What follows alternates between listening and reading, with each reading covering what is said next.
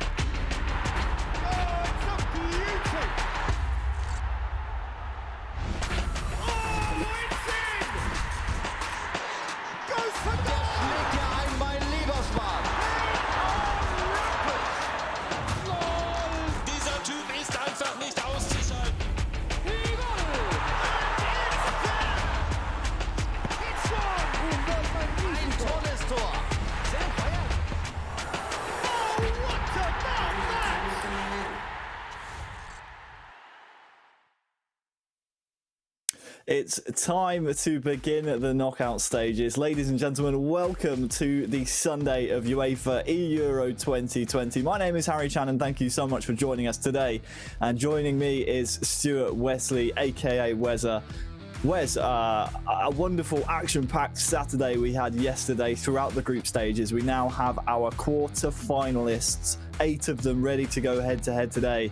First of all, how are you doing? Are you excited for today? And second of all, surely it will be a good day of PES action today. Yeah, I mean, if anything, you know, if yesterday was anything to go by, today's going to be full of action. We saw upsets, we saw knockouts, we saw goals, we saw saves, we saw penalties. You know, we saw absolutely everything. And you know, with the knockout stages coming today, I think we're in for even more of what we had yesterday. So I'm very excited, very hyped for today's festivities.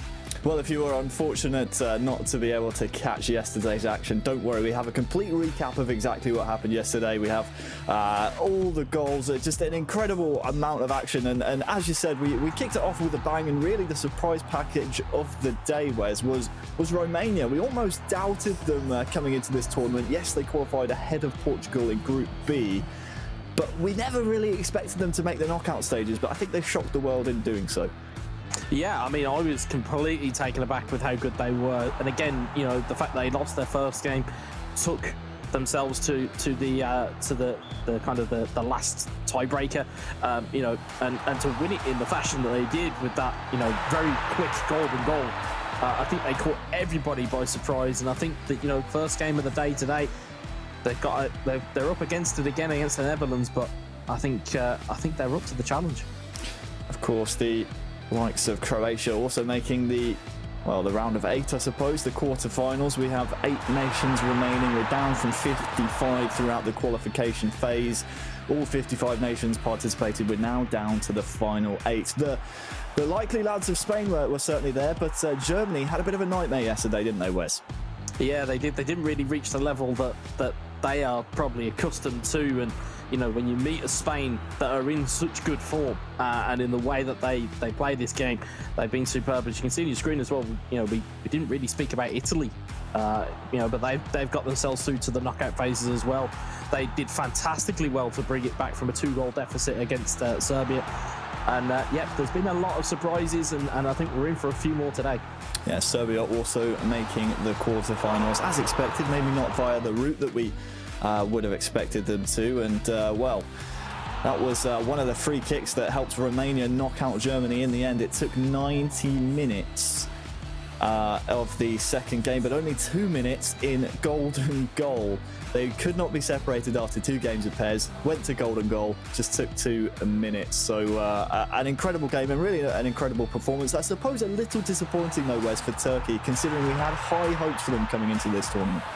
Yeah, and again, it showed resiliency more from Serbia. As you can see the goal here that we picked out yesterday, the kind of teed up volley. But, you know, it took Serbia a while to get off and running.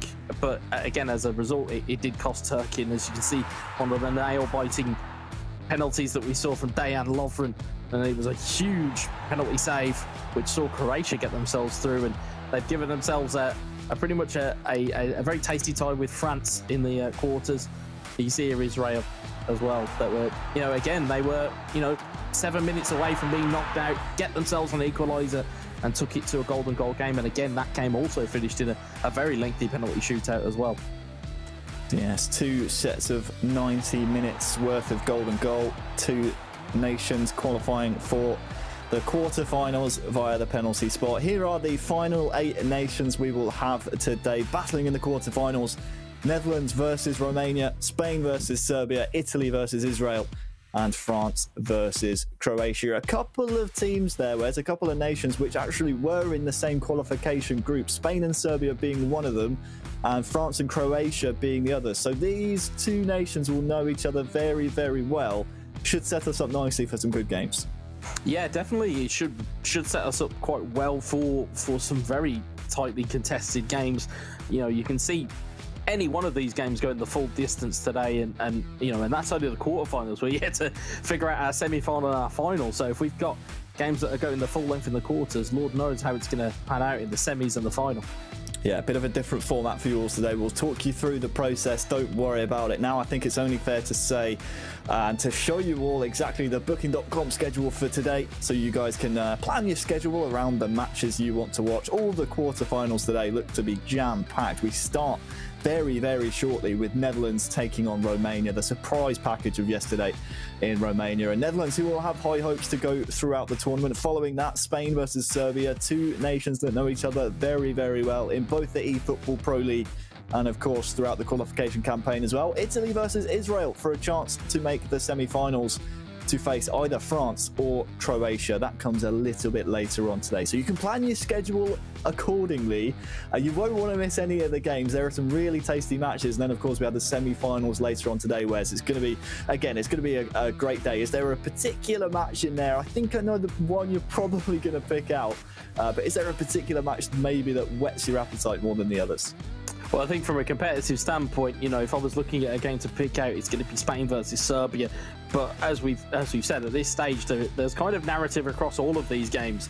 You know, I'm quite interested to see our first game as well between the Netherlands and Romania. Didn't really see the best of the Netherlands yesterday, but they still got through their stage. Through their group, and Romania again, they had that power of recovery. They got themselves through. They gritted their teeth and they battled hard. And now we're going into game one of quarterfinal one, and it's going to be a pretty interesting tie. So we'll shelf the other quarterfinals for a while. We'll just talk about Romania versus Netherlands. It's our first featured match of today. I think you summed it up perfectly. I don't think we saw the best of Netherlands yesterday. Yes, they made it through the winner's side of their group, so it's, you know, relatively simple for them, but it's not the high-scoring performances we expected out of them. Do you think Irma and do you think Panias of Romania will be able to maybe surprise them early on today? It's an early game for them. It's an early kickoff. They are the first match of the day. Do you think maybe that might surprise the Netherlands coming into this match? Yeah, I think it may just catch them a little bit cold. We know the experience that the Netherlands possess in their side, but again, that Romania showing from yesterday, it shows they can score goals. It shows if they get into difficulty, they know exactly where to get themselves out of trouble. And I think that might catch them cold a little bit for the Netherlands. But, you know, we may see kind of a handbrake taken off of the Dutch bus, if you will. We may see that get some momentum and roll. I think this is a fairy tale story for Romania. I think it's only fair to you all that we show you the players who are representing the Netherlands, the players who are representing Romania. They fought so hard since all the way back in January throughout the qualification process. Let's meet them. Let's meet the players from the Netherlands and Romania.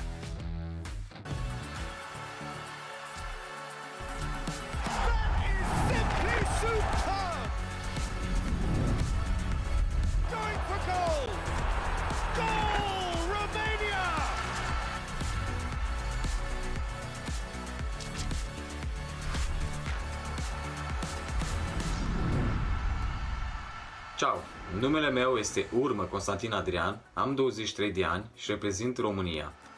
Gamer tagul meu este NGU Urmă 43. Are semnat Never Give Up Urmă 43.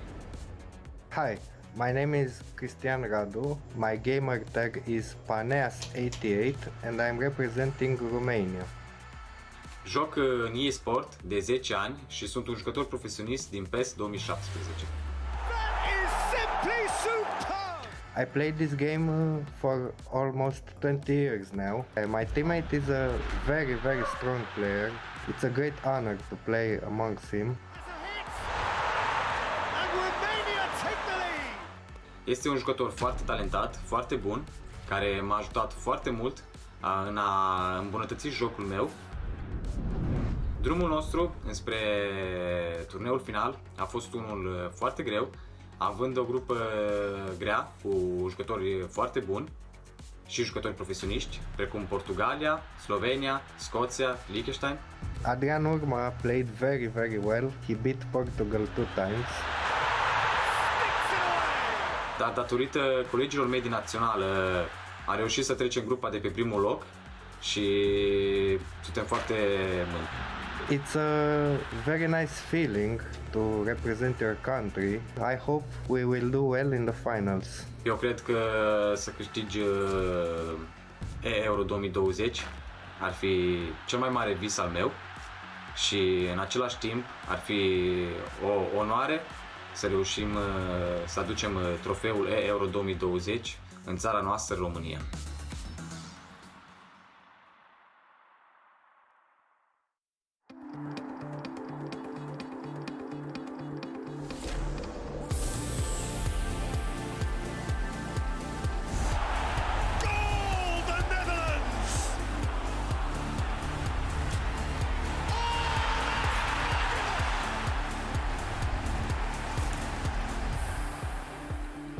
My name is Eldridge O'Neill, also known as E_C_O'Neill. My name is Jos Sonneveld, also known as Indominator, and I am representing the Netherlands. I've been playing esports competitively since 2013. I'm a professional player for Manchester United FC as well and compete in eFootball Pro. I've been competing in several national and international tournaments. When I was younger, I always had the ambition to play for the Dutch national team as a footballer, but to be wearing this orange shirt through this way is like a dream come true. We were pretty confident in our skills, and we already said before when we knew the groups that we should top the group. There were some tough games. I think that the toughest one was against Sweden. In the end, we won that game. My teammate Aldrich is a very tactical and mentally strong player. He has a similar way of playing style, which is good for us as a team. He's a very strong player, and I can have my faith and put my belief in him, so that's good. Indominator and I are known as very great players in the world. And the thing is, we have never won a big competition. It's always almost. Very great if we could win the eEURO 2020 tournament. Personally, I think that will be my biggest achievement in my life. Hopefully we can achieve this goal, and we will celebrate this hugely.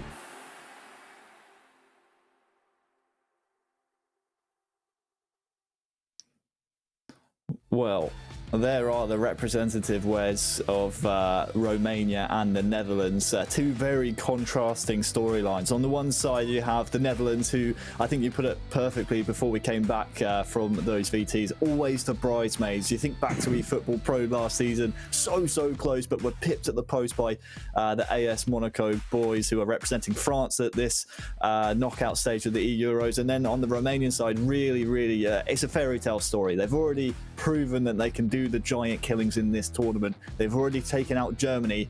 Up next is the Netherlands. Do you think they can do it? That's the real question. Well, like we've pointed out before, this is very much a David versus Goliath. But you know, we know how that fable ends, and I think Romania do stand half a chance if they can get into the Netherlands early. It may expose that kind of possession game that we saw yesterday, and you know, quite rightly, as kind of Eldridge has pointed out in the video there, him and Indominator have always been known as the guys that have nearly got to a final, have nearly got a game across the line, have nearly won something. You know, we hear about Spain before they had their golden generation in real football. Kind of feels like we've got the Dutch equivalent of that in virtual football, and you know, it'll be interesting to see whether they can get through. You know, if they do get through, they've got a hell of a semi-final ahead of them. But let's not discount this Romania side. We've seen them pull several rabbits out of hats in yesterday's gameplay. So, you know, I think it's really up there, and I think this one will go the distance.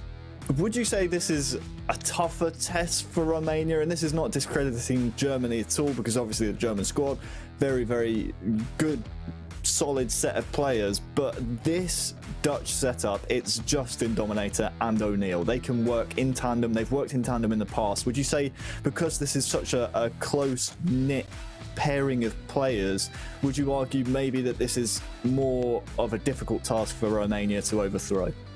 I think so. I think, you know, you can have too many cooks will spoil the broth, as the saying goes, and I think with the Netherlands, they have that ability to just have one person talk to another person and be able to work on tactics and be able to get through any type of kind of difficulties that they may have. And I think it's the style of play that is the critical part here, is that Irma's strength and Panias' strength yesterday was when they had the ball, they were able to pass and move.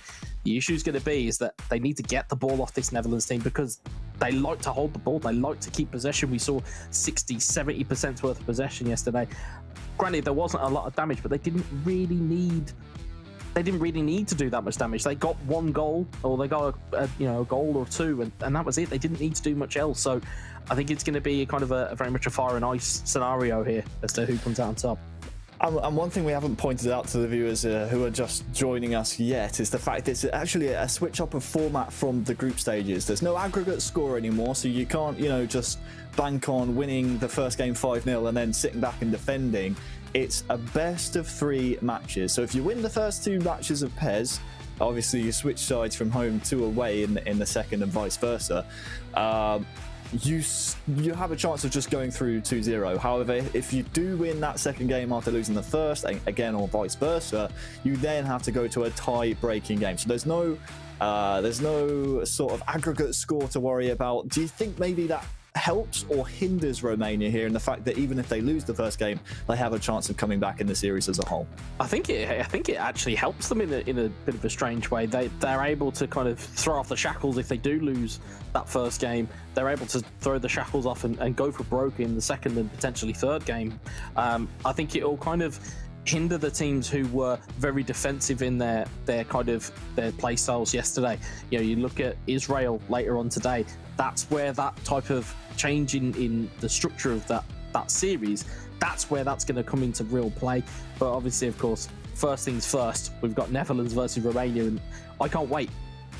Of course, if your eyes are wandering to other quarterfinals coming on later today, you can head on over to eEURO2020.com. All the information you need on your favourite nations is right there. But now it's start time for the Netherlands and Romania. They take centre stage for the first time today.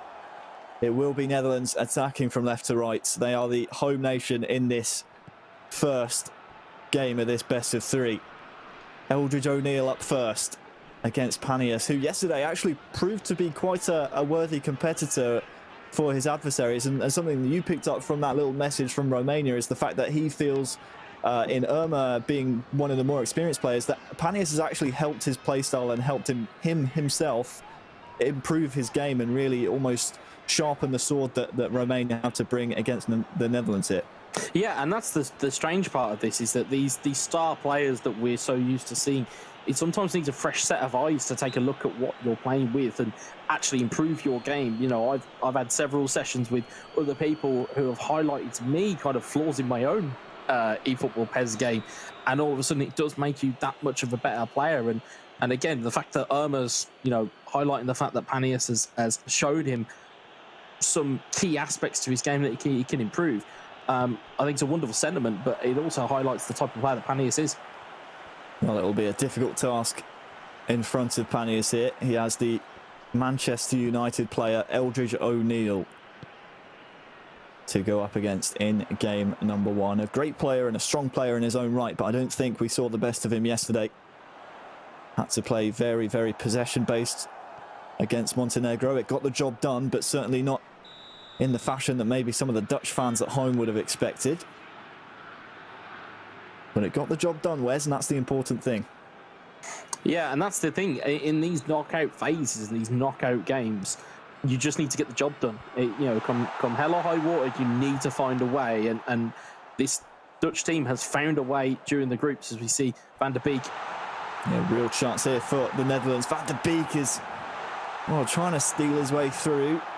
Shouts in the stadium for maybe a penalty to be given, but it's a bit early for that sort of nonsense, says the referee. So it was a fair play. Panias, though, continues the charge, but once again, one of his players drifting offside. It's been an eventful opening few moments here, Wes, and it's pretty much the type of game that we expected. We didn't really expect Panias to just sort of roll over and show his belly, but Eldridge with the majority of possession so far. Yeah, it just seems to try and just be getting himself into the game. I feel that there's, strangely, I feel there's a bit of nervous energy. They are first game of the knockout phases. Nobody kind of wants to make themselves a fool. But I don't think neither one of them really wants to give anything away here as Panias is trying to build up through midfield. Marin. Some nervous heads in the stadium at the moment, but that relief is quickly cleared as Memphis Depay with some really nice control is able to retain possession. Van der Beek, who has been a regular starter for Eldridge, his compatriot in Dominator, prefers to bring him off the bench, but that's where the subtle differences lie in this type of competition, with nations having so many players behind the sticks to choose from. They can differ in ideas. It's swung in, headed down. Van der Beek and Berghuis both trying to chase the ball there. De Roon. And this is good territory here for Eldridge. This will frustrate Panias as a ball is drilled in and he's brought down in the area. The referee, well, he's having none of it. That's a contentious decision. And Panias, I feel, has just gotten away with one. Yeah, he's got a big slice of fortune there that the ref hasn't given that. Could have been a very early chance for our first open play penalty decision, but he's now found himself in the final third, and Panias is looking to try and really have a double sucker punch here, try and get a goal, but it's cleared away by Eldridge. And you can see from the shape that Romania are taking, you can see that their defensive midfield are just sinking back into that, trying to make it a 5 at the back. Memphis Depay is charging down that far side. Will result only in a corner as half-time is on the horizon. It's been a good game so far. Swung into the front post. I think Virgil was the target. Second bite of the cherry here for Eldridge. And for the Netherlands, here is Van Dijk. To de Jong. This will be a free kick now. In a really promising area. It's the captain who wins it, and well, we've seen some fantastic goals from set pieces in the group stages by the Netherlands. Memphis Depay really being set piece specialist. It's him who steps up and it's off the underside of the bar, and it's not found its way in. I'll tell you what, it's a cracking hit from the free kick. On another day, that spins over the line, and it's 1-0 to the Netherlands. However, Romania just trying to kind of get it to half-time here. There's only 7 minutes left. You can see, again, what we highlighted yesterday. You can see there's defensive movements from Eldridge in terms of his defensive duties and his formation changes. It's something for Panias to be really careful of here. Knocking on the door is Eldridge. Cleared away now by Romania and Panias. It was Memphis Depay who stepped up. We said he was a bit of a specialist from set pieces. Someone that the Netherlands turn to time and time again. Marin now for Romania. This would be against the run of play. Defended well. Stanciu. Best bit of pressure Romania have had all half. Cut out though by the captain, Van Dijk. Just 1 minute of injury time added on. And we move into the second half here, Wes. Yeah, and I mean this in the nicest possible way. It's a really stubborn performance from Romania at the moment. They've not allowed anything apart from that free kick opportunity to really trouble them. He's happy for Eldridge to have the ball, and instead it's Panias who's trying to get something going, attacking here, but he hasn't had that much possession. He's going to need to make some of these opportunities and some of this territory really count. You feel like that maybe a low-scoring performance. Yes, we, don't count aggregate score anymore, but the longer that this goes on without the Netherlands finding a goal, it would benefit Panias, and that he will always have time to try and find that killer blow. A reminder, it's not aggregate score anymore, so if this is tied at the end of 90, we go to extra time and then to penalties to decide a winner if it's needed from this first game of this best-of-3 series. The Netherlands attacking from right to left now. Luke de Jong. Muscled off the ball, and somehow Eldridge does not lock on. And that allows Chipchu maybe to come running. Stanciu there with Puskas as well. Nice turn in the area from Panias. It's in! Goal for Romania. They score the first goal of the knockout stages in eEURO 2020. Against the run of play, Panias steps up. The Netherlands, Wes, well, they're well and truly shocked. It's like we said, they needed to do something in possession of the ball. They needed something with this territory. They needed to do something, and it's a brilliant work move. You can tell when that ball goes in to that left side, you can tell that there's almost a sense of panic and dread with Eldridge, and it's that turn back. There's no pressure from the defender, and it allows Romania the space to get a shot away. It's this little cut back here. You notice just in the slow-mo here, it's that turn back there. There's no immediate pressure from De Vrij. And it's a brilliant finish from Puskas, and it's a goal ahead for Romania, and it's a perfect bit of game plan from them. They don't now need to go and push. Panias' game plan to allow Eldridge the ball kind of has bore some fruit here, and now you can see there's an attacking switch from Eldridge, which means there's going to be a bit more pressure applied from the Netherlands.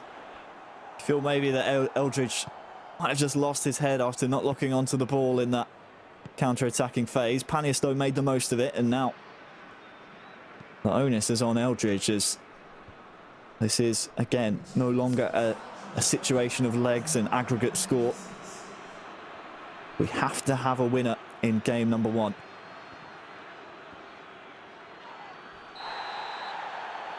And that's a foul by Romania, maybe just to stop the counter-attack. What do you see Eldridge having a change here, Wes? I know it's always a difficult question for me to ask, and I almost feel like I'm throwing you under the bus in these types of situations, but it's hard for me at the moment to see much that Eldridge is doing differently since the goal, because obviously he hasn't had the ball as much, but what can he change here?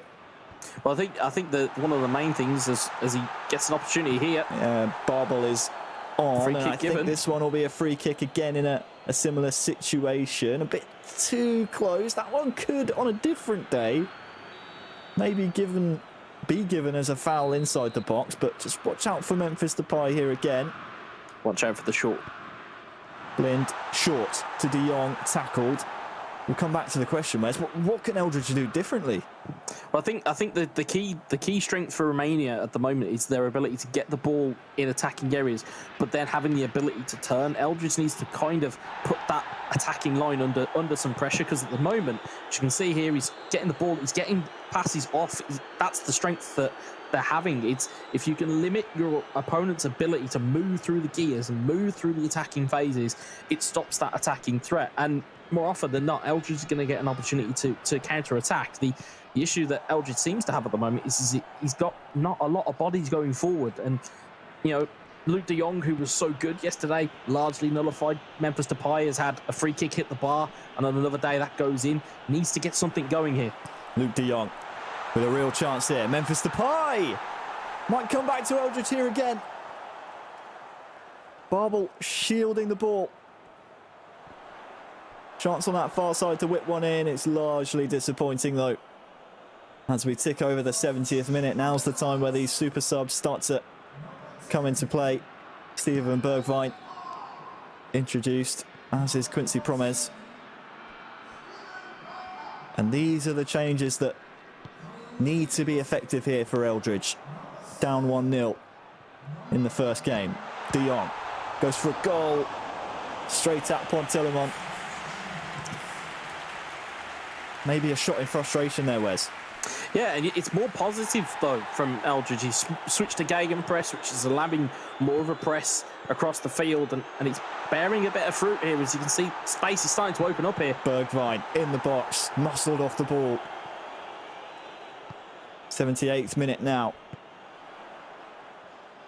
Blind ricochets off a Romanian player. De.o.o to Promes, to Bergwijn! He's taken down in the box! And the referee has pointed to the spot. He's gone down off of, well, minimal contact. And it's Promes to equalise for the Netherlands. Steps up, strikes it. And it's the equaliser in the 80th minute. The sub that we said needed to make the difference, Wes, has certainly done so from the spot. Yeah, you can see the pressure building from Eldridge. That attacking switch in tactics allowed him more pressure. You can see he's absolutely hauled down. Minimal contact. I'm not sure whether you saw just how much contact there was there. Both hands on the back of the Dutch forward. And a cool head prevails.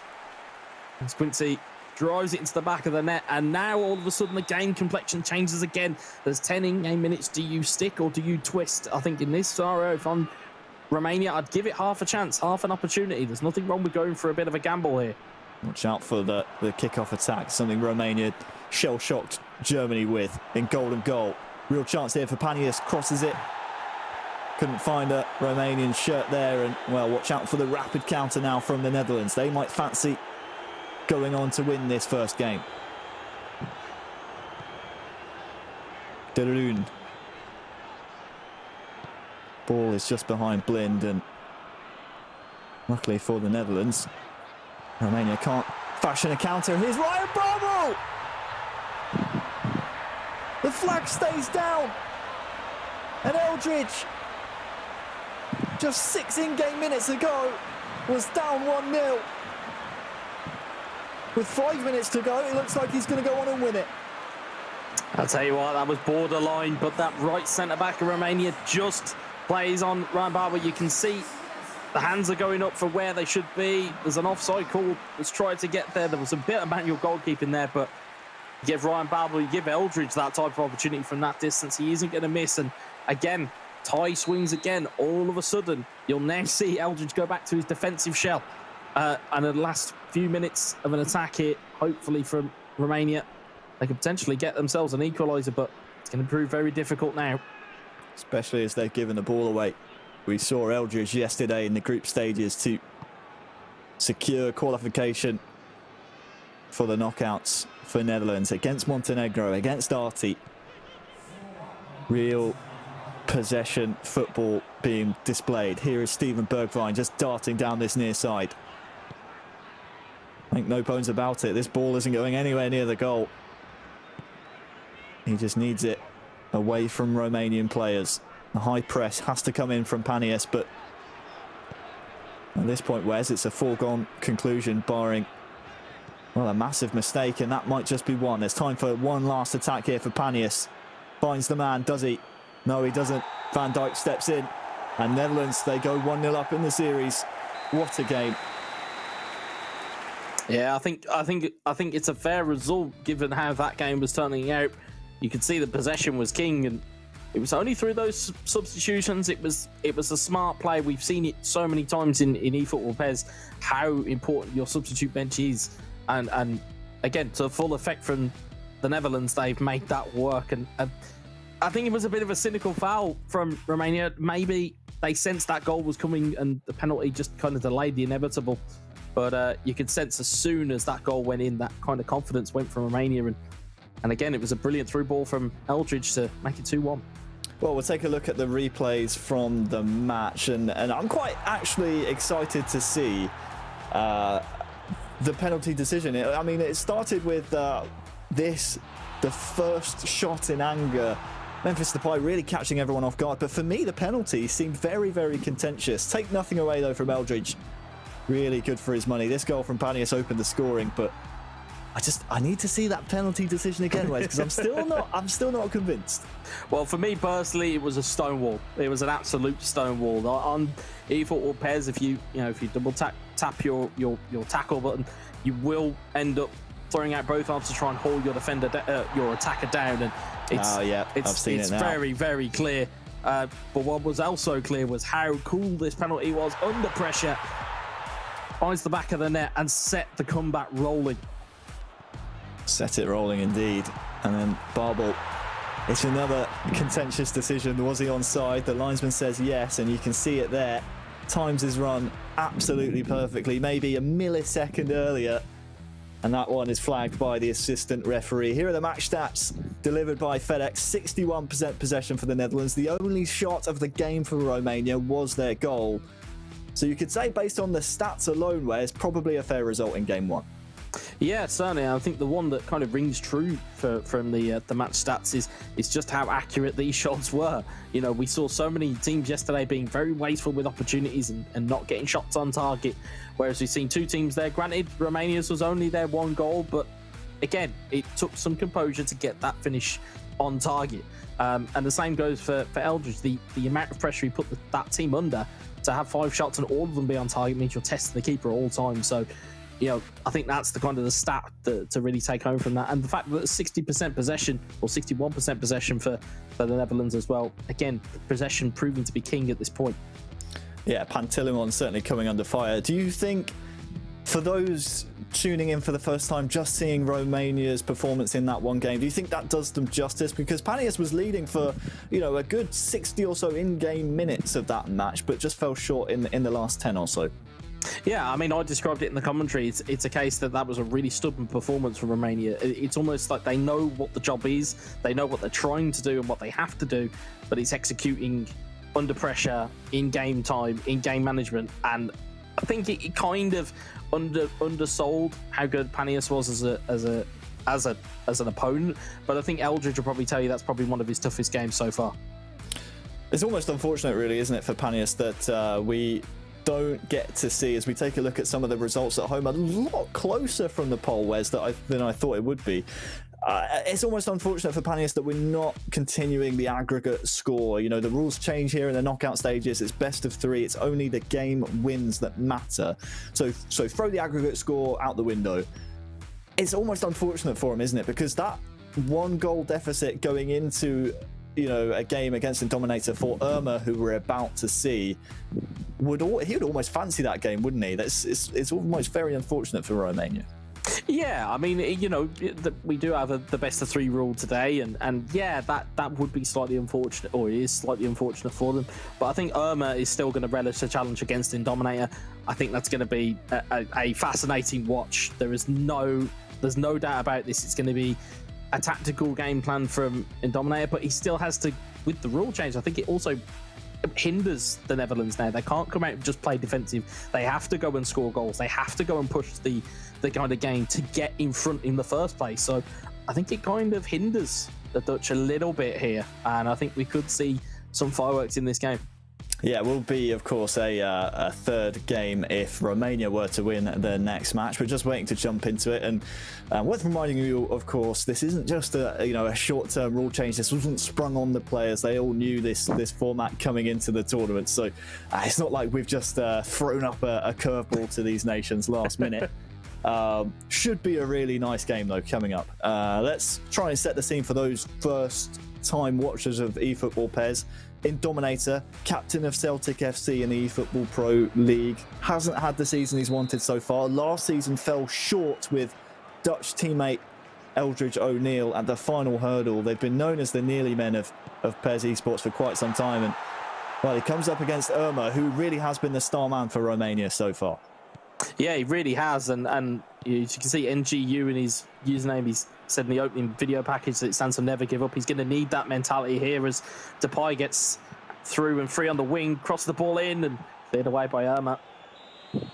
Early pressure then on the Romanian side, who have switched to the home nation in the stadium. Goes for the acrobatic at the front post. Not sure that's the, well, intended type of finish that Virgil will look for. And Indominator, I mean, I've had the chance to even commentate events with him as well. He's such a great PES mind. He has a chance here for maybe a chance early on within the first 5 in-game minutes, but his mind is constantly thinking about tactics. So something for Irma to worry about here. Maybe there's a chance in behind. He snatched it away. And that's what de.o.o can bring. The assassin just sneaking in behind like a ninja. The goalkeeper maybe dwelled on it, Wes, but I mean, it's a mistake at the back for Romania. Yeah, you can see, and you could see from the previous move, you can see that Indominator was looking for that inside ball, that inside trickery. And to be fair, there's 2 options and there's 2 ideas to this. You're either looking for an inside pass where the defender doesn't track it, or you're looking for an inside pass where the defender does track it, but he ends up getting a ricochet. And to be honest, Indominator has to be live to that ball. So it is a tap-in for de.o.o, and it's a bit of a blow for Romania, but they're coming back quick. Definitely a defensive mistake, but you're right. Take nothing away from Indominator. He forced the chance, and well, the Netherlands, they might smell blood, and Indominator really wants to prove his worth here. Look out for Genie Wijnaldum here through, pretty much, and it's a second. 2 goals for the Netherlands, and the Indominator is turning up on the big stage. We've seen it time and time again. Can the Netherlands go all the way? They had to get past Romania first, but well, they have 1 foot in the semi-finals. But you can see the issue there. That was Romania's left back has gone out to meet the challenge. What's then happened is that defensive line has then had to shift across, which has then left so much space out on the left. And again, finds Berghuis in the middle, and 2-0. I mean, it's a complete defensive collapse there for Irma. He will not be happy with it. But Indominator certainly will be. He's 2-0 up. This is pretty much his to lose now in terms of the way that Indominator will play this game. I'd imagine it will just be very possession based. He won't want to lose the ball. And again, like we said yesterday, it's win at all costs. You know, the Dutch will happily see this out if they can. Well, it's nothing like the eEURO that we saw yesterday so far.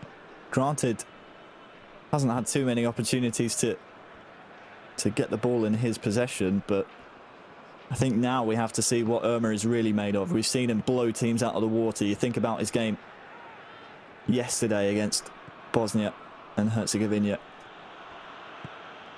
winning by almost a cricket score.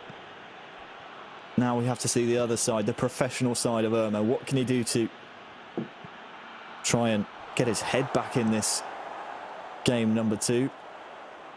He will, of course, have heard the result of the first game. Would have been watching with anticipation as his teammate has left him with quite the task to do. And Dominator, though, passing the ball around very well now. d.o.o. Wijnaldum, who, of course, set up that goal we just saw, which made things very, very complicated for Romania. I say complicated, Wes. It's only complicated because they can't get the ball right now. The task is simple: score 2 and you're back in the game. Yeah, but that's the thing, though. It's like we said, they are, you know, Romania are the most damaging when they have the ball. The issue is he's trying to get that ball back and seize on the mistake. Now eEURO has the ball. He's going to have to do something with it. He's got 5 men up, and he's going to need to find a pass. And again, it's a bit lackluster compared to what it was yesterday. You know, those passes aren't as crisp. And meanwhile, the Netherlands are through again here.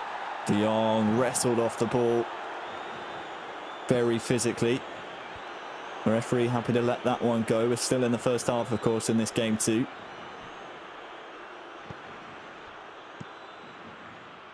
Marin, well,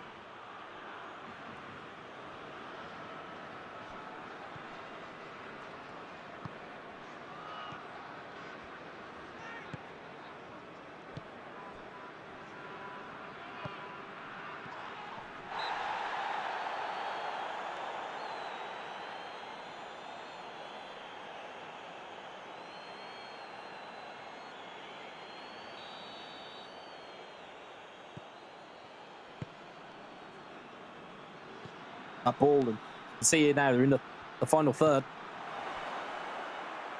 Ball asks a lot of Wijnaldum, but he gets there. de.o.o. Berghuis looking for De Jong. Might have just been offside, but either way, it's Romania. And eEURO now with the ball. Chip-Chew.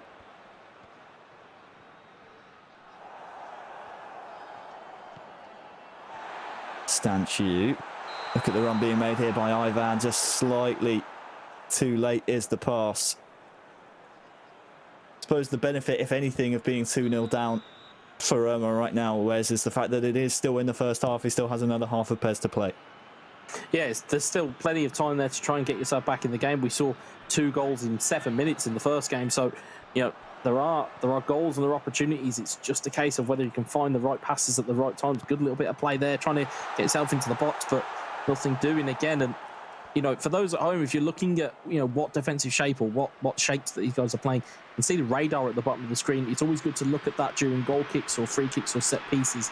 It'll give you an idea of what formations these guys are playing. And it's quite interesting to see the types of setups that we've really got going on here.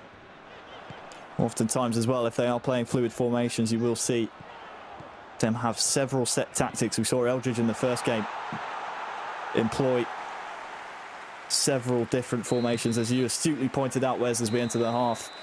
Most players at this tournament and in PES in general will favour certain formations for possession, for attacking, for defending.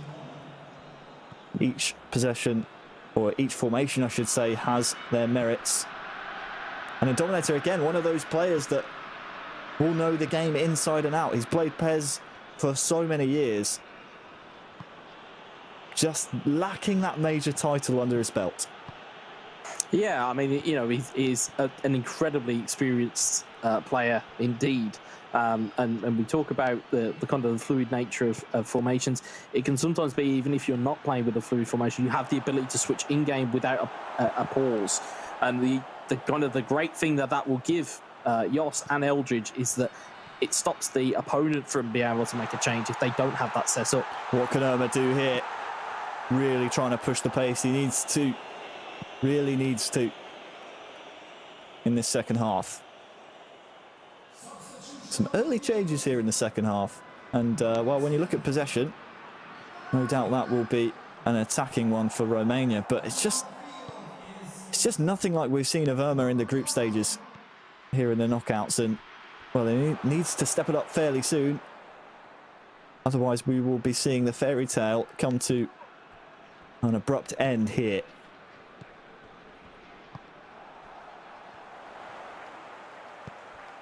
Here's a chance for a counter. Plays one more into Ivan. Through one-on-one. Really needs to score this. And he does. Now we've got a game on our hands. That was the goal he needed. It was really good play. You'll see here, as he starts this off, there's 3 men moving forward. And again, it's Van Dijk that is left in, trying to mark what felt like a phantom body. He completely leaves the runner, and it allows Puskas to get the ball in. And it is that man again. Is he? I believe it was Ivan again. Yep, it is that man Ivan again.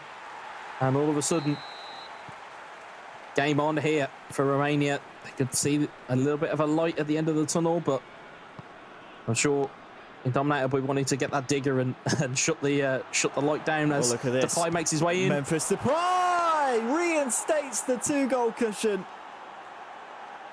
Just as Irma saw light at the end of the tunnel, Memphis shoots those hopes down.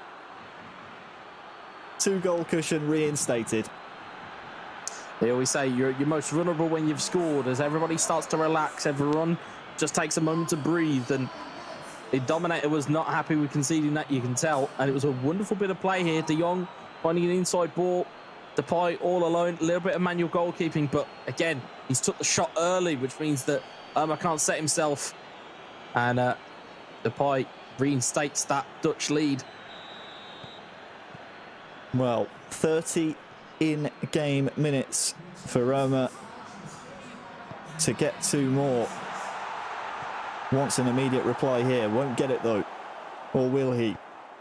Puskas has a chance here. Nothing doing. The Dominator slams the door shut once more.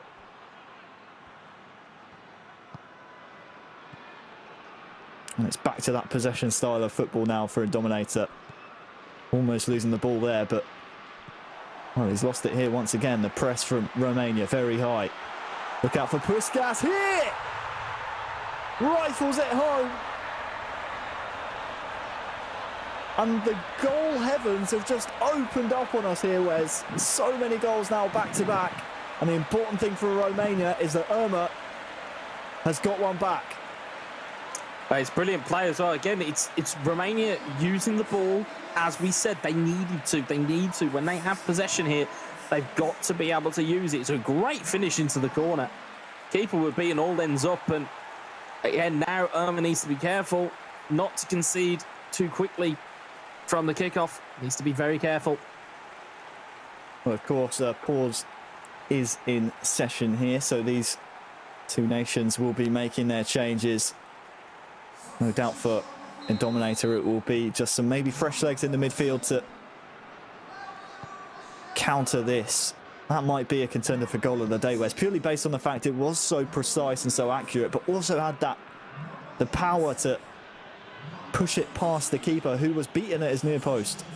Yeah, it was a great finish, all things considered, but it's defensive frailties again for Irma. And Luke de Jong here is onside. It's in. Goals galore. 4-2. And Luke de Jong holds his run so well. He was offside for just a moment. Has the patience, cool as you like. Irma just cannot seem to defend after he scores. Yeah, but you can see there, like you said, you saw that kind of double movement. It was from de Jong goes too early, realises he's gone, stops his run, allows it to get back on side. And again, in terms of the finish, the reason why you go low and the reason why you only tap it at that type of distance is because, again, with controlled shots, they just trickle in. They always find the corners of the goal. So, again, if you are a budding eFootball PES player out there and you want to know some of the tricks of the trade, that is one of them. Keep your shots low when you're at that type of distance and when the keeper is out of his goal. Of course, anything on target there probably would have beaten the keeper. He was lost at sea. Brought him out to try and close down the angle. Here is Puskas. Ivan, he's got one already. But the ball really needs to keep finding the net here for Irma. Who is a nice back heel to set up Puskas. It'll be a corner. I think the goalkeeper might have had it covered even if the defender doesn't get in the way. This pass here was absolutely lovely. Maybe potentially one of the skills of the day there. Neat little back heel. Just didn't get a finish in the end. So again, more changes to come in here. A reminder, if Netherlands were able to hold on to this score, they would win the best of 3 series 2-0, would advance to be our first semi-finalists of eEURO 2020. Keep your messages coming in. Hashtag eEURO 2020. You can vote, of course, on eEURO2020.com/poll on every single match you'll see today. Romania corner. Oh, it rattles off the bar. Not done yet! There's hope! There's life in Romania yet! Ivan, the not so terrible, gets his second. And how does this one find the net, Wes? I'll tell you what, it was ricochets, it was not really cleared properly. And I go back to the first word I used to describe Romania's gameplay. They're stubborn. They won't go away. And if they can just defend these last 15 minutes and get themselves a goal, they'll take it to extra time and they'll take it that one step further. They're not out of this by a long shot, but they've only got, what, 13 game minutes plus stoppage time. They're going to need something special. Well, 4-3. And Dominator still in the driver's seat in this series and in this game too. 53% of you thought that Netherlands would take this one and advance to the semi-finals. Right now that looks good. But Irma recently has been in the ascendancy and all of a sudden there's a few mistakes creeping in here for Indominator. Well, we've seen from the gameplay with Celtic in eFootball Pro that Celtic have sometimes been prone to a little bit of a late collapse. Hopefully it doesn't befell their captain here. But Irma will do everything in his powers to try and unsettle him as neat little early ball. Into Puskas. Man is here as well. Puskas! Vital block. That one was destined to find the pay dirt, but well, that block by Virgil van Dijk might just win them the game. It's not over yet, though. Here comes the corner. Change to an out swing and out into the box. Looking for the far post. Overhit, you could say, and that's a waste. Really big waste there by Irma. That will turn possession over to the Netherlands, and with only 5 in-game minutes to go, they'd be lucky to get one more chance. Although that's a mistake. Chance, real chance now for Romania! It's in! It's 4-4! Irma's done it!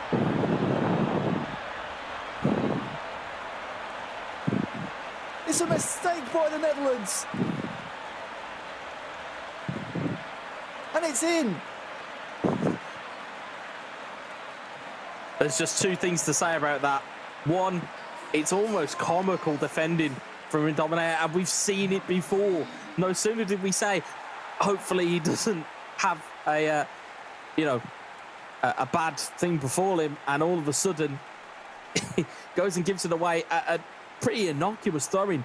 But again, it's stubborn from Romania. It's that determination. They are not giving up. Well, there were questions about the Netherlands. Again, they are still in the driver's seat of this series. This will, though, if it stays 4-4 in game 2, go to extra time and penalties. But Irma from 4-2 down to make it 4-4. The Dutch defence is crumbling. Irma might just fancy winning this one in regulation. He may just. I mean, we talked about, you know, in the early going, when we talked about, you know, the Netherlands being the nearly men or being the bridesmaids. They may not even make it to the wedding at this point. Still chance for one more Dutch goal. Berghuis, Memphis Depay, De Jong on the overlap, hesitated just a moment. Blind. 5 minutes of added time, so Dominator for now can afford to go back and prevent one last Romanian chance. Look at that ball to Hateboer. Luke De Jong with a turn. The finish, too central. And Irma, I think now, will be happy to just take this one to extra time and potentially penalties. And there it is to make it official. 4-4 in regular time. We will wait for the players to resume the match.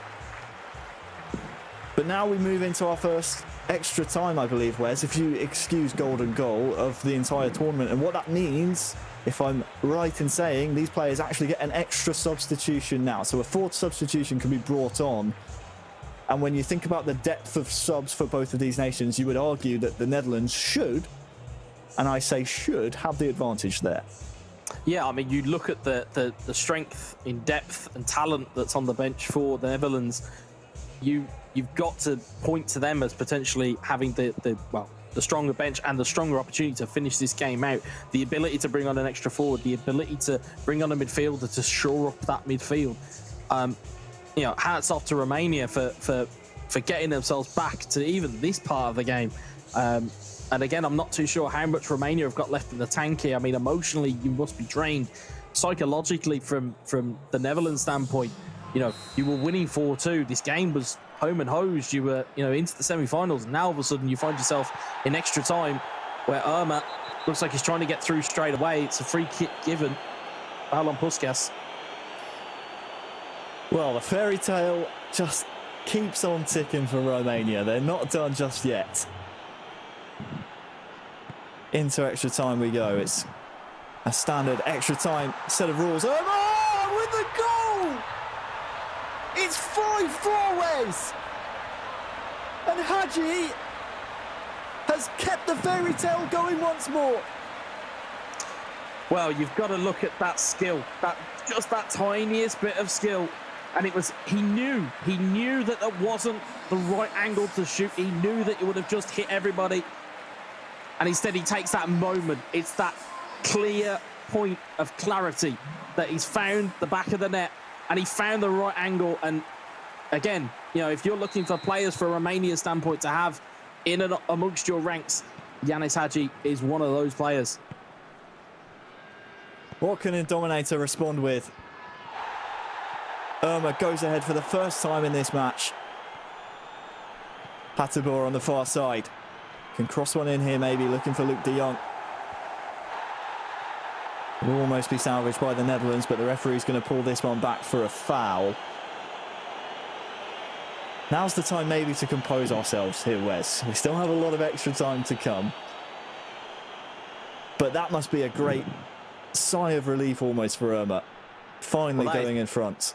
It's a huge goal. And you know, the thing, if you're an eFootball PES player, you'll know more than most that these passages of extra time go incredibly quickly, and 9 times out of 10 there's no extra timers. Yeah, Barbel tries to get through again, trying to sneak in behind there, but they go quicker than everybody thinks. So I would imagine you're going to have a lot of panic from Indominator at the moment in terms of trying to get himself back into the game. De Jong, Depay, tackled by Irma and Grigor. We're approaching the end of the first period of extra time. Irma might just fancy a second here in extra time. Puskas trying to go around the back of Van Dijk. The Dutch captain having none of it, but Dominator just keeps giving the ball away in these treacherous situations. We saw it towards the latter stages of the second half.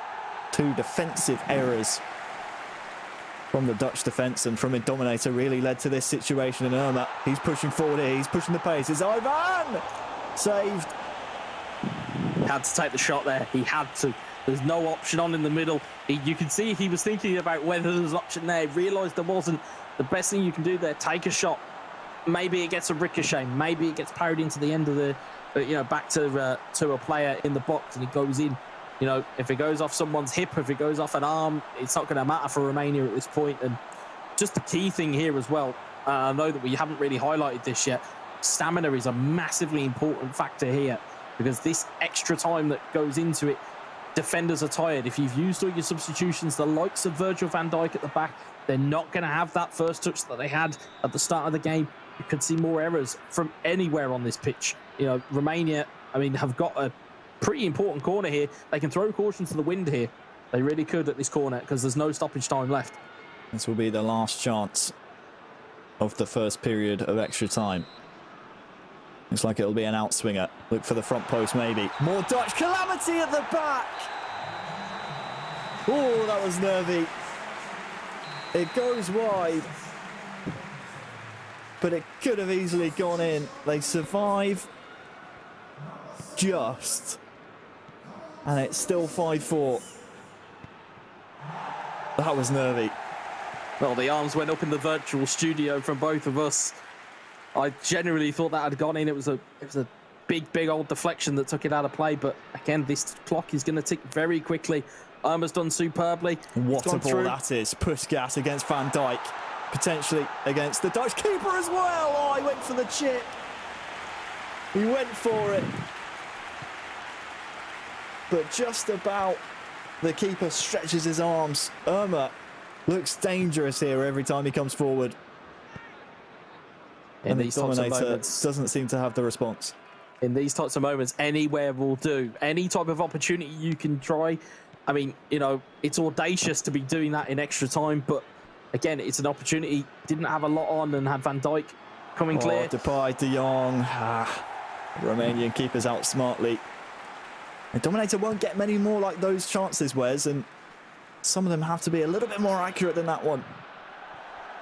Yeah, most definitely. You're up against the keeper in Tata Asanu, that very, very good goalkeeper from the French league, I believe.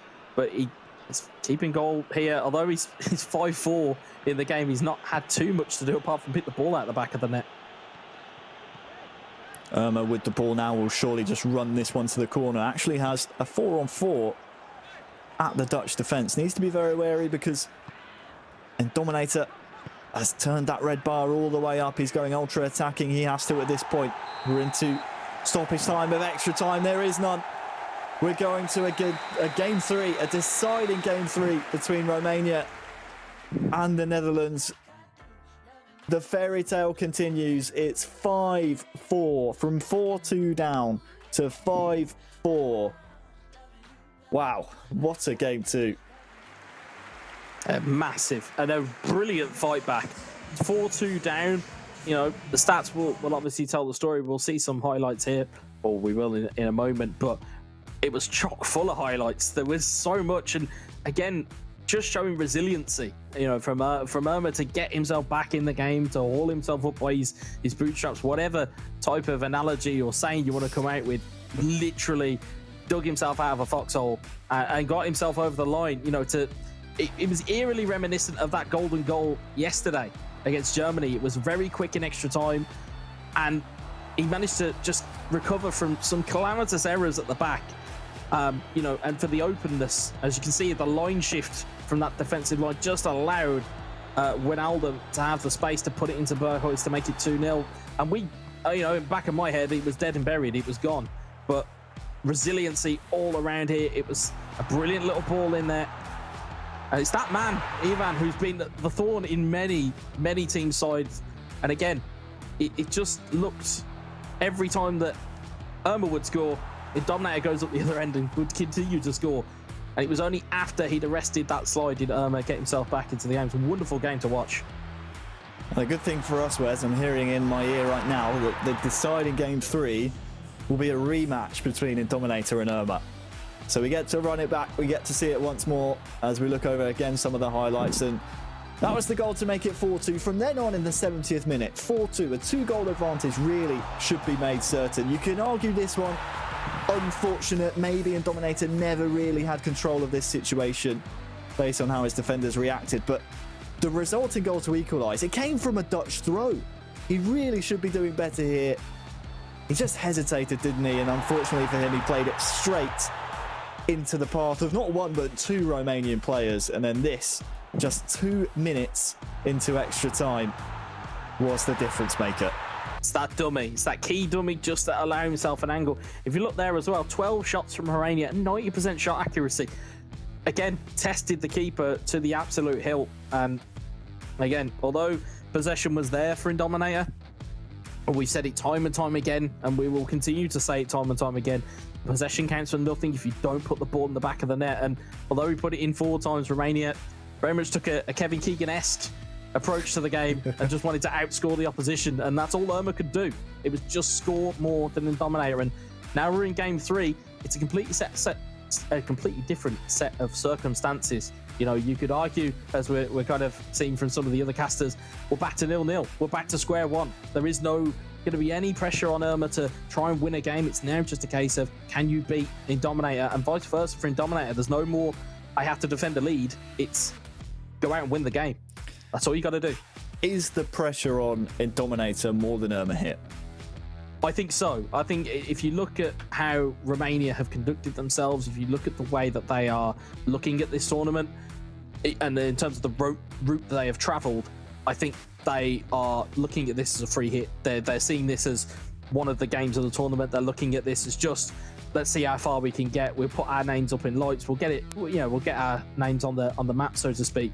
Whereas the Netherlands, we forget that the Dutch Federation came out and chose Jos and Eldridge. There wasn't a qualification procedure. There was just those two guys getting picked. There's a lot of pressure on those two boys. We want you to. We went out, we handpicked them. Obviously, the Manchester United player, Eldridge O'Neill, the Celtic FC captain, Indominator.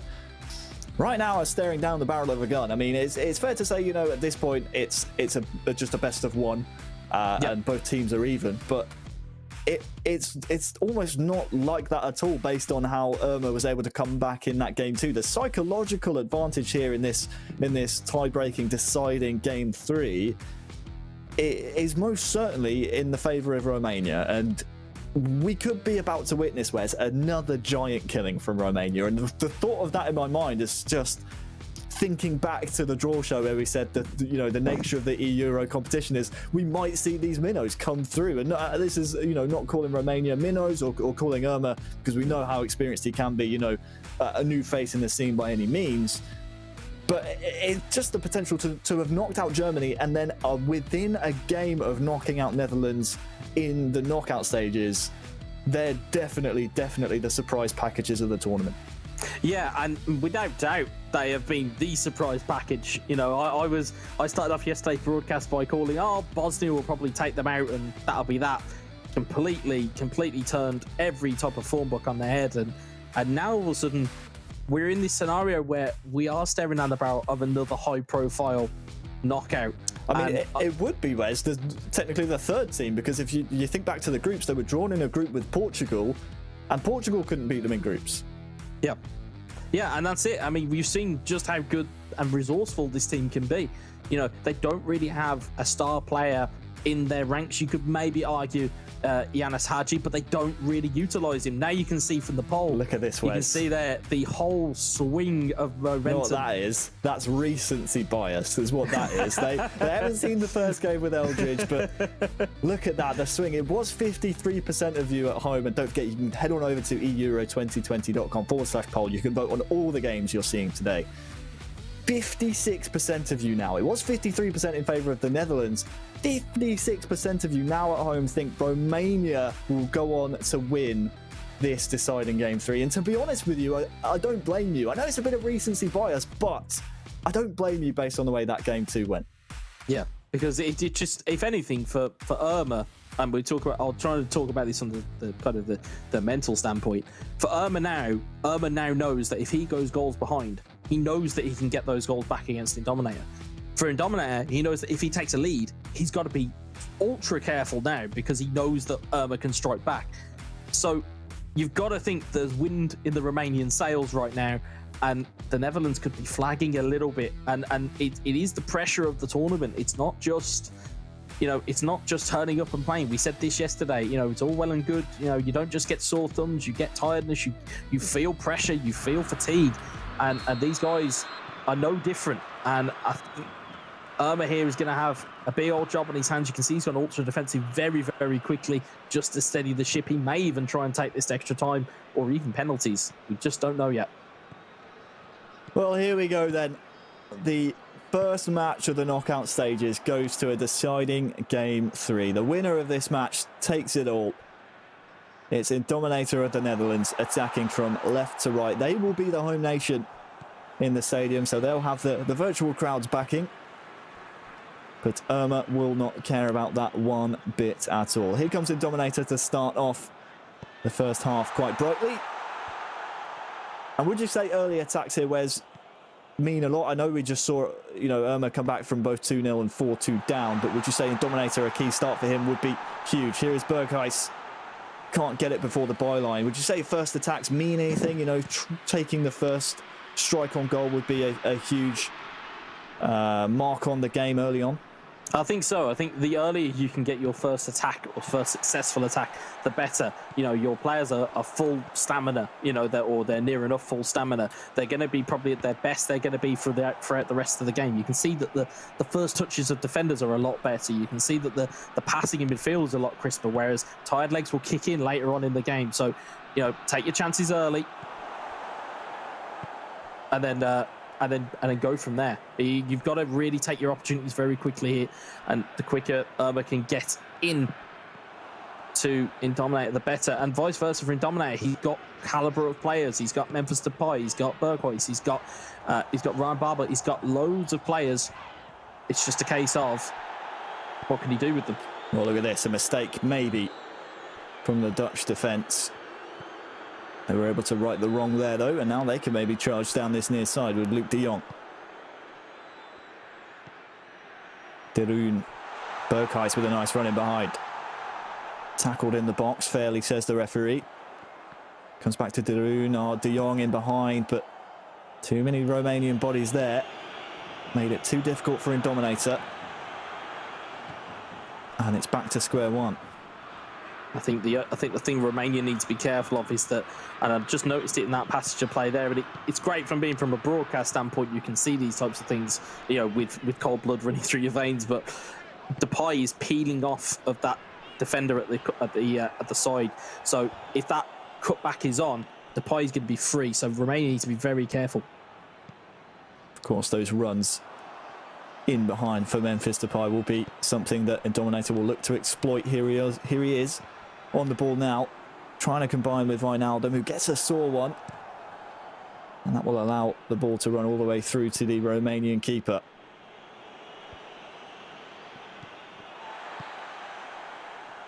But eEURO has not started this game 3 as he might have hoped. Memphis Depay now. It's been all Dutch attack so far. Dumfries. De Roon was the target, but eEURO steps in. Now what can we see? What can we see from this counter? eEURO has a man over near side. The ball is behind him. Puskas has a chance to square it. He goes for goal. And the fairy tale is extended once more. It's Romania now with one foot in the semi-finals of eEURO 2020. 1-0, Wes. You're laughing, but it's absolutely incredible scenes. Yeah, I mean, the guys at home wouldn't have seen this, but I was furiously pointing I saw the down gesticulation to where Puskas was, because he was so well open, and I thought the chance had gone, because you saw the Dutch defence just slide over to his side, but it still was free. And again, the confidence to take that shot on from that angle. It wasn't, you know, normally you'd see players try and cut it across and find a loose man. Instead, it was the confidence and the brashness to take that on and say, no, I'm going to take this gamble that's good for the neck. I'm going to take the lead. And again, we're saying about possession. You know, we saw it famously a while ago with Barcelona and Celtic, where, you know, there was a Celtic victory. It was 2-0 in real football, where it was, you know, Barcelona had 80-something odd possession, whereas it means absolutely nothing, does possession, unless you do something with it. I'm going to sound like a broken record at some point during today. The limbs were everywhere while you were trying to point out Puskas. Look out for Indominator though with Berghuis. Lovely back heel to de Jong. What a find. It's de Jong with the finish, but credit the assist here, Wes, because this is great vision, great skill, great execution, and a great comeback. Yeah, great piece of skill that is. Brilliant little back heel.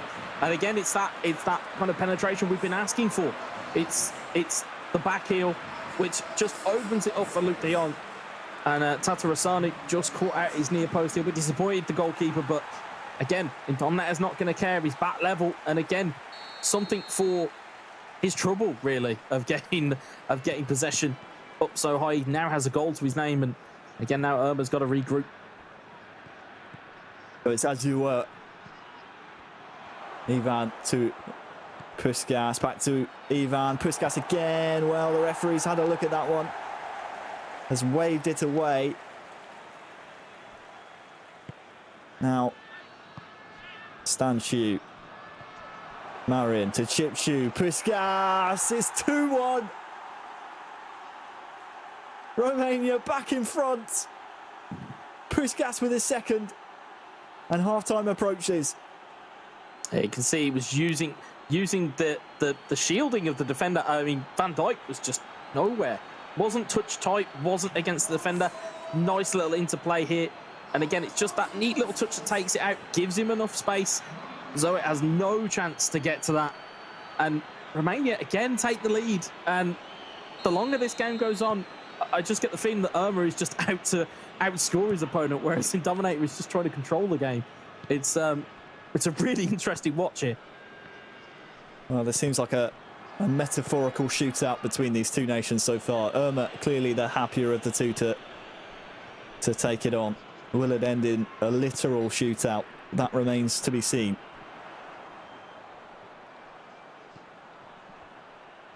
Maybe just expecting Van Dijk to step across his man to prevent that chance even happening, but just a bit of hesitation once again from the Dutch defence. They've been less than impressive, and look at this, Ivan's in once again to make it 3! It's 3-1! Romania are shocking the Netherlands here in the quarter-finals. Indominator with a big comeback ahead of him here. Is it possible, Wes? I don't think so. That's the thing about this game. There are such things as timing and precision. And he could have just played that ball immediately. And we've seen Irma do it where the ball hasn't quite gone through to the man. It's then just bobbled out and it's just gone for a throw. It hasn't really been a chance. Instead, he waited. He waited for the run of Ivan. And all of a sudden, finds himself 3-1 up. And what a time to score as well. Added time at half-time. He's only got 45 minutes virtually, and they're in the semi-final. And he gets the kick-off in the second half, so no chance maybe even for Indominator to try and get an immediate response. He will get possession back here, but because of the second half kick-off being in Romania's favour, that will certainly play on the mind of Indominator, who just seems to be forcing things here. Needs to settle down. The same rules apply to Indominator that applied to Irma in game number 2. He still has a second half to get 2 goals back. He's proven he can score at the very least 4 against Irma, as he showed in game number 2. So this one is not over by a long stretch. Here is de Jong, tackled by the Romanian defence. Van der Beek, nice to find de Jong. Huge block. A tight angle. It was a good block. Headed in. Good touch by Babel, but he is offside. The Romanian bodies on the line at the moment for Irma have just been absolutely relentless and impossible for Indominator to find a way past. Well, he's starting to build his own yellow wall here. There's only 55 minutes on the clock here. He needs to be careful he doesn't go too defensive too early. But at the moment, seems to be in control, but slide tackles are starting to come in. Needs to be careful. Don't want to lose your defensive shape. Not at this time. And just managed to get the ball free and clear. And surprising for me that Matthias de Ligt is not playing. I suppose it's Nathan Ake is the preferred option to go with Virgil van Dijk, but it's quite surprising he's not in the starting lineup. suppose it's a bit late to be thinking about those kind of changes at the back, as the damage has already been done for Romania. But one thing I have noticed for Irma, no nonsense defending. If it's in a troublesome situation, he gets it out, gets it up the other end of the pitch. It really is no nonsense. Yeah, you can see he's just starting to throw in little challenges around the place now. Starting to just stop, right, using that physicality that we've always talked about with stat balance players. Just finding the right ways to get about it here. Is a nice little dummy in through to Puskas. Lets it run. Here is Puskas with one to find. Can he find him? Goes for the chip, actually, I think. Not sure if that was a cross or a shot. Either way, it trickles out of play, and you say, I suppose to use the terminology, Wes, he's making a bit more of a scrappy game of eFootball PES here. Would you say that benefits Irma and Romania here, being 2 goals up, or do you think that might lead to more opportunities for the Netherlands? Well, if he's engaging in the dark arts, he needs to engage in it at the right part of the field. You know, if it's in Dominator's half, you throw in a tackle or two. You know, if you're at the back, you make sure you don't throw in a challenge. Instead, use the body. You know, use a body. You know, a body kind of shot almost to get your players on the ball. So, you know, if he's bringing him down, say here, around these types of areas, you should be okay. Anywhere near it's a goal, and I think you're going to cause yourself more problems. But you can see there he's just pushing. He's pushing Dominator into the places that Irma wants him. So it's more a case that he's almost convinced Dominator to play the game that Irma's used to. Good bit of territory here for Irma. Dominator trying to press, and, well, smartly, Irma is just going to play this all the way back, and now Irma can start to frustrate Dominator and maybe start to pull and, well, force mistakes such as those by the Dutch backline. Maybe Dominator putting that out on purpose. Do you think, Wes, maybe to change some things formation-wise, purely based on the fact of pause is cued here as well? Yeah, I mean, I think he's got to change something. He's got 19 minutes, and we are in a shootout scenario. He needs 2 goals, or his country are out, and he's got to do something.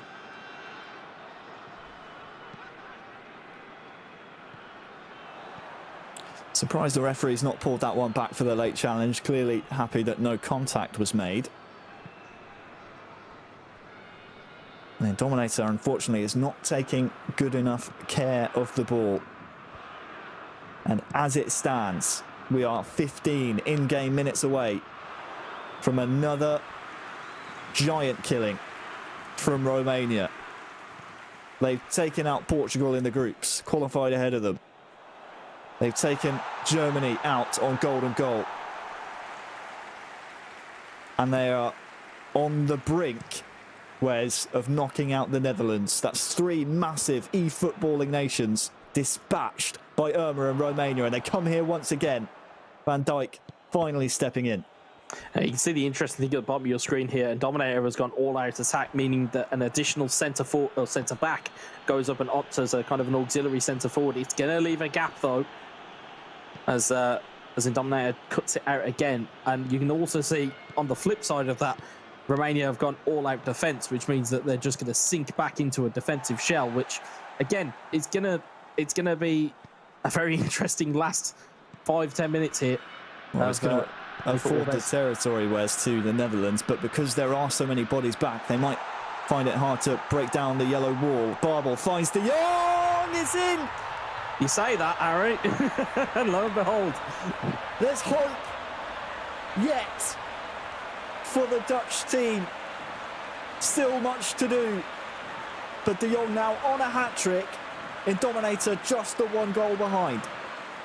You can see it's good plays, patient from Dominator, and again it's the pressure from Irma. He's pulled the centre back out of where they naturally sit, so he hasn't tracked the runner. It leaves de Jong wide open. You can see de Jong's movement just pulls out to the left hand side of your screen there. Wonderful outside of the boot finish, and 5 minutes for a very nervy end to this game. Well, Irma, how's your nerves? Cannot afford to give the ball away here, because a player of Dominator's nature will know that there's still one last chance available in this game. If Irma makes a mistake, if Irma slips whatsoever, There will be a chance for Netherlands still to keep their eEURO 2020 hopes alive. As it stands, Romania going through, but there's the mistake we're talking about.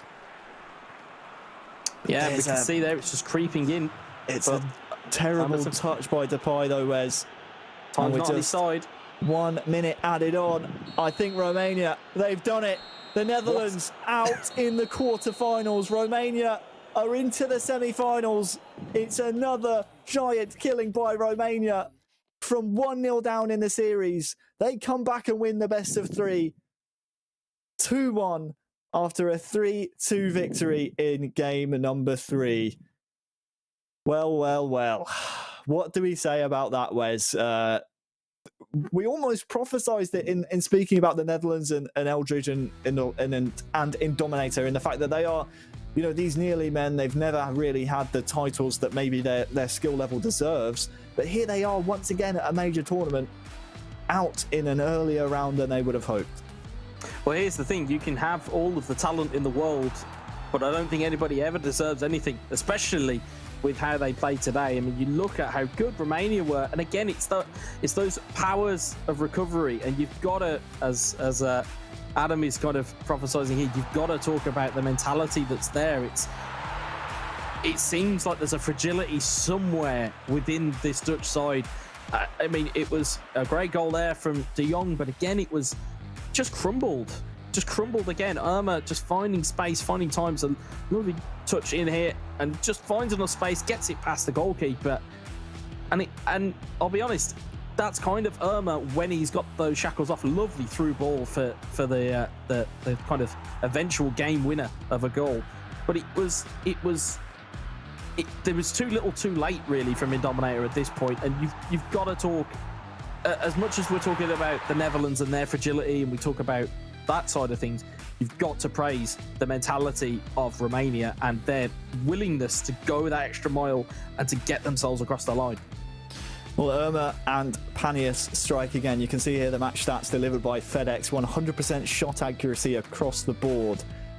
And once again, the possession stats going the way of the Netherlands. The pass accuracy from Romania, naturally a little bit lower based on the fact they had lower percent possession as well. But you guys at home were right. You voted on the poll. You switched your bases after game 2. You hedged your bets, metaphorically speaking, on Romania. And, well, you were right. You saw it coming. And unfortunately for the Netherlands, they saw it coming as well. And the Dutchies are out in the quarterfinals. Congratulations to Romania. They will be our first semi-finalist. And the question we have to ask now, Wes, is can Romania go all the way and win the whole thing? Well, we've seen some magical kind of Cinderella stories in world football in tournaments gone by. You know, the most obvious one is Greece and their European travels. I mean, as I believe Lee alluded to yesterday, it wasn't the most fancy football, but even here though, we're getting a really good showing from this Romanian side. It's not dross football, it's not 5 at the back, it's none of this. It's actual really good football, and it's the ability to really put the screws to your opponents. And you know, you've got to say, if you're Spain or Serbia and you're looking across the side of this draw, I don't think you're wanting to be playing Romania at this point. Certainly not. We of course have more quarterfinals to come after this. You can use the hashtag eEURO 2020 to let us know your thoughts. And what a crazy first quarterfinal that was. But let's briefly, before we do, we actually have an interview with the man from Romania. It's Panius. Panius, my friend, can you hear me? Oh, looks like he can't hear us. I mean, we can see his beautiful face. Obviously, very happy to be in the semi-finals there. You can see him smiling, but it doesn't look like we're quite ready. But then let's look ahead quickly then, Wes, to the quarterfinals. Working from home, guys, it can be quite tricky. The next quarterfinals, Spain and Serbia. Huge game for both nations. Yeah, I mean, it sets up wonderfully for the other boys to review and to take care of. But Spain versus Serbia, it's got that heavyweight clash of it. I think anything that involves Spain is considered a heavyweight clash. But you look at the Serbian setup and the way that they've conducted themselves, they managed to get themselves off the floor. They had a bit of a stop and start against Italy. in the group stage, but they managed to get themselves out. They managed to get themselves into the knockouts. And speaking to some of the Spanish lads before or just after the broadcast had finished yesterday, not really fancying it against Serbia. They feel it's a difficult tie, and as it should be. They are a wonderfully put together team, but if anybody can bypass them, that stubborn Serbian defence, it's going to be Spain. Well, hopefully we'll get that interview with Pania sorted very, very soon. But let's look elsewhere in the bracket. We still have the likes of Spain, as you just mentioned, Serbia as well. Those two go head-to-head next. We obviously have the likes of France as well, who you think will probably fancy themselves now that the likes of the Netherlands are out of the running. I mean, we can't count out Romania, of course. They are our first semi-finalist, but France now must be thinking, as Adam actually brought up at the top of the show, or the end of the show yesterday, I should say, their side of the bracket, less of a shark tank than that top side of the semi-finals. True, indeed. I mean, it is that type of draw that's kind of panned out. I mean, we know the confidence levels of the French team. We know how much they fancy themselves. They always go out to win and go out to really kind of go and really go far into tournaments. However, I wouldn't overlook Italy, given their attacking prowess that was shown yesterday. I wouldn't discount Israel for their defensive prowess that was yesterday. And I wouldn't discount Croatia for how much attacking flair they had. As you've rightly pointed out so many times, knocking out Portugal in the playoff group, showing resiliency to get through. I don't think it's as much of a gimme. It's an easier side, no doubt, but it's not easy. It's just easier. That's the key difference for me. Well, I think Romania have just proven to us that there are no easy games. A reminder to you all of the fixture list we have coming up next. Spain versus Serbia.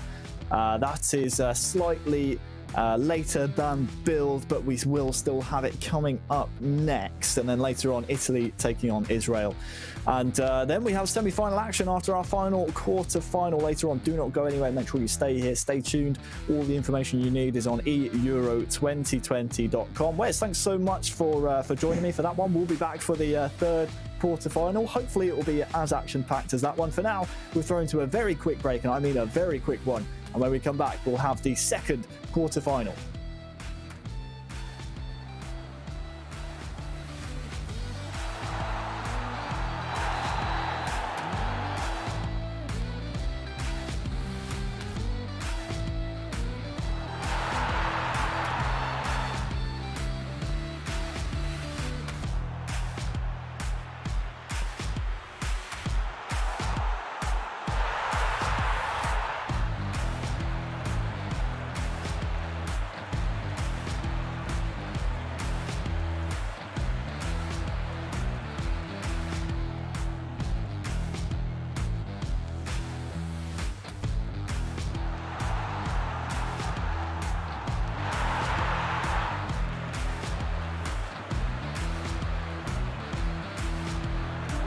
Players, many of them friends, some foes during the league season, now united for a single cause as they carry the hopes and expectations of a nation, the most unbearable, thrilling of emotional roller coasters.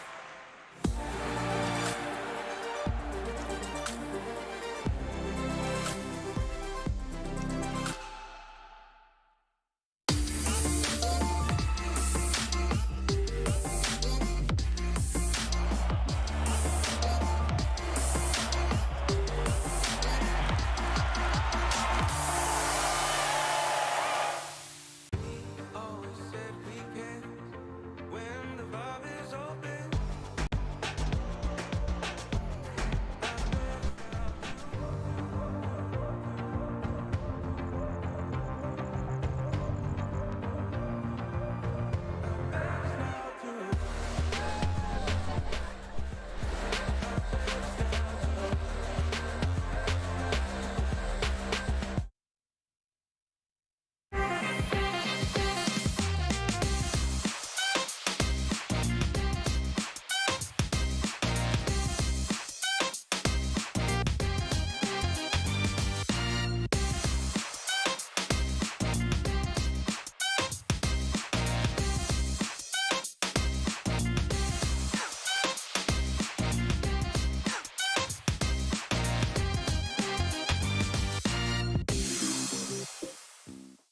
Cheers. And if I didn't think it was worth one try, I'm gonna roll myself up in a big ball and fly.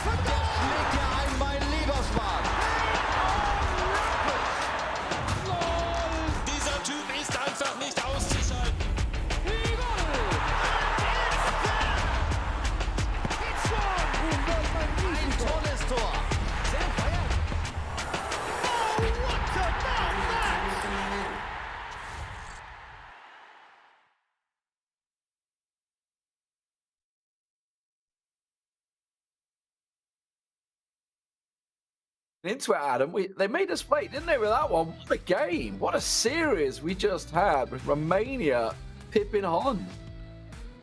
Yeah, it's going to be a difficult one to go next on, to be honest, because that was an absolute barnstormer, wasn't it?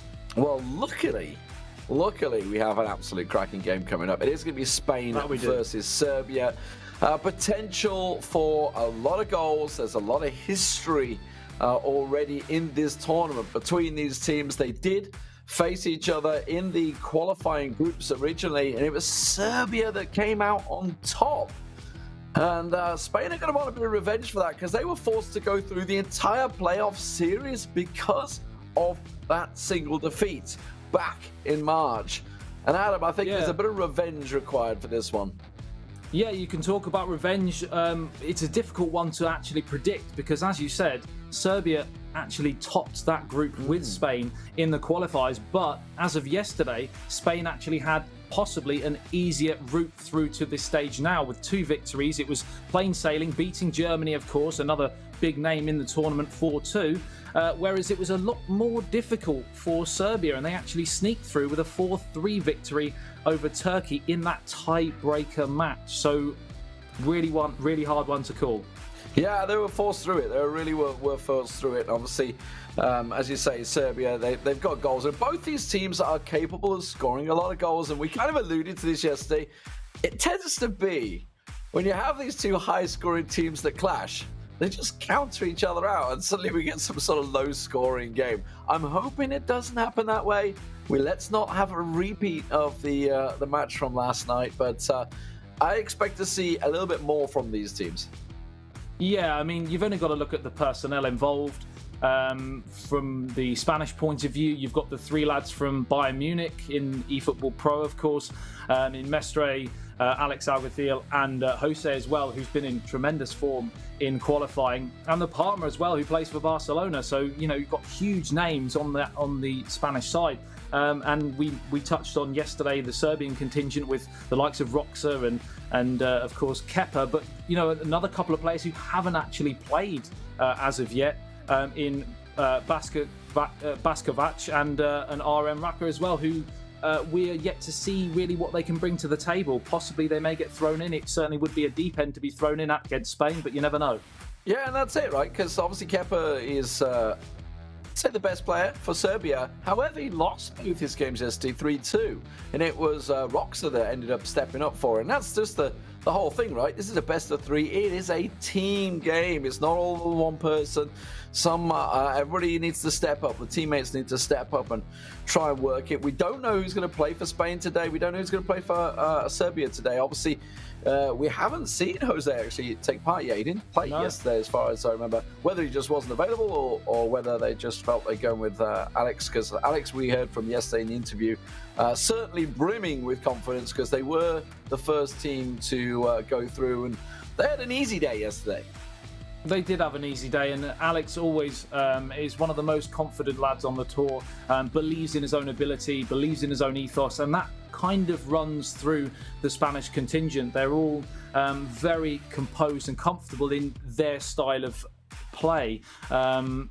It's going to be the Serbia selection that's going to interest me more than anything, to see whether we do see the other two players come in at all. As you said, Roxa was brilliant in that second game, winning 2-0 to turn around the 3-2 defeat that Kepa suffered against Turkey. So all to play for sure. Well, we've got the information coming in. So Roxa will be playing the first game for Serbia, and he is up against Jose. So Jose coming in now into the tournament. Maybe saving the big guns for the quarterfinals. Who knows?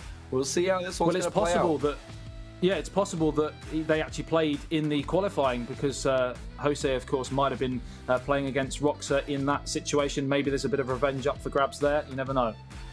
Well, we are going to get into the game. We'll get things going as soon as possible. The Spanish fans out there are certainly cheering them on. Next to France, I would say, certainly favourites within this tournament, and now looking obviously at the brackets, just seeing Holland going out. They're going to be very nervous because they have this history. They have lost to Serbia before. Serbia certainly very capable coming into this tournament of causing an upset, and Roxa was the man that did it for them yesterday.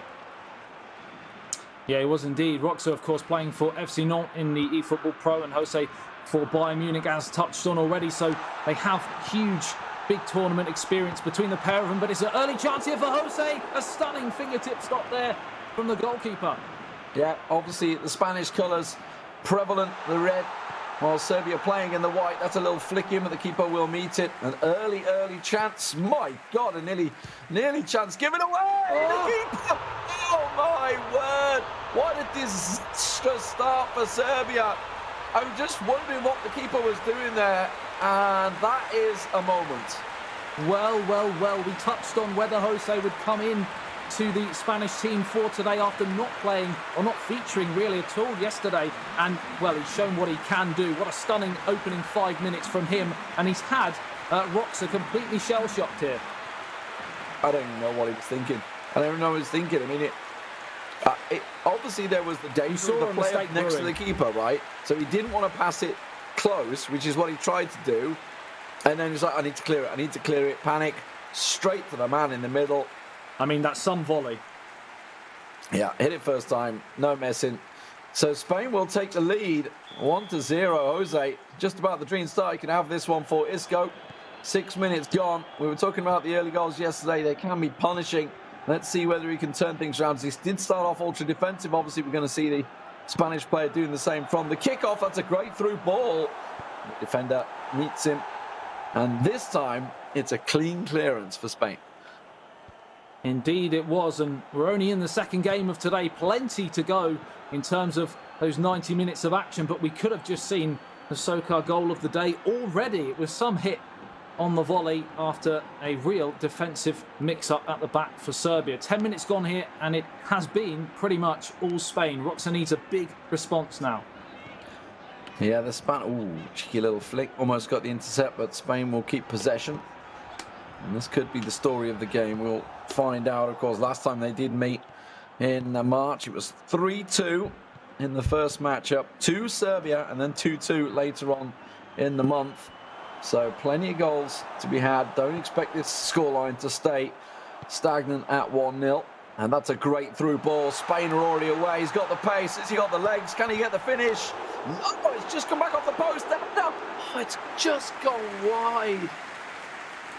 A hair's breadth away from a second there for Spain as Morata burst through the rear guard, and it was a great stop in the end, tipped onto the crossbar by the looks of things, and then the follow-up coming in, headed just the wrong side of the post, and Serbia living incredibly dangerously right now, but they've got a chance for an instant response from that attack down this left-hand side, and it will be Kolarov to possibly swing it into the danger area.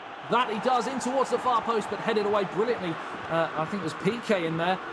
And now a chance to counter. This is end-to-end, ebbing and flowing. What a great game so far, Lou. Yeah, both looking deadly on the counter-attack, that's for sure. As Roxa will now have to slow things down and work it down the wing. Left wing worked out for him once. He's just given that ball cleanly away. Now Rodrigo looking for Morata. We saw Morata doing massive things for Alex Aguasil yesterday. Getting, I think, a hat-trick for him. This time, though, it will be a simple clearance. As I say that, the keeper just can't seem to clear his lines at the moment. The Spanish putting a lot of pressure on. A little nudge in the box, nothing given.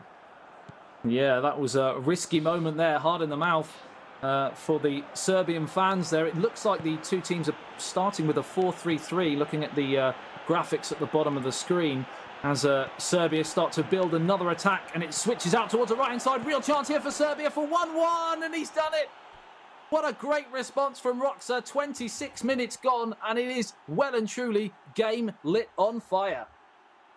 That's exactly the reply he needed. After an early goal, you've got to get something back in that first half. Just give yourself that confidence. And Roxa seems to be oozing with confidence this tournament. Had a fantastic day yesterday and seems to be continuing on that this morning.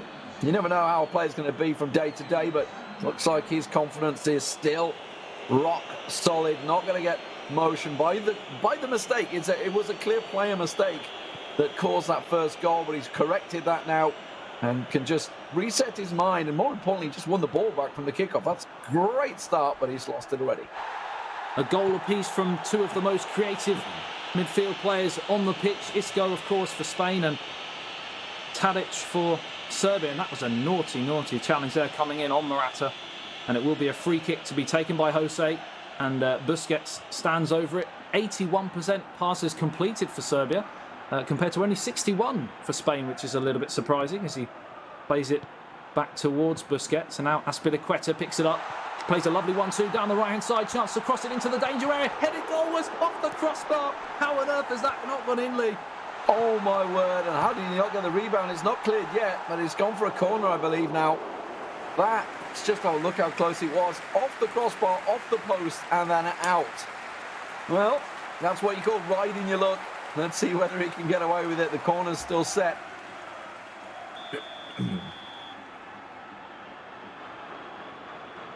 What's he going to change here? Just had a little change of something, which is why we're seeing the screen going black. That's when he's just adjusting the take-up. So it's going to be an in-swinger. Cleared by the first man, though. No messing. Serbia have got a couple of those big lads in there. You've got to hit it well to get past them. And now Mitrovic will play it forward. Milinkovic-Savic for Roxa through the middle. Should work it well at the moment, but it's looking good. The build-up play here for Roxa. He's definitely got his confidence back. Yeah, he has, and they've got another chance here. Just overhit on the pass. Something that, of course, Serbia utilised a lot yesterday was the physical attributes of Mitrovic up top. Be interesting to see whether they continue with that game plan. I think you picked out, Lee, a couple of moments with the long ball over the top, and he was certainly the target man. We'll see whether it continues. There it is, sends it. Tries to put a stamp on it. Didn't quite work out this time, though. Has to just recover.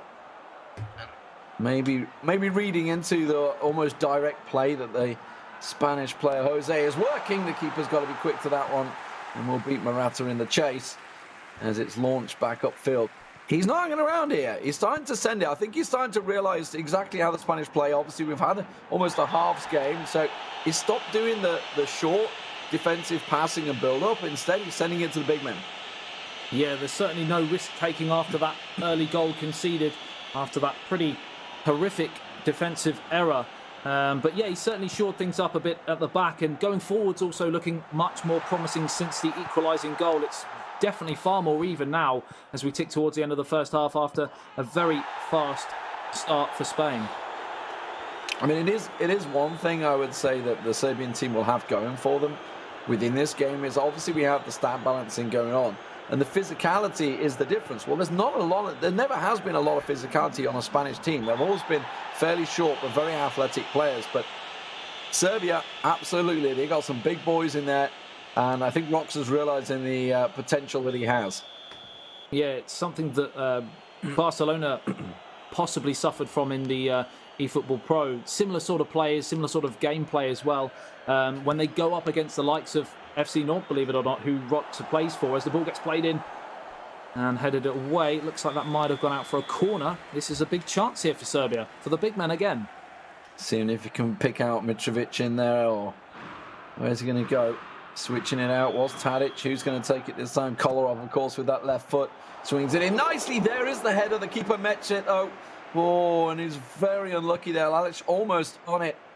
It hasn't been cleared yet. Milinkovic-Savic, the man from Lazio, trying to work it through. Was he Lazio or Napoli? Damn it, I can't remember now. I've actually questioned myself now. But either way, I zoned out anyway with your commentary, so I wasn't really paying attention. End of the first half, and it was it was quicker than we usually get, Lee.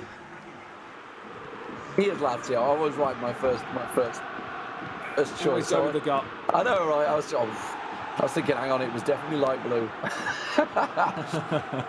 Anyway, Roxa, after the first sort of pressure, and honestly pressuring on himself, has certainly got himself back into this game nicely, and you've got to argue he's starting to look the more dangerous as this game is progressing. In this second half now, he's attacking from left to right. It is going to be Spain, Jose, though, that will win the ball back, but instantly loses it. Roxa starting to apply that pressure and turn the screws. Yeah, 50 minutes gone. As you said, it was all Spain for the opening 10 to 15 minutes or so in that first half, but since then, Serbia have really come on strong and are looking like the dominant force here. And Jose's got some questions to answer here. Well, that's a really bad position to lose the ball. He's got the big man in the box. There's another one arriving. He can just go for the cutback. That's what he's looking for. Oh, he tried to go straight for goal on the near post. And, well, the keeper wasn't going to get beaten in that tight an angle. But you've got to respect the chance he went for. It's feeling like a sinking tide here at the moment for Spain. They've really got to do something to change things because they are suffering here. Free kick, corner kick, sorry, to be taken in. It's in towards the near post and it's headed wide. Another chance comes and goes for Serbia, and Roxa is looking in tip-top form in this second quarter-final today so far.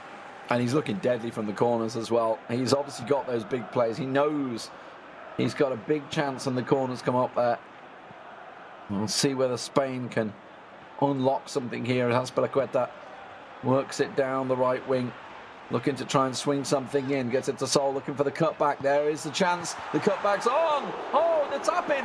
The keeper saves it twice. I think the second one, he knew nothing about it. It just simply hit him on the ground. How on earth did Suso not score there? Lovely play from Azpilicueta down the right-hand side, and the ball came across. The first shot was saved brilliantly by the goalkeeper, but surely Suso should have turned home the rebound, but again found the Serbian number one in red-hot form. Let off there for Serbia. Headed through Roxa. Oh, defensive error. The Spanish player's going to latch onto it, but the defenders are back in numbers. It's still Spain on the attack, though, as he tries to lay one off. Another defensive error. Disaster. Oh, my word. It's a calamity after calamity. What in the world was going on at the back there? That was about 3 or 4 errors in back-to-back. Well, we said that Suso should have put Spain 2-1 up just seconds earlier. He now turns provider and the cross was turned home by Rodrigo by the looks of things. But really, Lee, that was, as you said, a real defensive calamitous period of play there. What on earth was going through his head as it ricocheted past two defenders and just a simple tap in the centre of the goal. I believe clown fiesta is the esports term when things like that go so badly wrong, and I think now it's around about 3 or 4 tackles that just, I don't know whether you could say he rode his luck, in terms of the fact they kept going. A real player makes his own luck, Lee. Indeed. But we're back, and of course Serbia are trailing once again. Arguably against the run of play, despite Spain's big chance they just had a moment ago, but it's not done yet because Serbia are looking to cut this one back. Can't quite get rid of it just yet, and it's still under pressure, but Spain will ride it out, and looks like they're going to try and play it out from the back. Up towards Morata, now out towards Isco on the right-hand side. Good challenge, though, coming in. And Serbia come again, looking to respond for the second time in this match, because they were on top for large periods, but they find themselves behind, but it's in towards the near post. And brilliant defending again, this time by PK. Mitrovic was there for the tap-in, but luckily, as you say, PK gets in front of it. Cut through once again. Is still really working that left wing at the moment. Trying to get something through, maybe go through the middle. Try a cheeky chip in there. Oh, for the header! The keeper came to collect. It was a massive goalkeeping error there. There was no reason to come off his line like he did. And Luka Jovic will just tap it in. The Real Madrid man. Well, this is a game of mistakes so far, as the goalkeeper came to collect. Didn't get anywhere near it, but the defender as well left it for the goalkeeper. They were both in no man's land, and it just dropped onto the head of the Serbian international, and he powered the header into an empty net, and it is all square again. What a great game we've got here. A quick reply as well, much required. Again, though both Spanish goals have come from big Serbian mistakes by Roxa. So the fact that he's still kept himself in this game is a credit to himself. Like to shake off that mental berating yourself effectively when you make these errors, to get yourself back in there, and you can just like, all right, it's now I got a chance, now I'm back in it.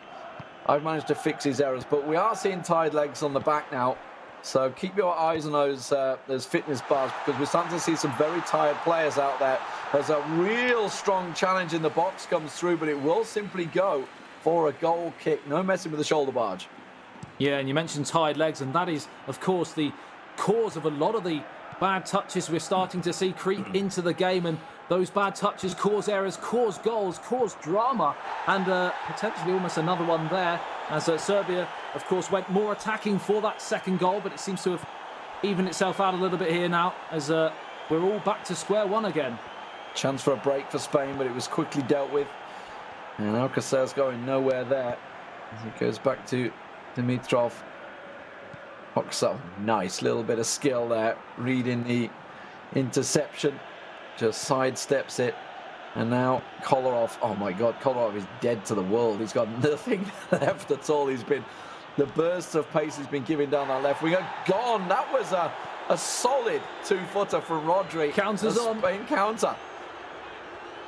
It's out towards Isco on the left-hand side, plays it into Asensio. Now tries to sneak it through. Good defending in the end. Just managed to get a stud to the ball to divert it away from the Spanish striker.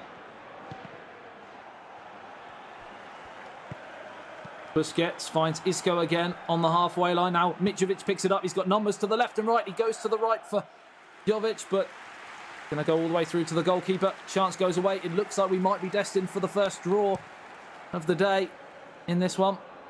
I think he just saw the run a little too late, and in the end, Jovic just checked his run to make sure he wasn't offside. You could see what he was going for. Just a couple of moments remaining in this game. It's been a lively one, that's for sure.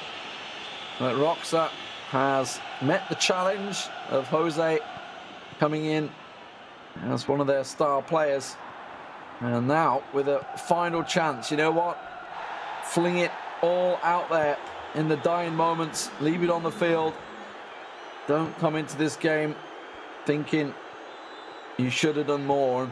Well, I guess he's going to be thinking that because obviously the errors that he created, but he has corrected those errors. Both players were defensive for a brief moment there. So it looks like they're happy for a draw in this game. Of course, it will go to extra time penalties, which is what I think they're both looking towards now. Yeah, they'll be happy with that. To get to extra time now, they can go again almost completely afresh, and I believe they get an extra substitution as well. And there you go, Tadic coming off, and Divkovic coming on for Serbia. Doesn't look like Spain have used their substitution yet, as Asensio picks it up, and he looks to turn towards goal. It's a free kick in a fairly dangerous position, and Lee, I believe we saw a goal from Pjanic yesterday from a similar sort of range. This is Bosnia range, wasn't it? This was the goal of the day yesterday. In fact, it was literally right there. Let's see if he fancies it. It was top bins yesterday. It's Busquets. He's just going to play it short instead. I don't think Busquets really had it in him to go for a belter like we saw yesterday. Bit of an anti-climax there, Lee. But there may be a fancy finish to it nonetheless, as Rodri tries to work it in. Rodrigo couldn't quite manage to get it through. And now the danger's on. Serbia on the counter. Zivkovic has to just hold things up at the moment. Isn't such a physical player, but Matic absolutely is. Now the left wing, well, Kolarov was there, but Kolarov's dead to this world right now. I'm surprised he didn't get substituted off, because he's already in the red. Not a lot left. And this is a beautiful little through ball. Just goes wide.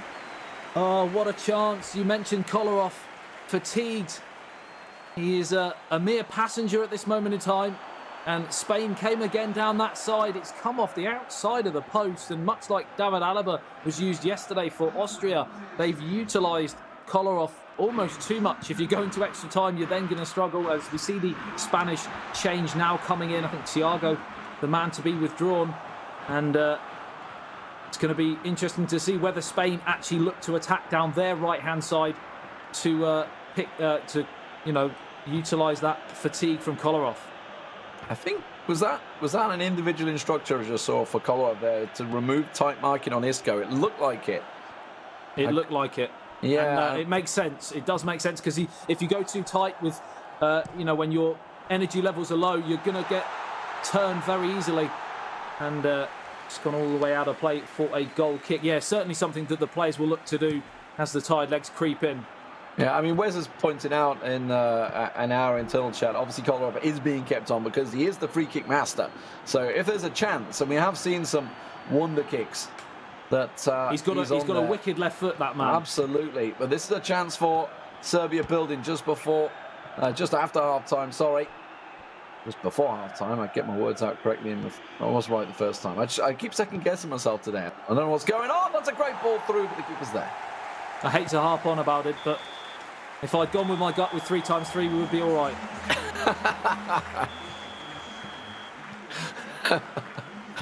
The gift that keeps on giving, the 3x3. Here we go, though. Serbia switch sides and almost bursting through from the kickoff there, as Spain were just a little bit napping from the start. But now 15 minutes is all that remains in regulation time before we hit penalties between Roxa and Jose. Spain versus Serbia. Serbia on the push. We said it was going to be a tight game in terms of certainly no walk-away winners, as both teams are so tremendously well matched. And we are level and almost destined for penalties, as the punch clear sets Spain away on another counter-attack. But good challenge coming in. And it's going to be a throw on that far touchline. 9 minutes is all that stands between Jose and Roxa going to penalties, as Rodri now picks the ball up and finds Rodrigo, one of the goal scorers, of course, in that first half of the 90 minutes. Now Thiago, the man who came on in this extra time period, just can't sneak it through, and the chance goes away. I'm not going to lie, I'm seeing a little bit of panic, a little bit of fluster in Roxa's defence every time he gets back there. And then it's sort of getting to the point, it's just like, I am just going to boot it clear, because I don't want none of this to go wrong once again. This time, tries a offensive through ball, didn't quite work out for him. 5 minutes is all that remains now as Spain go on the attack. They've got 4 forward at the moment, with 6 Serbian defenders back there, and Roxa will win it back and clear the danger through to Zivkovic. Counter-attack opportunity here as he feeds it through the middle, looking for a runner, finds one. Not going to be quick enough though. Ramos is back there. Talking of physical players, he is definitely one at the back for Spain. but they now have a chance as they push forward. Asensio through the middle. Oh, the keeper's quick to it. He had to be. That was the moment to win it in extra time. We will now go straight to penalties, and the drama already in today's action in the first two quarterfinals has been epic. What are we going to see here? Who is going to take a 1-0 lead in this best of three? Oh, he's egging it for the right side. He really wants it, and he gets it.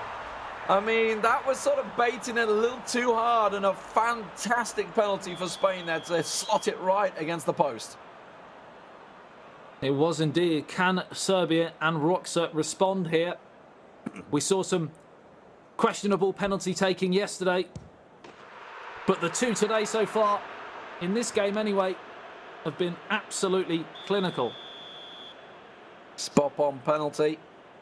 Now Spain once again. Asensio, where will he go? This time Roxa, no funny business, but my word, you don't save those, do you? Penalty of the day for sure, as Mitrovic steps up. Captain fantastic, he was brilliant yesterday, but he's missed, he's put it straight down the middle, and Spain have the advantage. Can they put the game to bed? Still a couple of penalties to go, but if they can get themselves to 3-1, the pressure will very much be on. He's missed it. A save from the keeper. Serbian keeper stepping up when needed. Now to convert it to level things back up. Huge pressure penalty for Roxa. Can he level the scores? It's another tremendous save from the Spanish goalkeeper. Advantage right Spain continues. That's a really good save. I mean, that was a precise penalty. It was in the bottom right-hand corner. You can't argue about it. He just guessed it right. Great save. And now Roxa once again has to keep himself in it. This time it is the defender, and it will be saved. Nicely done again. He has to get himself a goal here, though, or the pressure's on. He could be out of the tournament with the next kick. Yeah, if he doesn't score here, Spain can win it with their next spot kick from 12 yards. It's Jovic, steps up, number 19. It's another tremendous save, you have to say, because it wasn't a bad penalty. The first win in this best-of-3 series. Spain to convert from the spot. We'll take it to 1-0, and we'll see whether Serbia, well, they're going to have another game to try and come back from this one, but the pressure very much on here from the spot. Oh, it's saved again, and Serbia are not done this time. They have a chance to redeem themselves and level the things up to 2-2, but if he doesn't score, they're done. Oh, my word. It's a real lifeline. It's a real lifeline for Serbia, but they have to do what they have failed to do 3 times already in this spot kick session, and he's missed it again. And Spain have won the first in the best of 3 in the most dramatic of circumstances. What an incredible game. 2 errors from Serbia create 2 goals for Spain, but every time Roxa had an answer to it, but he just failed at the last in the penalty shootout. Just couldn't quite have an answer. 2-1 Spain will win the first matchup. It is a best-of-3 series. The aggregate score does not count. There'll be nothing carrying over. Good job because they drew. It does mean it is simply Spain are 1-0 up in the series. And of course, just need one more game to take it. Let's have a look at some of the highlights. It was just such a defensive squabble, and look at that. I mean, it was a good hit. It was a good hit, but it was an open goal. Yeah, it was a great hit, but you've only got to look at the mistake that caused it. And we touched on in-game comms that the mistakes coming late in the game were due to the tie eggs, etc., and the panic setting in. But you can't make excuses for that after 5 minutes in the game. But he responded well, Roxa, and he obviously drew himself level on the 25th minute. A lovely flowing move and a great finish with the outside of the left boot there. In Spain, they hit the bar, they hit the post, they hit everything. They tried the best to put the game to bed. This one, I couldn't believe it never went in. Double save from the keeper. We got another moment in a moment where it just comes off the post and the bar. It's flicking off everything. But again, defensive errors, defensive errors. That's the story for Serbia. Yeah, both goals coming from defensive errors, as you highlighted. Well taken, don't get me wrong, but you've only got to question Roxa defensively. It'd be interesting to see how the two players approach the next game as another defensive error, really. A combination of a defensive error and a goalkeeping error to allow him too much space to get the head in, and that was the moment that sent Spain into a 1-0 lead in this best of three.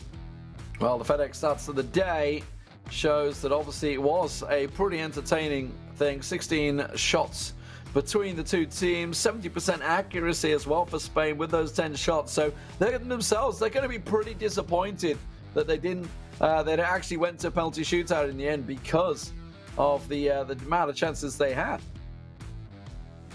Yeah, they probably should have in full time. Looking at the stats anyway, it's difficult to do that in eFootball PES 2020.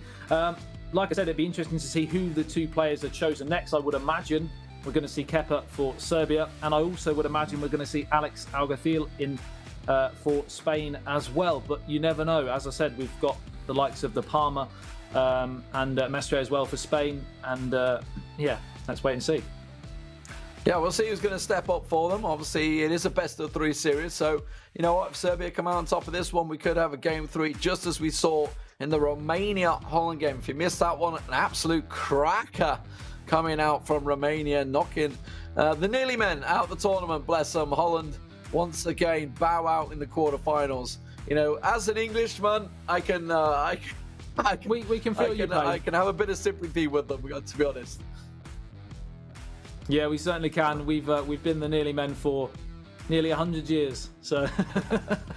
Yeah, even I'm not old enough to remember the 1966 World Cup. It's been that long since we did anything. It is going to be Kepa starting out as we expected for Serbia, and he will be up against Mestre. So it's the two we expected. Maybe we're thinking Alex Alguacil is going to come in here, though. I would have expected that to kind of get the job done in two. Maybe they're looking, if it does go to that third game, then they'll bring Alex in for that all-important tiebreaker. But, I mean, don't get me wrong, Mestre is still a fantastic talent for Bayern Munich. But I would have thought Alex would have come in for this one.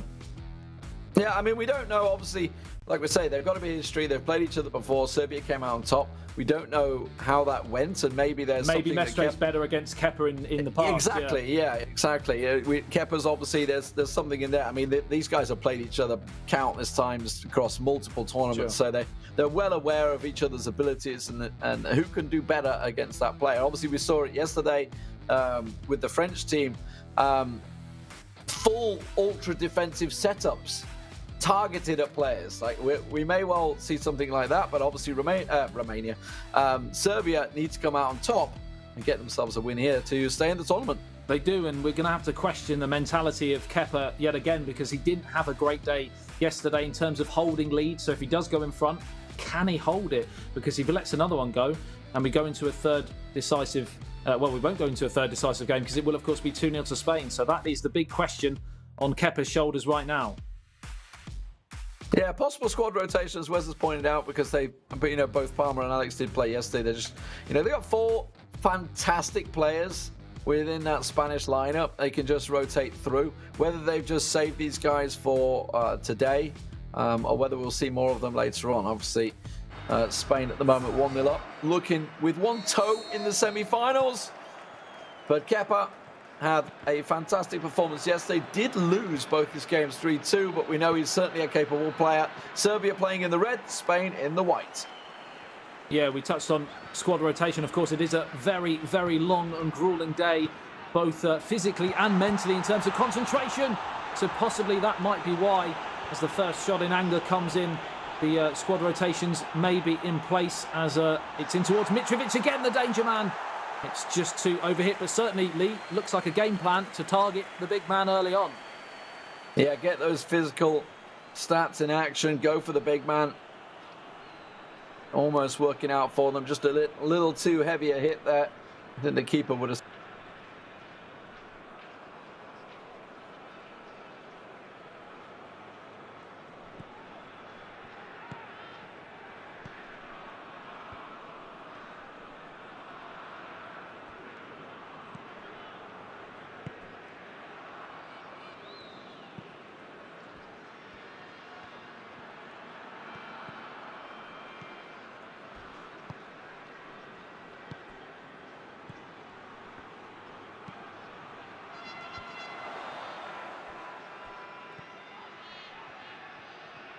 Still looking to work the angles down the left wing. He's got a big chance here just to go for the cutback, but nicely shepherded out by Kepa. 10 minutes gone here. Serbia 0, Spain 0. Of course, Spain winning the first game. It went all the way through to a penalty shootout in which Jose was the victor. Now it's Mestre's turn to turn the screw and try and win this one.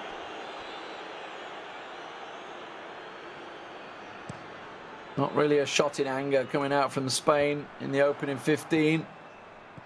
More importantly, no errors for Serbia to cause those chances. That one flicked off the defender's heels, but the keeper will clear it. And look at that, sends it.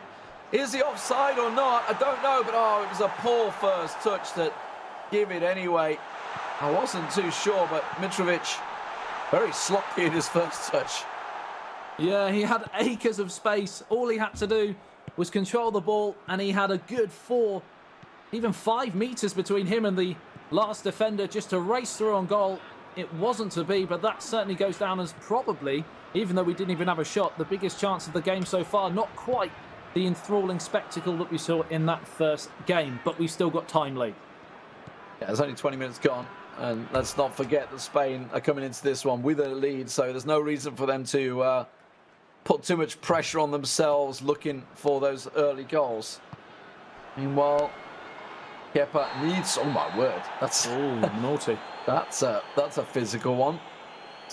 Prison sentence. Absolutely nowhere near the ball, really late. It's going to be at least a card. Yep, a booking for Milinkovic. Just welcoming Morata to the game there. As Azpilicueta finds Rodrigo. Now back to Rodri. Now finds Isco. Great interception from Nemanja Matic, but Spain have it back here. They're pressing, looking for the opening goal of the day here. Working well. Some really good defending coming out from Kepa at the moment, but that ball just a little straight. Wanted to try and work the angles, but wins it back in an important position now in the midfield. He's got a lot of options open, looking for the left, looking for the right. Where's he going to go? Straight through the middle. He's got one off to the right. Just tries to go for goal and just pulls it wide. We saw that so many times yesterday, flash into the back of the net from very similar positions. Unfortunately, he just couldn't quite get the whip that was needed to bring that inside the post, but promising stuff again for Serbia, and looks like Kepa is on top at the moment. Certainly putting the pressure on still. Yet to see a real shot from Spain as they try and work it forward. That's going to get challenged in the midfield once again, and the defenders are there to clean up for Kepa as he sends it down the wing. And almost a loose pass in the middle, and it will in the end be given away, but he wins it back in style, tries to set it through the middle, and we're going to go pull back now. The defender, the goal referee would give play on, but that was a very late tackle, and it's going to be a Serbian free kick. Yeah, this game is far from pretty at the moment. We're seeing the grueling tactical side that you of course still need to have if you're going to go all the way in a competition. You can't always play right at the peak. This wonderful flowing football that we know and love. This side of the game is just as important, as Mitrovic now has the chance to swing it into the danger area, but they need him in the centre because he's the target man. Now finds Tadic. Wonderful little maestro he is. The left foot shot. How on earth does he put that wide? Biggest chance of the match, and it's a gilt-edge opportunity wasted. And a beautiful little shuffle of the feet as well as he tries to reposition, but again, another massive chance. We just had a glimpse of the possession stats there, sorry, the pass stats.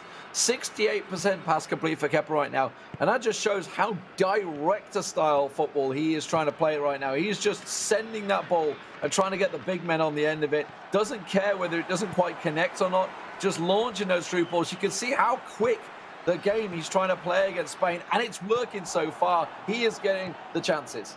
Yeah, very direct, very physical, and Spain are struggling to come to terms with it at the moment, but important for them. It's still level, of course, that gilt-edge opportunity from Tadic. He just snatched at the shot. Will he get a better opportunity in this first half? I doubt it. I just wonder if it's purely down to how confident he is that he will win the ball back, because so far we've seen Kepa being fantastic in the midfield and defence at getting that ball back at the moment. He's just trying to draw the Spanish players towards his defenders as he now goes for looking for that counter-attack, but the back four is solid as you like for Spain.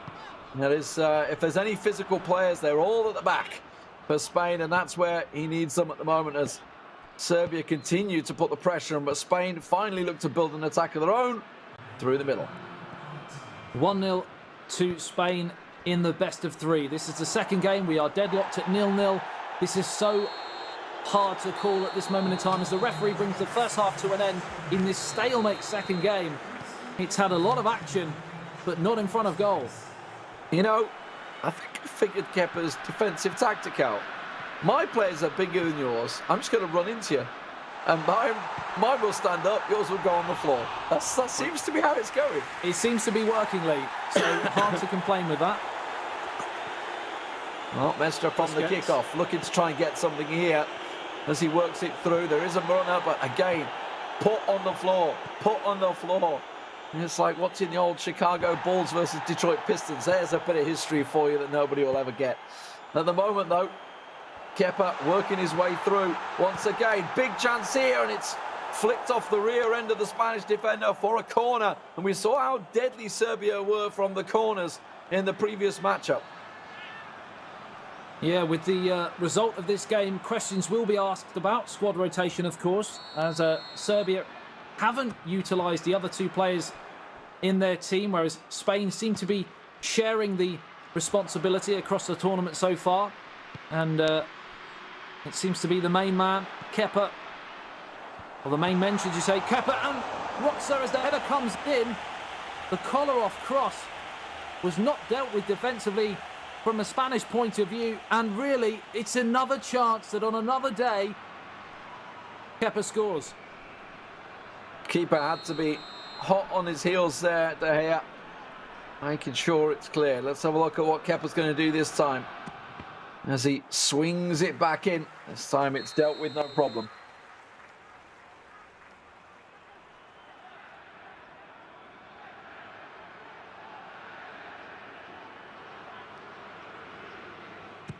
Corner to be taken on the far touchline. It's in towards the near post. Great defensive header. He just put everything on the line to block the attack as Tadic now picks it up, plays it in towards Mitrovic again. How many more chances are Serbia going to spurn? Spain are living dangerously. They're living on the edge. Just flicks up out of position. Wasn't quite able to do it, but the corners are causing so many problems right now. And you can see there's no Spanish players there. When it gets cleared, it's only going to a Serbia player and it's coming right back down their throats. Finally, Spain will get the ball away, but, well, it's not really getting any further, is it? The physicality working well for Serbia right now as they keep the pressure on Kepa. But all this pressure has still yet to get himself a goal. It's eluded him so far. Will this be the chance? Again, it goes wide. Oh, it's starting to feel like one of those games for Serbia, and you've got to start to wonder whether your luck is just not going to be in. And we know in eFootball PES 2020 that momentum can be a huge thing. If you do not take your chances at this level, you bet that the opposition is going to get at least one chance between now and the end. And I wouldn't be surprised if Spain were able to overcome this task because of how, you'd have to say, poor in front of goal Serbia have been. Yeah, they've had the chances, but they've squandered them so often. But this direct football is working well for Kepa. That tackle, though, works through. And I think for Spain, he just needs to get a hold of the ball, get a bit of passage of play going, which is what he's trying, you know, the ticky-tacky that the Spanish teams are fabled for. Just hasn't been really able to get going because Serbia, oh, that's a late one. That is a late one. Okay, it's a little far out possibly for a shot though, I think. Well, based on yesterday, you never know, Lee, but that was certainly taking one for the team. You have to say there, from a Spanish point of view, as Nemanja Matic is up over the ball, plays it in towards Mitrovic again, who's been ever present in this game so far. And now Rodrigo turns and tries to set Morata on his merry way, but it's just breaking down every single time, and wave after wave of Serbian pressure. Can they finally make it pay, or will Spain manage to sneak something on the counter? Morata pops it off to Koke, but it breaks down again. I think it'd be a real sucker punch if Spain were to come out on top in this match so far. That's a great ball through, just offside a fraction. No, he'd strayed well off. He had strayed well off. He wasn't a clear chance, but of course you will be if you're that far ahead of the defensive line. 70 minutes gone. Is time running out? Pressure on Kepa now. Obviously, it is classed as 0-0 this matchup, so it will go extra time and penalties regardless. But currently, with Spain leading 1-0 in the series, he's going to want to do it in regular time. Yeah, I touched on the mentality of Kepa and whether we possibly might have to have questioned it after yesterday and the leads he let slip. But this is a mentality question of a whole different ball game, because he's had so many chances and he's not been able to take them. Is he now going to start suffering from why am I not in front? Indeed. Well, Maestro, big chance opening up here down the left wing. Man in the middle looking for Morata. Can't get it across. The defender's there. This time it is cleared. No defensive errors for Serbia. And now a direct counter themselves, but it's picked up in the midfield by Spain. It's possible yesterday is playing on Kepa's mind, which means that he's snatching at shots that he'd usually just calmly stroke home. But they come again here, Serbia, through Mitrovic. Back to Jovic. Now Busquets picks it off him, but can't find Morata. It's a late challenge. Referee waves away the appeals as Rodrigo twists and turns. Can't get away from the Serbian defender, but that's another mistake. Is this another calamitous goal here? What a save from the goalkeeper. It looked for all the world to see it was going to sail into the top right-hand corner. Not to be.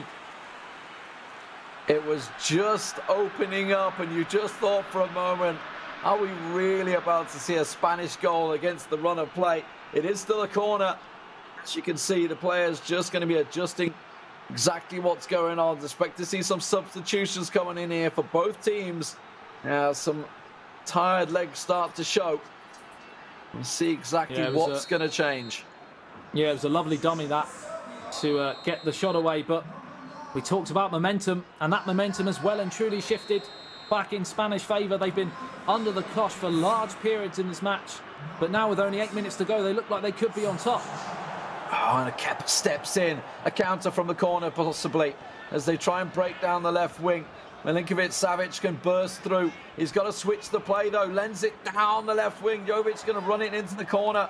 And now the Spanish players are getting back. It's just going to go for a throw, which will reset the play. But Serbia, they hold on after a small bit of pressure from Spain. It's actually a free kick. I mean, you know, that's a problem. There's a lot of big men. Look at them sticking out. Yeah, it was a cheeky little flick on the ankles of Jovic, and the referee gave the free kick. Nothing doing so far, but it's ricochet back, pinball, and fired up. Just 4 minutes remaining. Are we going to see a late dramatic winner here? Controls it, keeps it. Spain struggling to get out of their own box at the moment as Kepa once again puts the pressure on for Serbia. It's a corner once again, and the big men are going to be stacking out in the box. 88 minutes gone on the clock. Can we see a dying header in regular time, or will we be going extra time? Will Kepa be able to put this to bed? He's put so much pressure on. Oh, he's deflected. Clear. Oh, just about gets out, scrambled out by the Spanish defenders to the halfway line. The camera angle there had us all fooled. It looked like it was going to pop back out to Mitrovic just to turn home into an empty net, but what a stop that was, right at the death. A goal then would have surely been the winner, but as it stands, we have just 4 minutes of added on time thanks to the fourth official down on that technical area, but it looks like we are heading for another extra time here. Too close to call, and we called it, Lee, at the start of the day. It's not quite done. There's a couple of minutes remaining. And she's going to put the pressure on, but now that's it. The Spanish clearance. It's full time, final whistle. And now we have 30 minutes of extra time. It's not goal and goal. It is going to be a straight extra time. Chances for goals. Oh, we just had one penalty shootout. Will we be leading to another? Kepa's put so much pressure on in this matchup, but just couldn't find the net. Well, well, well.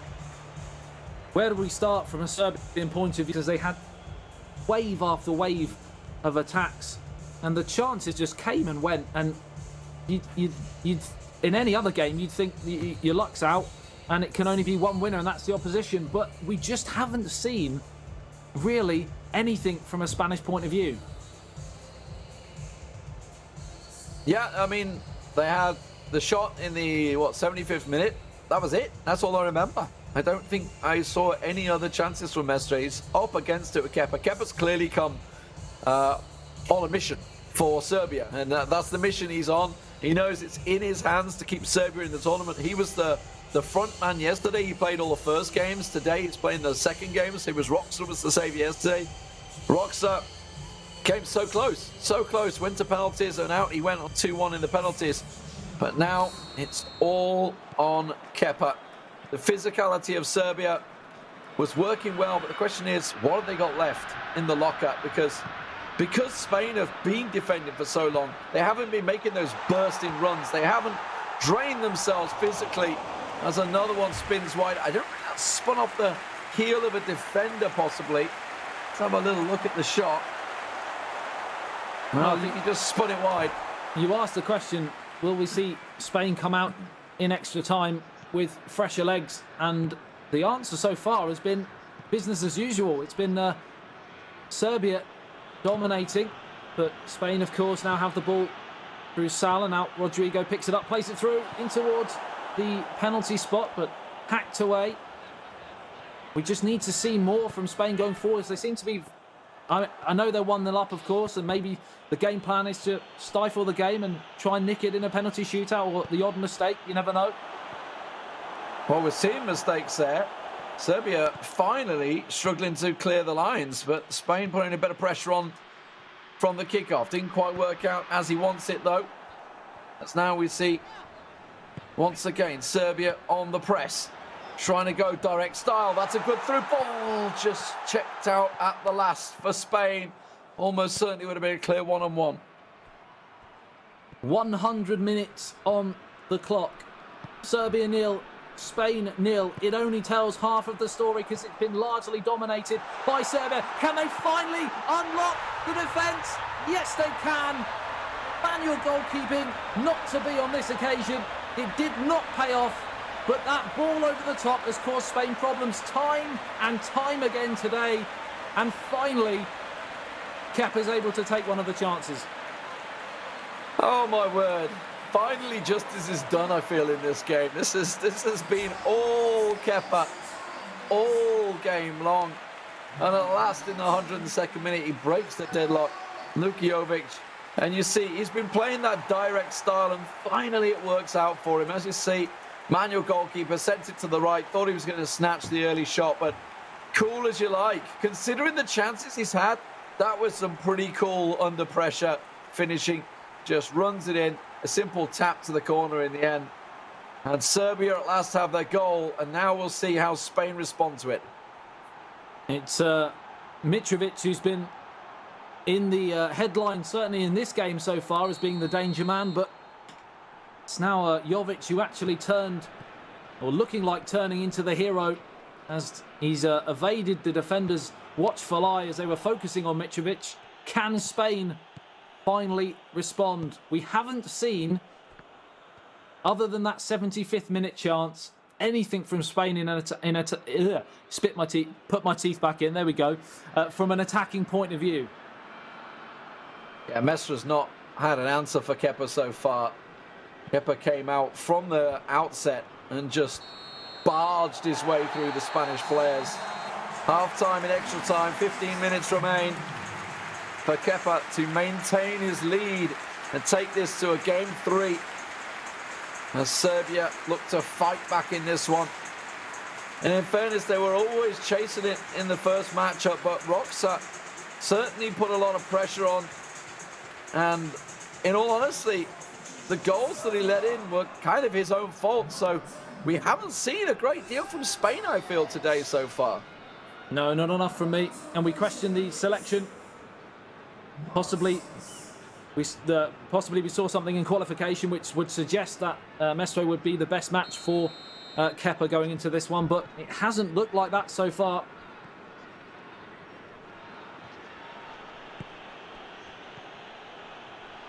From the outset, Spain, there's a massive chance on the left wing.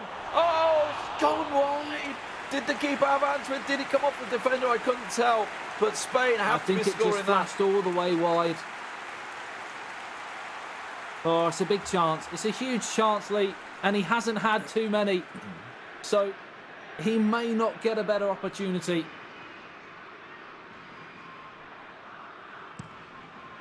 And Kepa taking his time for the first time from the goal kick there, realising no reason to rush, no reason to push it, but he's going straight through the middle and keeping that pressure on. I was somewhat surprised to see that pass after he'd already slowed things down, but maybe trying to catch the Spanish player Mestre off guard.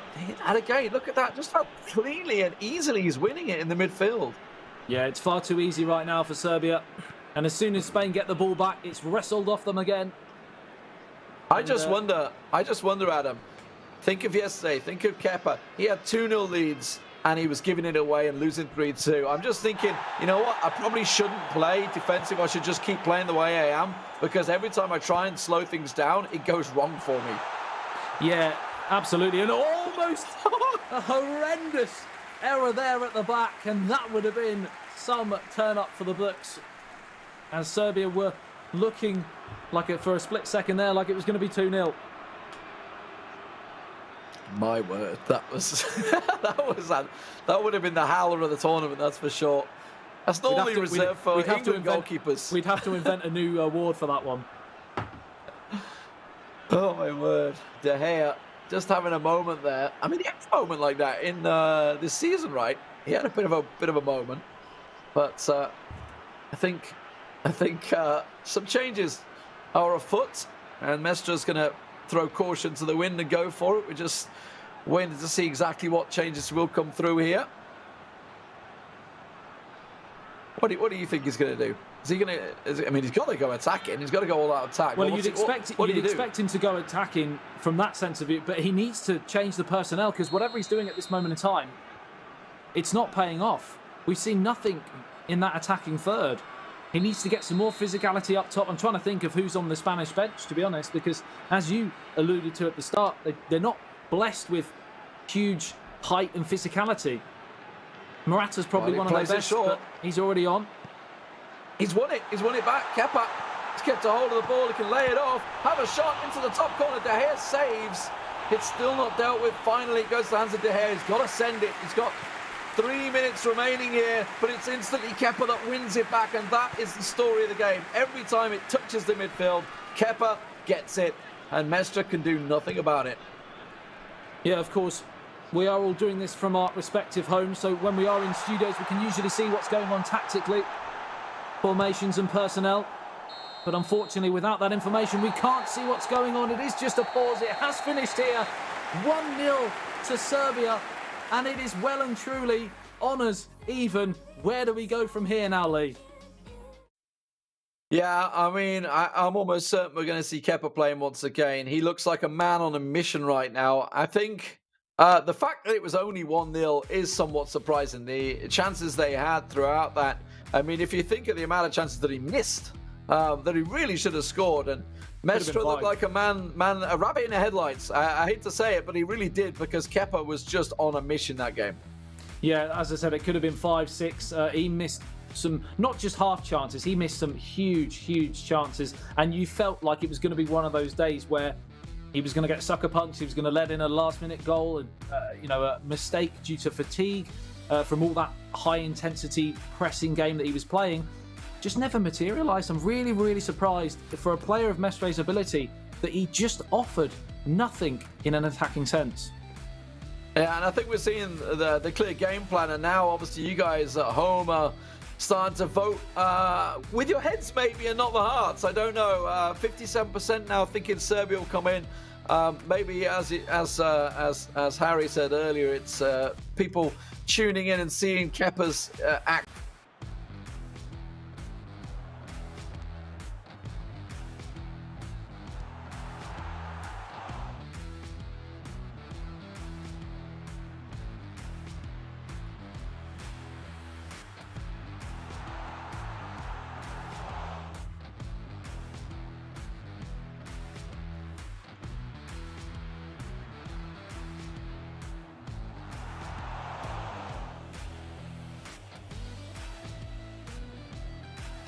Tadic fed Mitrovic there.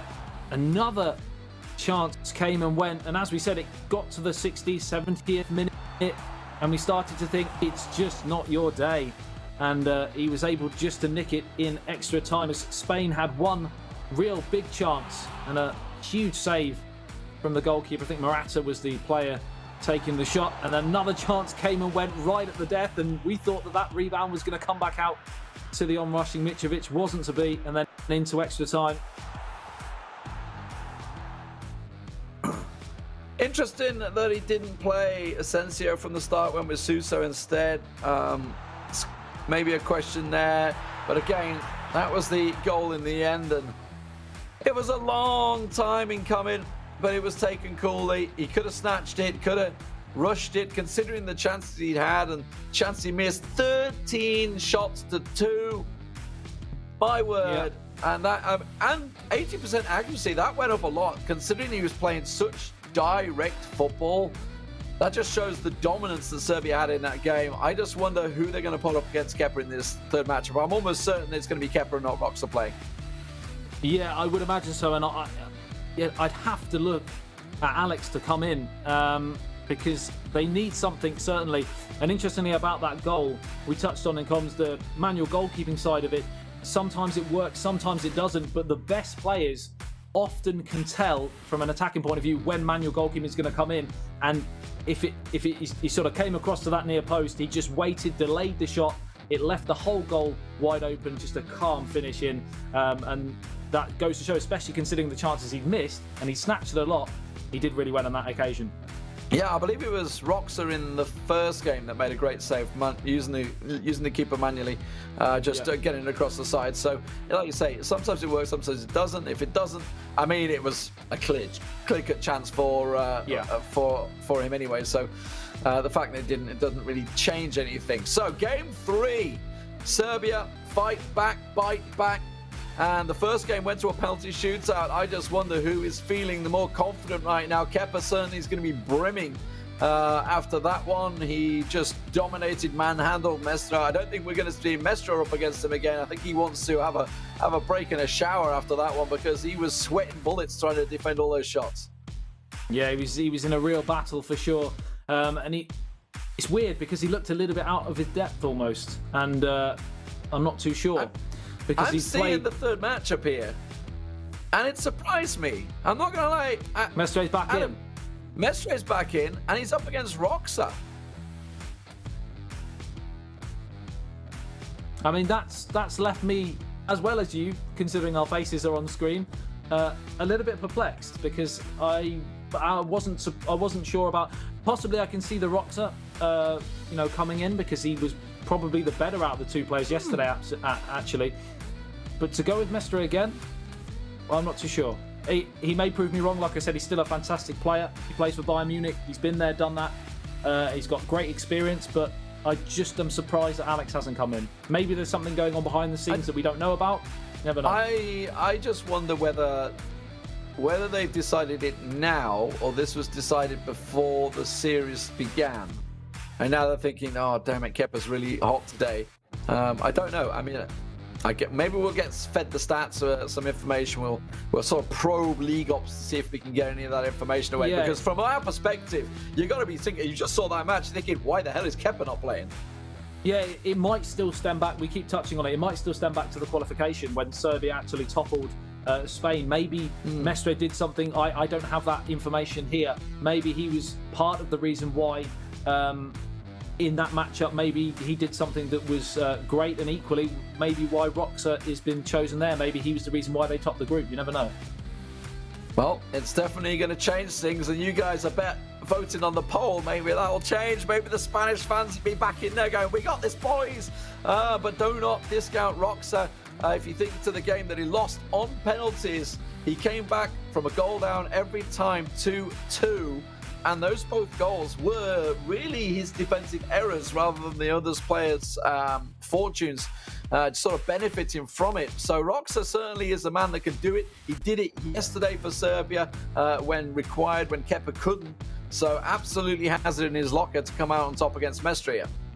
Yeah, and you've got to remember as well, from a Spanish point of view, one of the benefits of playing again straight away is that you are, even though you lost the game, you are still fresh, you're up to speed, you don't have to rely on the opening, because often they can get caught cold coming in the first 5 to 10 minutes. We've seen so many times how many early goals we have because they're not quite at the races at this highest level. Maybe that's another reason why they've gone with Mestre again. Yeah, who knows? Who knows? We could debate it all day. We're just going to wait for the game to get ready. Let's keep debating it. Keep debating it. I'm just very surprised that Kepa isn't playing. After 13 shots to 2, you're going to be thinking, oh, let me go again. Or maybe he just threw his all at that game and he's got nothing left. I don't know. Well, that selection there, as you can see, has affected the polls, Lee. I mean, they're still loving it. I feel that there's still some Kepa bias in this vote. But 31% to 69%, Serbia fans are getting their heads in there, and everybody else is watching this one. Obviously, Serbia, you know, they had some tough matches yesterday. Spain came sailing through the group. Serbia had to go at it. Yeah, and as you touched on, Roxa was one of the main reasons why they are here.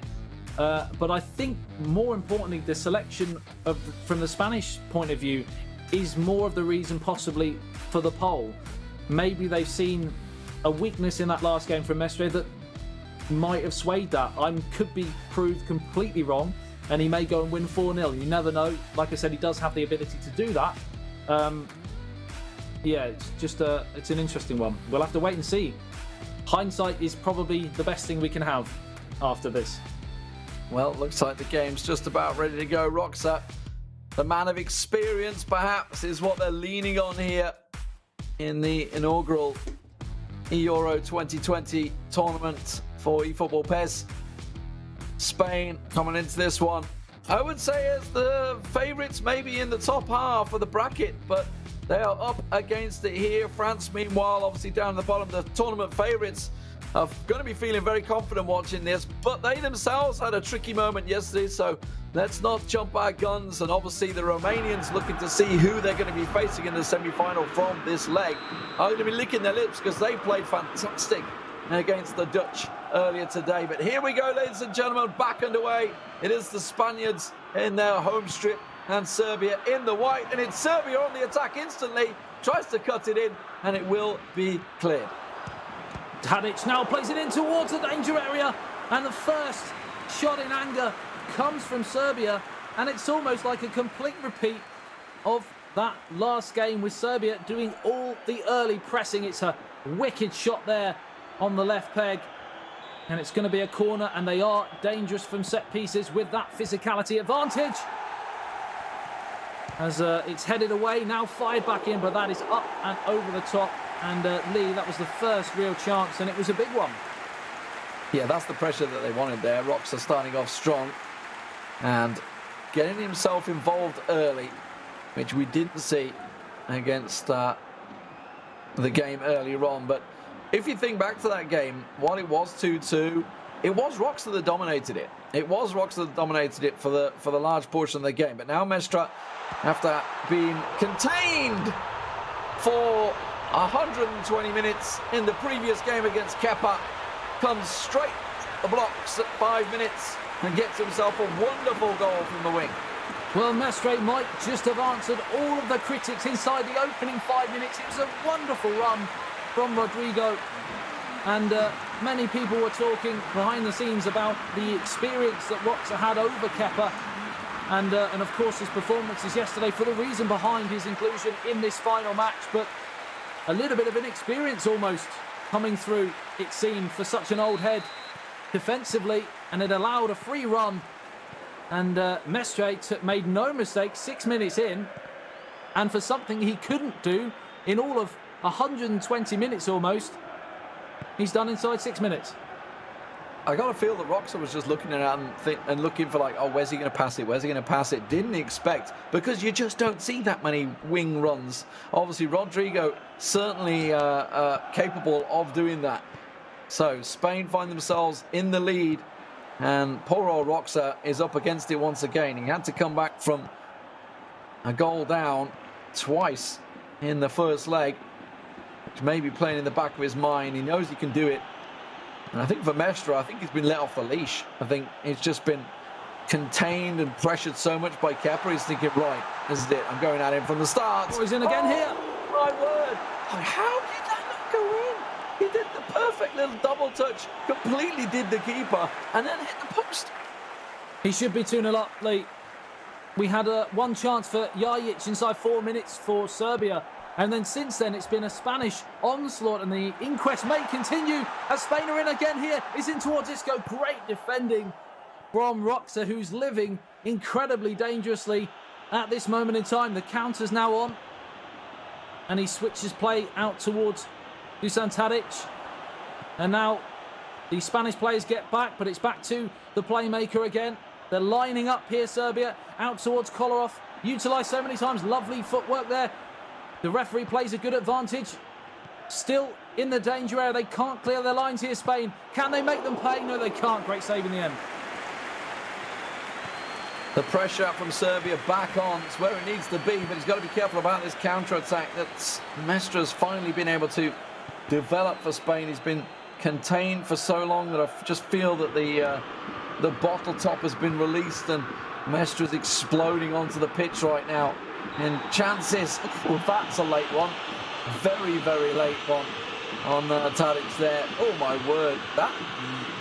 Could that be red? We touched on a lack of physicality from a Spanish point of view. They were certainly, Isco was certainly proving that they're up for the battle today. Well, Roxa not able to do anything from the free kick. And now the counter's on. There's only one man ahead of him, though, so not really going to go very far, whereas Roxa's Serbian players are still very much ahead. 5 of them around the box. Finds one. Slips it back. It's a beautiful drag-back finish there. And Roxa's back in control. 1-1. Mitrovic finds the net. Yeah, it's that man again. Mitrovic. We've seen so many times yesterday. Just jinking onto his favourite right foot on the edge of the area and applying a calm finish into the far corner. And for all of Spain's dominance, we're back level again.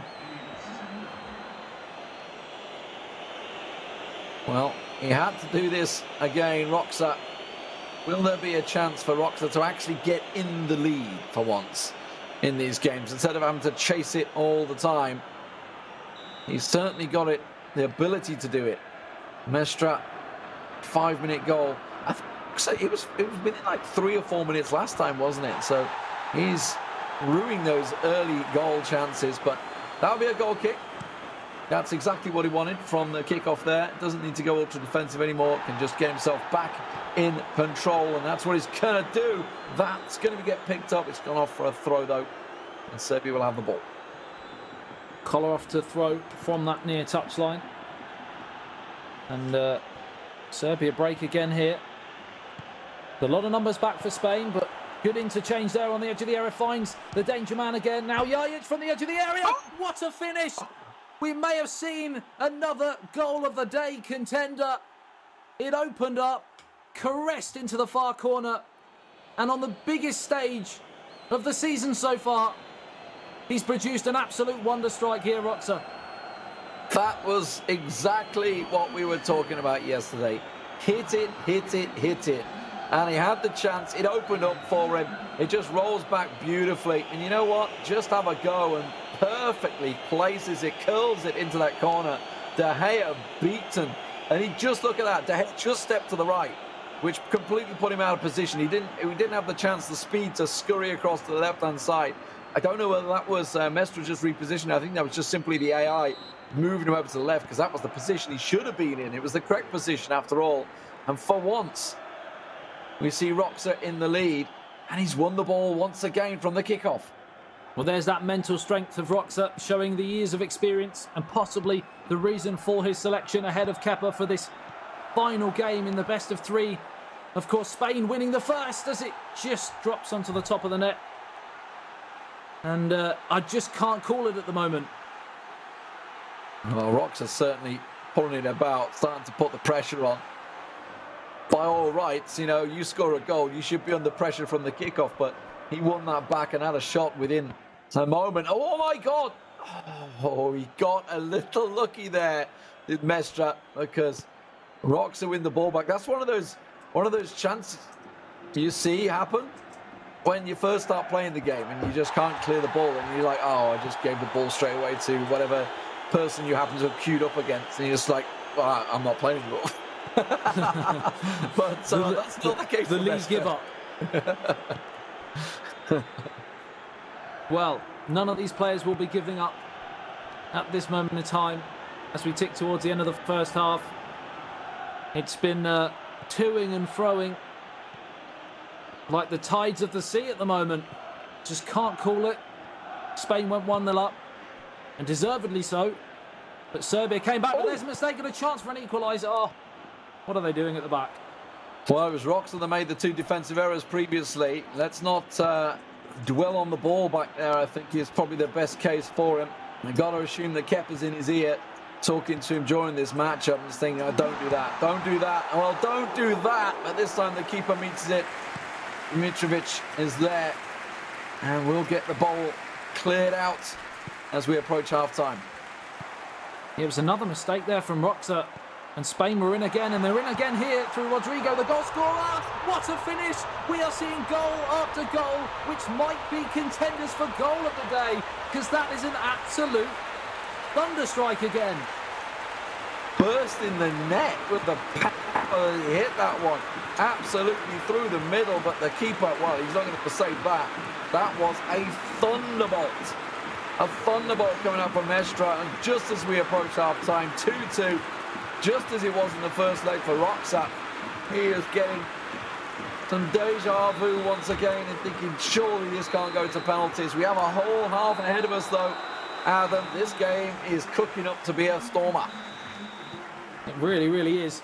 We said we can't call it right at the start of the day, and we are into the third game, Lee, and we still can't call it. We've no idea. Well, we're getting some skill of the day, some goals of the day. It's all coming from this matchup at the moment. That one, that will not be a contender. A corner given early for Serbia here. They have a lot of pressure from the height and physicality.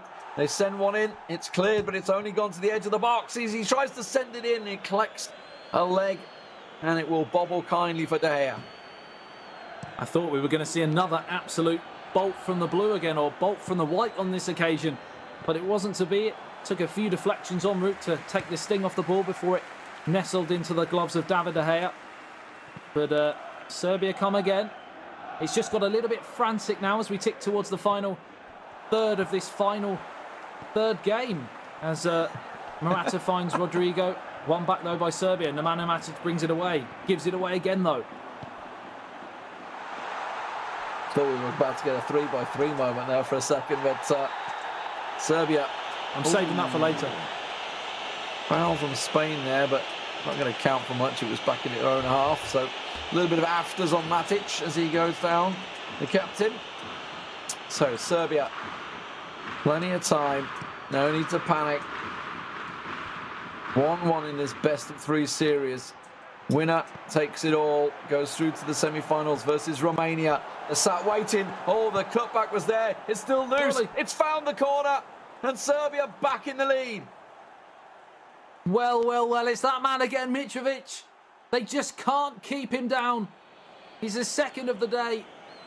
It comes from a defensive error, you have to say again. It ricocheted, bobbled around.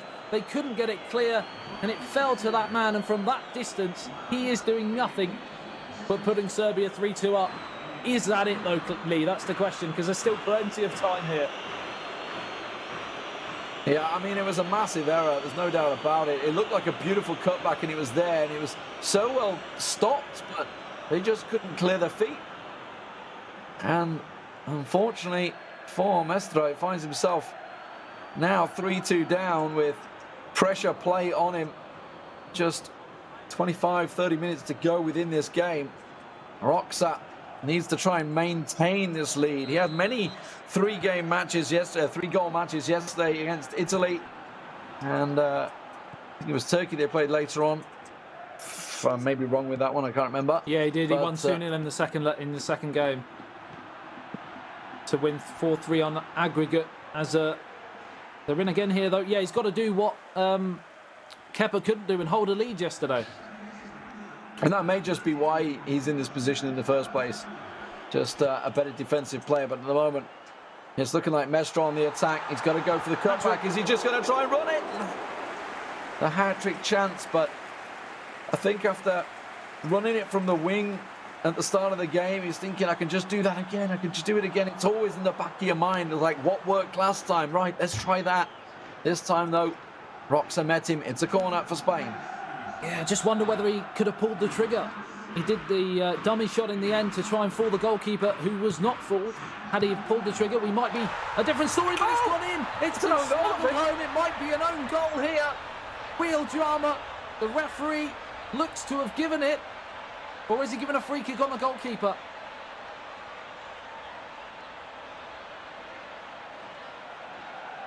That's an own goal. That's his own player. It's turned home. It's surely going to be a goal. The referee have just seen point back to the halfway line. It looks to have been given. Wow, 3-3. An own goal for Serbia. You don't see it too often. But it's happened here, and well, they're going to be kicking themselves now. Roxa. He's got to go again. He's led this game multiple times, but now he's got to really put the pressure on.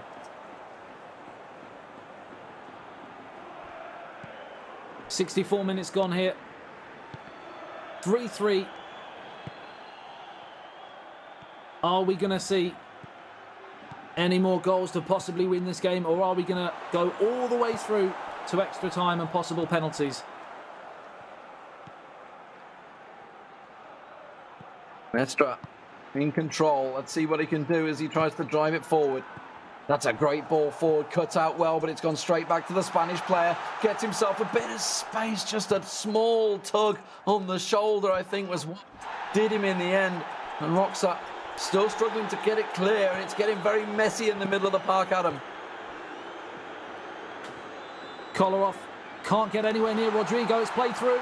It's a real chance here for Spain to win it possibly. Oh, he's just taken too many touches, and it's gone all the way through to the goalkeeper, and that's fly downfield. As you said, Lee, it's got very frantic now. Both teams know that a mistake here could be curtains for their tournament.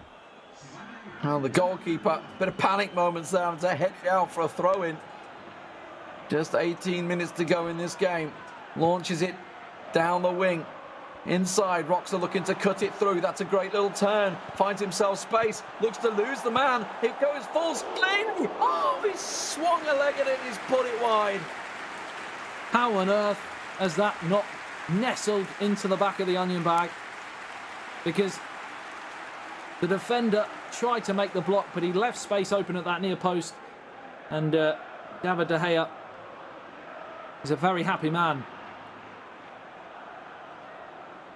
Just 15 minutes to go for extra time and penalties. This game will be concluded. 10 minutes of real time. Mestre for Spain on the attack. Started off with a beautiful goal from Rodrigo. Can't quite muscle it through. And Serbia once again on the counter. Down the left wing, as it's so often been with Kolarov.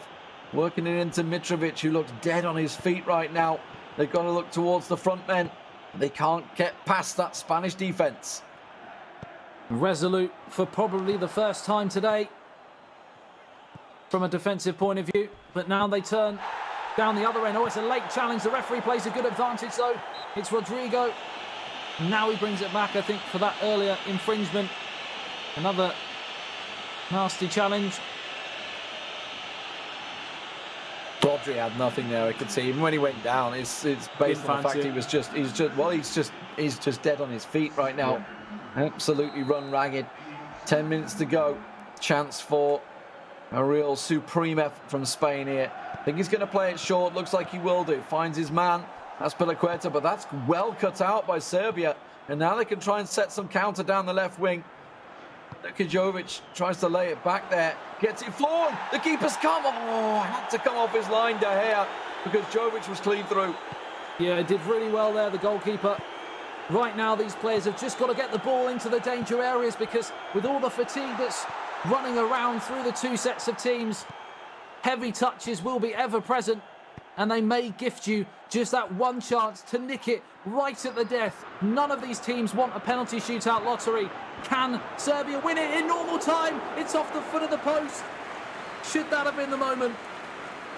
Well, De Gea is stepping up when he needed, because for all the world, you just thought when you saw that little flick in, it had to be nestled in the net. Near post was where he went. Don't know whether he could have gone for far post with a header, but it's a corner. There's still pressure on them. Serbia get the big men forward, start stacking out that box. Look towards the man on the penalty spot as well. May well aim towards him and see if he can launch something in there. It's going straight in. De Gea gets an arm to it. It's still cleared. Tries to get a clear shot. The headed clearance. It's a panic clearance, but it works out well. Serbia still have the ball, though, on the attack. A goal will surely be enough to see Serbia into the semi-finals. 4 minutes of added on time. It looks like they're just recycling it one more time for this last chance, or are they happy to? It looks like they're happy to go for a penalty shootout here. They do not want to play this game out in an attacking sense of the situation. They want to go all the way to penalties. He's going to go all the way to the corner here. Kolarov wins the throw, and the lottery of the penalty shootout is just seconds away.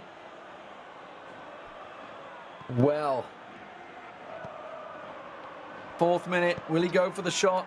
Extra time beckons. Will try and flick it in. The header's there. It's fell for him. Oh, the massive save from De Gea. Almost the final kick of the game. I don't know whether they're going to get a corner out of this one. A real big chance falls for him. Little flick control, but what a save from De Gea. This is turning into one of those performances, if they can get through it, that the fans will remember for many a year. David De Gea proving why he's one of the greatest in the world. A fingertip stop. The goalkeeper's up from the back for Serbia. Yeah, the drama everyone's in the box. continues. They know this is the last chance, and they've given it away. What was that for a corner? Continue? The goalkeeper's the referee's brought it to an end.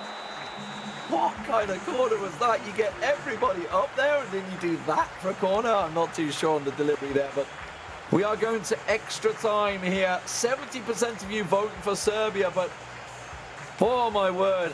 Roxa's trying his best, but he's being met all the way by Mestra. And now we have just 30 minutes of action for the penalties. And some of these players are very tired out there right now, Adam. They are indeed. 30 minutes is all that stands between them and a penalty shootout. As Sal's down the right-hand side. David De Gea, sorry to harp on about it, but I nearly fell off my chair with that last attack. That save was something else. I thought that was it.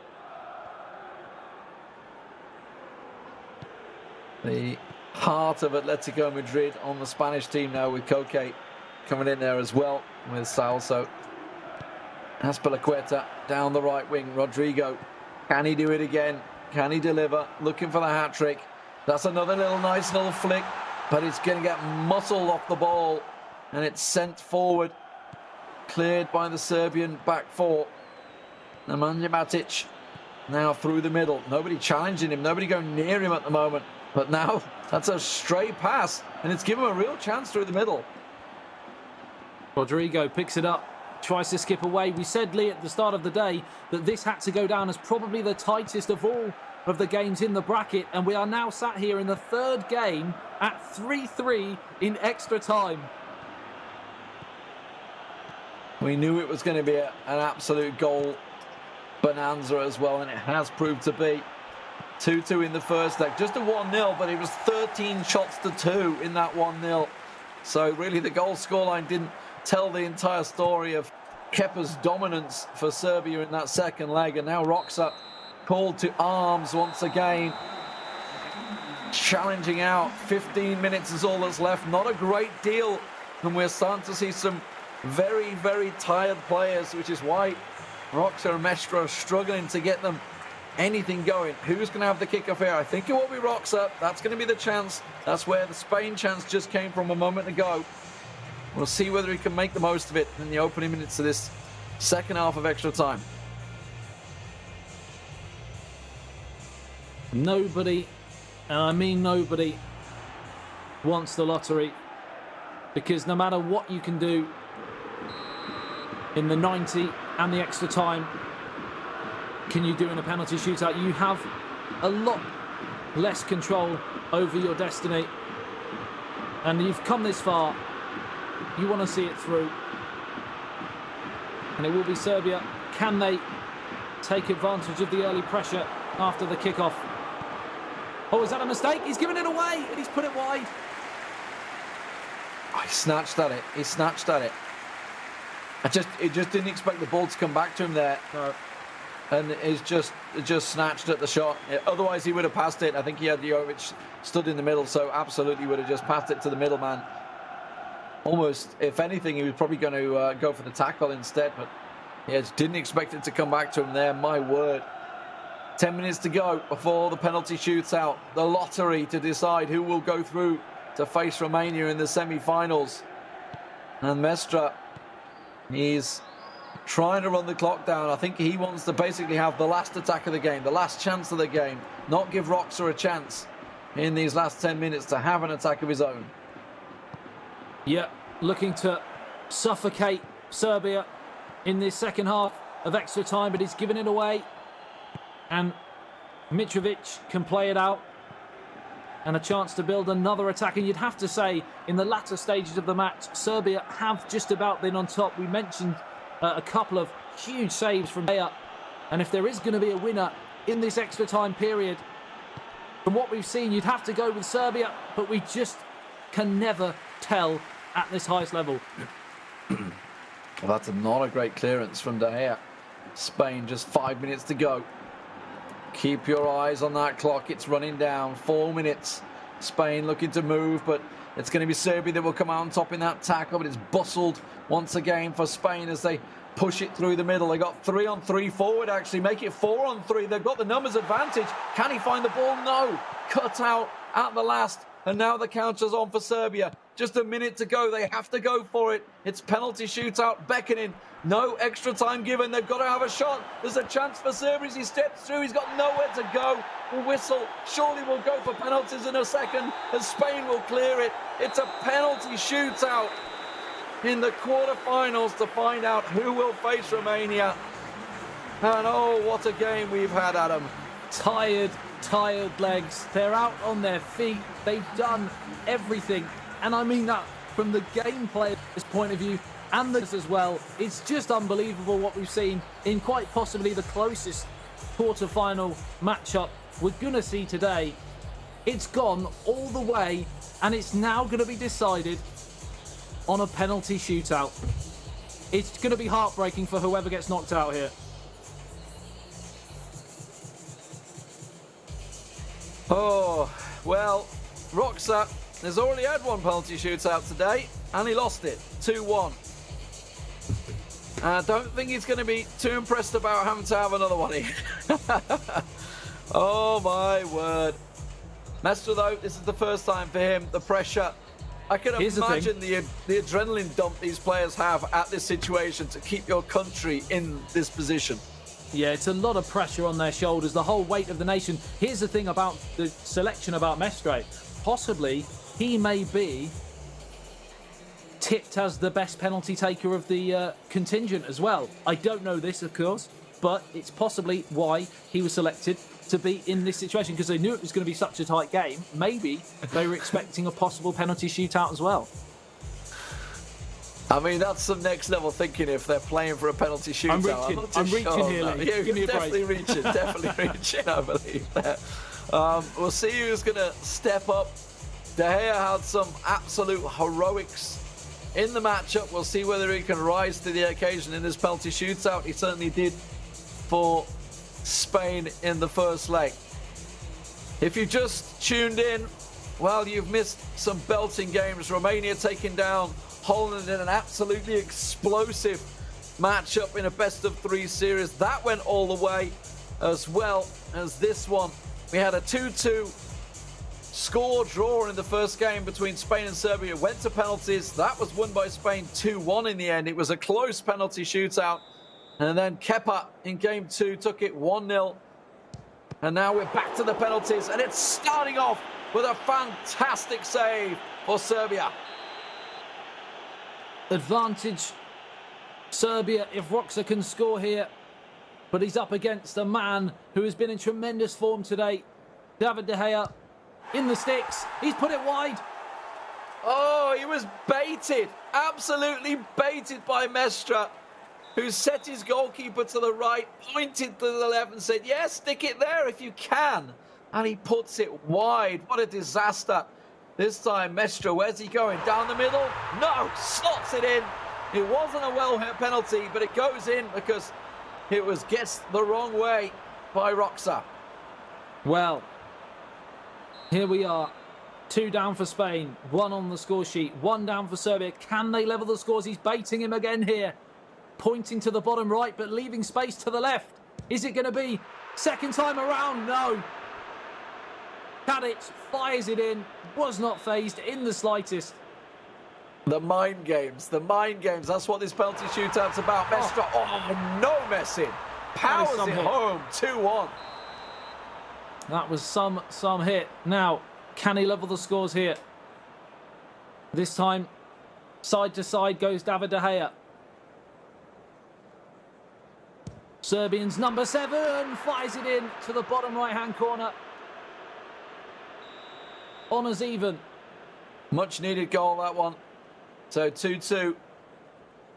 On to Mestre. Where will he place it? He's thundered them in the last 2 times, but this time it's met by Roxa. Guessing it right. It wasn't a clean hit, the first one for Spain, so not too surprising. And Mestre's at his games once again here.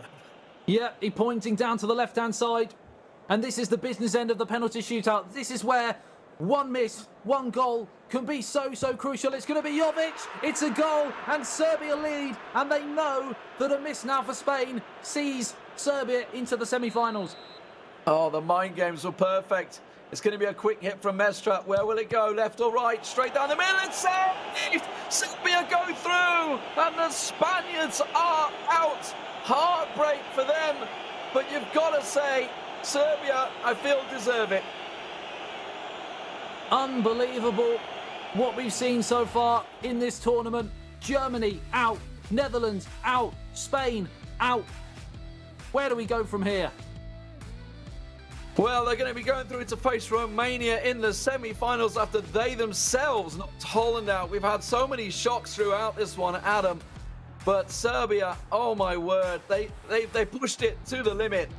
All the way. Mestre's mind games in the end. Let's have a look at some of those goals. This beautiful first goal, and we had some real highlight moments throughout this match. Yeah, we saw some. I mean, if you could pick certain goals just for looking at one game for a tournament, it had everything. There were so many great goals in this one.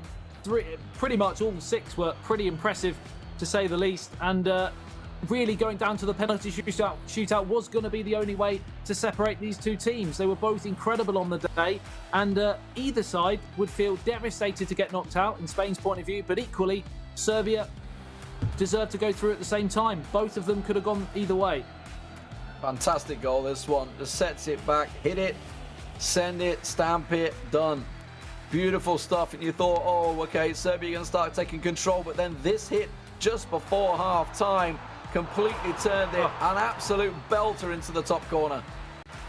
Yeah, I wasn't sure which was the better goal, actually, out of the 2 that Rodrigo... I think he got a hat-trick in the end.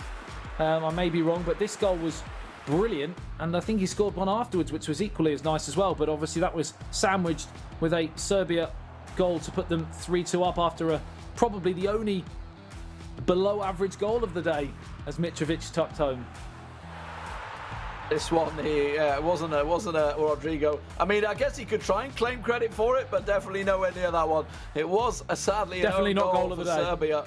And in the end, the penalties were saved by the Serbian. And more importantly for Roxa, redeemed after losing his first penalty shootout. But you can see, just as it was in game 2, 13 shots for Serbia, this time to 5 for Mestre. He only had 2 in the game against Gepa as well, so just 7 shots across the 2 games, whereas Serbia clocking up 26 across those 2 games. You've got to feel that justice has been served for the Serbians. Yeah, absolutely. Over the 3 games, even though the scores were completely level, you'd have to say in terms of chances, especially I'm thinking back to the second game, the chances missed from Kepa, you'd have to say they edged the 3 games as a whole. So you'd have to say, how many times do I want to say have to say, but you have to say they probably just about deserve to go through. You have to say it. You just have to. You have to say it. If you say it, you have to say it. Obviously, that moves us down to the lower half of the bracket. We now know that Romania will be placing up against Serbia. But obviously, down in the lower half of the bracket, we have Italy, Israel waiting to play out in the next matchup. And then France versus Croatia. France now hot favourites, has to be said, for the tournament, as both Spain and Germany all knocked out. Big surprises all day long here, Adam. This is the matches coming up. Italy against Israel at 1:30. And then France, Croatia. And then, of course, we're moving straight into the semi-finals at 4 o'clock. Romania versus Serbia. Impressive matches. I think we'll go to a quick break. And when we come back, we'll be jumping straight into that next match. Italy versus Israel. Any last remarks, Adam? More of the same, please. This has been incredible.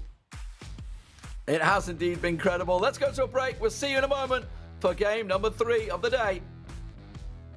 11 players, many of them friends, some foes during the league season, now united for a single cause as they carry the hopes and expectations of a nation, the most unbearable, thrilling of emotional roller coasters.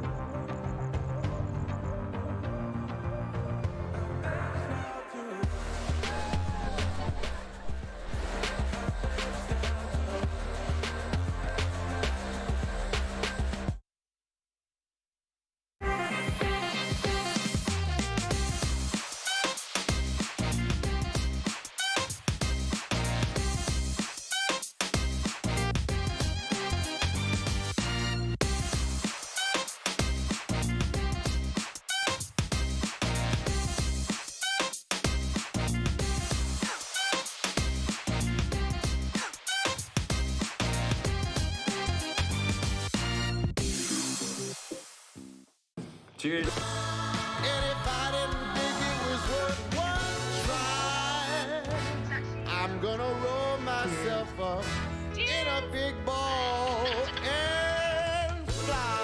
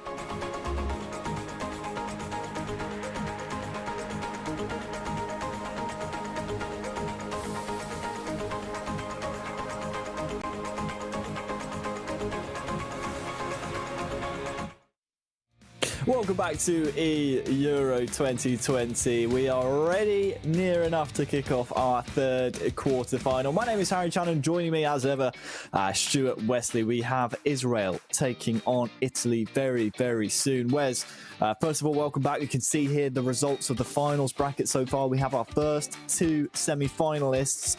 A couple of shocks, it has to be said. Now it's time to find our second two. And we think these might be a little bit more straightforward, don't we? Yeah, I think the way that Israel set out their stall yesterday was a little bit more defensive, a little bit more cagey to get through in their tiebreaker game. But that might have just been, a bit of a product of circumstance. I think it might have just been a case that the situation really needed that. And Italy were quite free scoring at sometimes. And to be honest, they showed that they've got some goal scoring flair within them. And but I think that Israel are not going to have enough to take this past Italy. I think Italy will find themselves in the semis, but I think Israel will make a game of it, given the way that they have been playing and the way that they can play. I mean, we've been really impressed with the way that Italy have played so far here at the eEURO 2020 finals. We almost doubted their pedigree, but Italy being such a strong footballing nation, it's translated well into the e-footballing world as well. We have Oreld, who we were able to speak to yesterday, representing Israel. Obviously went undefeated throughout the qualification process. They scored one loss in the qualifying group, so they're not completely undefeated. Italy, though, I believe, have yet to lose a game in the eEURO competition themselves. So really tricky opponents here for Israel, Wes. And, well, Alonso Grey Fox here early on with Bonaventura trying to push in to the box towards the goal. But this will be a tricky game, really. And also, on the flip side, maybe a potential banana peel for Italy to overcome. Well, we've seen a couple of upsets already. We'd arguably say that the two kind of underdogs, if you will, have made it through to the semi-finals already. We may see a third here, but I just think Italy are going to have enough here. They've got enough physically around the team. They've got some skillful players as well. Again, if they use kind of Ciro Immobile as a little bit of a lightning rod up front, and make it a bit more joy out of this Israeli defence. However, of course, you've got Zahavi on the other side, who's going to make try and make short work of Chiellini and co at the back. So it's going to be interesting to see how this all really plays out as ball goes out of play for an Israeli throw. A lot of interesting personnel on both sides. Obviously, the Italian stars, the likes of d.o.o, who will actually get onto the ball here for Israel. And of course, don't forget Zahavi up front was one of those key men that you look for, and one of those types of players in a stat balance mode like this that when all stats are balanced apart from the physicality aspect, he's almost, again, I want to use the same term that you just used, maybe a bit of a lightning rod and the focal point of the Israeli attack. So don't be surprised to see Oreld maybe try and target him whenever he can. Here he is on the ball at the moment, the Israeli number 7. This one will come back for an Italian free kick. A reminder to everyone at home, of course, we are straight into this quarter-final. We're a little bit behind schedule, but we still want to hear your thoughts. We want to know who you think is going to win. You can vote on the result of every single game shown here at the eEURO 2020 knockout phases. Just head on over to eEURO2020.com/poll, and you can let us know who you think is going to win. I can imagine, Wes, the poll results might be a little one-sided if people are tuning in for the first time and are maybe looking at these nations in terms of footballing ability. But, I mean, we've already seen so far in the knockout stages, that is not entirely the case. We already have Serbia, I suppose, upsetting Spain, and Romania waiting in the semi-finals as well. That one definitely an upset, and they've taken 3 big scalps so far. 2 of them here at the eEURO finals. Here comes Belotti. Zaniolo. Grey Fox here trying to score for Italy. First real chance, and well, this I think will be a foul on the Israeli man. I thought just for a moment, Wes, there was going to be a penalty in there somewhere, but good passage of play there for Alonso, and Italy look threatening. Yeah, I mean, we spoke about the physical aspect. We talked about Ciro Immobile as a kind of a beacon almost. Andrea Belotti down the other end. Heavy's in. Good save by Alonso. But that's the type of chances you might expect Oreld to feast upon in this game.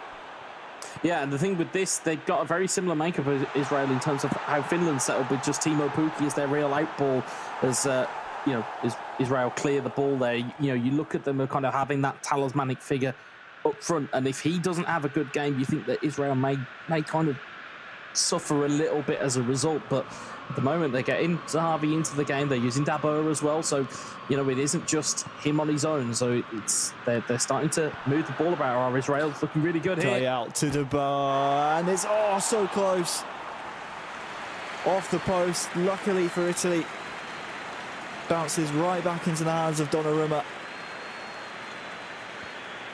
Both nations with really solid chances here in the first half. And Orelda's won the ball back with bits on. Sabas just let it run, unfortunately, there. 10 minutes till half-time. This has been a frantic first half, and we thought it might be one-sided in terms of Italy's favour, but, well, Orelda and Israel are really threatening here. Here comes Zahavi once again on this near side. There's a couple of men, a trio in the centre to aim for. Bitten. d.o.o is tackled well by the Italian defence. And look at this counter now. Maybe Immobile can get there first. It's just maybe lacking a little bit of pace there, Wes, to latch onto the ball. Yeah, and that's kind of where the key really is although there is physicality up front, you're looking for Immobile, you're looking for Belotti to just play players in. We saw Zanolio, who made so many darting runs yesterday, and I think he even had a hat-trick against Serbia, if I remember rightly, was a fantastic runner off the ball, and I think that's where Italy's strengths are. They've got Bernardeschi on the bench as well, I believe. So they've got weapons to use. It's just how they utilise them at the moment, being nullified by this Israeli side, and Israel just feeling their way into the game, and Orel will fancy his chances in the second half. So the first half ends goalless. A reminder, these are best of 3 matches, so no aggregate score to worry about. It is Alonso Grey Fox representing Italy in the classic Azzurri blue. And Oreld representing Israel. Look at that, it's gone all the way through actually to Belotti. Could score, chips it over the keeper. And what a finish that is! Belotti with the deftest of touches, an amazing finish. Absolutely perfect. Well, this is what we talk about. We talked about the coolness and presence of mind of these players. We saw it all the way through yesterday. We saw, how adrenaline was carrying players. Now that you're playing your first game of the day, or the first game of the stream almost, it's a hopeful long ball. Israeli defender loses it in the lights, but again, it's that coolness to not look to try and slot it past the keeper. Instead, loft it over the top of him. If he goes low, go high. That's it's one of those key rules in football for finishes of this ilk, and it's a brilliant finish from the Torino striker Andrea Belotti. Brilliant finish. It's tricky to get it up and down when you're that close, not only to the goalie, but the goal itself as well. But credit the pass as well from the back, the backspin on it. I know it was on a plate for the onrushing Belotti to take it in his stride, but it was right on the money, just as the finish was. So Italy strike first in this encounter. This is quarter-final number 3. A place in the semi-finals at stake in this best-of-3 series. What do Israel have in response? It'll be interesting to see how Israel bounce back from this. It's not really a situation where we're used to seeing them in. And of course, we saw a lot from Grey Fox yesterday in terms of his capability of keeping the ball and nullifying a game. It may be slightly unfashionable, it may be slightly on the boring side, but it's effective. It does the job. We keep saying about qualifying by any means necessary, but Israel still find a way through. Lovely touch. Again, blocked away. The touch and the turn was there. The finish only met 8. And Azzurri defender Bonaventura now maybe can bring the ball forward. But credit to Oreld, he's responded fairly well. Still not sure that we've seen the best out of him just yet. He's had a couple of threatening attacks, but it's often in areas such as those where Alonso Grey Fox is able to step in for Italy and nullify any form of forward progress.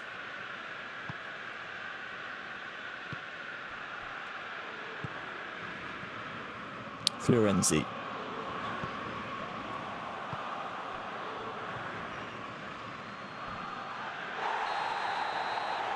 And the referee's going to bring this one back. It was good shielding from Nacho, Wes, but Florenzi just a little bit too eager and actually went through the back of him there.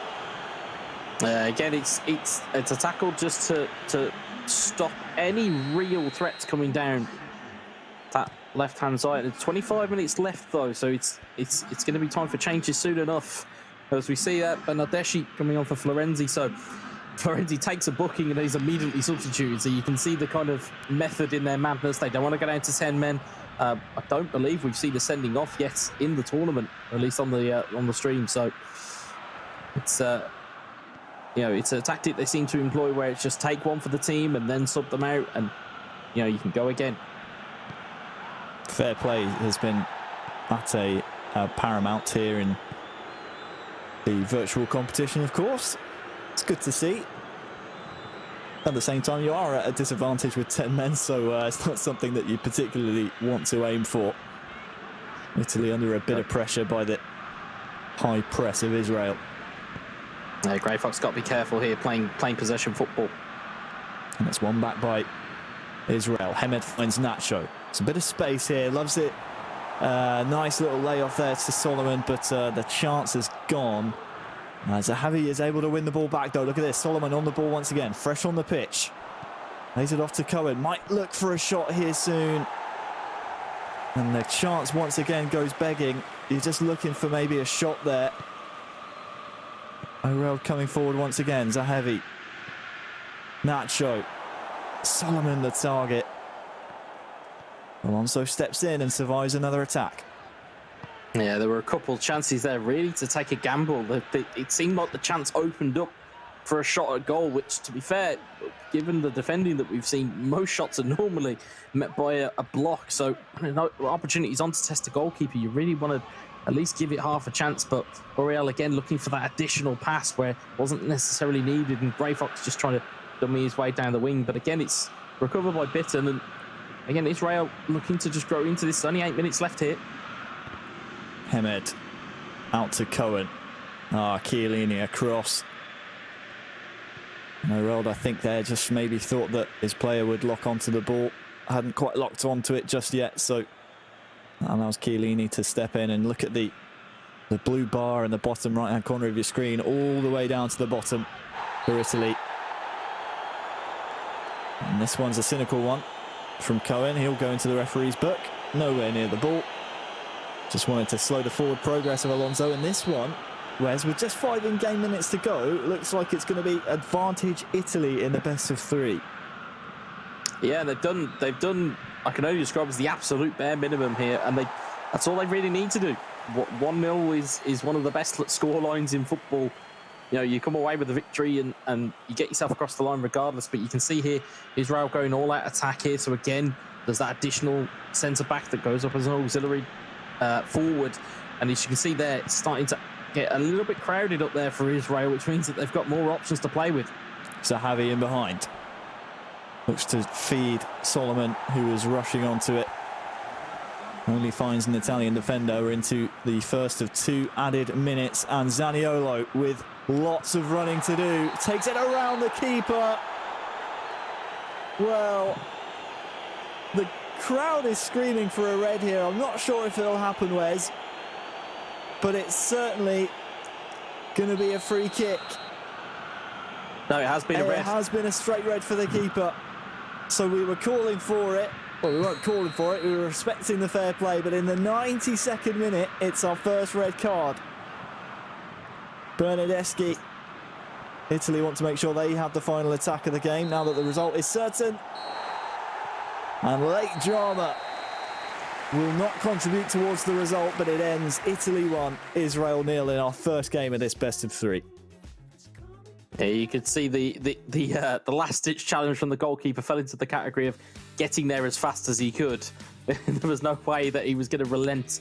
And with it being last man, it didn't make much difference, of course, because it was very much the last minute of the game. But yeah, it's a solid industrial performance from Italy. It wasn't too flashy. There wasn't too many kind of moments of brilliance apart from the goal. There was a decent kind of set of opportunities here, but it's a beautiful pinpoint pass. You talked about that backspin. It hits the ground and spins back up. It's a lovely deft finish from Andrea Bellotti, and Alonso Gravehouse will be very pleased to have that one going to the back of net and carries 1-0 lead into the second game. So it'll be interesting to see who steps up for Italy now. Watching back that goal, you feel maybe for Aurel, because he was controlling his defender, tried to come across, maybe was trying to, you know, get goal side of Bellotti, but in the end actually went underneath the ball. Do you think maybe that's a bit of user error there, or was maybe Aurel a bit unfortunate? It can sometimes be a little bit of a user error if you're trying to kind of super cancel. For those who, you know, you can press a button combination to unlock yourself from a pass. He's probably tried to undersell the pass, and as a result, it's then kind of stopped his defender from actually getting to the ball.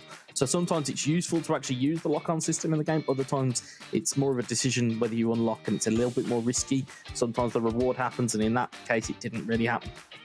Well, let's take a look then at the match stats. The majority of possession, as we expected for Italy. The pass accuracy, near enough identical. But the real key statistic, the shot accuracy percentage, only 2 out of the 3 on target for Israel, and none really troubling Donnarumma in the Italian nets. That has to change in game number 2. Otherwise, we'll be looking at a nice 2-0 sweep in the series for Italy, and Israel, unfortunately, their eEURO 2020 tournament run would end in the quarterfinals. It's another generic question for you, Wes, but I'm gonna, let you answer it however you want. What needs to change here for Israel? Because obviously we'll have a change of personnel here in game number 2. Can you see? I mean, it's just a fresh set of eyes on the squad. Maybe what's needed at the moment. I think they need to get more out of Zahavi. I think they really need to get a lot more out of him this game. He seemed to be very much isolated for large spells of that game. Chiellini, of course, is a monster defender to really play up against. So maybe try and switch sides, maybe put him on a weaker defender, maybe line him up against Florenzi, maybe line him up across against Spinazzola. There's so many different ways that you can try and utilise him. He is your star man. You do need him in the most profitable positions, and hopefully we'll see a little bit more of that. As you can see, that Astman is in for Israel, and MPK's in for Italy.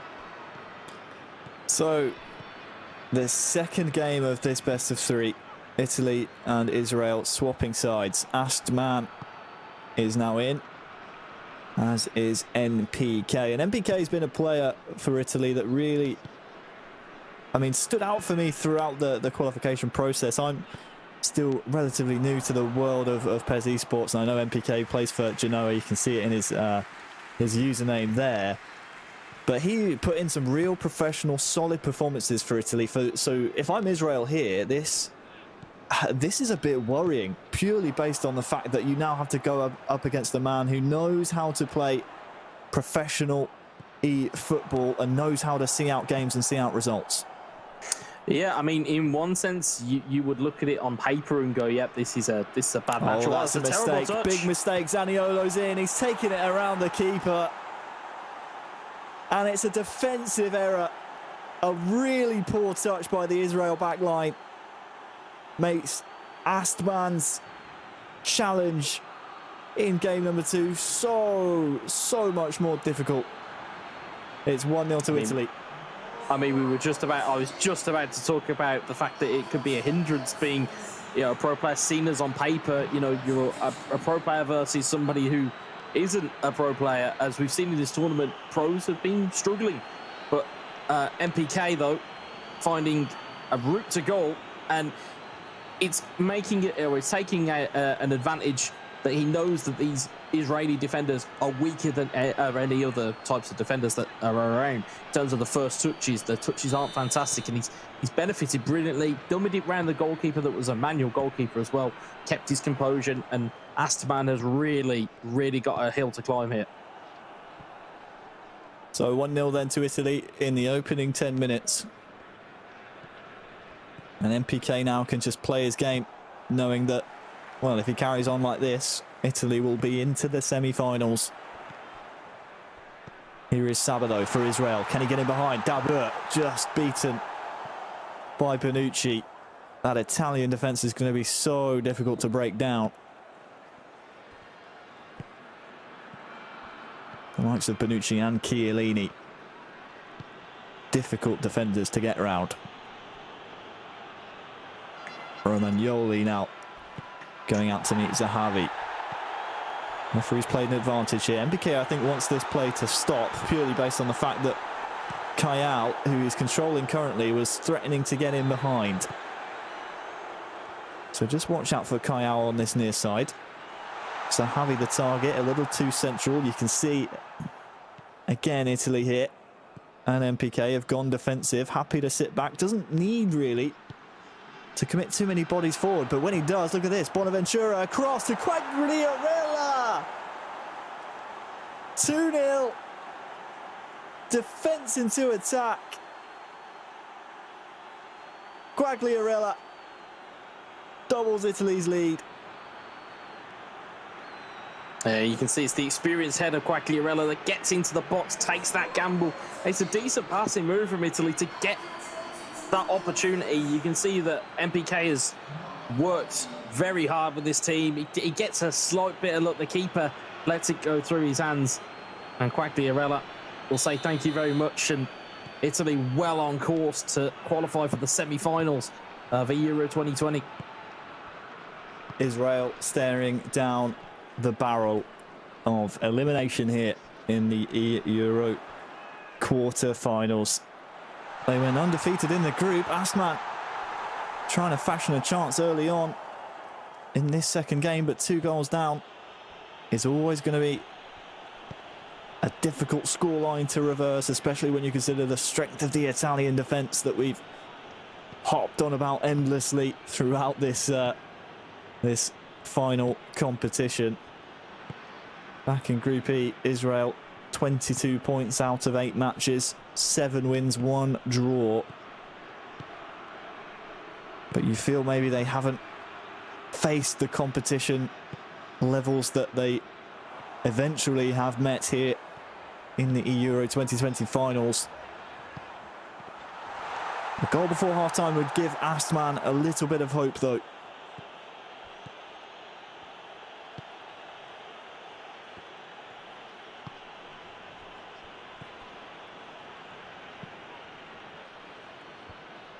Played out to Chiellini, really well worked out of the back here for MPK, and as a result he has a 3-on-3 at the back. If he could just find Quagliarella.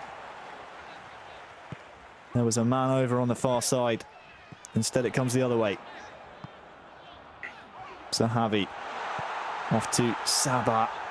The closing down by Italy, very strong. Nice turn there for Florenzi. Unfortunately can't keep possession. Chiellini steps in once again, the enforcer at the back. Just looking for runners here. And there it is, Quagliarella will not get there before Harouche. And with just 5 in-game minutes to go for half-time, Wes, Italy look like they are sailing through to the semi-finals.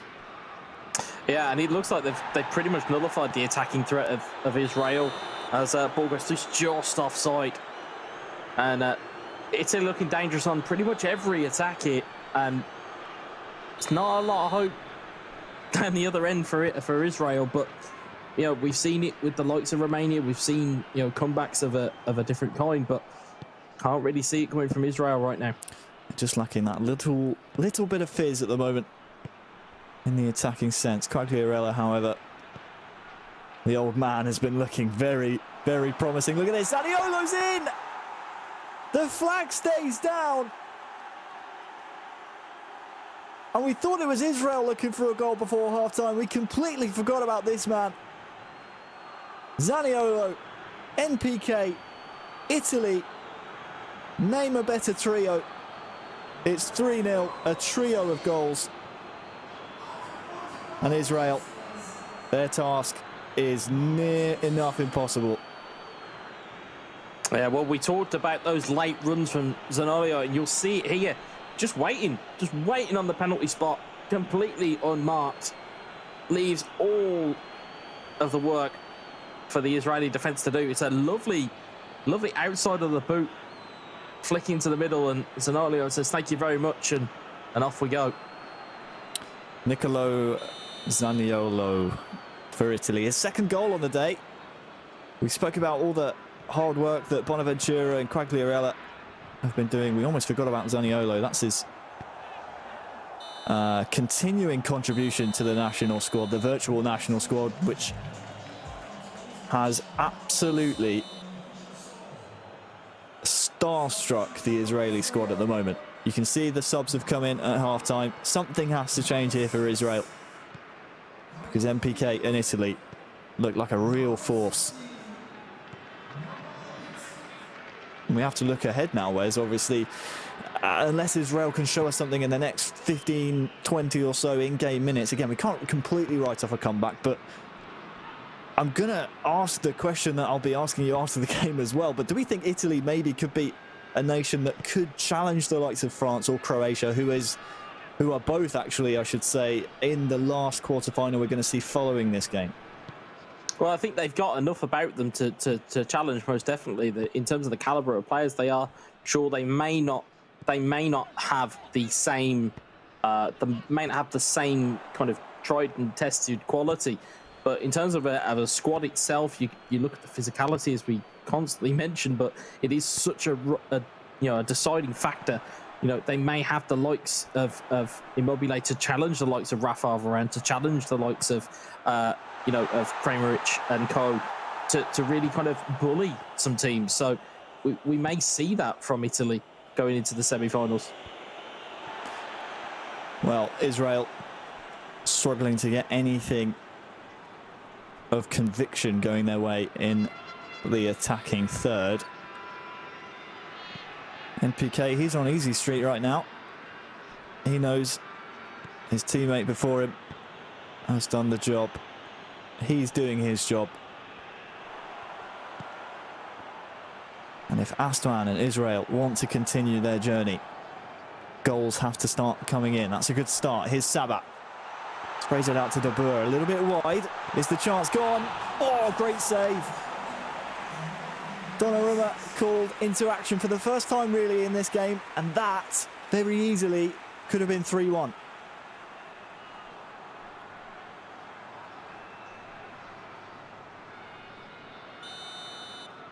Corner then to come in. Astman and Israel just reminding us that they are still in this competition. I mean, we've seen some fight backs over this tournament over these 2 days. Well, you're looking for some type of recovery powers of a biblical proportion here. And MPK, he wants more goals. Yes, he's up 3, but he's happy to attack as well.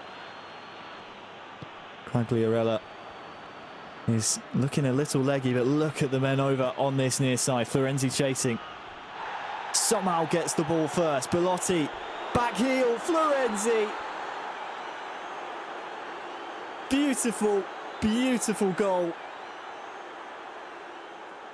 Somewhat fortunate, as we'll see in the replay, but it's nothing less than MPK's performance has deserved. Italy 4, Israel 0.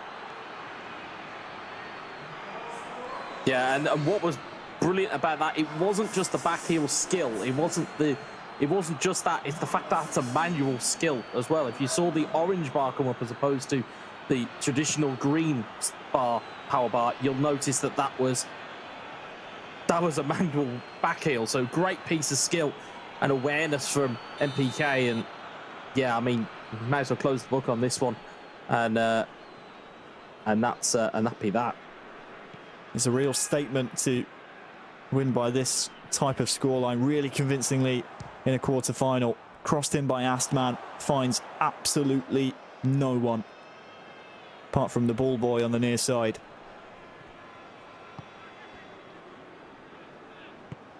This has been a real professional performance. I can't think, other than that one time that Donnarumma was called into action, that Israel were able to fashion the types of chances that we are so used to seeing them produce throughout the qualification groups, throughout even the groups here at the Euros. They were able to fashion some types of shots, even though they weren't able to always convert them into goals. We just haven't seen the output here in either match from Israel. Yeah, they've just not really been able to get Zahavi into the game and really put any kind of pressure on the Italian backline. The Italian backline just appears just too strong. You've got Romagnoli out on the left-hand side. You've got Chiellini in the middle, and you've got Rugani, who's the younger player from Juventus. And of course, you've still got Bonucci knocking around in the Italian squad as well. So these guys have been seasoned and canny operators. It's it's a really experienced squad, and then you've got some youthful players to bring in as well. And it'll be interesting to see who really comes out of that last quarter final and provides a task or at least a challenge to Italy. Solomon for Israel crosses in, headed away. The ball will come straight back at them though. Here is Saba looking a little leggy. Bitten. Zahavi touches. Safe hands from Donnarumma.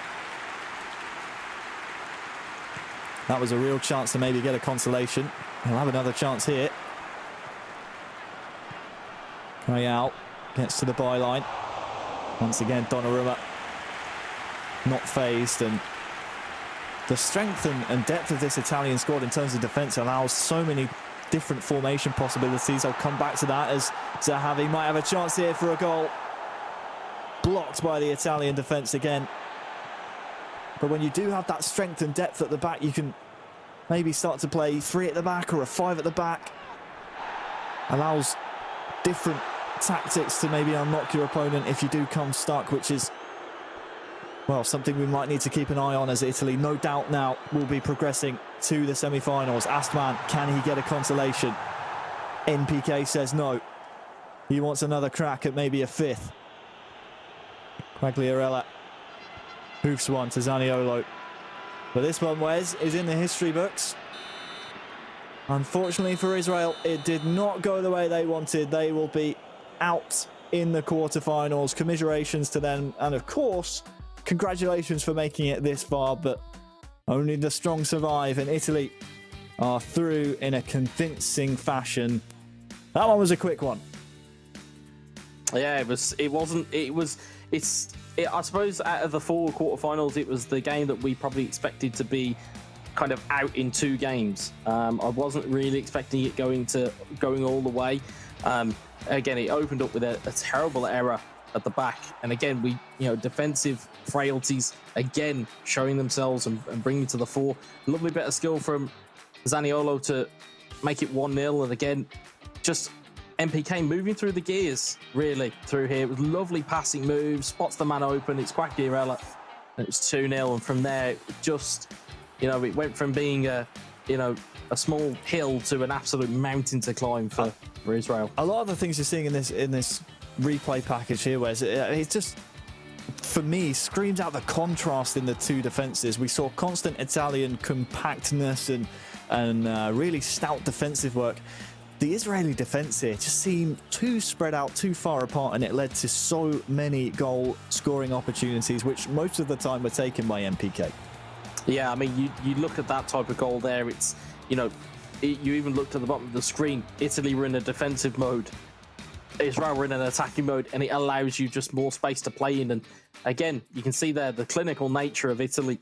4 shots, all on target, all were goals. They took every single chance, and that seems to be the message today, is that if you're going to come and you're going to represent your country, or you're going to play a game of eFootball PES, you have to take your chances when they're there. If you're on top, you need to finish teams off, and Italy very much resourceful, and potentially if France and Croatia go through to a 3rd game, they play 1 less game, there's less fatigue, there's less mental, they can sit back and they can kind of rest up a little bit and put their feet up for a little bit longer.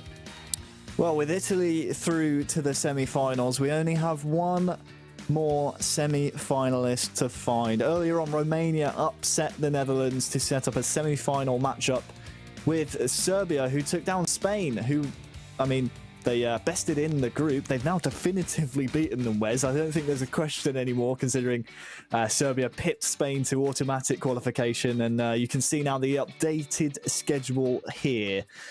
We will be starting France-Croatia very, very soon. We are slightly behind schedule. That is not a semi-final, even though it says semi-finals. It's a quarter-final. Don't get ahead of yourselves here, people. There aren't 3 semi-finals. But that quarter-final, France and Croatia, will be coming up fairly shortly, followed by the 2 semi-finals. There will be a draw before the first semi-final to decide, as we move from best of 3s to best of 5s, who will be hosting the majority of the games, which will give the virtual players the home field advantage, of course. So, Wes, thank you very much for joining me for that third quarterfinal. When we're back, we will be covering the first semi-final. Do not go anywhere, because when we come back, we will have the final quarterfinal between France and Croatia. Don't go anywhere.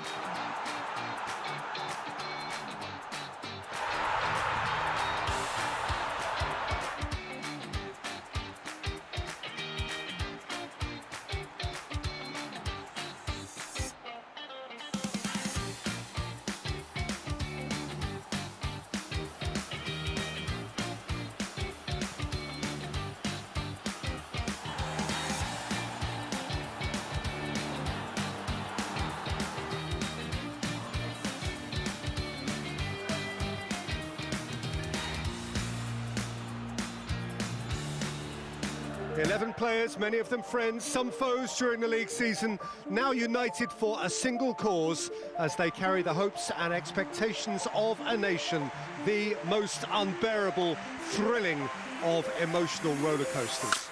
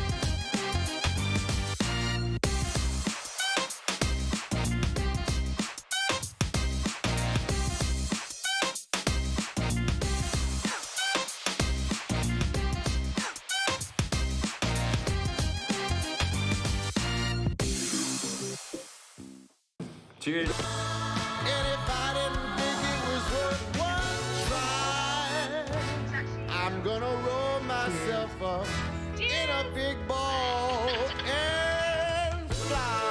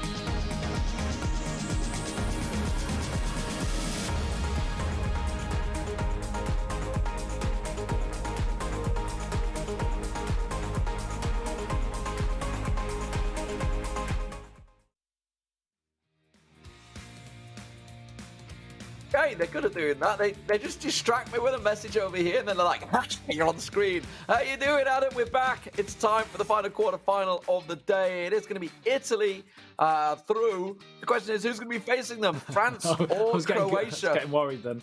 I thought Italy again. Recovered myself well. I recovered myself well. It's because I had Italy on my mind. We were expecting Alfonso, but it looks like he's not appearing. Yeah, we've got France and Croatia coming up next. Possibly, you'd think on paper, one of the easiest of the quarterfinals to predict. But of course, we saw France struggle against Austria in the group stages. But Croatia certainly struggled as well getting through. They snuck through against Montenegro, I believe, on the 5-4 sudden death penalties in the last stage. So, yeah. Yeah, schedule for today, of course, we're about to start this one. We are about 10 minutes behind schedule, but that's fine. France-Croatia will be kicking off in just a moment. And then we'll be jumping into the semi-finals starting at a hard time at 4 o'clock and 5 o'clock Central European Summertime. And, of course, the grand finals at 6:15, which will be a best-of-5. Then the semi-finals will be a best-of-3. We're still in best-of-3 territory. And, of course, let's start talking about what are and what were, from the very beginning, the tournament favourites, France. We've just seen a couple of other tournament favourites, the likes of Spain, getting blown out in penalties. Yeah, Can we see Croatia cause an upset?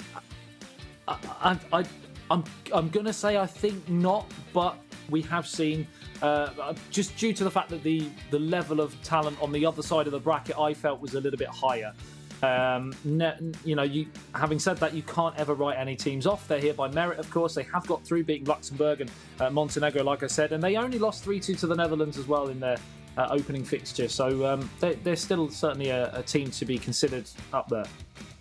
Yeah, and we should remember, obviously, that Croatia were in France's group in the opening qualifiers for this tournament. They finished second in that group, and the only team they lost to within that group was indeed France. So they have a bit of work to do here, it's safe to say, to try and get themselves back into it. Of course, as Maccabi coming into this one as probably the best player within the tournament, the best player within EPES, in fairness.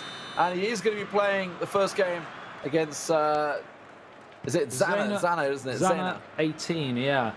I think it was Jana, I think is what Wonderboy was referring them to. Yeah, certainly Uzbekistan will go down as favourite for this one. France kicking, of course, from left to right in their home strip as we get things underway. Well, they're already getting themselves a chance early on. Of course, as you mentioned, Croatia, they went through, I think it was like the 9th or 10th penalty in a bit of a crazy matchup. No nonsense tackling there. Straight through, and it's set up a great chance for Kramaric. Immediately try and get a shot off. It does go into the side netting, but I think he's going to get dragged back. No, was just simply a missed shot. Well, as we said, if anyone was under the illusion that this was going to be a complete one-sided affair for France, that is a warning sign there for Uzbekistan. Now, I wonder how the style's going to work here, because as we saw previously against Uzbekistan, that they were basically playing ultra defensive, and I am seeing a fairly defensive setup from Croatia here, but as it starts, well, they do have themselves a good couple of chances, the opening couple of chances in the first 10 minutes here, and they're still on the go. Yeah, they are, and I've noticed they're very narrow as well, something that is probably there to counteract Uzbekistan's strength, which is quick, fast-flowing football, but straight through the middle as well often. He likes to utilise the centre forward and pin balls off around him, getting numbers forwards. So possibly that might be the reason why we're seeing a narrow setup from Croatia, but certainly they're giving as good as they're getting so far. Oh, a very cheap free kick there, I think, on a dangerous position. Kurt Zuma just going straight through the back of him, applying the trade, exactly what he learnt at Chelsea. Yellow card for him. As Janat with Modric. Oh, fantastic effort. Just about saved by the keeper. Not really sure how that managed to go for a corner. It sort of ricocheted and looked like it was going in or over or back out onto the field, and somehow they've got a corner, and they've got another one here on the near touchline, crossed in towards the near post, headed up over the goalkeeper, and it looked like, did that come off the crossbar again? Looked like it. So pressure in the early 15 minutes for the French superstar. See, of course, he's got Lockfee as his teammate, so he's certainly capable of it. Let's not get ahead of ourselves. They have a fantastic team. It's not just a solo effort this time around. As Maccabee will work it down the right wing. Cut out nicely by Jana, but it is judged to have gone out for a throw-in. And France on the attack. But Croatia going through the tiebreaker third game en route to these quarterfinals. France with just the 2 games needed to make their way through to this stage after a 2-0 victory against Austria, as Antoine Griezmann tried to profit off a bit of slack defending there, but not to be on this occasion, and France just starting to get into the game. But in terms of momentum and certainly gameplay so far, you'd have to say Croatia are edging it. Yeah, honestly, Jana's come out of the blocks all guns blazing here. Wants to get himself an early goal. That would set him up really nicely. Looking for the cutback, finds it, gets a little pass through, lays it in, a header, goal! Fantastic worked goal from Jana. Absolutely deserved at the start of this matchup. We said that they were on top, and after 26 minutes, they have made their territory pay. It was a great piece of football down the right-hand side. The cross came in, the header like a bullet from a gun, and Croatia and Jana lead the world champion as Maccabee in France. Really nicely worked, and you can't say that he didn't have players back there. He just manhandled them. That pass clearly cut through. Zuma's arm not quite catching it, and just slots it into the corner there. And Areola, no chance in the sticks. Maybe Hugo Lloris would have saved it, eh? Maybe. Well. We've seen some upsets and shocks so far in this competition, but if this were to happen, it would have to go down as the greatest of the tournament. Well, long way to go, though. It was the World Cup final, right? In the last World Cup, Croatia-France. I believe it was, because Croatia knocked England out in the semis, if my memory serves me correctly. Yes, they did indeed. And not that I need reminding of that again. Belgium. So, yeah, exactly. So, you know, there's real-life history as well as esports history being made here. Chance and Jana still playing relatively defensive, by the way. We don't know exactly how the tactics are laying out for them. We'll try and get as much as he can. Where's the spotter on the bylines right now, just trying to figure it all out. But if you're up against it. I'm just thinking, if you remember us Maccabee in the game against Austria, he was nullified to a 0-0. As he's in again here, though, chance for Sissoko, pulls it back. Fakir straight at the goalkeeper. Yeah, he was nullified to a 0-0 in that first game, and it was actually Lockfee who managed to win 2-0 in the second game to send France through. So we're seeing a similar pattern. It seems to be as Maccabee might be struggling at the moment in terms of form. Absolutely, that looked like it was going to be a clean break, but he does get dispatched. As now they send the ball through. Pogba in the midfield, looking for an outing, goes out wide to Sissoko, who's got players forward, goes to Mbappe.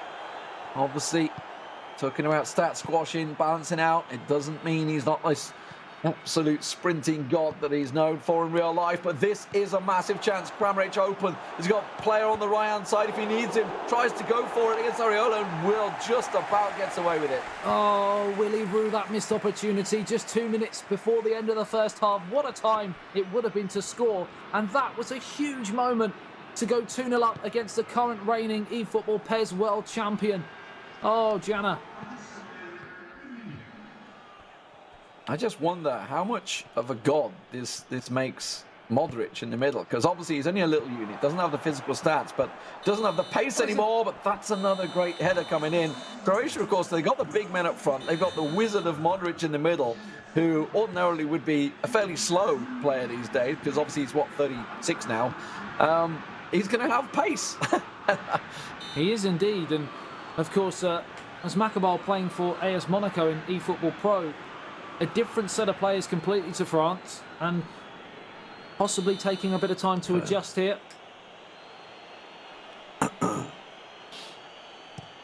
Free kick to be taken by Modric. Fired in, headed away. Croatia, more of the same, if you're in that camp, because not only have they nullified France, but they've looked pretty impressive. going the other way, and they're down the left-hand side again here. Barisic in towards Kramaric, now pulls it back to the edge of the area, but just can't quite pull the trigger. And a first real chance to counter for France, but again, he's giving it away. Oof, that's a vicious tackle. Been given play on, and he's going to take it. Fekir down the wing, looking to cut inside. Oh, he tried to catch the runner. It's going to go for a corner. So first real bit of pressure. As Maccabil will...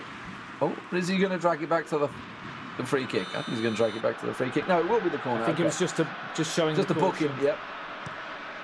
So corner drifted in, headed clear. Not very clear though. Chance to try and send it out to the right wing, maybe. No, goes back in the end and just recycles the ball to try and keep that pressure on. A lot of players forward. Will win it back into goal. Finds the player in the middle. Stabi, and it will be.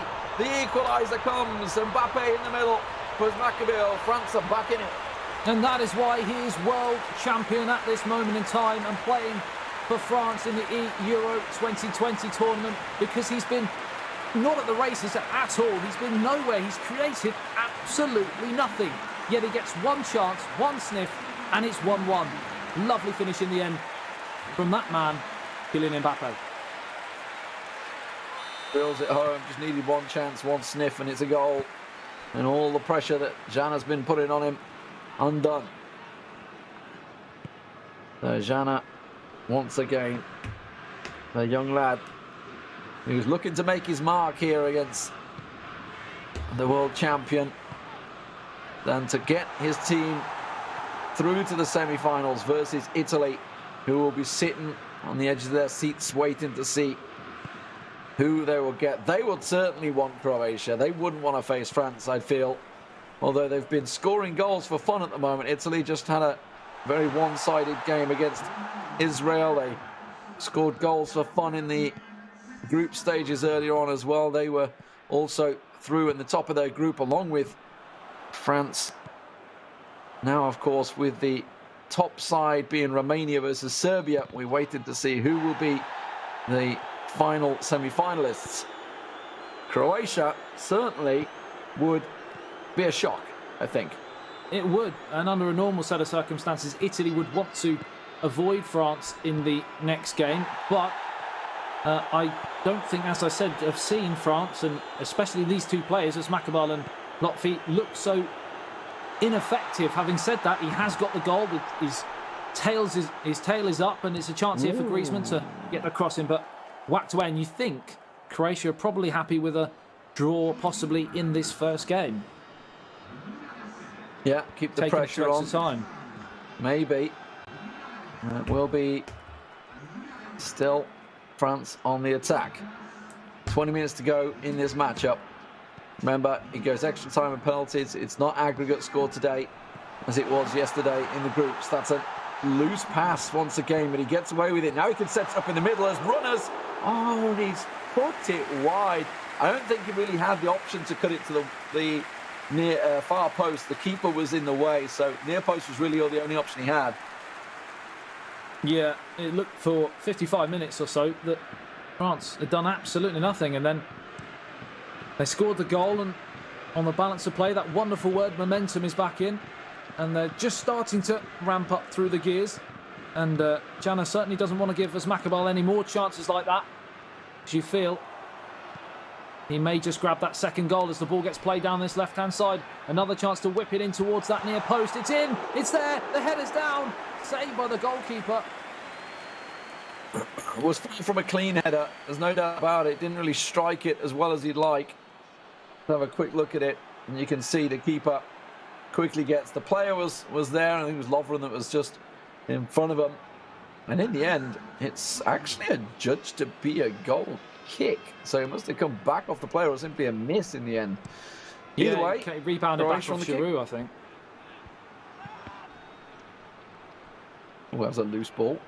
He's going to be won back by the Croatians in their telltale red and white colours. Be easily recognisable. That is a nice ball through, but cut out by the defender. And now a counter opportunity possibly on, but that's a solid tackle from Tolvan on the left wing.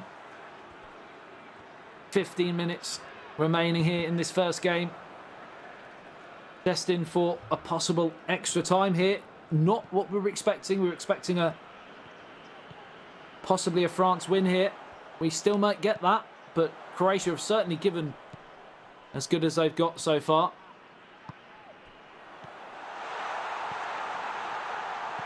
It's in towards Giroud though. He plays it across. A real chance here for France. They just can't quite find that killer touch, which has been eluding them for large parts of this game. But time running out to find a winner. It is France who are knocking on the door. Keeping the pressure on. Croatia struggling to get out of their own half at the moment. And you can see it's coming straight back at them as they keep the pressure on. France happy to just play it across the back four and take the final chance of the game. As the clock ticks down, you'll often find players will purposely delay until they know they're going to have that last chance. They know there's no pressure to come back at him, but it's kind of backfired on him at the moment as Croatia, well, that was a loose pass. Is he going to get away with it? Oh my word, the defender will get to it first. But that was nearly a real howler from the world champion.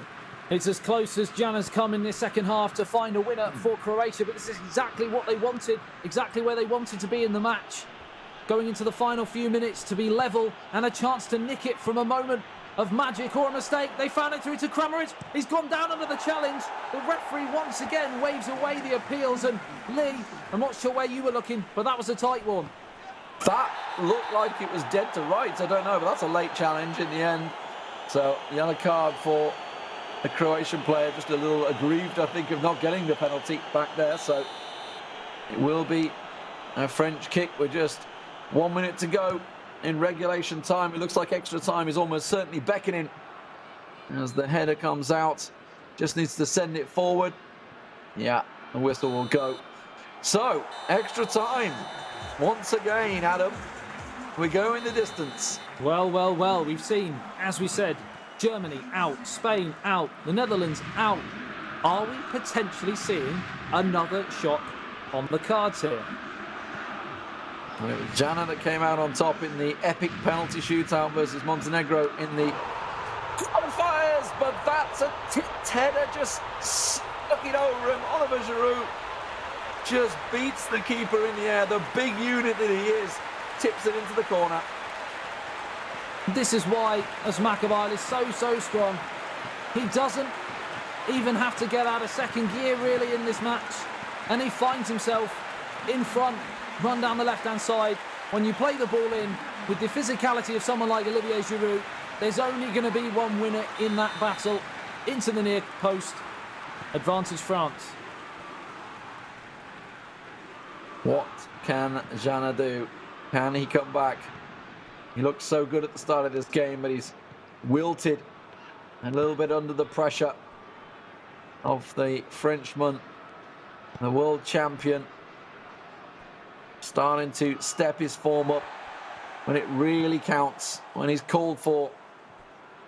Lotfi will be playing the second matchup as well, so the pressure is not going to be any easier, as arguably one of also the best players in the world. Indeed, indeed. And Wes would like to point out a champion performance in the champion round. He's champion, that. Oh, it's good. He's in again here, though. It's Dembele. Pass was poor. France just starting to turn the screw, though. Looking to get that killer second cushion goal. Third on the day.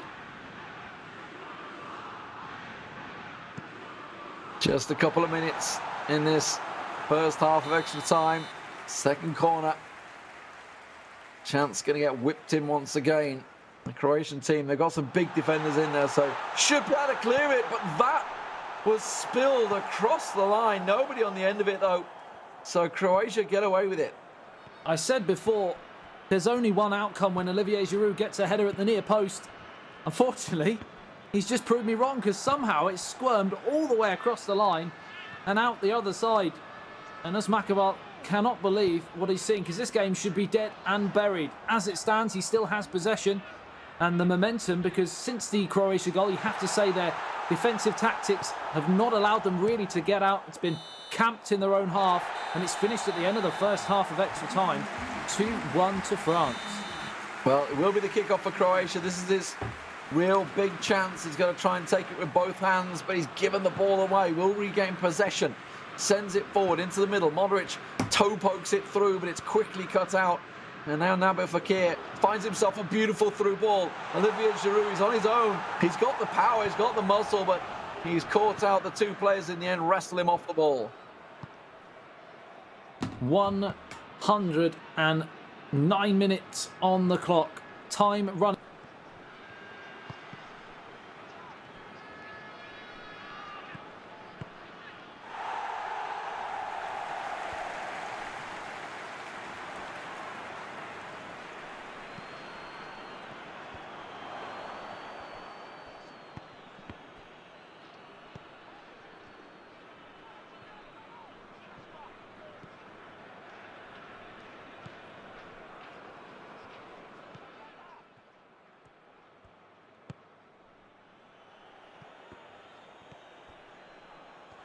In extra time, 5 minutes for Croatia to do something, but right now they don't have the ball. They're muscling themselves into it. They have it, they lose it, they can't get it back, and as Makabil will just play it out, run the time down. The ball's going to go all the way back to his goalkeeper as he will manage to work it in, and it's looking like the first game will indeed be going to France. Game management here from Asmakabal. As it's fired downfield, now Olivier Giroud, chance to seal it in the 120 minutes, the 30 of extra time, but on this occasion, as you've seen time and time again, sees the game out professionally, and it wasn't the prettiest on the day, but Asmakabal doing what Asmakabal does best, and that's winning. So 2-1 France in the first game. It will mean in this best-of-3 series they are effectively 1-0 up, as we're going to be moving on to the second leg, or second game, whichever you prefer. And overall, we thought, you know, Jana put on a really good show at the start, but then kind of slowly wilted away from this one. We'll see it from the highlights. You can tell it's all Jana at the start. Yeah, it really was. I think he surprised us, Makabal. I think what we saw in the second half, the more defensive, rigid, almost trying to kill momentum in the game tactics from Croatia was what France were expecting from the start, and completely the opposite. They came flying out of the traps, got the goal, then reverted back to that tactic, and then of course it was all one-way traffic, and as soon as he got that goal in 55 minutes, you just couldn't really see where another goal was going to come from Croatia, and it was just whether France could grab that winning goal, and of course they did in extra time, but these are just the highlights from the 90 minutes. Not too many, though, in the 90. No, not too many at all. This one, where the keeper and the defender had a bit of a mix-up, but Jana unable to benefit from it. The spill just before the final whistle. Well, this one came. This was the flick in the header, Giroud, in extra time. And right from the kickoff as well, 92nd minute, right from the bat. We see it so often. Players just not quite set up for it. And you can see 6 shots apiece, pretty even in terms of stats, delivered by FedEx, of course, and 70% plus for the pass accuracy. Not the cleanest of games from either team. No, it really wasn't. It was a game that probably suited Croatia more. I believe we'll probably see more of the same from them in the next game, because they know that if they open up to France, then they could be in a whole world of pain. But it didn't work on this occasion, so whether they can find something else, or a chink in the French armour and a mistake pops in late on in the game against Latvia, you never know. I'll have to wait and see.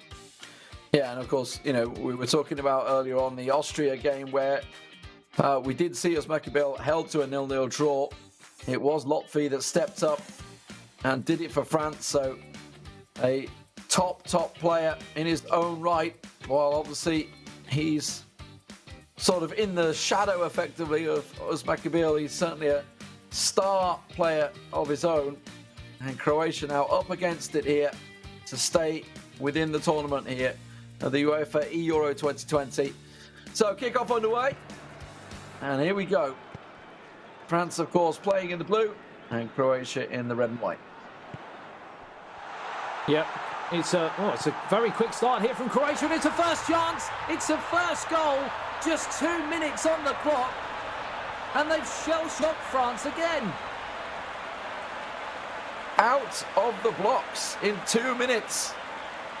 And that's the start that they were dreaming of. Get themselves that quick early goal. And Croatia, after a little bit of heartbreak, are livening straight up here and send themselves into a very early lead. Need to defend it straight away, make sure they don't lose one straight from the off, but just about the dream start, and bags of space for him out on that wing and then cuts inside beautifully. Really was. The Presic came flying out of the blocks just 2 minutes, and once again we see France just looking a little bit flustered. We keep talking about how they are firm favourites in the competition, but we're yet to see the best of them. Of course, this is something we've seen in eFootball Pro, even with AS Monaco, where their teammates as well, Lotfi and Asmakabal, they did really often get through the gears in terms of playing the attractive football we know they can play, but they were still very effective and pretty much wiped the floor of all who came at them, whether it be 1-0 or 2-1. They might have to go that sort of route again. Oh, I tell you what, I thought Presic was through again there. Lotfi, though, under pressure. He was under pressure as well in the Austria game, so I'm sure he's got it in his locker to turn this one back around, but at the moment, it's Croatia that will lead as we just head into 10 minutes. There's a massive opening on the left wing, and he finds it. Antoine Griezmann looking to work it through for the cutback. Ooh, it's going to be a corner. Did get brought down, but it was clean tackle in the end. Let's see what they got from a corner. It'd be interesting to see whether Croatia actually continue with the vein of form going forwards as Kurt Zuma tries an audacious scissors volley, comes crashing up off the top of the crossbar and away for a goal kick. What I was saying before that ridiculous bit of drama was that Croatia, whenever they've tried to play on the front foot, have actually looked really, really dangerous. And maybe that might be a tactic that would serve them better all the way through as the ball gets played through. And the wave after wave of French pressure starts to build. Vašeg on the left-hand side. The Croatians just weathering the storm right now, honestly. Just letting to see what France have got. And at the moment, it's working pretty well for Presic. Getting that early goal does give you that little cushion, that little bit of advantage to sit back and weather the storm. France, though, looking to try and go a little bit direct here, and it's costing them in terms of passing. You can see it's getting cut out fairly easily without too much work from the Croatian defence as they try and work it once again down the left wing. Not going to work. Gets cut out. Now France on the counter. Pogba finds Lamar and then tries to find it back to the United man. Out Varane out to Pavard on the right-hand side. Lotfi just starting to build a bit of momentum here. Halfway through the first half, Fekir plays it through, looking for Mbappe, but it breaks down, and now Luka Modric can bring Croatia forwards through Rebic now. And now Perisic is joined in the middle by 3 players racing up towards the penalty spot. Perisic, chance to get the left foot cross in. It's ricocheting around. France can't get out at the moment. They finally do. Varane with a interesting clearance there, Lee. A bit of a panic moment, I think is best to say. Corner flicked in. It's headed loose. There's still a chance. It's still alive. Croatia have the ball. Can whip it back in again, and they do. This time, I think it's headed clear by a Croatian player. Let's have another look. Some heated moments in the box there. I don't think I've ever seen the French contingent look this defensively all at sea, to be honest. They're looking flustered at the moment, and we're not giving Croatia enough credit for their route to this play so far, as it just goes into the side netting, because you can only beat the teams in front of you. They may not have had the big name dropouts of Spain and Germany, etc., but they beat Luxembourg, they beat Montenegro. They can only beat the teams in front of them. Looking for a free header there, but it wasn't to come. And France, well, they haven't cleared the lines yet. That's a foul, though. So Fekir just holding up a arm through the back and a pull of the shirt. So France live to breathe a sigh of relief there as a bit of relentless last 10 minutes of pressure from the Croatian team. That ball straight down to the keeper, though, not the free kick they were looking for. Trying to send it. It's coming straight back at them.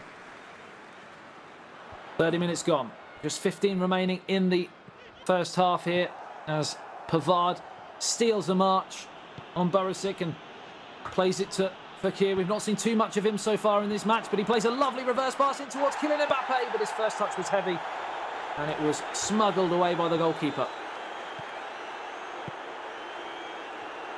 Pressure moments at Croatia. Breathe a sigh of relief. We saw how France worked their way back in the game. There's a massive opening on the right. The defender's got across well, cuts it out, and now the counter chance it won't come because it goes straight into the heart of the French defence, and they can just work it back down that left wing. Kimpembe looks for Thomas Lemar, finds him, looking across, feeds off the back of Dejan Lovren. And Kimpembe continues to feed the ball through. Pogba continues his run. He's out of position now. Oh, what a tackle, though, from Kurt Zouma as he lunges through, and Lotfi continues the pressure. Antoine Griezmann picks it up. 5 minutes remaining in the first half. What a great time to score this would be. It's another very, very strong challenge on Kimpembe, to say the least. He felt that one for sure, but it gives France a chance to potentially mount one last chance at the end of this first half. Substitution already. Interesting. So Vida bringing an extra defender on at the back there.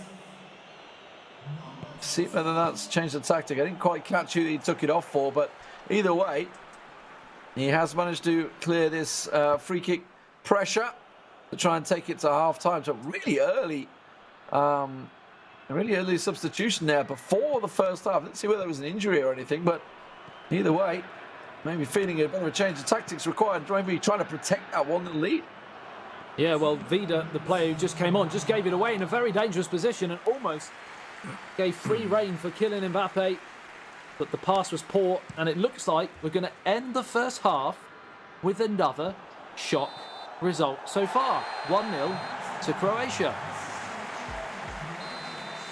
It was Perisic, the superstar for Croatia, who got the goal. And it was a very clean one from the off. Now France with a chance, but he can see just how much is being held up. That has to be, and it will be. Just as we saw for Croatia from the kickoff. It's France with the equaliser, Kylian Mbappe. Well, we've seen it time and time again. A team who's been completely well and truly nullified in a period of play, whether that be 45 or 90. As soon as the restart happens, it's just too easy for Lotfi, and he was caught napping there, the Croatian man. Too easy, played across, unmarked in the middle, and you do not leave number 10 Kylian Mbappe in that position alone. 1-1. Yeah, it's the reason we see a lot of the players do go ultra defensive from the start, just to protect that kick-off, but sure, they don't send players forward. But that was a really well-worked goal for France, who find themselves back in the game. And obviously, they are already 1-0 up. That's a solid through ball. I think he's offside, though. Yeah, just drifted offside. Solid through ball, though, to find him. Unfortunately, not in the right position. Yeah, one interesting thing about the French contingent is often you see with the different teams, different players have different playing styles. But France seem to have an ethos that they don't necessarily feel they need to be the most flamboyant. They don't need to score the greatest goals. They just are so efficient. They're dogged. And they found themselves behind twice in this encounter so far, and both times without even getting out of second gear. First chance, first goal. Well, that's what you get for having Didier Deschamps as a manager. As I thought France were about to let one loose, but didn't quite work out for them. Still 70% pass rate for Croatia, 77% for France there. As France start to build the pressure in this second half. Just as we saw as Mekabil doing, we are seeing Lotfi coming from a goal down and starting to gather momentum. That classic word, as you mentioned, which has so much impact in sports. And it really can give the mental edge as they start to build from left to right. The French team looking to be more and more in control as the game ticks on. Yeah, it's following the exact same pattern as the first game. As Lotfi is looking to do what Osmakabal did moments earlier. Lamar on the turn, tries to find Griezmann, ricochets around, finally cleared away, but they just can't get out again at the moment, Croatia. They might need to change something, otherwise I could see another 2-1 victory for France. Yeah, we're starting to see the Croatian players dropping deeper and deeper to try and win the ball back. Paul and Perisic trying to give an out in there, but that will be a throw for Croatia, so a chance to reset their players and get them forward and build on an attack here for Croatia. He's got to be careful he doesn't give the ball away straight away from the throw. It's exactly what he did. And that's just about the worst thing that could have happened, because now the counter's on and they've got even numbers. Look at this on the right-hand side. Dembele backs a pace to the cross. Gonna be, it will be 2-1. And all of that from a Croatian throw-in. And crucially, in all of that, we talked about how the game plans appeared so similar between Lotfi and Osmakabal, and even down to the substitution in the final third of the match, bringing on Olivier Giroud for Kylian Mbappe has worked in exactly the same fashion as it did in the first game. The fresh legs, the fatigue in the rear guard for Croatia, and he's given far too much room there, and he turns it home. And it's just a mirror image of game one. So, pressure back on Croatia. They got their goal in the opening minutes of the game. They will have a kickoff opportunity here to try and get things forward. They've been on the back foot the entire second half.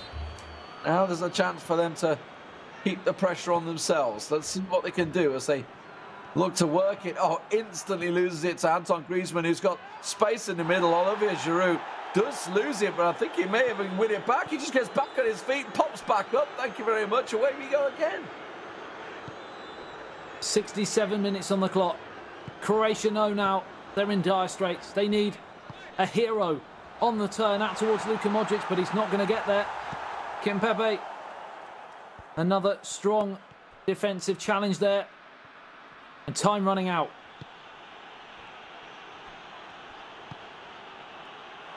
Great it's Griezmann. Ball. Oh, it has to be 3. It just slots it across for Mbappe. And it will be 3-1. Sorry for Dembele. 3-1. Mbappe was subbed for Giroud, so it couldn't be him. But the French team, since the second half began, have been really the only one in control. Olivier Giroud, instrumental again, this time turning provider to find Antoine Griezmann. And 2-on-1, the goalkeeper in no man's land. Thank you very much, Dembele. And it's Croatia 1, France 3. And it looks like that's as good as done. Semi-finals, thank you very much. Yeah, setting themselves up for what will potentially be a glitzy matchup against Italy in the semi-finals. Still 15 minutes to go. Croatia, will they have a final save as they fling an overhead boot at it? What a goal that could have been, setting themselves up for certainly the goal of the day. There's a chance here, lays it across. Oh, and in the end it was just a gentle shot straight down to the keeper. Chance for a grandstand finish, and unfortunately the finish didn't match up to the play, which was pretty breathtaking from a Croatian point of view. But it goes back to the question I had at the start, is why aren't we seeing this more from Croatia? Every time they try and play offensively, they're causing France all sorts of problems, and they're in again here. It's through, he's onside, surely it's 3-2, and that is manual goalkeeping done to perfection. We talk time and time again about how manual goalkeeping sometimes doesn't work. We never pick out when it does. Well, that is one right there. Yeah, just off his line as quick as you can and stops him dead in his tracks. And Lotfi proving why he's the anchor man for the team. You know, we saw this yesterday. Lotfi was the man to come in and just clear things up as Makabil set him up for the starter. And Lotfi is just finishing the job. Ball through. They were briefly 2-on-1 there, and they're still chasing, they're still keeping pressure on, but the ball given away. Time is against them, Croatia. They have to get the ball forward and get a goal. There's no time for this slow build-up. 3 minutes. And too little too late, you feel now, for Croatia. That was the moment. Such a huge chance, such a huge save. We often talk about the goals scored and the skill moments, and sometimes we forget the defensive challenges and goalkeeping heroics, and that certainly was that there as we tick into the final 2 minutes of added on time.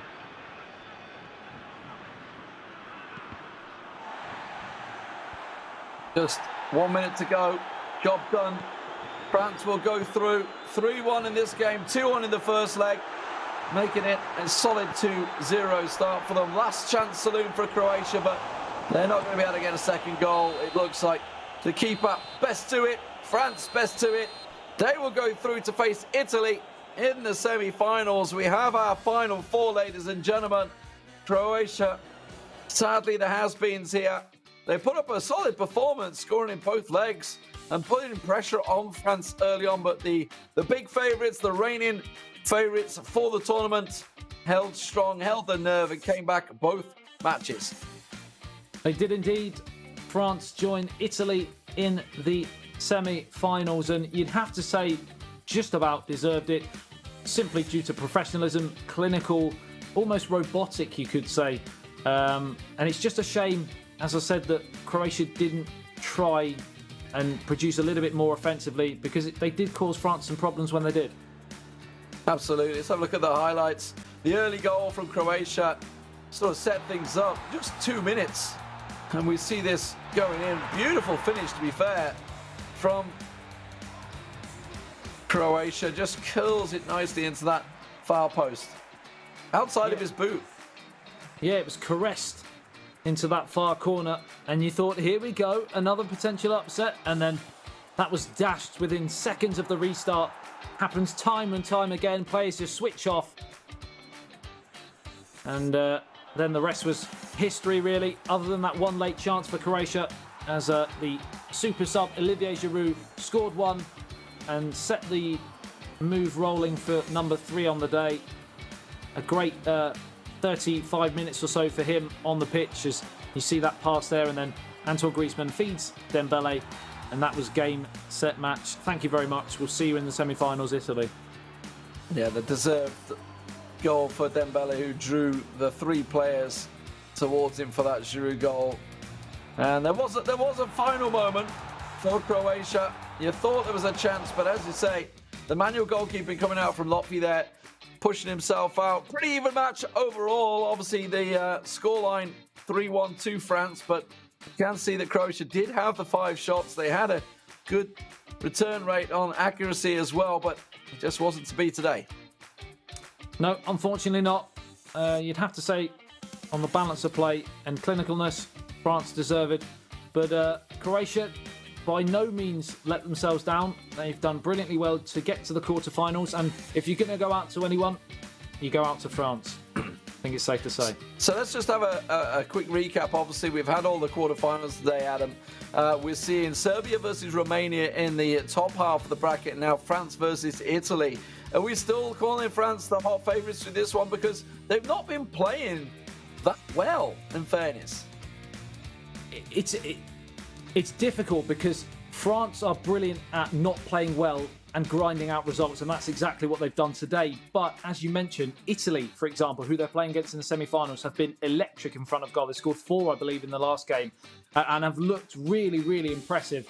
In the other side of the bracket, Serbia were one of the hot favourites, but haven't really produced either as much as they would like, and the shock team really coming through so far would have to be Romania, who on current form are probably playing some of the best stuff on the of the tournament so far. So it's, you know, any team can win it from here. Yeah, I mean, both Romania and Serbia have been scoring a lot of goal. Irma for Romania, and obviously Kepa and Roxa for Serbia have been smashing in the goals. Obviously, Italy, they just had a high goal tally. That's why they're now sneaking in there in the Alipay top 5 goal scorers. France, of course, at the top. Germany, Turkey, Netherlands, all out of the tournament. So France look like they've got that one in the bag, barring any craziness that may happen against Italy in the next semi-final. Indeed, indeed. I can't wait for that semi-final to come and go. As I said, it could go either way. I think Italy just need to, if they can be better defensively than they have been a little bit earlier on, they could give themselves a real chance, because going the other way, they can be electric. Any major goals that you've maybe seen today? You know, obviously we've got the skills of the day, the goals of the day. What are you thinking? Does any that stands out? I mean, I guess if I think of the Serbia-Spain game. Oh, save of the day. Yeah, that's true. David De Gea, he produced 2 incredible saves in the last 10 minutes. I can't even remember the game that Spain were in. I think it might have been Serbia. It was Serbia, It has to have been Serbia. That's the only team they played. It was a tremendous 10 minutes of play from him, and that's the bit that stands out for me. Yeah, I think so. I mean, obviously, we covered that game. I also think of Irma from the Romanian side. He scored some absolute crackers in a high-pressure matchup, in fairness, against the Dutch team, where Eldridge and co were pushing him all the way. Thinking also of the Italian matchup, where we had a cheeky little lob coming out. Yes, that was goal of the day for me. Yeah. It was a wonderful pass over the top. Great first touch, deft touch, and then just the cheek to dink it over the goalkeeper in such close range as well, to get it up and down. Yeah, brilliant. Well, we're just waiting to see. Hopefully we'll get an interview in a moment. That's why we're just waiting to see whether we can get somebody on the screen for you. It'd be lovely to hear some from these players. Obviously, as much as you love our talking beautiful heads faces. and our beautiful faces on the screen the whole time, which, you know, may be looking a little weathered at this stage after 2 long days of broadcast, but it's fantastic that we actually got this tournament going in the first place. Adam, obviously we're all in different places around the world right now. You guys all within the UK, myself in Germany, but we should have all been there, as you guys at home would be watching this tournament playing out, as the Euro 2020 will become the Euro 2021 next season in real life. This will be the famous tournament, of course, for the tournament that never was. So they can produce some history themselves, the players, in winning it, of course. There's going to be some trivia questions. The years down the line, that Trivial Pursuit questions. What year did the Euros take part on an uneven number? It's going to happen. And then straight away, you may have the other tournament a year later. You never know. We'll see what happens. So we do have an interview. I believe Lutfi, who just obviously won his game 3-1, is standing by the Frenchman. So Lutfi, congratulations first off for reaching the semi-finals under a pressure game where you were 1 goal down. Yeah, thank you very much. It was a difficult game, very difficult opponent, but the most important was to win, to access to the semi-final, and we did, so we are very happy. Now, Lotfi, you've had some tough games coming into this one. You were the hero yesterday, effectively, where it seems that teams are putting out ultra defensive tactics against Uzmacabil, and he's kind of being stifled. So yesterday you had to be the hero against Austria. Yeah, for me the most important is anyway to win. If we or Usma win, it's the same for me. But I'm happy to give this win to my team, and now we are in the semi-finals, so I'm happy. Lotfi, from your own point of view, possibly not the best eFootball PES that you've played this season for both of you and Uzmacabil, but Italy next, do you think you can start to see some more attacking football, or do you think you're happy just being professional and getting the job done? Each opponent is different, I think. We know that they have a special style and they are very good, but we are focused on this semi-final. It's like a new tournament in each new game. So we are focused on this, and we will try to win and to access on the final. Have you been feeling the pressure from home? Like, obviously you guys, we've been talking about it. You guys clearly the favourites now in the tournament. We've seen Spain go out. We've seen Germany go out. We've seen the Dutch going out. You guys now up against Italy with this big favourites tag. That's pressure for your nation. Yeah, to be honest, we have a big pressure. But it's not the fact to be the favourite, because we know this since a long time, and it's not the first time that we are favourite. But it's this feeling and to play for our country, maybe we are like in home and it's not the same as in offline, because it's another feeling of offline, but the pressure is here for sure, because we receive many support of French people, so we play for them, and we want that at the end they are proud of us. So yeah, the pressure is here for sure, and we will try to make our best. They certainly will be proud of you, Lotfi. Of course, if you get past Italy, very tough ask, but if you get past Italy, who would you like to play in the final? You've seen the other side of the bracket. You've seen Serbia and Romania, both playing some pretty nice stuff. Who do you fear? Who do you want? To be honest, I don't know, because like you said, many favorites lost yesterday and today. So I think we have some surprise with this eEURO. And it's good to see that a new player that we didn't know, or we know them, but not like they make this possible. It's good to see this, and we know that it will be difficult. If Romania win, it will be difficult, and the same for Serbia. Okay, well, you carry on, Lee. I was just going to say thank you very much, but if you've got another question, Adam, no, go I was going to say the same because I saw what you were saying. Okay, well, thank you very much, Lotfi. Best of luck against Italy. It is going to be a tough game. They are scoring freely at the moment, so they've had a possible goal of the day, by the way, today. See if you can maybe one-up it. They had a lovely chip over the keeper, so a bit of pressure for you there. But best of luck in the tournament. Hope to see you later on, maybe. So, we're going to go to a break, and it will be the semi-finals coming up, Adam. Oh, my word. Let's talk about them quickly before they kick us off the screen. Romania versus Serbia. Where do you see this going? Because we followed Serbia all through the tournament. You know what? I'm going to go with fairy tale continuing. As good as Serbia are, and they were hot favourites alongside France, etc., going in, I've been thoroughly impressed with what I've seen from Romania, and they probably, I would imagine, are brimming with confidence right now, and that goes a long way from a mentality point of view. Well, you guys at home, tune in just a moment. Don't go anywhere. We'll be right back after the break with those semi-finals. It will be Serbia versus Romania.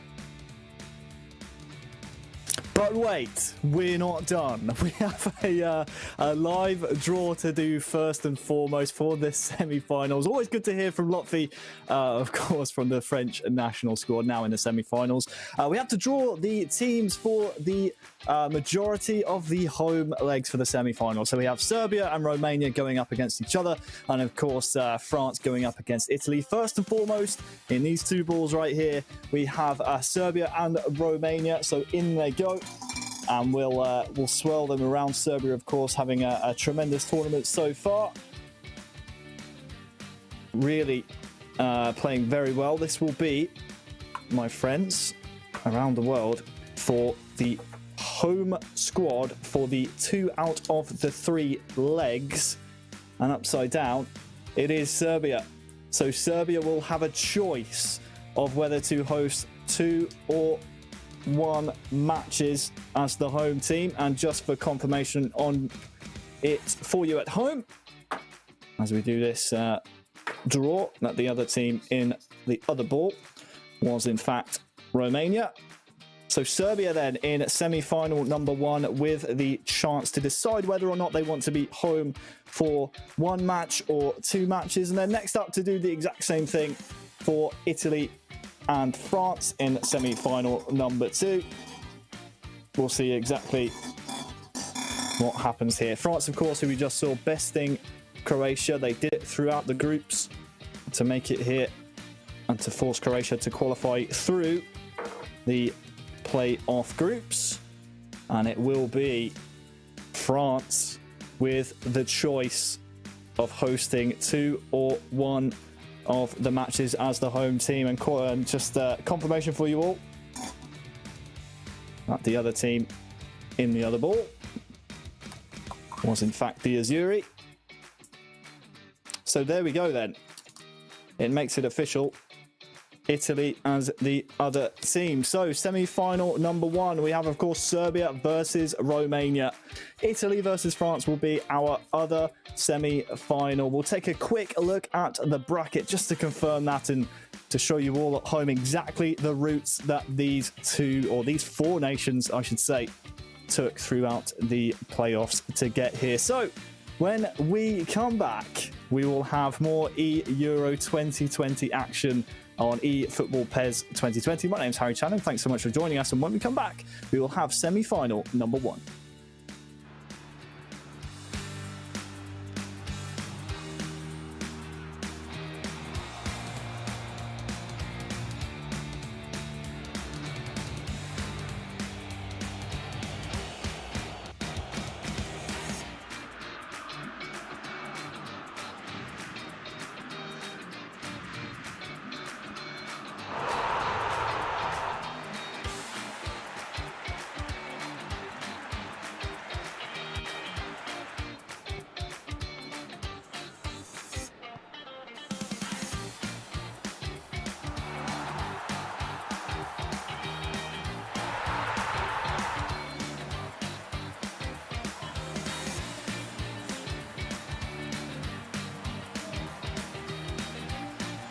Eleven players, many of them friends, some foes during the league season, now united for a single cause as they carry the hopes and expectations of a nation, the most unbearable, thrilling of emotional roller coasters.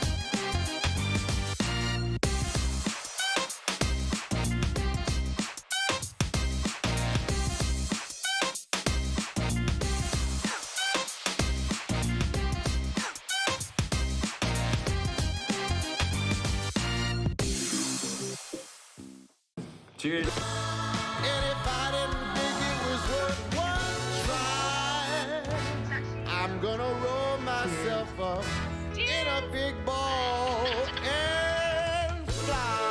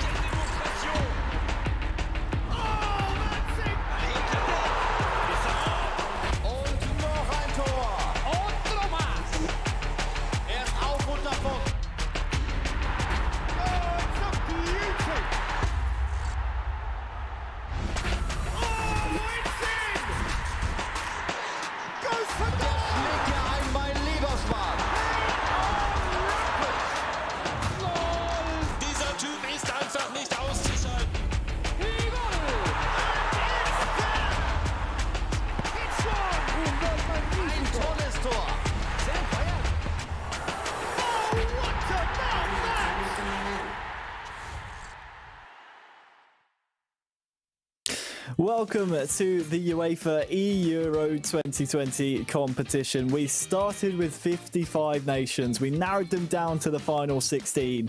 From 16, we narrowed it down to 8, and today we've narrowed it down from 8 nations down to the final 4. Welcome aboard. My name is Harry Channon. Joining me as ever, Stuart Wesley, aka Wezza, to cover all the games today. Wes, we're already, in full swing today, but for the people joining us for the very first time, we are now up to the semi-finals, and what a day's action, what a weekend's worth of action we've had here. We can take a look quickly at the bracket to see and fill everyone in who might just be joining us for the first time exactly how we got here, but we're starting now with semi-final number 1, Romania taking on Serbia. Yeah, it's been a fantastic day's action. It promised it from yesterday's action. If you didn't see yesterday's, you'll be able to catch up with it on the UEFA YouTube channel. But it's been superb all the way through. Romania, very deserving semi-finalists, have been the giant killers to end all giant killers in terms of this tournament. Serbia have battled their way through as well, coming from a pretty rough group stage to, get through their tiebreaker, knocked out Spain on penalties in one of the most dramatic fashions, and now it sets up for a mouth-watering semi-final.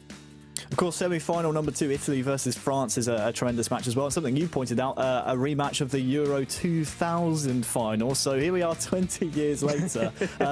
Kind of different circumstances considering this is a virtual tournament, but either way, that's still a juicy one. But let's turn our attentions first and foremost. Romania versus Serbia.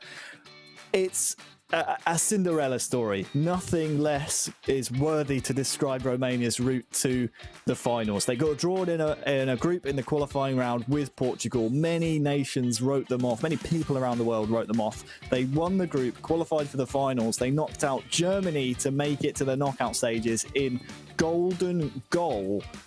And here they are now, after besting the Netherlands in the round of 8 in the quarterfinals, just a round previous. Here they match up against many people's dark horses in Serbia, and this is going to be a different type of test, you feel, for Romania. But I swear we've said that a couple of times now about this nation. It almost feels like it's the recurring trope of this tournament, is that we always seem to, I always seem to write off Romania, and they seem to just shut me up every single time. So this time, it's not happening. This time, I genuinely feel that Romania could hit Serbia. Although Serbia, we know, have got professional players in their ranks. They've got Mitrovic up top.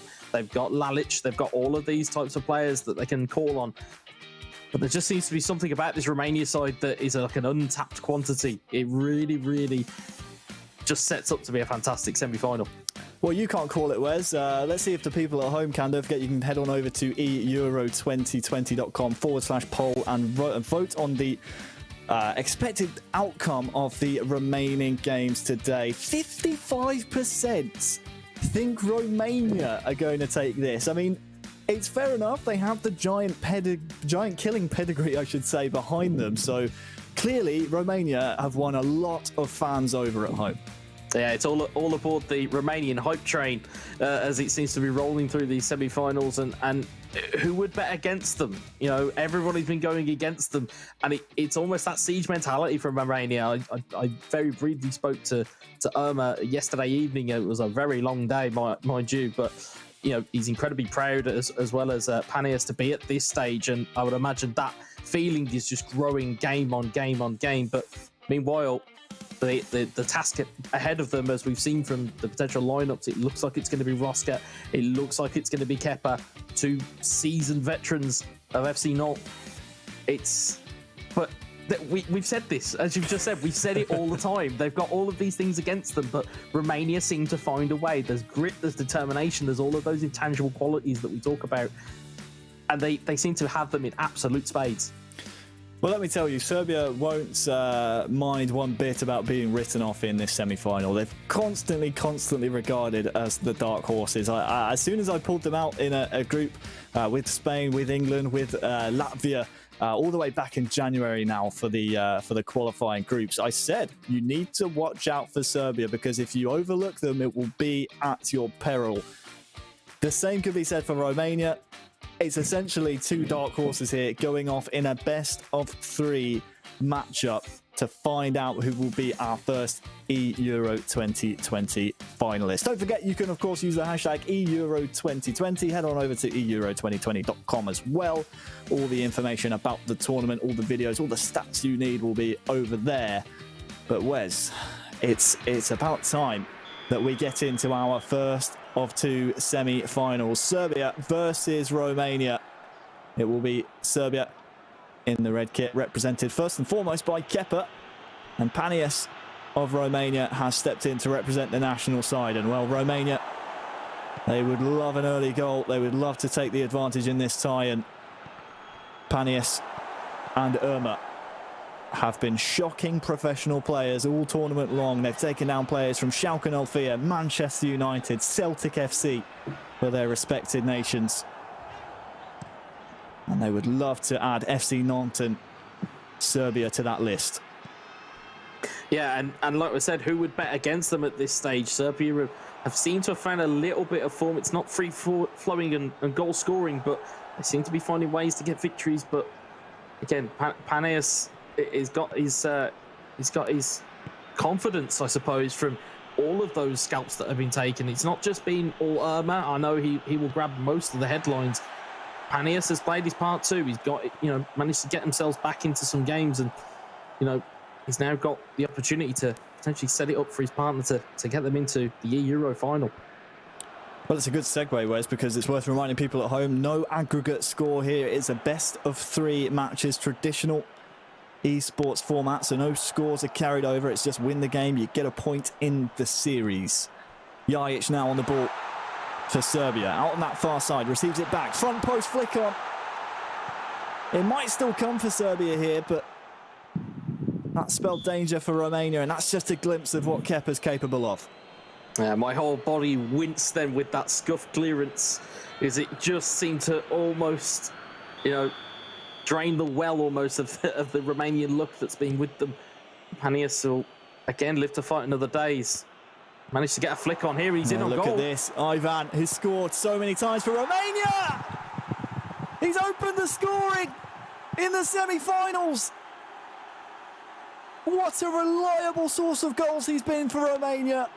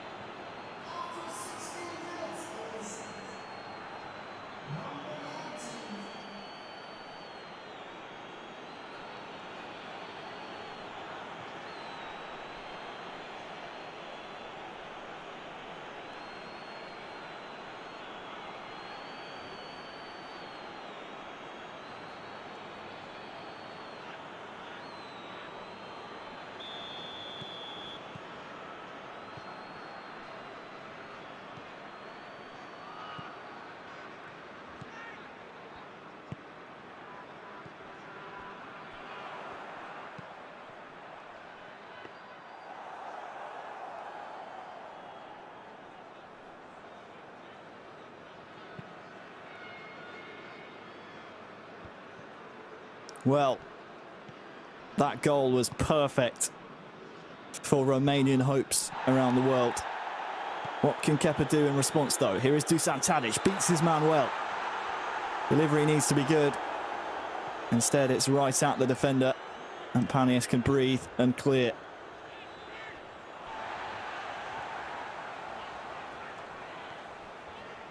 Spajic inside to Adam Jajic. Prijovic gets the shot away. And what a mighty fine effort that was, not only by the goalie, but also by the defender to deny the corner. Still on here for Kepa. Chance here, Mitrovic saved. Pantilimon does well twice in a row.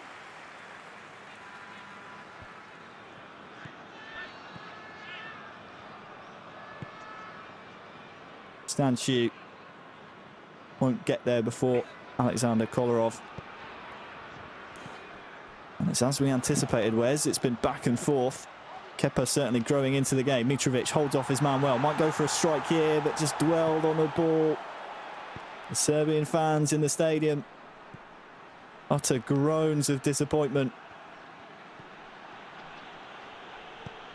Stanchu. Out to Marin. Look at Puskas here. He's through. Can he get a shot away? He can. There will be a corner, Wes. Yeah, and Romania providing every bit of impetus, and you just feel that through these last 2 days or last day and a half, they've grown in confidence more and more, and we've seen this be a little bit susceptible from Kepa in terms of his kind of psychological side of things. It seems like when a goal goes in, it seems to affect him more than it does Roxa. So I think it'll be interesting if there is a switch in the following games. But Panius, again, showing that quality that Irma had alluded to. Dangerous ball swung in. Kepa now can start to hit on the counter. Look out for the man on the far side. He's far away from his man. Options in the centre as well. It's just a little force there from Kepa. Possession, though, retained. It's a chance Only wasted. Momentarily, yeah, real chance wasted there. Yeah, you could see that the move kind of opened up for him, and it was a one defensive lapse from Panius, but it's Kepa on the move again here.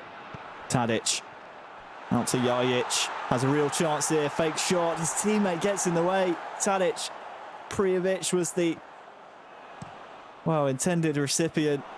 Serbian discomfort and confusion in the Romanian box means Panius and Romania survive for now, and they're just moments away from half-time. Prijovic, it's just not going the way that Kepa wants to at the moment. Chichu. Oh, there were a couple of Romanian men in there. What can Kepa build just before half-time? Milinkovic-Savic finds almost the feet of Jajic. And that will be the final kick of the half. Where's a really, really strong first half from Panius. He's defended well, but Kepa, you might just fancy him to get a goal here. Yeah, I mean, it would be rare for Kepa to go into, you know, the second game, or for Serbia to go into a second game without registering a goal. But Romania have been good for their 1-0 lead so far. They've been able to control the game and been able to kind of cut out some of these easy passing chances. You can see their tackles coming in that are just jarring. It's a quick free kick out to Milinkovic-Savic. Tadic goes for the tee up. Might just get another shot away here. Is Prijovic onside.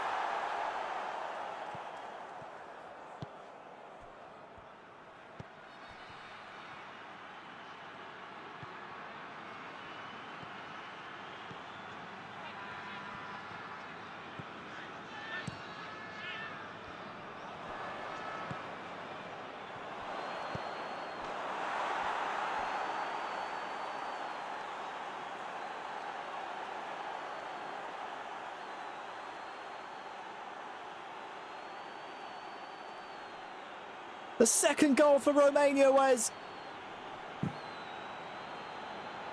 It's that man again. It's Ivan. It's that man again. He's always in and amongst it. It's a poor clearance on the Serbian goalkeeper. It comes straight back the other way, and it takes one swift control, and it's 2-0.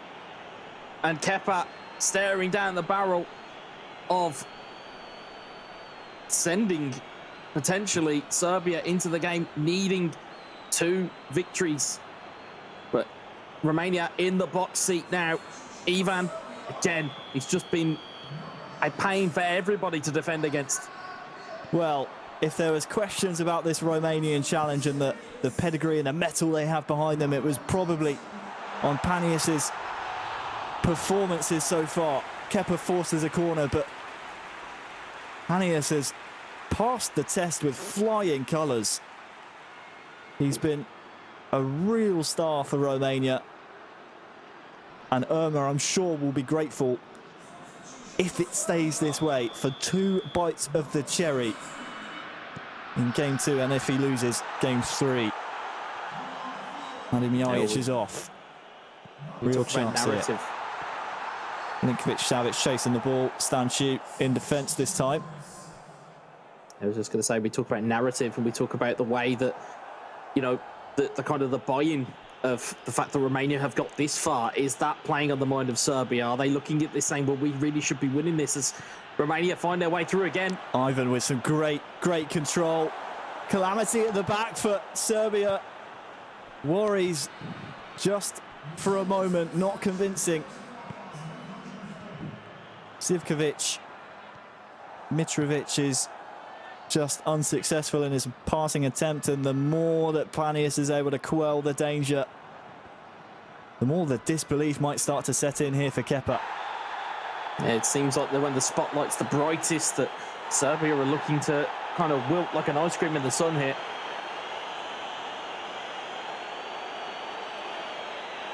Well, a Romanian man will go into the book. That will be Stanchi.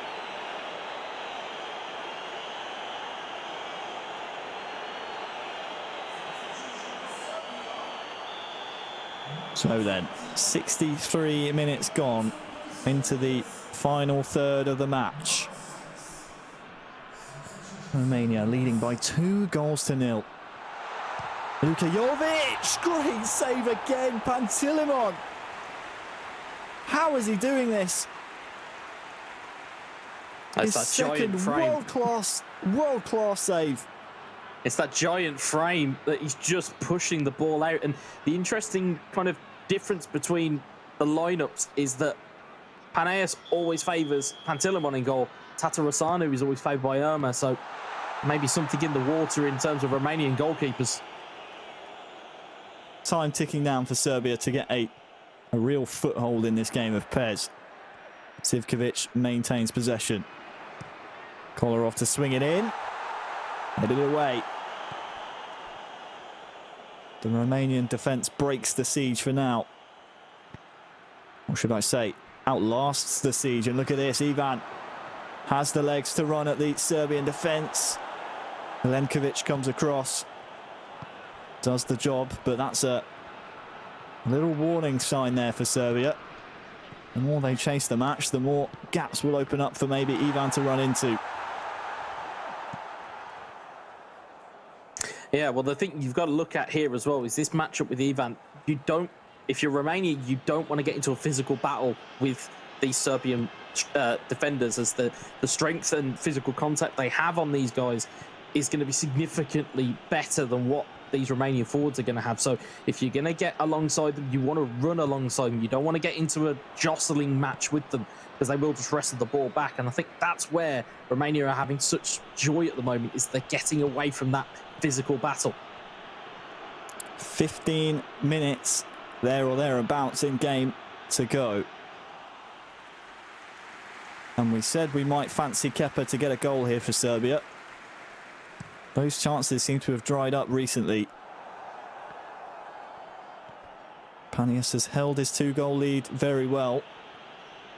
And I think there's a bit of an identification here by Romania that they need to take some time off of that clock, because 10 in-game minutes is very, very easy to get 2 goals back, especially with a player of the calibre of Kepa.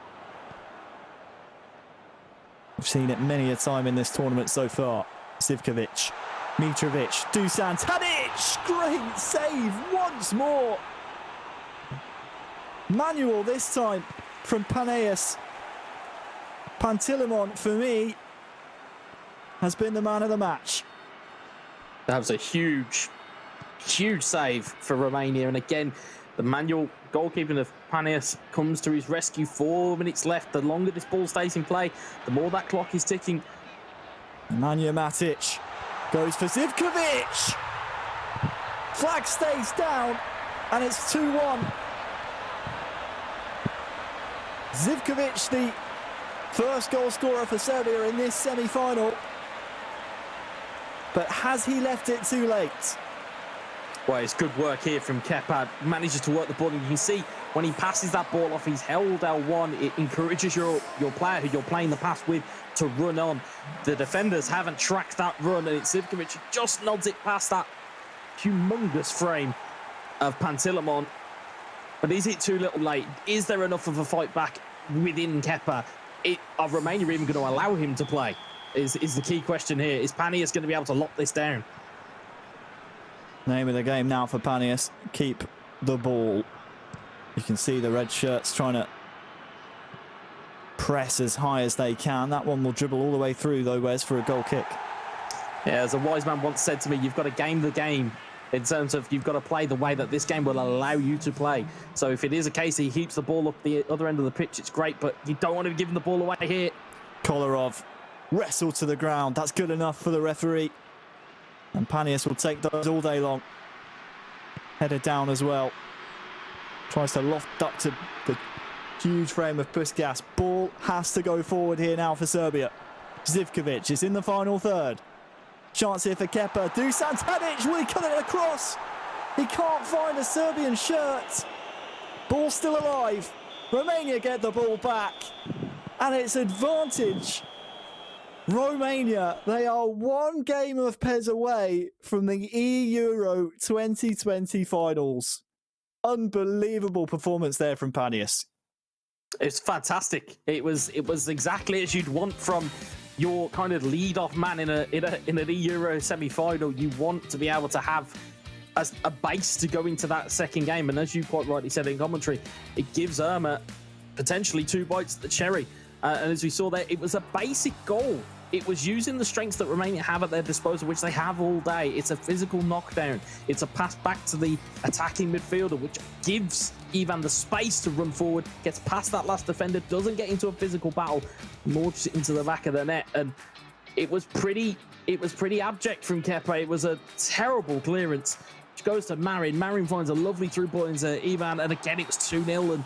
And from there, there wasn't really too much of a fight back from Kepa. It was more of the same. It was, you were looking for some type of inspiration. It just didn't come. I mean, they got a small consolation for Serbia. Here, you can see it was, it was good movement here, but it was a fantastic save. Sorry, I've mixed up my highlights there. Was absolutely incredible from Pantilimon. Surely the man of the match. Oh, he has to be. I mean, you look at this save here as well. Wonderful one-handed save from Pantilimon. And Panaeus did his absolute best, held out for as long as he could. And then it was this beautiful ball in to Zivkovic, nodded past the goalkeeper. Even manual saving doesn't save those. And it was a great timed run, but it wasn't enough in the end. And Kepa falls 2-1, and Panaeus, almost the hero at this point. He's came up in a very clutch situation, which gives Irma all of the impetus to go on and try and win this tie. And some people at home, or maybe joining us for the first time, might be wondering why we are, as we check out the match stats delivered by FedEx, so excited about this Romanian team. Is because we came out of the draw show once the eEUROs were announced that this is a fantastic opportunity with 55 nations being involved. We will find some new talent and a new prevalent nation within the world of PES esports. Romania is embodying that right now, and they are very, very close to a major grand finals. Up next is a change of personnel. We have Roxa coming in for Serbia, FC Not teammate of Kepa. I've seen Roxa in the past really play well in 1v1 situations. He's bronze medalist back in PES 2019 in the WESG tournament. He can get results when it's needed. My issue with his chances here is his opponent. We've seen Irma's passing, moving, gameplay. It's tricky to keep tabs on, Wes, because the amount of runs that you have to keep track of when you don't have the ball against Irma, it can really sap the concentration levels. And, well, the tide has changed here now after game one. Despite Romania taking the advantage in the series, Wes, a lot of people rate Serbia's chances. Do you maybe follow that trend? I don't actually here. I mean, I know, and again, we talk about recency bias. We've seen the kind of the metal and the mentality that the Roxa has at his disposal.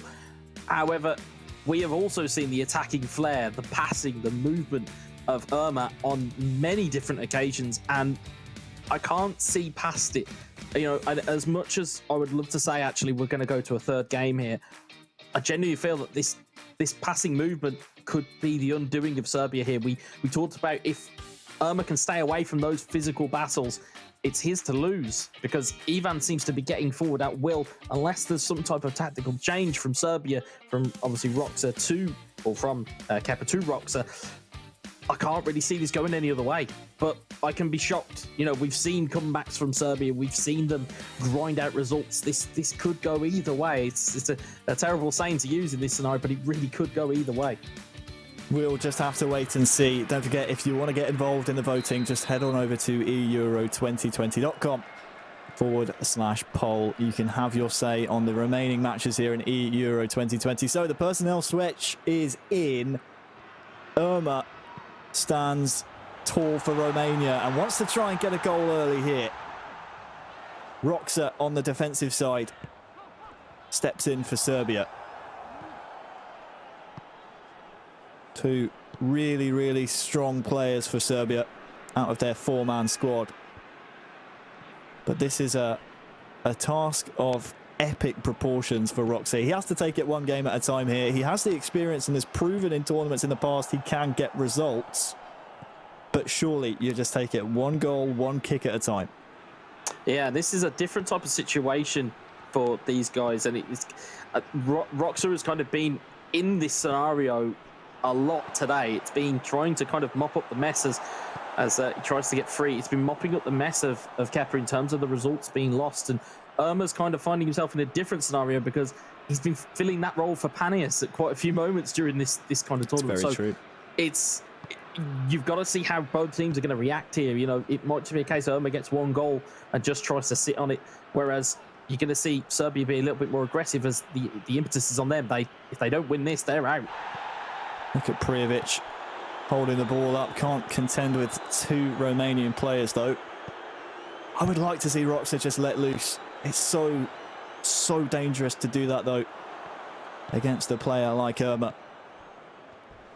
You mentioned NGU in his player name, stands for never give up. That should tell you the amount of tenacity and tenacious personality about the Romanian representative here. Yeah, he's exemplified that all the way through the day. Prijovic trying to use the physicality there was Roxa, but Serbia lose the ball. Ivan, he's a danger man.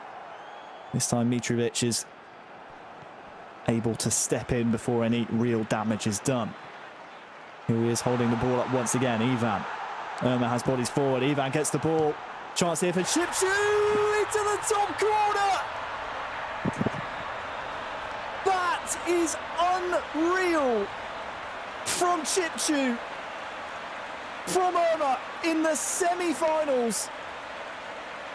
What a hit.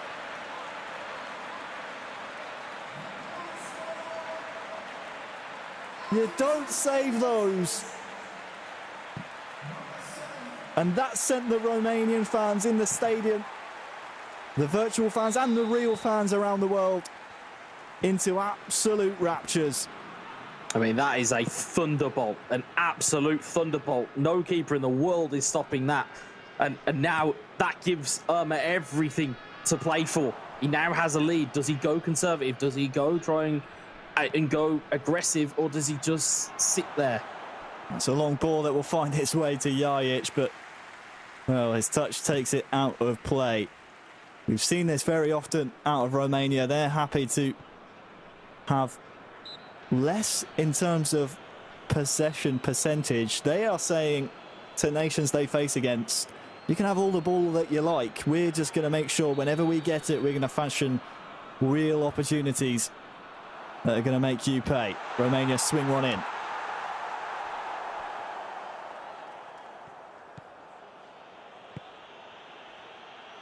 Mitrovic lets it run. Irma brings the defender across, and that's going to maybe create a mismatch in the centre here. He needs to be very careful. Milinkovic-Savic was the target, and luckily for Irma, the defensive rotation was a good one. Yeah, you can see the general play style of Serbia is to play that ball back, get a runner going into the box that they've kind of not accounting for, and they're hoping for like a missing marking opportunity to get themselves in. Look at this, Adam Jajic on the near side. And there's Mitrovic there as well. Is he onside? The ball goes into the net, and he is. The equaliser from Mitrovic. is the goal that Serbia and Roxa really needed, because this one threatened to get out of hand. The flag stays down. It's the finest of margins, Wes, but Mitrovic just almost lazily walking towards the goal. That's a bit of a lapse in concentration maybe by the Romanian defence. It's a bit of a defensive error there from Irma. He's called for a teammate at the wrong time, and he probably banked on trying to get that ball back before it got into Mitrovic. But again, if you're going to commit and try and double team a forward, you're going to have to get something on it, and as a result, he's turned it in, and Mitro has put a little bit of hope back in this for Serbia, and maybe potentially a little bit of doubt in it for Irma.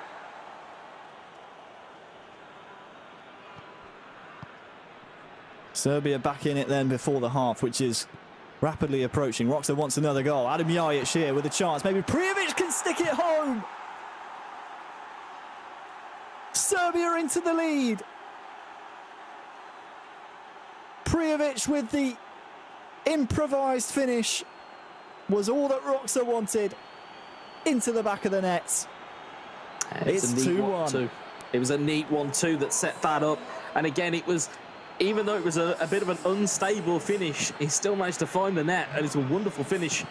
And again, side turned on its head. We are back to 2-1. And again, we talk about doubt from Irma. I mean, you know, we've seen Romania's powers of recovery. They're going to need every ounce of it again. Well, before the half, Roxa has managed to get two. Irma here chasing, and Roxa doesn't want to dwell with the goalkeeper too long.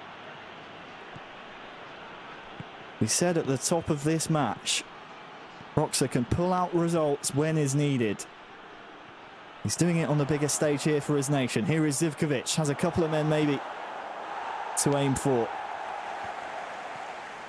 Ball just goes away from him momentarily. Irma now maybe has a 3-on-4 at the back. That's struck a very sensitive area there of a Romanian player. Milinkovic Savic now could cross one over. Dangerous area for Irma. Half-time cannot come soon enough. He might fancy one last attack in the half. Loses the ball though. And well, there was maybe one last chance there, Wes, but the referee's blown the whistle. Yeah, I mean, it feels like after those two goals, or at least after that first goal that Irma conceded, it feels like he's kind of playing into the hands of Roxa and playing Roxa's kind of game. And he needs to get back to what got into the dance almost. He needs to get back to that passing, moving, and, you know, mentality that he had. At the moment, he looks like he's mentally reset here. He's looked to try and dummy past the defender, but he needs to evade those physical tackles. Although he does get the ball back there, it's unsuccessful. He really needs to focus on keeping the ball for a bit. It's just missing that signature Irma play style, isn't he? He has the ball here coming forward with Chipchu, but you think back to the game he won. Was it by 4 or 5? No, it was a long time ago. Romania will have a free kick here, but some of the goals he was able to produce, the first touch, pass and move play style has been non-existent here.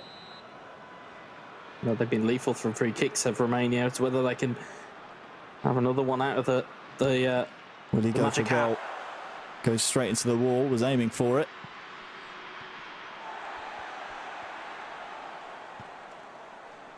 Certainly Serbia in the ascendancy. Marin now for Romania. That's a strong challenge, but a fair one. And time maybe to call in the subs, Wes. What do you think? Maybe give it 10 or so in-game minutes until you start changing some personnel here for Romania?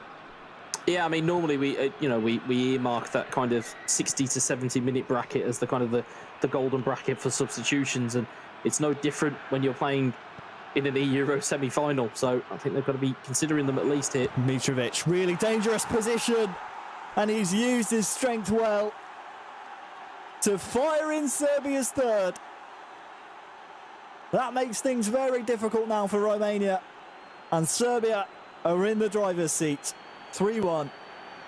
Yeah, it's a huge goal.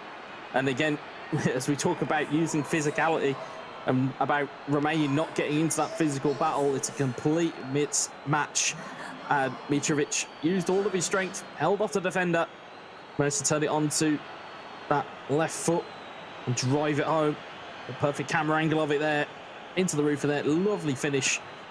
And again, that talisman for Serbia really brought himself to the party here.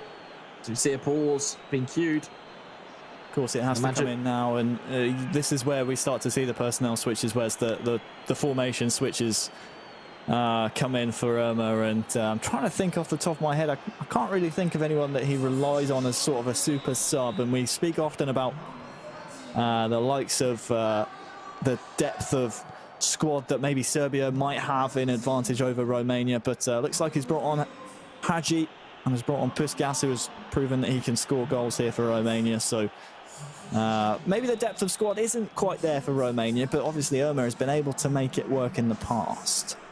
Yeah, it's very much been a sum of their past performance for Romania. Meanwhile, Serbia have a super sub in Luka Jovic. Seasoned PES players will know that, you know, with player traits and player cards, that super sub is quite a vital card to have, and Jovic is one of the best out there. So to have him in the locker, Serbia have got a very potent striker there. Puskas. Oh, the ball was just needing a little bit more power there to find the man over on the far side. Instead it comes the other way. Tadic tackled early.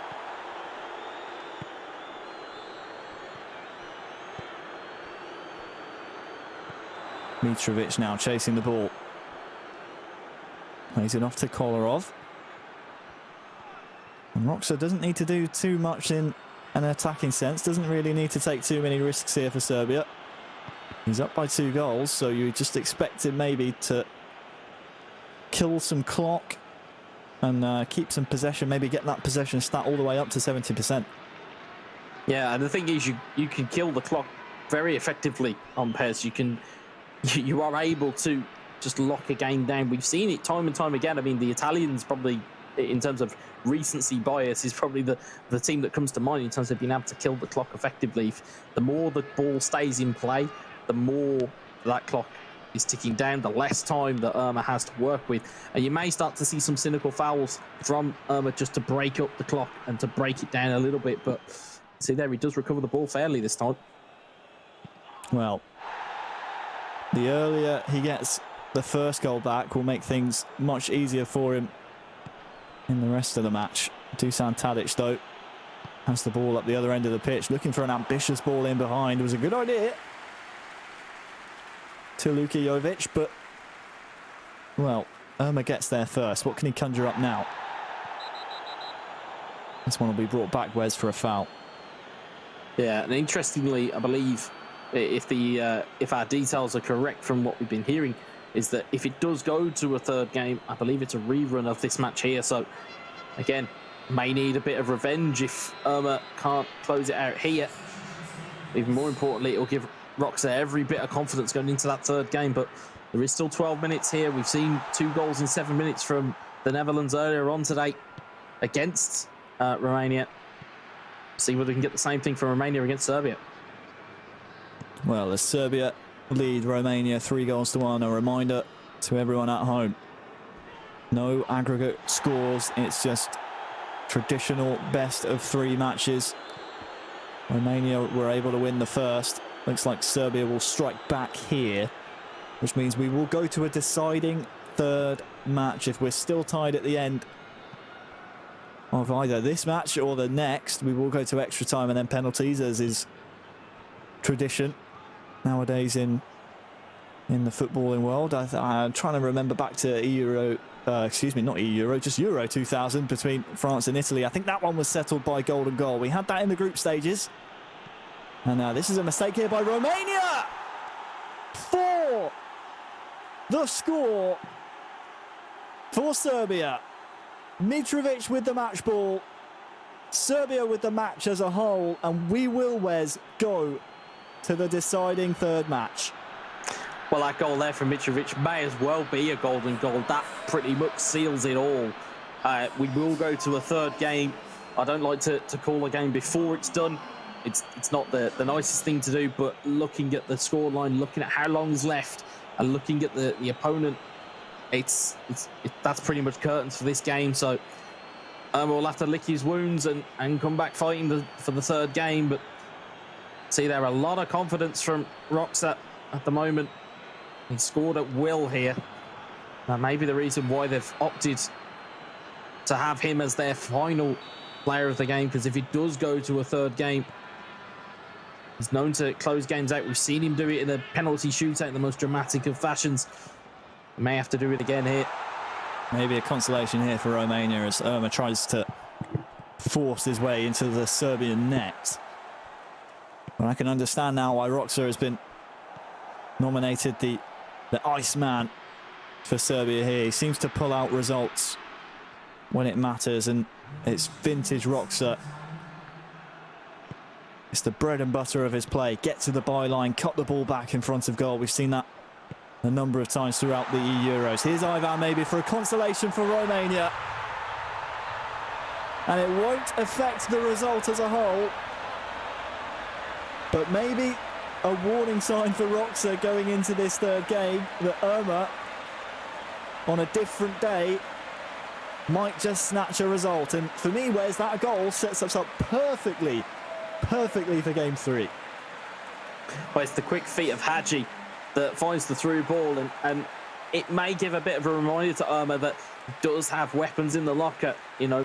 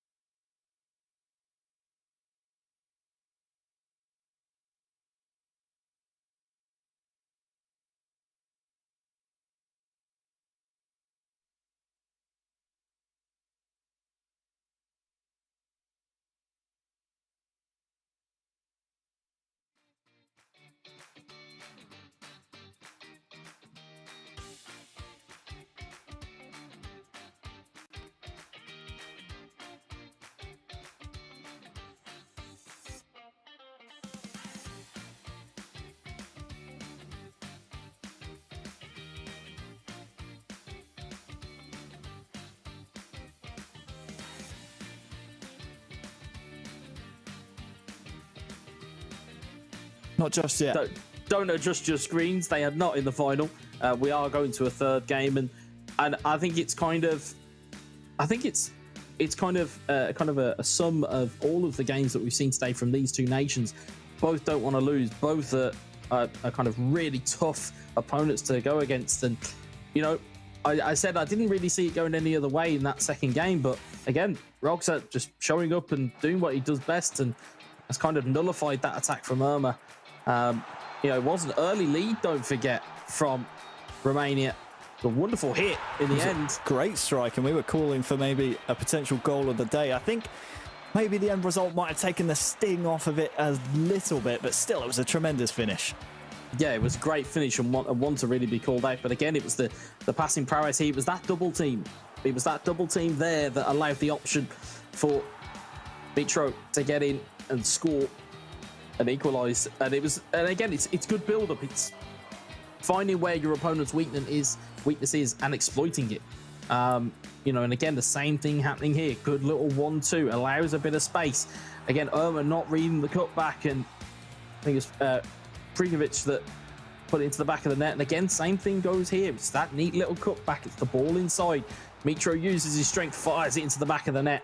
And again, all of a sudden, it became all one-way traffic for Serbia. Again, just showing there, don't want to get into that physical battle. It gave Irma a big problem, and that big problem was Aleksandar Mitrovic. I think one of my favourite aspects of Roxa's gameplay, Wes, is the way he's very much willing to use the depth and get to the byline and cut things back. Not only, you know, across goal, as we see the late consolation there for Romania, but also, you know, cut it straight backwards. You know, that's going to allow space for the midfielders to break away from that midfield / defensive unit, which sort of, you know, just gives them that extra yard of space. And it's something that Irma, I think, really struggled to deal with in game 2, and it might be something that he's going to have to rectify here in game 3 if he wants to lead Romania into the grand finals.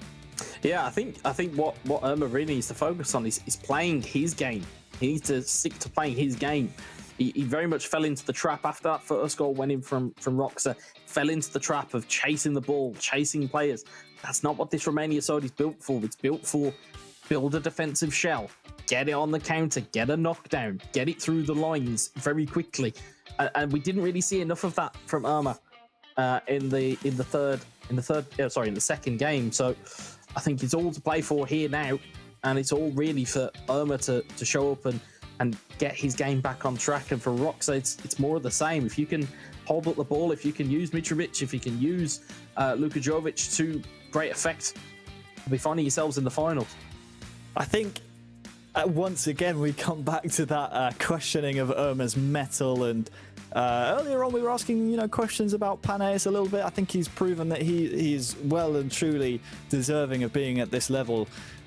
Again, it comes back to us circling around Irma and seeing if he can close out games and get the results like Roxa can on the Serbian side. Yeah. Reminder for everyone, you can use your fingers and go over to eEURO2020.com/poll and let us know who you think is going to be the winner in the rest of our games, both this semi-final and semi-final number 2. And of course, the grand finals coming on later on today. But first, we have business to attend to, Wes. It's a do or die game. One game of eFootball PES 2020 for Romania and Serbia to battle it out.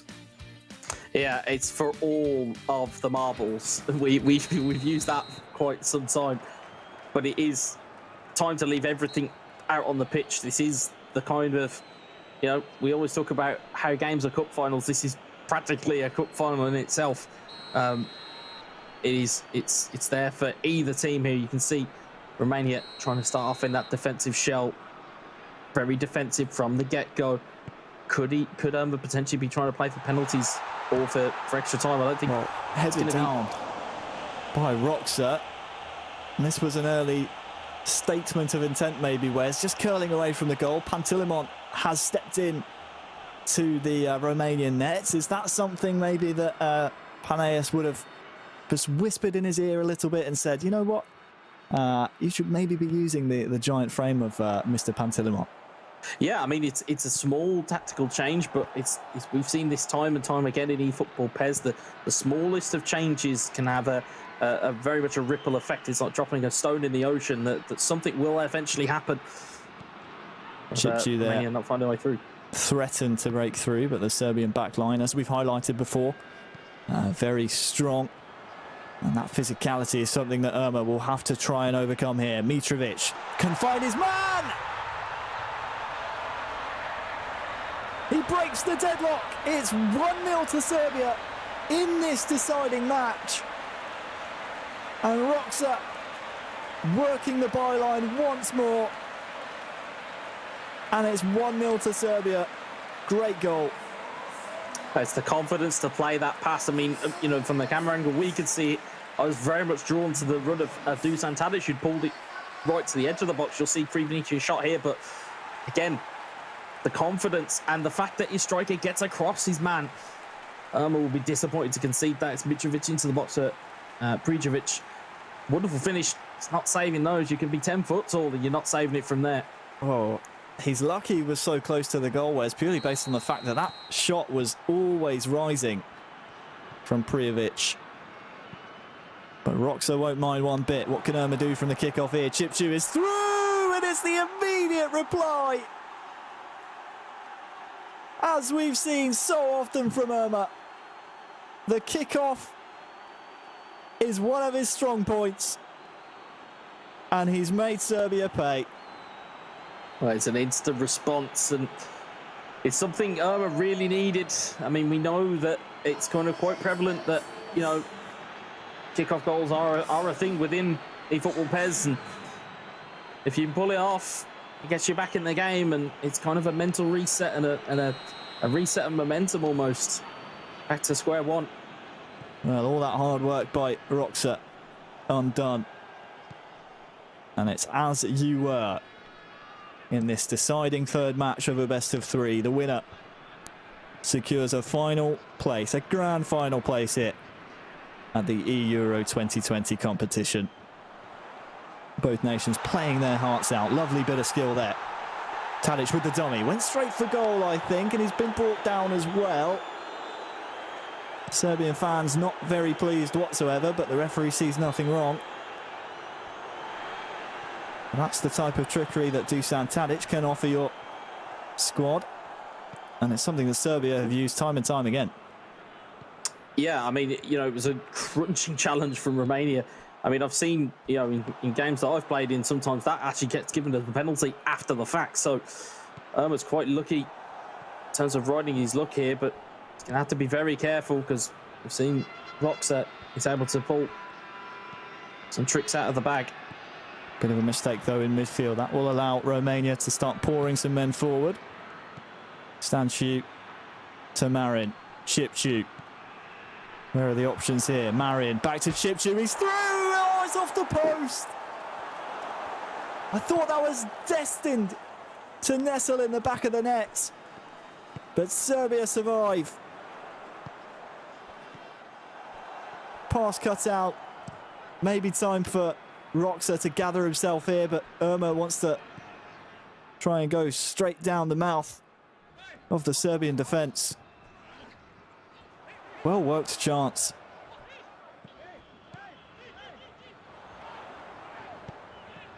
Well, Roxa trying to advance himself now. Here's Prijovic through a goal!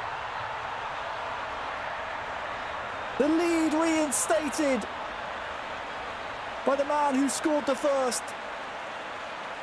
Gets his second, doubles his tally. And it's 2-1 now to Serbia. I'll tell you something, Irma will be kicking himself. If you flash back just a couple minutes ago, we saw that opportunity. There was a man over. Instead, he goes for the shot, hits the post, comes down the other end, and Roxa works superbly to get it in to the forward again. It's Prijovic who will get the goal. And again, Irma, it's almost a sucker punch. Be wary here from the kickoff. Irma likes to work the ball very direct off of the immediate restart. But this time, Roxa survives, so no instant reply.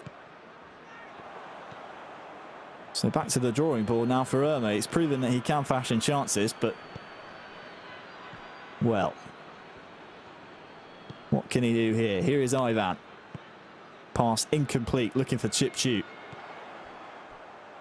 Inside to Prijovic. Look at the Serbian men joining the attack now. Mitrovic on that far side. We've seen this so many times. Romania get the ball clear. It's that move time and time again. Roxa trying to work that far side. Does so very successfully. The cutback this time not working out for him. Yeah, you can see Roxa trying to strangle this game, but it's a poor pass. Again, it's that physical battle that you don't want to get into with the Serbian players, because they are physically dominant of these slightly more skillful Romanian players as ball goes into the box. Chipchu looking for Puskas, and it's bounced in! Oh no, it's a calamitous own goal for Serbia. It's a horrible way to concede. What happened here? Just miscommunication maybe, Wes. Well, they won't like me saying it, but I've had flashbacks to Boa Vista. They will not like me saying it, but there's flashbacks. It's a pass back. The goalkeeper just doesn't react to it. But it's a bit nonchalant at the same time. It's a bit of a chip ball back to the goalkeeper. You really don't want to be doing that, especially at this stage, and especially under this amount of pressure. But it gifts Romania a kind of a way back into this game. Watch out, Serbia, from the kickoff. Here comes Adam Jajic. Advancing up the pitch. Denied by Irma. And was that maybe just a queued up input from Roxa that was forgotten to cancel? We'll never know. Either way, it's game on here. 2 goals apiece.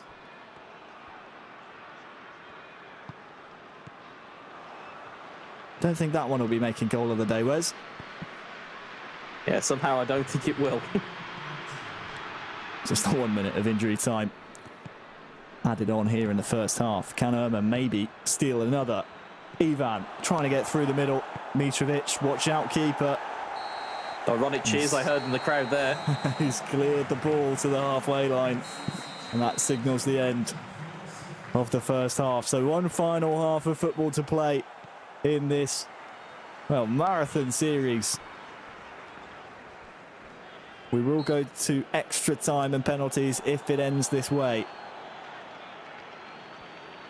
Bit of indecision in that Serbian backline. All of a sudden, that error has got a bit of nerves into that backline. And Romania trying to seize upon it very, very quickly here. That possession statistic, drastically different than what it was in the game that Serbia just won. Still tipping in the way of the Serbians, but Irma has had more chances in this match, certainly. And he's being reactive to the ball here as well. Very, almost a premonition there from Irma, able to step ahead of the ball. He's playing very, very active in defence. Here comes Roxa now with Dusan Tadic. Mitrovic, Prijovic combining. The strike only finds the back of the heels of a Romanian defender, and Irma survives once more. Headed down to Mitrovic. Nemanja Matic and Tadic, Mitrovic all getting involved in the pass and move here. And that's a late one. A bit of frustration maybe from Roxa that things weren't going his way, or do you think it's a case, Wes, that he just wanted to prevent the counter-attack from Romania? I think it's more the latter than it is the former. I think since that mistake happened, it's kind of, pardon the pun, it's rocked Roxa. It really has. There seems to be a little bit of fragility again, and it seems like Irma is trying to seize on absolutely everything here.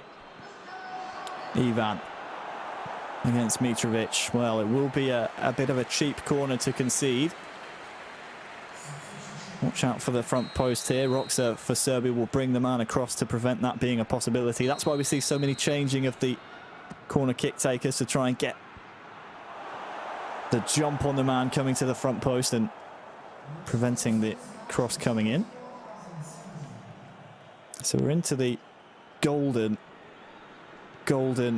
timing of the match. 60th minute now. This is where you'll start to see substitutions come into play. The super sub traits being potentially the difference maker.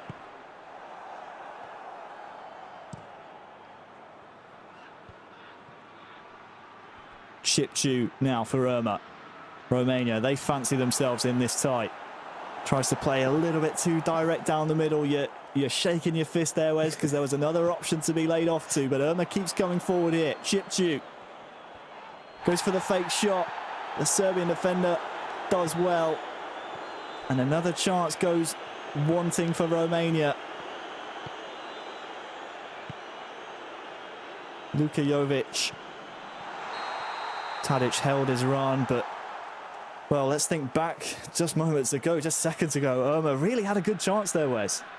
Yeah, I was very much angry old man yells at cloud, very much at that point in time. He had so much room down that left-hand side that he could have used. Instead, he tried to go back inside, be a bit cute about it, and again, it's just getting away from Roxa at the moment. Maybe the nerves coming into play for Irma there. Yeah, I think he's kind of emotionally invested in this so much that I think any errors at this point may crush him. But he's still got time on his side. He's still got impetus on his side. It's got a man in the middle here that's been peeled away. Look at this. It's Hadji for the goal. Great save. Punched away. And it's another opportunity that Irma maybe should have taken on first time. Serbia surviving. Not done yet. Stanchu trying to shield the ball. Great hassling from Kolarov. Rewards Serbia with possession now. Luka Jovic, I think, is offside, and the linesman agrees. But what another great chance for Romania. And it has to be said, Ömer, since conceding the 2 goals, hasn't really had a blip in defence. It's just the attacking sense. He seems to be hesitating slightly. Matic looking for Zivkovic. That's a wonderful pass. Zivkovic now maybe could be the difference maker. Mitrovic. Kostic! Oh, he's blasted it. It's probably the last man you want on that. And it was, well, maybe just saw his name in lights. It was actually a deflected shot, so we will see a corner. Or will we? No, we won't. My eyes deceive me. I think that was just how bad Kostic's right foot was. Don't trust him with another strike, Roxa. Here he is on the ball, trying to make amends. Luka Jovic now. Mitrovic with the attempted back heel. We're into the final 10 in-game minutes here, and it's all going wrong suddenly at the back for Romania. Roxa trying to make something happen. The Serbian fans, well, they sense that the nerviness of the Romanian back line. Ömer's trying to play too direct right now. He seems devoid of ideas and maybe senses Roxa has one hand on the trophy that is a place in the final. Not quite the real trophy, but the metaphorical trophy. Still needs a goal here. 5 in-game minutes remain.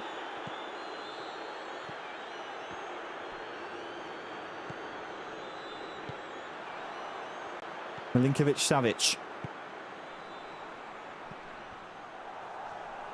Defended well by Ömer, but he's given the ball away. Luka Jovic stealing in. There's a man over here for Serbia! Surely that wins it!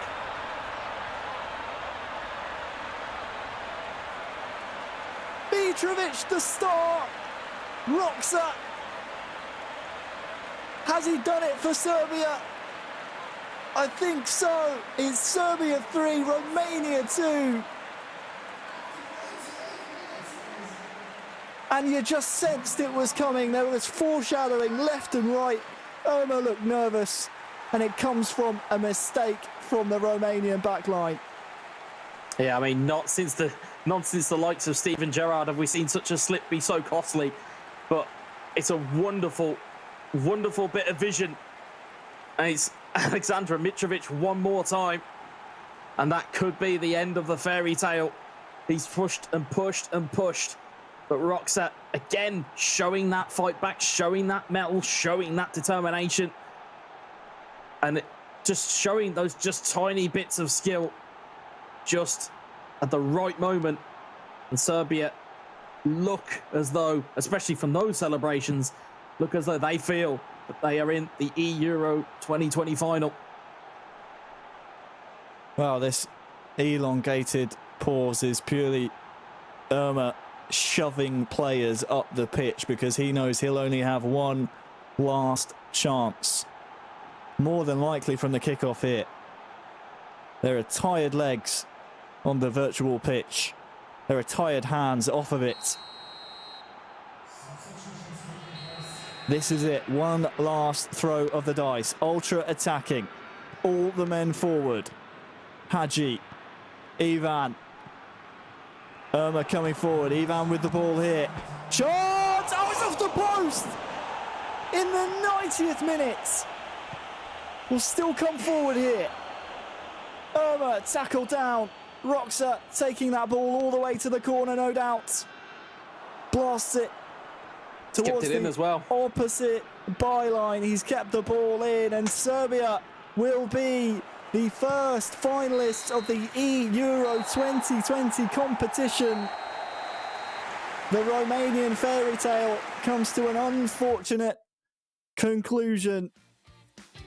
We thought they could go all the way, Wes, and well, they almost did, but for an 88th minute winner from Serbia. Serbia advanced to the finals. Romania, their journey ends here.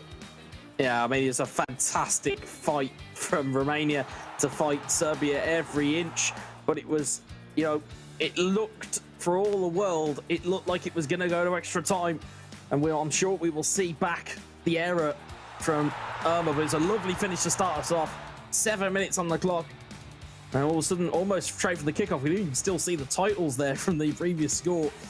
It's a long ball, gets through. It's a harsh one to concede, isn't it, if you're Roxa? Yeah, it is. I mean, you know, we know they're quite prevalent within eFootball PES 2020, but, you know, we see that and those types of moments. We saw the cutback that was on, and again, with cold blood in our veins, we'd probably make a different decision, but as you can see here, right down the other end, and Prinkovic will find it again. Oh. But again, it was a brilliant piece of, well, I say it's a brilliant piece of defending if you're Romania. It's a brilliant piece of defending if you're Romania. It was great pressure though from there, but it's a really bad individual error, and there it is. Could have easily just launched it down the line. He turns back, makes that judgment call, and it is Aleksandar Mitrovic who is at the ready. And then right in the dying embers of the game here. The second time in the game, Wes, in the 91st minute. Any other day, that maybe bounces off of the back of the goalkeeper into the net, but luck just seemed to be on Roxa's side. And Serbia, they have done so well throughout the qualification process. They got drawn in a group with Spain.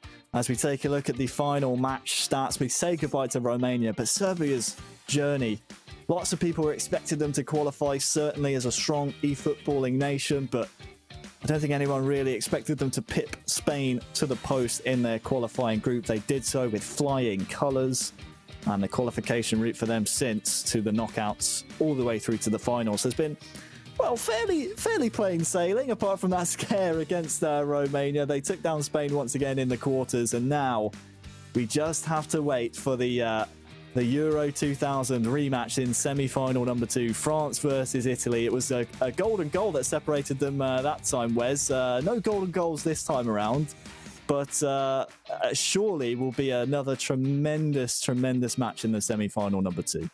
Yeah, it's a mouth-watering tie. I mean, between those two nations, seasoned veterans of European competition, and then you mix all of the PES players that are playing with these teams.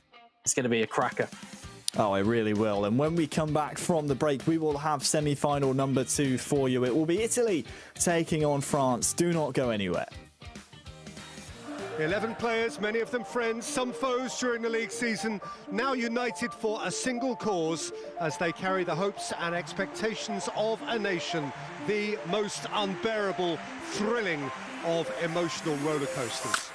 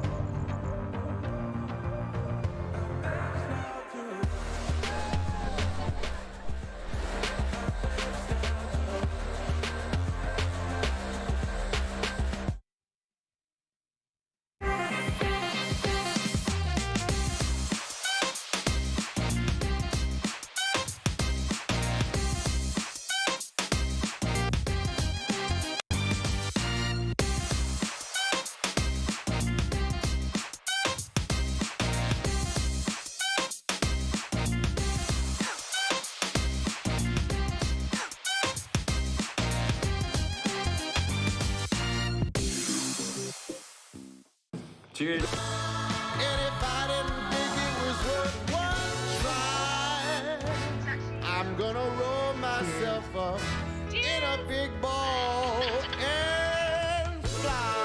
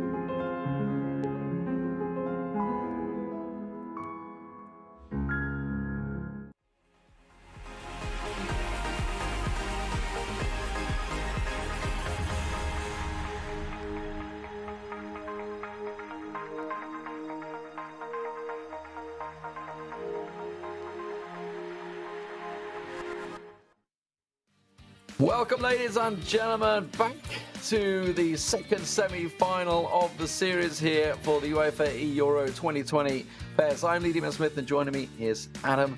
And Adam, we have an absolute cracker. It's Italy versus France. It's the old guard all over again. Yep, two huge footballing nations and two huge esports nations as well. France going into tip-top.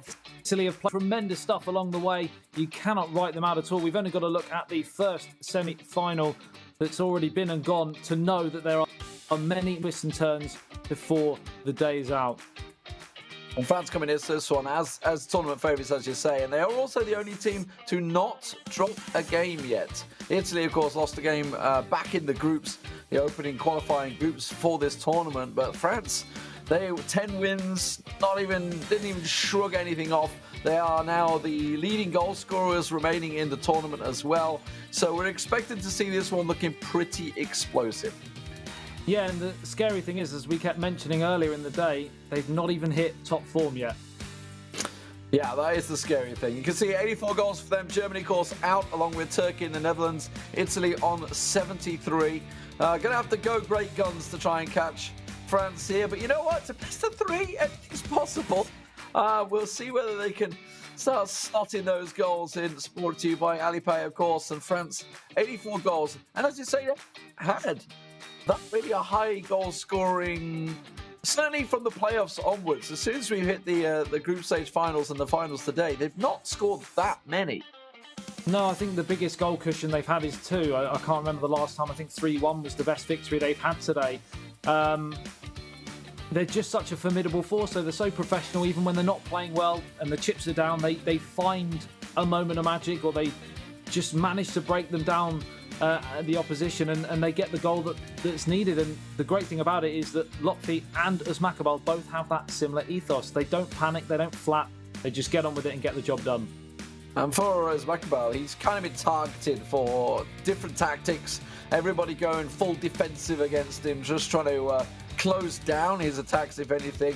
But both players in the quarterfinals up against Croatia found themselves a goal down.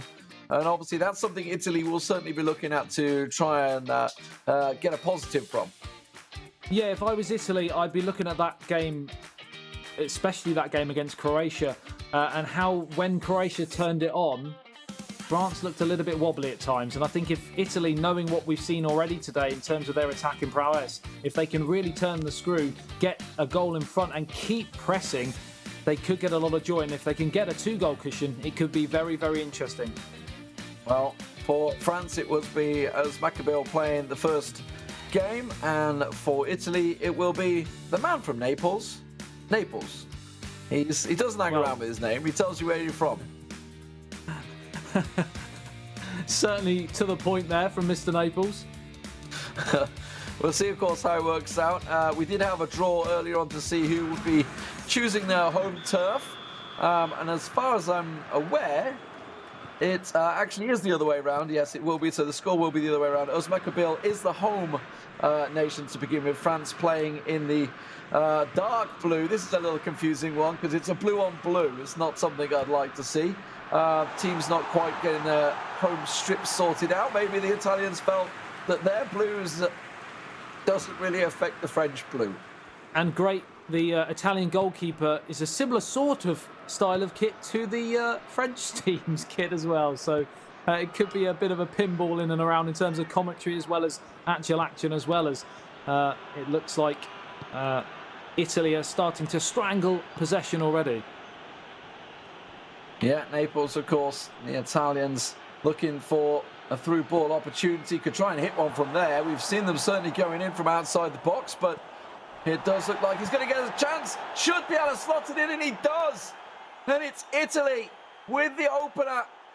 Just 9 minutes into the matchup, and that's the start they were dreaming of.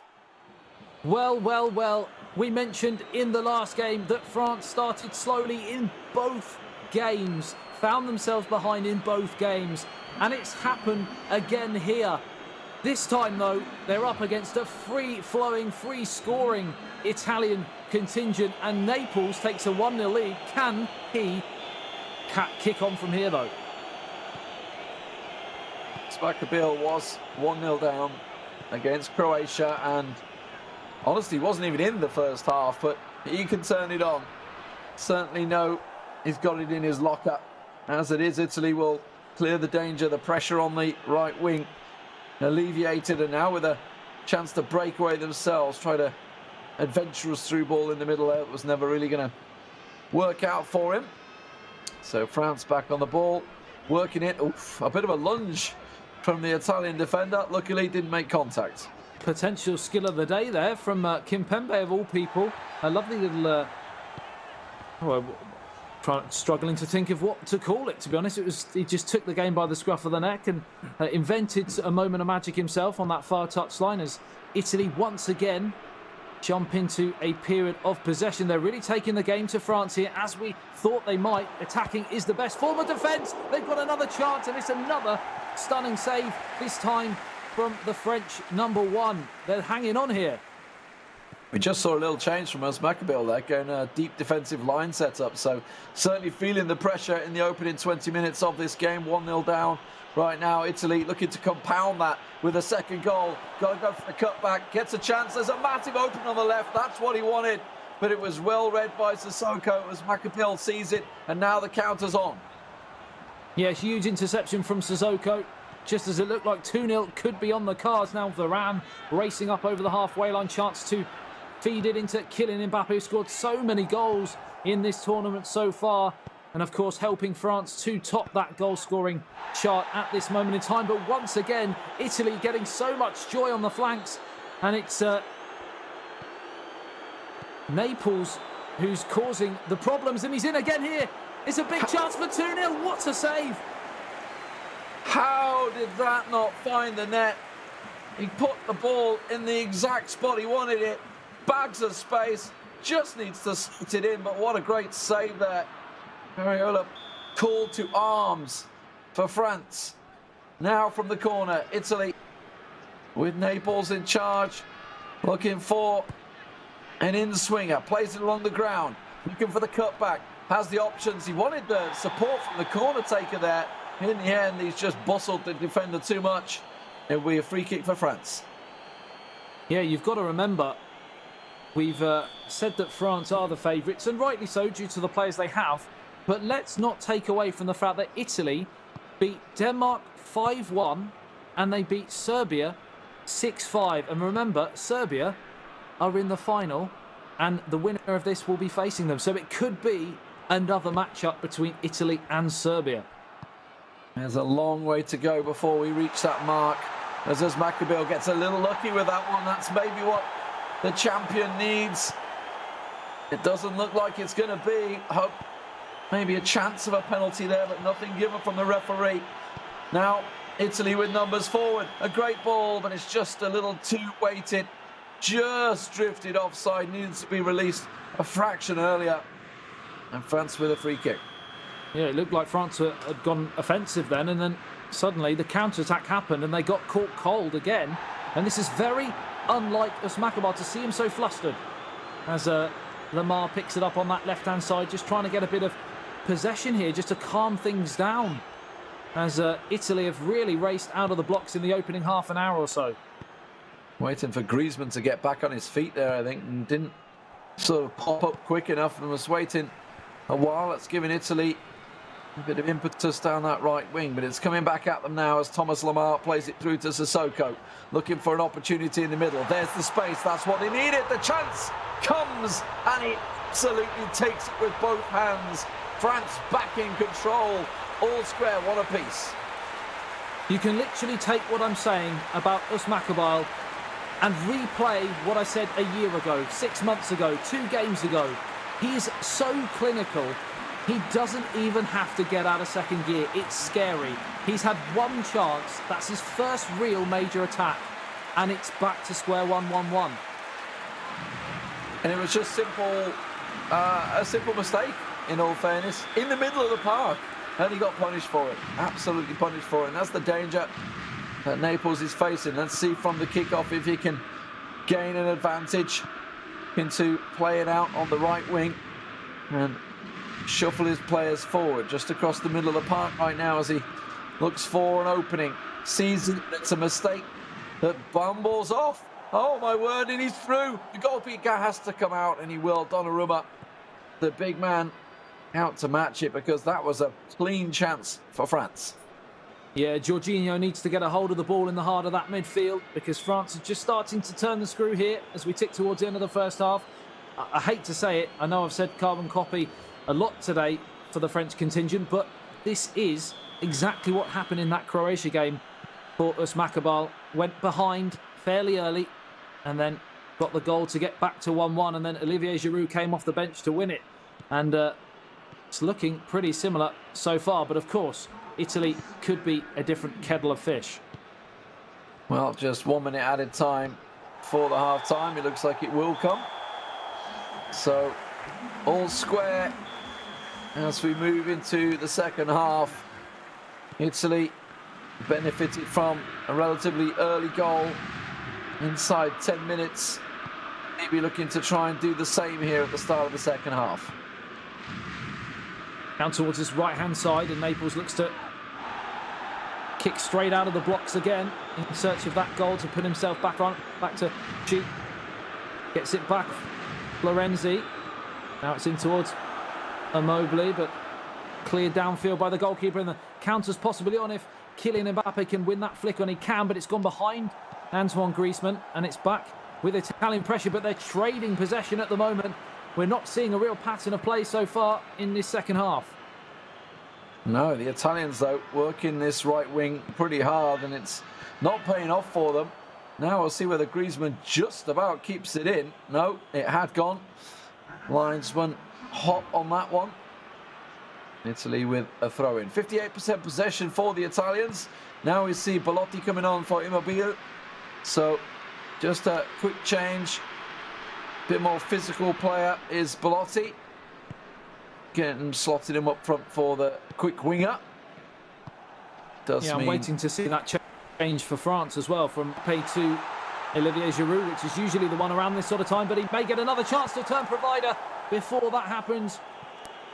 And it's fired away.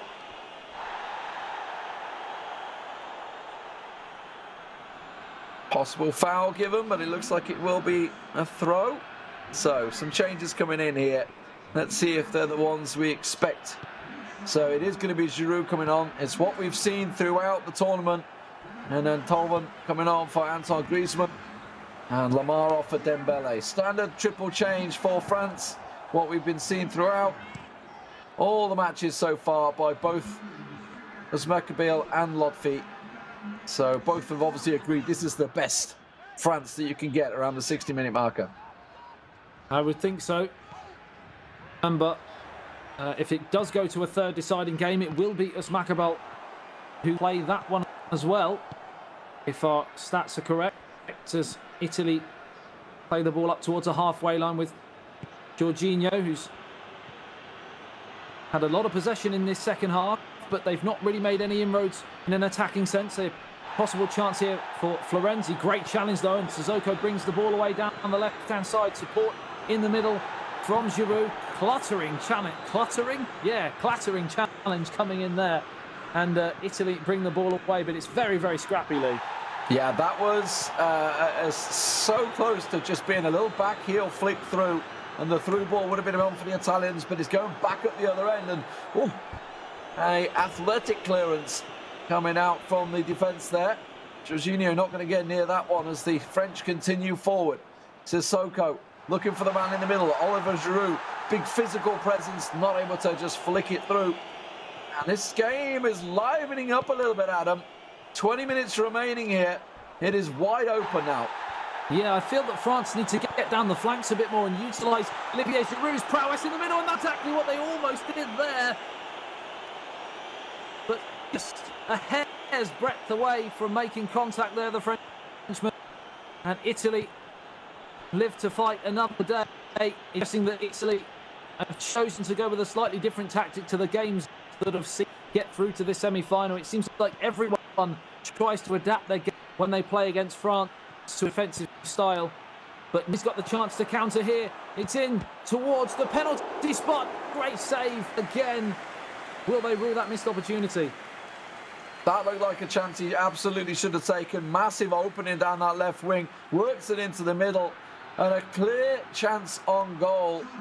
Tries to go for the near post. Possibly could have gone for the far post. Who knows? But the corner now for Italy as he changes the taker. Couple of change of personnel as well. Pellegrini coming on for Zaniolo. So Italy have had all three of their substitutions as the wing back comes on as well. Desciglio for Florenzi. Let's see where he's going to deploy him as France will get the ball clear. That was a heavy tackle. Play on given. There is an option down the left wing, but Dembele is all alone at the moment. The support is slowly arriving, but the quick player, and he's bought a foul in the bottom left corner there. I mean, he went down holding his head. It is a little elbow in the back, and this is a dangerous, dangerous position for France. It's all getting a little bit feisty down there. With just 10 minutes remaining, both teams know, due to how good they've been defensively, a goal here could win it.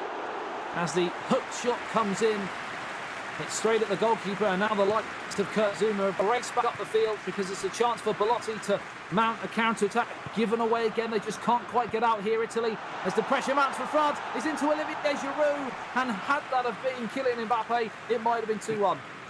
Oh, you just felt that was the moment. The 2-1 was going to get stolen away. 5 minutes remaining in regulation time. We will go to extra time and penalties if required to settle this first matchup. The midfield is wide open for Italy right now. The French players absolutely deserted. I don't know where they are at the moment, but they are down the wings clearly because that's where they've just won the ball back.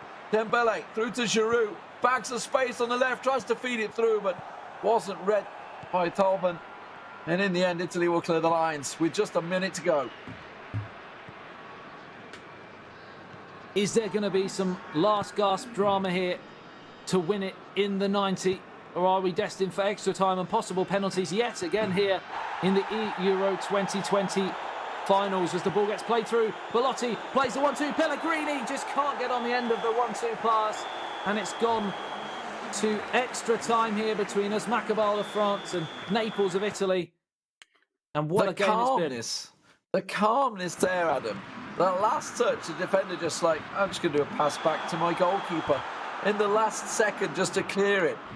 And in the end, it looks like it was this was the offside chance. It didn't quite happen.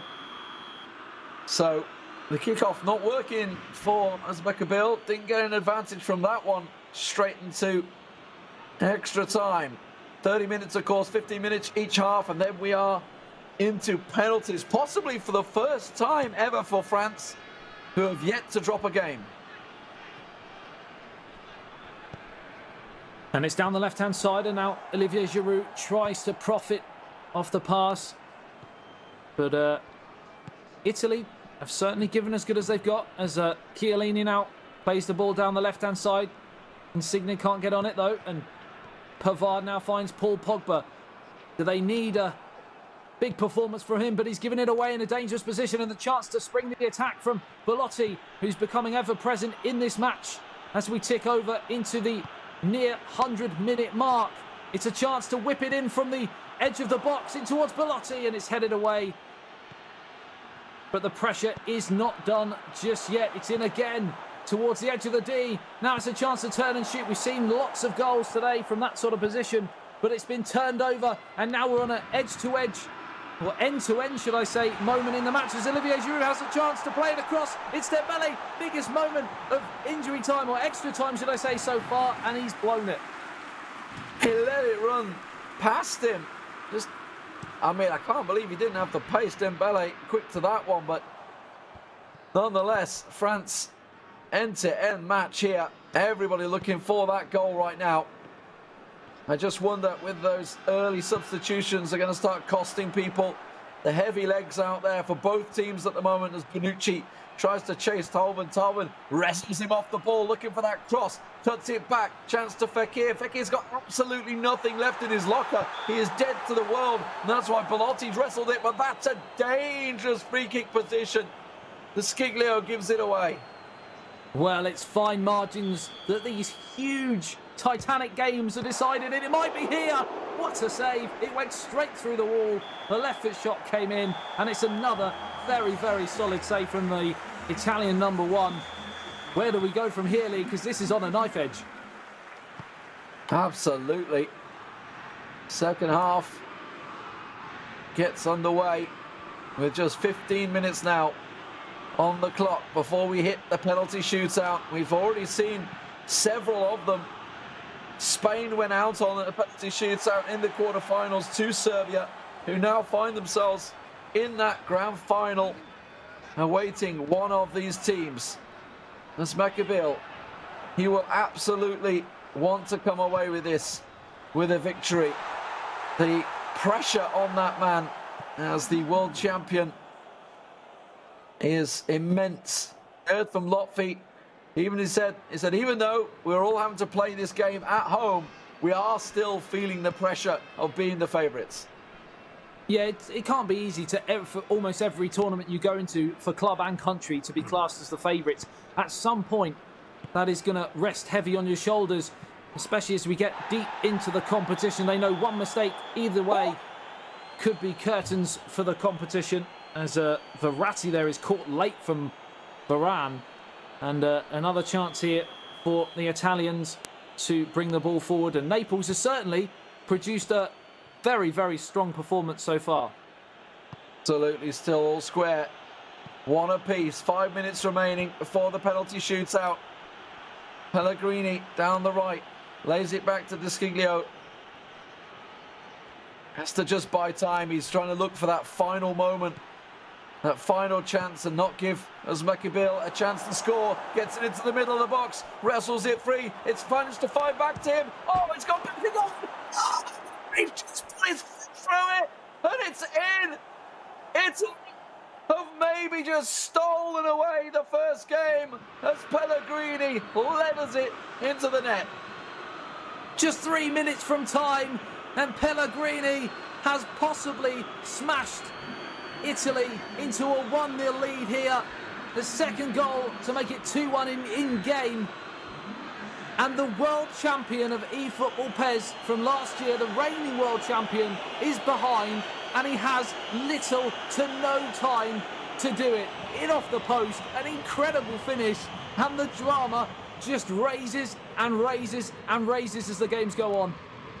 He just couldn't get it clear. You can see it was back and forth, and then at the point, I think Naples just said, you know what, I'm just going to hit it and see what comes out of it. And what a hit it was.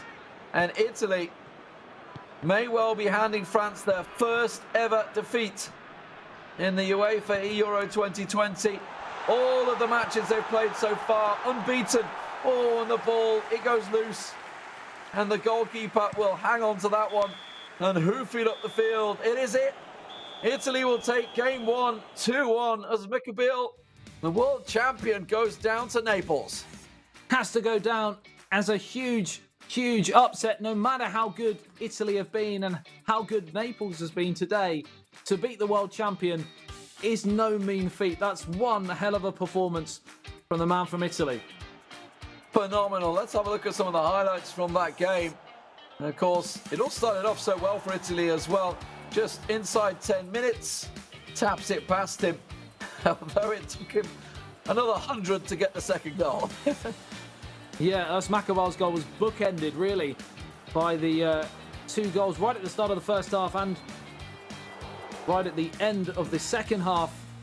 And it was a very, very tight game. We said time and time again in the second half, the longer the game goes on, the goal could be all crucial, and it was, as we're just seeing a highlight reel of Özmekabil's goal there. Lovely touch from Kylian Mbappe, and there was a chance, I remember, in the second half for Olivier Giroud, and I said at the time, as the final goal goes in right at the death in the second half of extra time, if had it been Mbappe, it might have been another goal for France. As it wasn't, and it went down the other end into extra time, Italy taking the plaudits.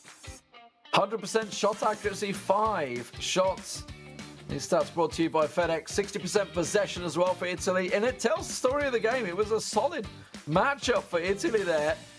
And I just wonder now, with Lotfi coming in, he's going to be playing Nikeldan as well. And for Italy, actually, you know, obviously they're a team that has 4 players representing them throughout this tournament, whereas France are just using the 2. It does look like that Italy want to use all of those players, because if we were to go to a game 3, and I got to be honest, I feel that it might be a possibility now after seeing that first matchup go to Naples. Then Lotfi has got a lot on him, but if we do reach that final game, then NRK, who played earlier on today, will be making another appearance. Yeah, it's something that certain teams have done. They've sort of mixed up responsibilities and others haven't. Of course, France only have 2 players to choose from, 2 of the best players in the world, don't get me wrong, and Lotfi is certainly right up there, but he's got a big ask ahead of him now after his teammate has suffered what is a shock defeat. So, Italy back on the way. I'm going to say it again, but they're playing in the blue, and France are playing in the blue. It's a bit of a clash tactic. I thought the players might figure this one out. You know, there is a home and away for a reason, but it didn't seem to happen. And it is going to be Italy on the start. They've started off with aplomb, and it's another opening goal for the Italians. Zaniolo. I just can't believe what I'm seeing. I've never seen France and these 2 players look so fragile defensively. Usually they're so calm and composed and they don't give anything away early doors. And they've conceded early goal after early goal after early goal. And it's almost a carbon copy of what happened in the last game. Like a knife through butter, into the edge, lovely jink away from Varane. And the left foot shot caressed into that top corner. And Italy, yet again, a 1-0 to the good. This little switch of the foot there, shuffle it over to his left foot, slots it home past the keeper. And Lotfi, well, he himself had to come back from a goal down against the Czech Republic players. See what he's got in his locker. We heard from him earlier on. He's certainly very confident, young lad. Expecting to get an instant reply, and does. That is exactly what the doctor ordered, Lamar, for France. Well. It's just a broken record. Rinse and repeat for what I'm going to say, because it's exactly the same thing. Lotfi did this in the game against Croatia, went behind early, just got himself back up off the ground, scored the equalising goal. The only difference is, of course, can he now go and do what Usmakabel couldn't do in the last game? And that's go on and get the second goal, as opposed to letting it go to extra time. And then, of course, in that, it's a bit of a lottery itself. Fatigue sets in, mistakes set in. He wants to get this done in normal time, in the 90 minutes. Serbia are going to be watching this and loving it. They themselves had a really tough match against Romania. Came out on top in that one, sitting in the finals, waiting for their opposition. Will it be Italy? Will it be France? There's a long way to go, I feel, before we manage to decide that one. Whether it will be decided in this matchup with Italy taking a 2-0 victory, or whether France have one more say after their first ever defeat in the eEURO 2020 tournament. It's certainly highly possible that we've been giving Italy a bit of a disservice here, because we talked about how Eterito, for example, wasn't selected, but the 4 players, they may not necessarily have been in and amongst the big tournaments in the last couple of years in eFootball PES, but let's not take anything away from the fact that the selection process was incredibly tough. So for them to get through in a very, very strong nation that is Italy, they must be great players. And he's in again here, and Italy are back in front in the blink of an eye. This game is ebbing and flowing like the oceans of the world.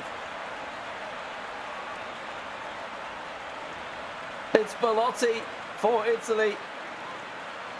So Nicodam's going to start with him. He's obviously, you've seen him coming on as a substitute throughout this one. But Belotti just edges the keeper and slots it past him. Fraction of an inch. Puts it underneath Areola. Yeah, just comes out to it. Can't get down quick enough. And Italy now 2-1 up in the second leg.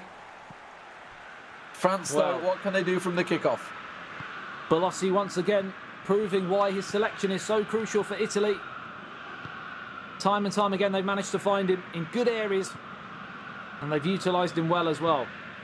It's a fascinating encounter now, because Lotfi is very, very good when he's in front.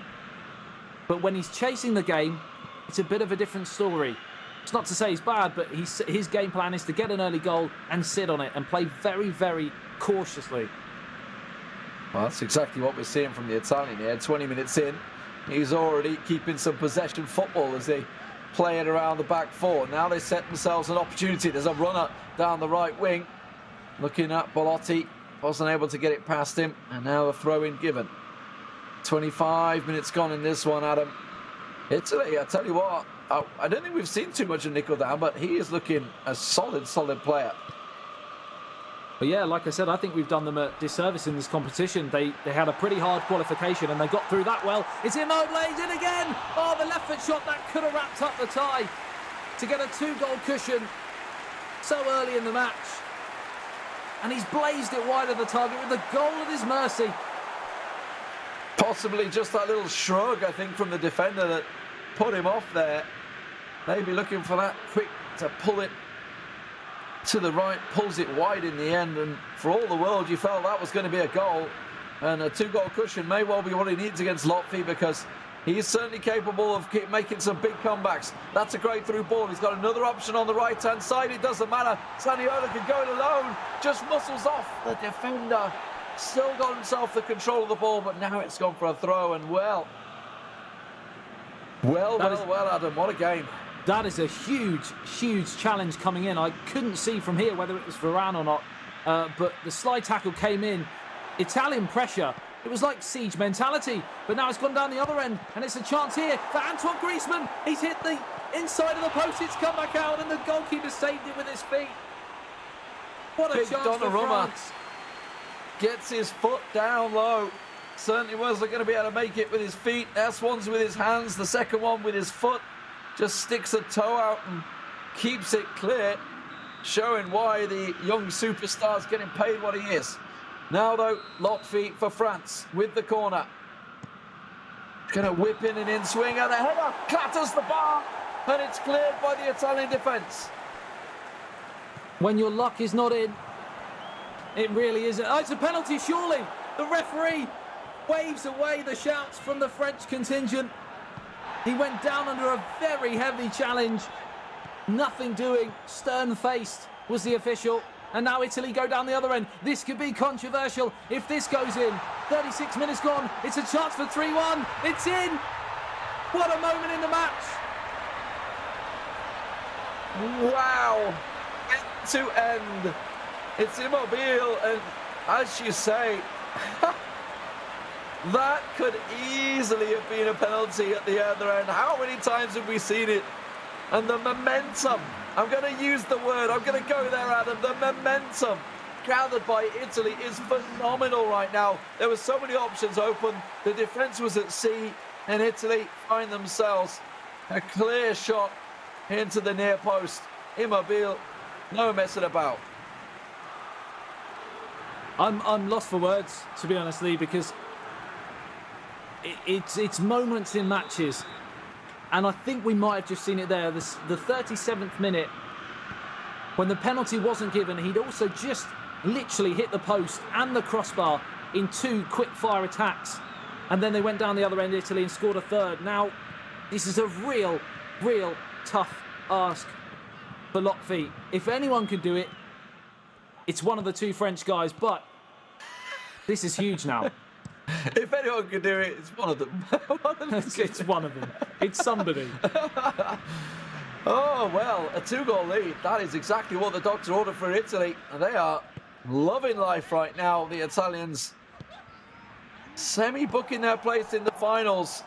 You know, obviously, let's not forget the fact they've got NRK and Alfonso Greyfox as well, 2 players that have also been taking part in this tournament. Oh, that one's gone wide. The chance for France goes begging. Well, we've said that a few times. Very, very un-French-like to miss chances. I have to say that's possibly more of the half chance than we have seen from them. They've missed bigger than that in this game so far, most notably hitting the woodwork twice. But I just feel the wind has well and truly been taken out of Lotfi's sails after that quick-fire counter-attack and goal from Immobile. It's a throw-in. Half-time beckons. Italy coming into the first half with a dream 3-1 lead. They are going to be loving this one. And well, Lotfi with it all to do. We may well see some all-out attacking. We'll see how it goes. They're going to be kicking off, and Lotfi's going to be looking for that very early goal here from the kickoff. Yeah, and he's got to do something. Well, that's a great interception straight away. Italy completely nullifying that early kickoff potential goal. And yeah, Lotfi's got to do something that he very rarely has to do. Chase the game. He's not used to it. Certainly not at the highest level. That ball just gone for a throw-in. France still keeping the pressure on early here. All out attacking. Trying to do something with Griezmann. It's gone across. Defenders there. A much needed clearance because Griezmann was ready to tap it in the net, but it's still not over. The pressure continuing as France continue to pour forward. They've got another player. Goes to Mbappe. What can he do with it? Head comes in. Oh, it's found. Fekir on the spot. And he just tapped one in. It's 3-2 France. Captain fantastic. Just when they needed someone to grab the game by the scruff of the neck. Because France were looking potentially dead and buried here in the semi-finals of the eEURO 2020 tournament. But up steps that man, Fekir. You have to say, plaudits go to Kylian Mbappe, I think it was, who won that flick on up against possibly a player larger than him. So to get that header down was very, very impressive. Game on, Lee. Game well and truly on. Wow, what a match we have here. It's one we were hoping for. That's for sure. Italy still with the goal lead, but they are under pressure. And we just thought once they'd won it back from that kick off the start, but you could see the relentless aggression coming out from the French, just pouring forward, making sure they kept the pressure on. Now, a free kick chance. It's going to be taken short, I suspect, here for Nicholdan. Don't expect him to be launching it into the box. They will just keep hold of the ball. They could try and counter here, actually. The man in the middle, there was a big option for them further forward. Looking to try and draw some of the French players out of their own half. That's a great ball through. What a fantastic find, but unfortunately, the finish wasn't quite there. Hasn't gone yet. Now it should be. And the French players should be able to clear it down the left wing. Yeah, intricate play there from Italy, but Kurt Zouma was there. And now France come down the other end. Fekir might just turn provider, but he's fired wide of the target. And as the longer the game goes on, the more and more France are going to have to press and chase this game. And it's going to really, really open up. I, for one, am thoroughly excited for the remaining 33 minutes plus stoppage time, and that is quick maths.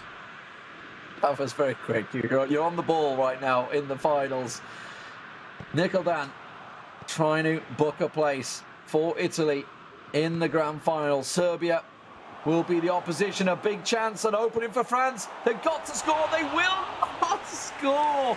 How in the world did that get pulled wide? For the world, it looked like it was there to be had. Olivier Giroud shanked it wide of the target. The goalkeeper made the movement towards that near post. He elected to go far post. And unfortunately for Lotfi, he just put too much on it. And it's as simple as that. Even the best players in the world can overcook it. But France come again. Ball Pogba now finds Fekir. Back to Pogba. Support from Olivier Giroud in the centre. It gets crossed in, but that's a poor piece of play in the end, and it's straight through to the goalkeeper. Couple of changes for both teams. Bernardeschi on for Belotti, I just saw there, as well as Daniel Rugani coming off. So defensive change as well for Italy. Obviously, some of the players starting to get a little tired on their feet out there. There's been a lot of running going on. Fekir laying it down. Romagnoli, the big Milan centre-back, bringing it forward to Florenzi down that right wing. There's acres of space for Bernardeschi. He's just come on. His fresh legs, looking for the cutback, can't quite get past the defender. And I think he actually bought a goal kick. He did. Really nice defending there. Yeah, brilliant. Round of applause from me there for Kurt Zouma. did really, really well to shepherd the ball out of play. And now Italy come again here. Of course, another goal for Italy to get that second goal cushion back with only 20 minutes to go. Might just be the nail in the coffin as it goes out towards the right-hand side. Bags of Italian players in the box right now. He's managed to come out on top. That's a free kick. Not quite the dangerous spot they're looking for, because I don't think they're going to go for the cross. You never know. In terms of height, generally the French players are stronger. Let's see if he whips it on or whether he try and pull it close. It will be a drug back. Now is an opportunity, looking to try and get it to the byline. Any cutbacks options? No. He's getting muscled off this ball, and the French will force him away. But time is against them right now for France. 17 minutes on the clock, and when they lose the ball like that in the middle, that's a disaster. Italy come again here. Florenzi, support on the edge of the area. Oh, it's a crunching challenge coming in from Sissoko. And now they come away with it again. Fekir, the goal scorer. Varane. How far forwards is he? This could be one of the moments of the season so far. Fekir for 3-3. What a sensational chip from the captain again. He's dragged them from the dares of despair. The dares of despair. Don't even know what that is. I'm that excited. Because what an incredible counter-attack that was. And with the goalkeeper so close to him, he was able to lift it over him. Sensational turnaround. Truly down in the depths, I believe, right there. And yeah, a second for Fekir. And a chip that I don't know whether the keeper really should have had that one.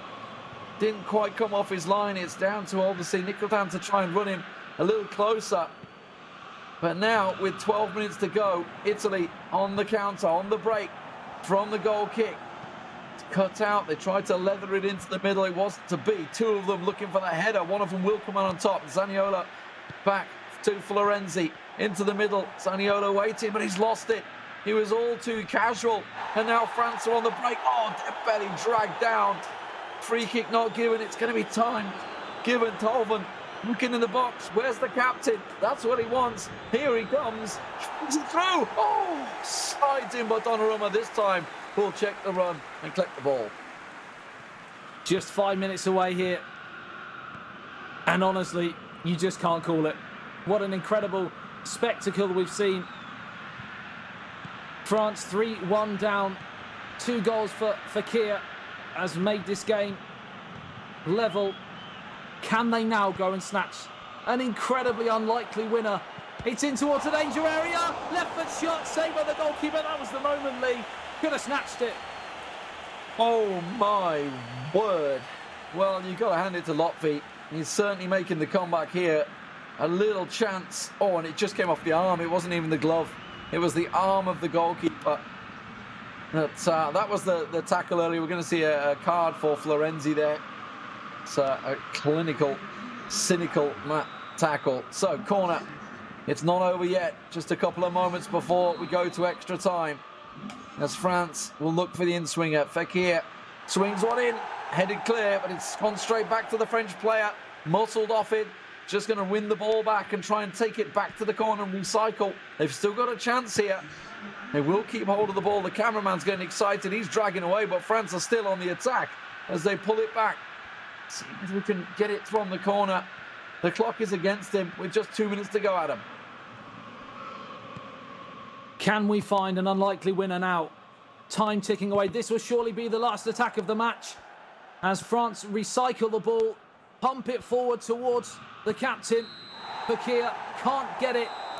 And what an incredible spectacle we have seen in this third game between France and Italy, potentially coming up because we're level here now. Extra time. Well, the kick-off is for Italy. What sort of resilience has Niccoldan got? A 3-1 lead given away. Finds himself in this situation. Absolutely can score them goals. The question is, have the players got the legs to help him do what he wants? Bernardeschi on that left wing. He was a fresh face at one point, but he's already tiring. Zaniolo's got bags of energy along with Pellegrini. But it is still Italy in possession as they drive it forward. There's a space, an opportunity. It has to be just offside. Just a little too soon. And while the ball's nestled in the net, it will be disallowed. Yeah, it was great defending just to step up at the last moment to play him offside. And Lotfi over the years has had his fair few challenges, but this really has got to be one of the greatest he's had. He's been taken right to the wire. And it'd be interesting to see whether he can actually come through at the other side as Dembele plays it forward towards Olivier Giroud. Because Nick Calden has been absolutely breathtaking today at points. This is really, really opening up now.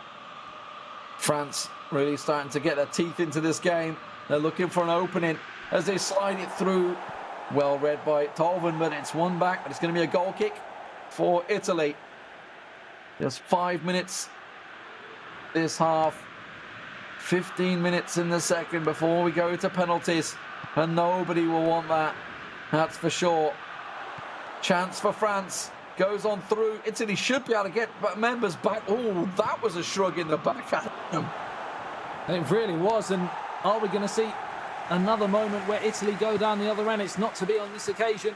As it's back into towards Olivier Giroud. Turns it around the corner. Feeds it back to Ndombele now. Fekir's in there again. They're piling numbers forward in search of this fourth goal, which might see them through to the eEURO 2020 final. It's finished at the end of the first half of extra time. We're still at 3-3, and this game has been so great, I've even invented phrases. Dare of despair.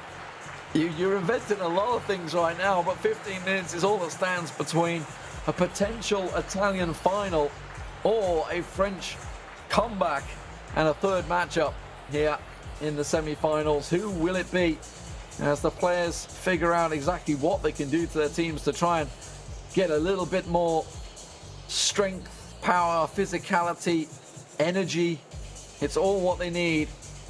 And both of them have used, I think, all three substitutions, if I'm not mistaken, early on, certainly around the 60-70 minute mark for both of them. So both will be in this situation and can't bring anyone on. Look at Pogba, he's absolutely dead. Dembele, nothing left. The French team are dead on their feet out there. The Italians are certainly looking the more lively, but it's France on the attack as they cut it across. Oh, that save could have gone anywhere from Donnarumma. It was spilled, but there was no follow-on. Yeah, France have done a lot of chasing in that last period, and that possibly may mean that Italy have got a little bit more in the tank as we head towards the final 10 minutes of the match here. Are we destined for another dramatic penalty shootout, or can one of these two teams snatch a winner as Fekir finds Olivier Giroud? Just 9 minutes remaining now, and Italy come away. Chiesa up over the halfway line. Lovely ball, almost sneaks through, does sneak through, and now it's 3-on-3. It's a real chance here for Italy. He's through surely. Oh, the pass was poor. Just needed a slightly better pass. It's still not done. Didn't go out for a throw-in. It's Romagnoli who'll play it back to Chiesa on the right wing. Italy keeping possession football, keeping hold of the ball. It can't be worked against you if you keep hold of it, and now he's working an opportunity through the middle. Oh, it was just a weak touch.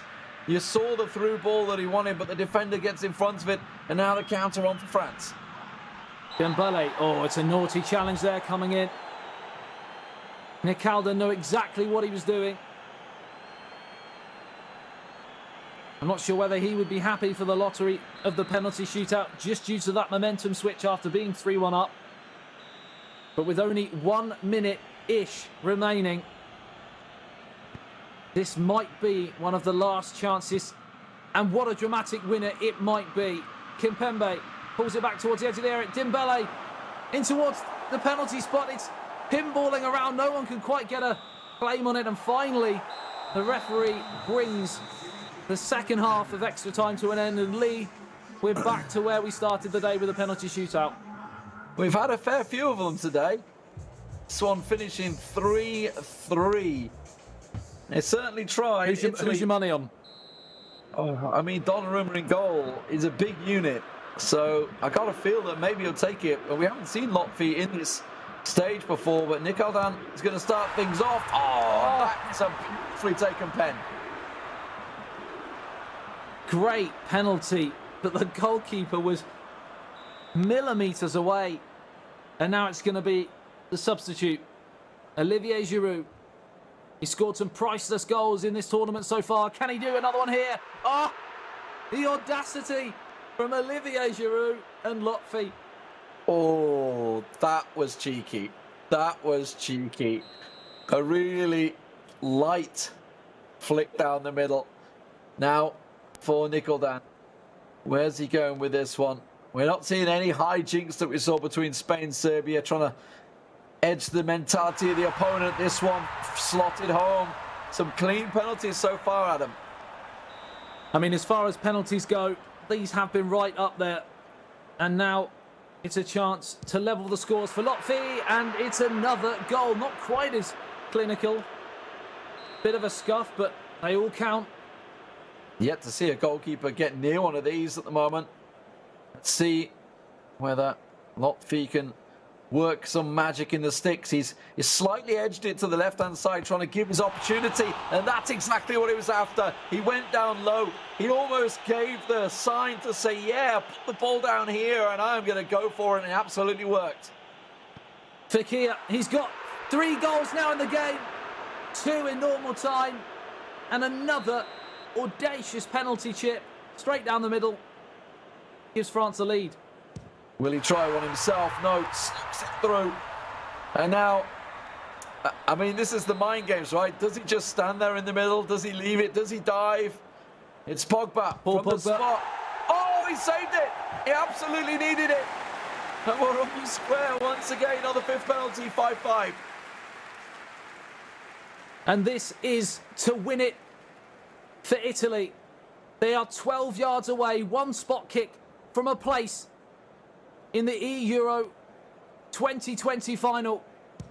And he steps up, and they've done it. Now it's all on France. Surely. They have to score. They have to score. Will it be a chip down the middle? Will it be a smash into the corner? The crowd are behind him. I thought that was it. Lotfi, where's he going to go? It's a straight down the middle, and Nikoldan was ready. He's tried it twice, and Donnarumma catches it. It's Italy that will go through to the finals. Oh my word. Another favourite goes tumbling out, and France go down in the semi-finals. Well, well, well.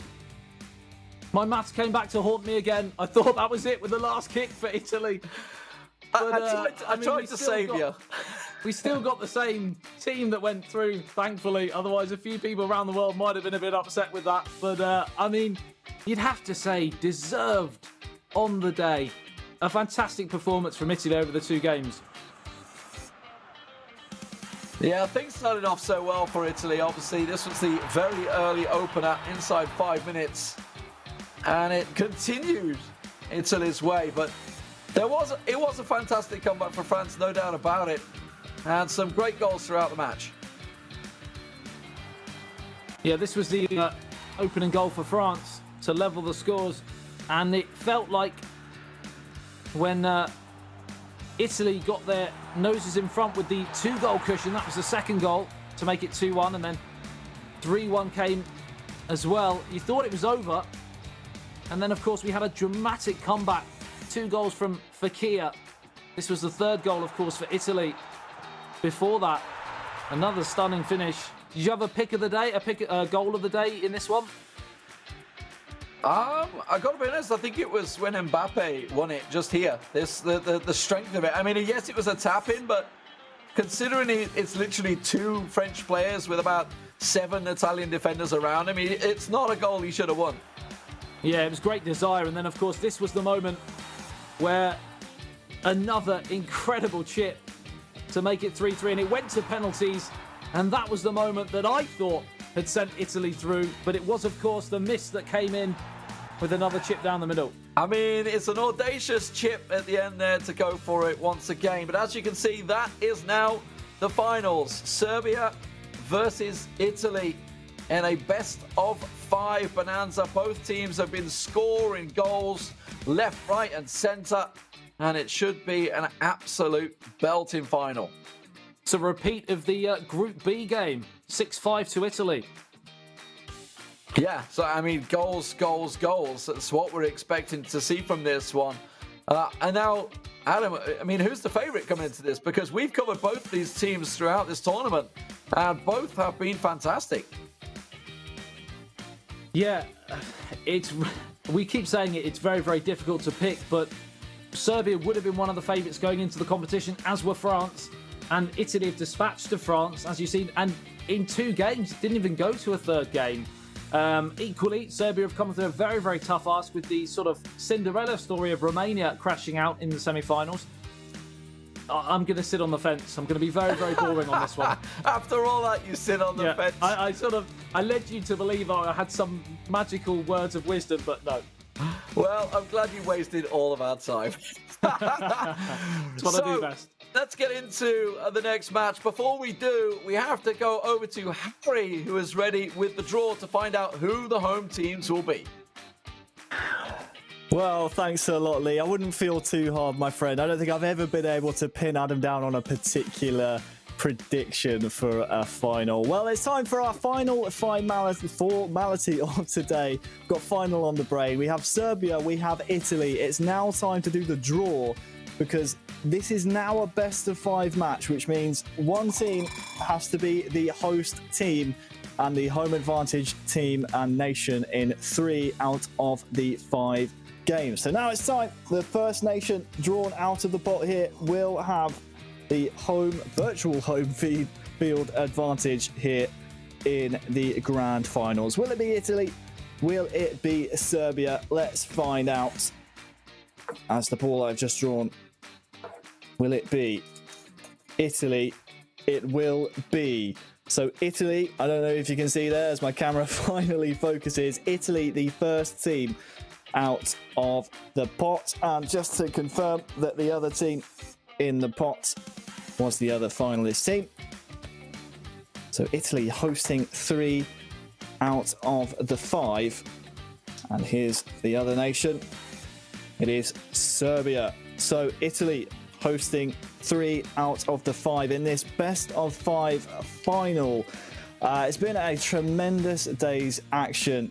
And after the break, the grand finals between Serbia and Italy, they've been fighting so hard throughout the entire eEURO campaign. It all comes down to this. Do not go anywhere. 11 players, many of them friends, some foes during the league season, now united for a single cause as they carry the hopes and expectations of a nation, the most unbearable, thrilling of emotional roller coasters.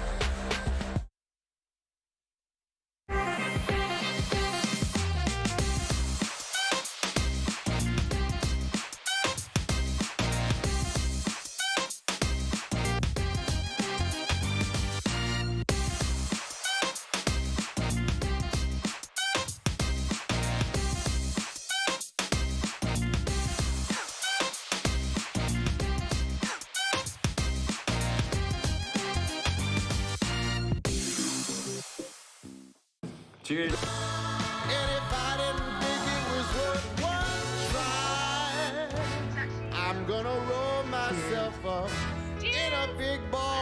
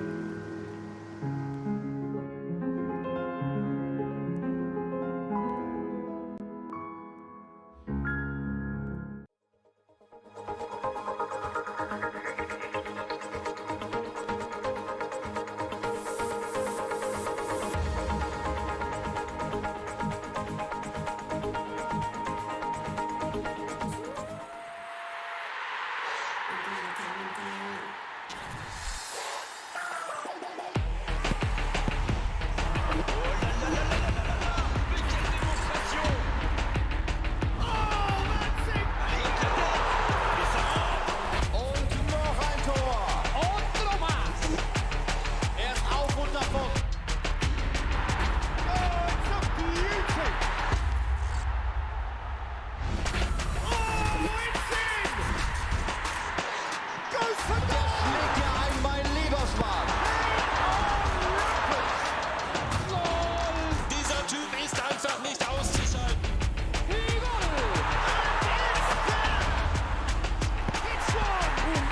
Ein tolles Tor. Sehr feiert. Oh, what about that?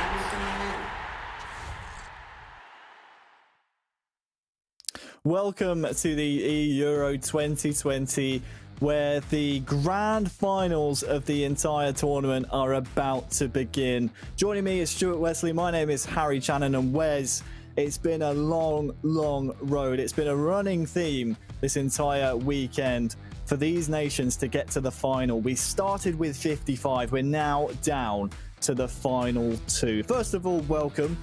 Second of all, try and put into words what a tantalizing prospect of the final we have ahead of us. Well, it all comes down to this. As we said, it's 55 nations. It's been several months. It's been qualifiers. It's been playoffs. It's been knockout stages. It's been extra time. It's been penalties. It's been all of that rolled into one. And now we are left with the 2 defining nations of this tournament. Serbia have made a bit of a fist of it trying to get through to this final, whereas Italy arguably coming through the toughest test of all, which was, eFootball Pro reigning champions, the former world champion of eFootball PES. They came through the fire, and now it's the final. Well, one team through the gauntlet, the other has made it here one way or another. I think it's only fair, Wes, that we start with these 2 nations' journey to the finals before we can really properly set the scene. Let's take a look at Italy's and Serbia's group. Both started out in Group B. It was Italy who finished top in our group bracket style format. It would have been 2 wins and you're through, 2 losses and you're out. Unfortunately for Denmark and Turkey elsewhere in this group, that was the case. But Serbia, they made a bit of a hash of it, really, against both Italy and Turkey, finishing ahead by only 1 goal both times. But in the end, they were resilient enough to make it all the way through to the grand finals. Yeah, and you have to wonder just how much that winner's bracket game is going to play into this final. It is a rerun of that winner's bracket, and you can just see the kind of differences in that pathway that they've had to come through. And again, it could have easily been different. You could have seen Italy in the top bracket, and a kind of almost a sliding doors moment. You could not have seen this final at all. So it has been that tight for Serbia and for Italy. Well, it was a different format in the groups than we see here in the knockout stages. You can see some big names that have fallen to some of the nations we've seen here in the final 8, which we started today. Serbia taking down Romania in the semi-finals by a 1-goal margin once again. All of Serbia's games so far seem to have come within 1 goal. But Italy, really the big scalp of the entire bracket here, is the semi-final which we just witnessed. France, the reigning world champions, Latvia and Uzbekistan taken out of the semi-final running. We had them as favourites, whereas Italy have come out almost out of nowhere to pretty much steal the show. Yeah, I mean, I was listening to it as almost a radio broadcast, listening to the Italy and France game, and obviously the boys did a tremendous job of keeping everybody informed, but it was a fantastic game, end-to-end stuff, and Italy just coming out on top, and penalty shootout. You could probably say maybe France a little bit arrogant with those Panenkas, and when the chips are down, you just put your foot through it. You don't try and play gamesmanship in a knockout penalty shootout, especially to stay in the competition. But Italy, well worth their money to be in the final. And again, I think we're going to see a pretty physical team coming out of the blocks. There's Ciro Immobile, there's Andrea Bellotti, you've got the speed and pace of Quagliarella, you've got Bernardeschi, you've had Zaniolo, who's been superb all the way through this tournament. They've got weapons all around the pitch. Well, I was about to ask you in terms of the virtual weapons they have at their disposal. Talk to me a little bit about the players behind the sticks that they have. They have the likes of MPK and Alonso Greyfox, Nickeldan as well, just really putting up some strong performances. And I think what's impressed me most about the Italian squad, Wes, is that they can just almost match their their amazing opponents, it doesn't seem to be anything that phases them, despite the fact that sometimes they are underestimated, sometimes they are the underdogs. They always seem to rise to the occasion.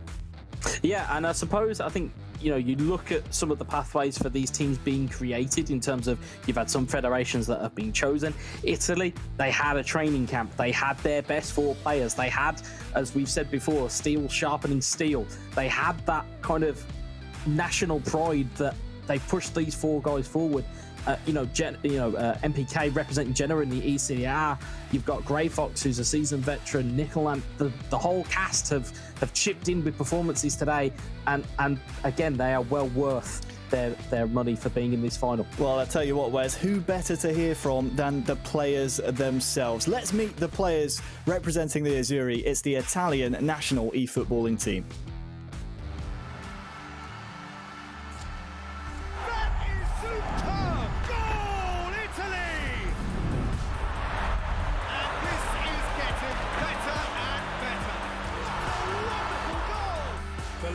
Of step, the sharpness of movement, the certainty of finish. Ciao a tutti, sono Carmine Naples 17X Liuzzi e sono giocatore della nazionale italiana. Hi everybody, my name is Alfonso Alonso Grifox Mereo and I'm an official player of first Italian in national team. My name is Nicola Lillo, Akan Galdan and play for Italy. I have been competing in esport for 12 years. Hello, my name is Rosario Enrique Accurso and I play for Italy. I'm a competitive player since 2019 and I'm feeling proud to represent my country. My teammates are very solid people. They are all from Naples, a city that I love. My teammates in national team are excellent players. They work hard in training, where a good friendship was also born. I miei compagni di squadra sono veramente in gamba e oltre che essere bravi giocatori sono veramente persone eccezionali. Abbiamo legato fin da subito. The journey was hard. The toughest spot was against Montenegro, where we lost a crucial match, but we had the mentality to get on and achieve the first place. Spero di poterli rincontrare nella fase finale per prenderci una rivincita. My most important moment was victory against Ukraine with the result of 8-0. Win eEURO 2020 sure could be a thing to be very proud of. Winning for me would mean realizing my dream started a long time ago. Per me sarebbe motivo di grande orgoglio e una gioia difficilmente descrivibile. Winning Euro 2020 will be the crowning of our dream. It will mean that every effort and sacrifice will pay off.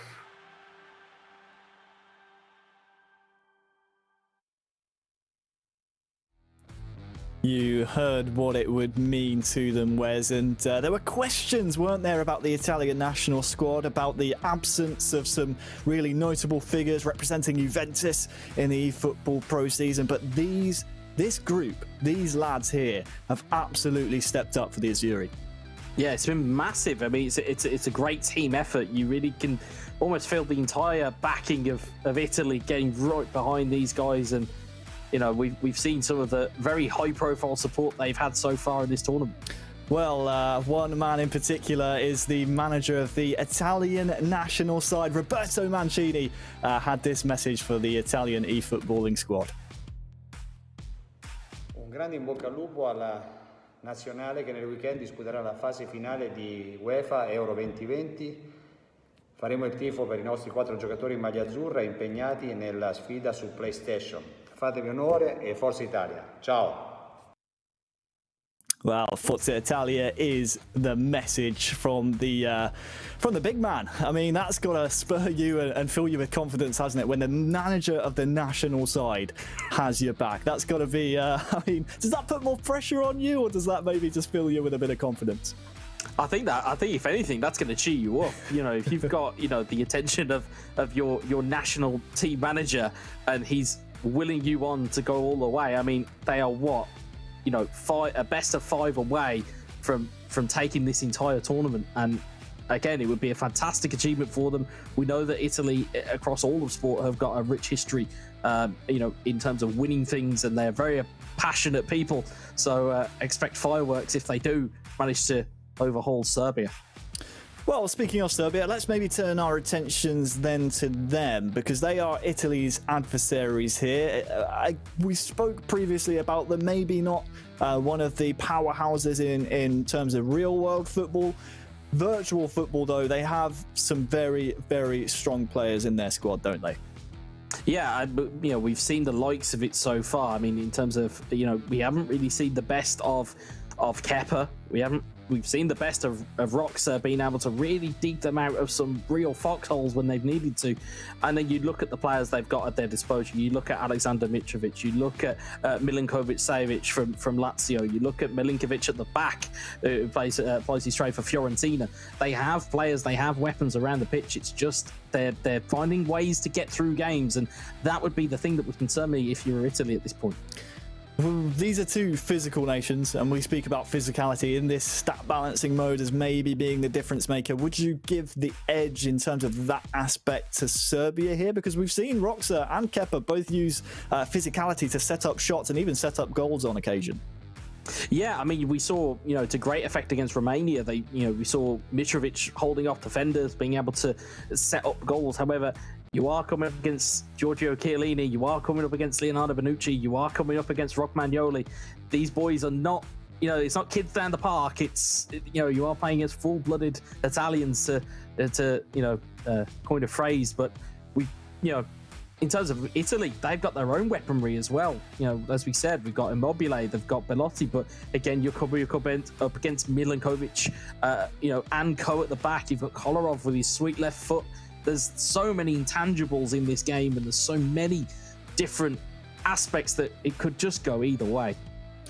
Well, as we've met the guys representing the boys in blue, let's meet their opponents. It's the Serbian national squad, who have more than just Kepa and Roxa representing them. They have a four-man squad who helped them throughout the qualification period just to get here at the eEURO 2020 finals. Let's meet the Serbian national team.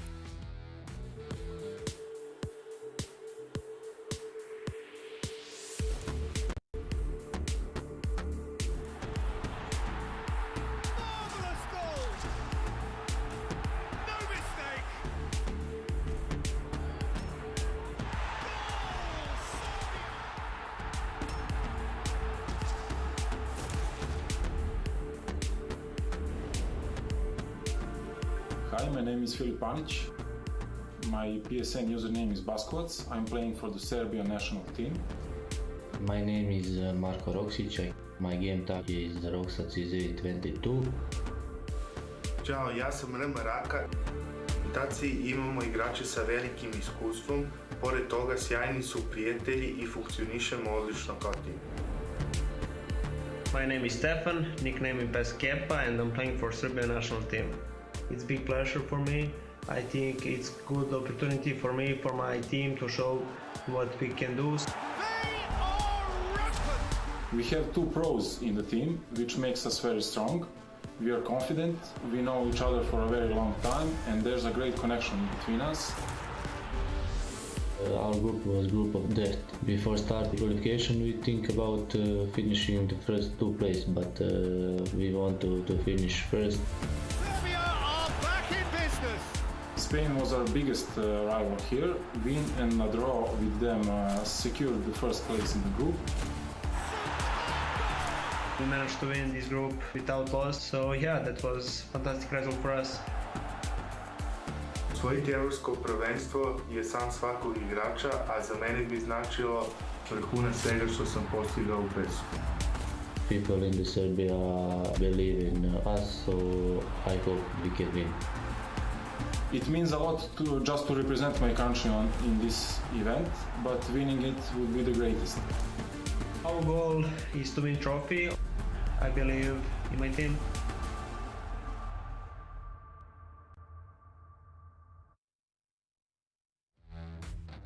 Well, Wes, the belief is there from Kepa, and it's good to hear from almost, I don't want to call them the other two fellas there for the Serbian national squad, because Paskovac and Raka in the qualifying groups were filling in the holes for Serbia when Kepa and Roxa weren't available. Yes, the two pros will be the majority of the players that the Serbian national side here will try and lean upon, but they certainly filled in the group stages wherever it was necessary.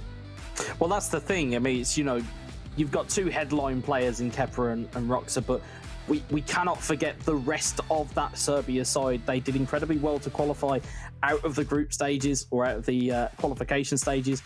We've documented it to death that they knocked out England. Wow, we're really upset because we didn't have a team to root for here. No bias here, Wes. There's no bias at all. But to force Spain into the playoffs, I think that was, that's pretty much a statement of intent right there from Serbia. And the fact that, as we said, when there was all four of those players, it wasn't just Kepa and Roxa that were playing every single game. Every player got reps in, and if they do go on and win this, it will be very much be a team effort, much like we've seen today from Italy as well. Yeah, all of the Italian e-footballing national side chiming in so far this weekend. I've only really seen Kepa and Roxa, and it has to be said the former doesn't look to be at his very best so far this weekend, at least from what we've seen, Wes. Do you feel like maybe that has to change here in the grand finals if Serbia are going to lift the trophy at the end of it? Well, I think you have to. You have to have some type of kind of shot in the arm. They need some type of confidence boost, especially with Kepa just being off of song. He needs something. He needs something to give him a bit of a boost. Well, we'll see if that something is a bit of a word of encouragement from a Serbian national team player. Let's throw to a quick message from one of the lads from the national team. Selekcija Fudbalskog saveza Srbije u subotu od 13 časa i 15 minuta igra svoju prvu utakmicu na Evropskom prvenstvu u PES-u. Nadamo se da će naš tim biti uspješan kao što je bio i u kvalifikacijama. Podržimo zajedno naše momke u borbi za prvaka Evrope.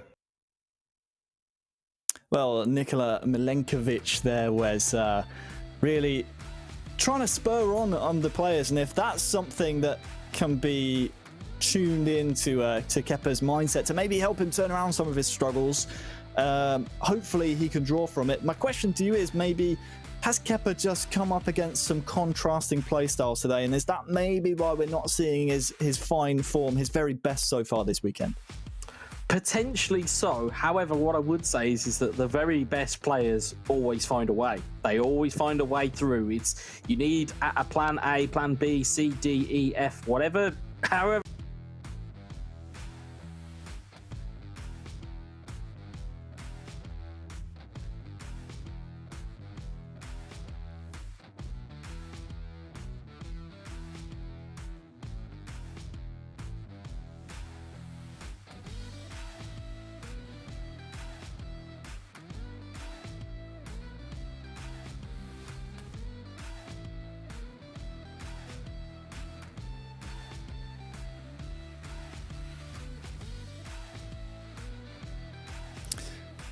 Well, here we have the Alipay top 5 goal scorers of the competition so far. France, Germany and Turkey all out of the competition, as are the Netherlands. So if Italy were to take the top goal scorer mantle off of France, Wes, it would take a large goal swing.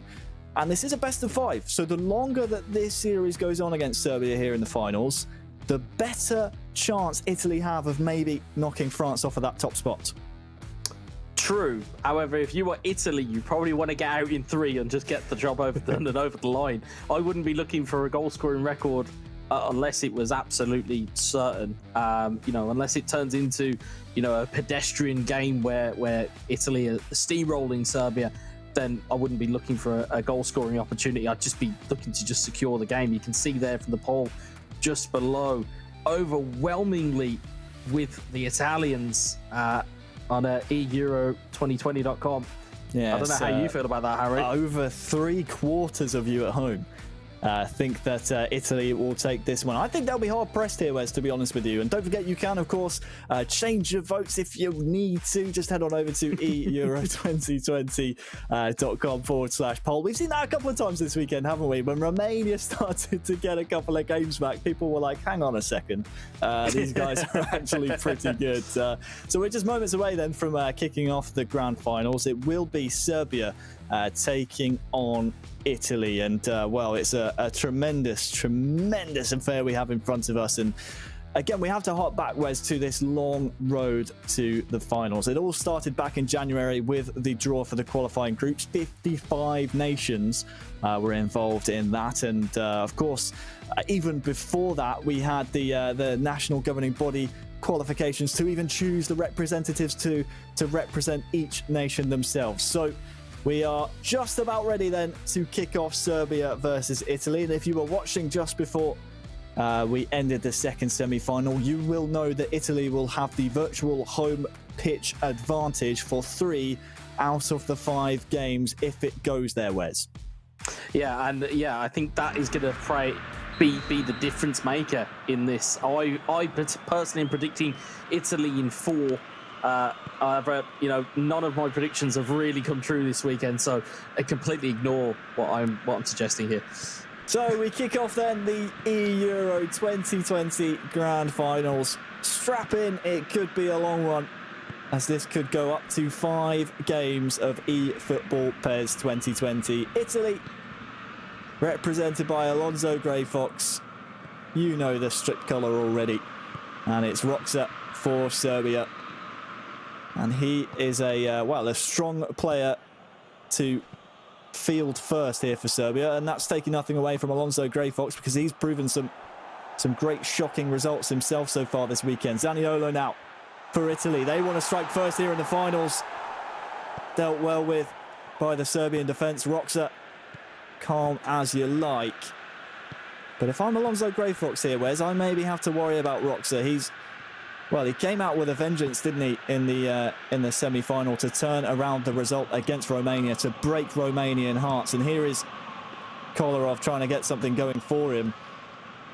I mean, you would be scared, wouldn't you, after that semi-final performance by Roxa? Yeah, it's one of those things where you'll see a name flash up on screen, you're like, oh great, I've got to go and play Roxa now. It's one of those ones, and especially when you know the capabilities that these players possess. I mean, let's not discount Serbia's goal-scoring ability. They've had 67 goals overall, and they've scored 29 of those in the groups and the finals. So they're not without scoring goals, Serbia. So I'd expect this to be high-scoring. And despite this being played on a virtual pitch, Wes, I very much expect this to be a physical affair. Both nations possess very, very strong, statistic-wise, physical players. They are well and truly happy to play physically, as well as both of these nations have displayed so far this weekend. Thanks for joining us wherever you are in the world, whatever time it is. You can use the hashtag eEURO2020. Let us know your thoughts. Who do you think is going to be crowned the champions? Look at this. It's Immobile in behind here for Italy. They'd love an early goal in the opening 20 minutes. That's the best chance so far. It will be an Italian corner. And Roxa defensively, well, that's just way too much space to afford. Yeah, I mean, you can see there that the closing down was quite quick from Serbia. Well, he has only run out for a corner. Looks like it's Florenzi lining it up. It's short, though. It's a bit surprising corner. Immobile, oh, well dealt with. Dimitrovic was a... Well, it's very well thought out corner, but also great alertness from the Serbian keeper as well. Full of trickery are Italy, and maybe that might have helped them get to the finals themselves. Dispatching of France in the previous round in 2 games was a shocking result that will be felt around the PES world, and that's a mistake. Mitrovic here could have a chance here for Serbia, maybe to upset the Azzurri. It's the first goal of the finals, scored by Serbia. Is Mitrovic with the heroics once more. And Roxa and Serbia are in the driver's seat now. First blood to Serbia. It was seized on by a mistake.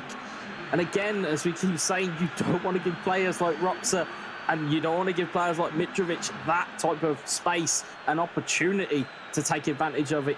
And again, impetus and advantage goes to Serbia. To a neat little pickup from Mitrovic, and we talked about that physicality. Romagnoli just couldn't get back on him. And it is Mitrovic who seals the deal here. You can see there just a little bit of a lucky interception from, I think that was that Vladic or Lalic, excuse my pronunciation. Mitrovic just fires it into the back of the net. And well, you can say it's a fortunate bounce, Wes, but a lot of it comes, doesn't it, from great pressing from Roxa, knowing that he could be alert to that kind of mistake. Yeah, definitely. You have to have your players in those positions. You can see that he's reading. You can see that again. He's manually trying to read where he feels these passes are going. And it'll be interesting now to see Italy on the front foot. Although they're not in uncharted waters. They've been behind to Serbia before already this weekend. So they'll know how this feels. Of course, it was Italy who prevailed in Group B. 6-5, I believe it was, on aggregate. There's no aggregate score here in the knockout rounds. And that doesn't change for the grand finals. It's just straight up game wins that matter. Adam Jajic down this near side. Rugani does well to keep that one in play and will turn possession over to his side. And one thing I do like about the Italian national side's setup, it doesn't matter who's playing. They all like to just have that attacking bar. You can see at the bottom of your screens that white bar will turn either blue if they go defensive or red if it's attacking, and Alonso Greyfox might get one back! Italy have equalised! Ciro Immobile with a vital finish that gives Italy a lifeline here in the first half. To steal another commentator's line, what a hit, son, what a hit! Finds the corner of the net when no one was expecting it. And again, it's a pretty hopeful ball down the right-hand side. It's a great little cut inside. Immobile gets around the back of the defender, holds off that defender and slams it home for 1-1. And Italy, again, like we said, they like to have possession of the ball. They took their time to get it forward. They didn't just rush it. And all of a sudden, Immobile, cute finish, batters it into the back of the net. And all of a sudden, the Azzurri go crazy. That one will feel good for Alonso Greyfox. Coming up against the pro player in Roxa, representing FC Nantes in the eFootball Pro League alongside national teammate Kepa. Well, that sets this one up absolutely perfectly. What was it? 78% of you at home thought the Italians would come out on top. The early goal from Serbia might have proved a lot of you very wrong, but Alonso, well, he's not giving up. Look at that ball over to the top to Immobile. He'll actually get there, and he lifts it over the keeper. And Italy are in front. It's Immobile again. It's Italy again. What a finish.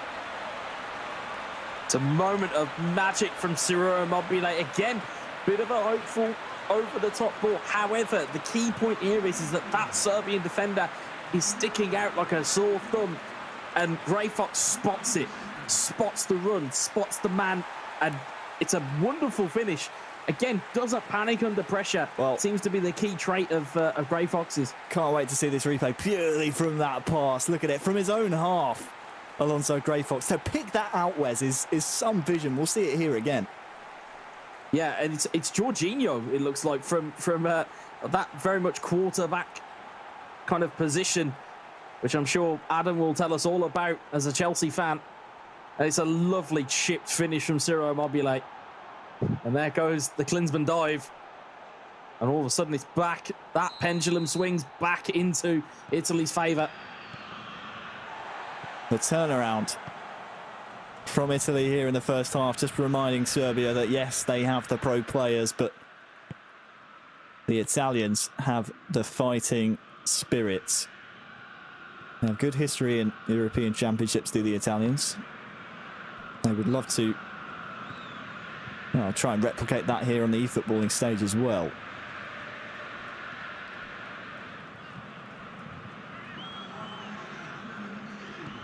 So as we approach half-time, Italy 2, Serbia 1. I have to ask the question, Wes, is that a fair result? Roxa might get the ball back here for Serbia, so we'll put a pin in that question for now.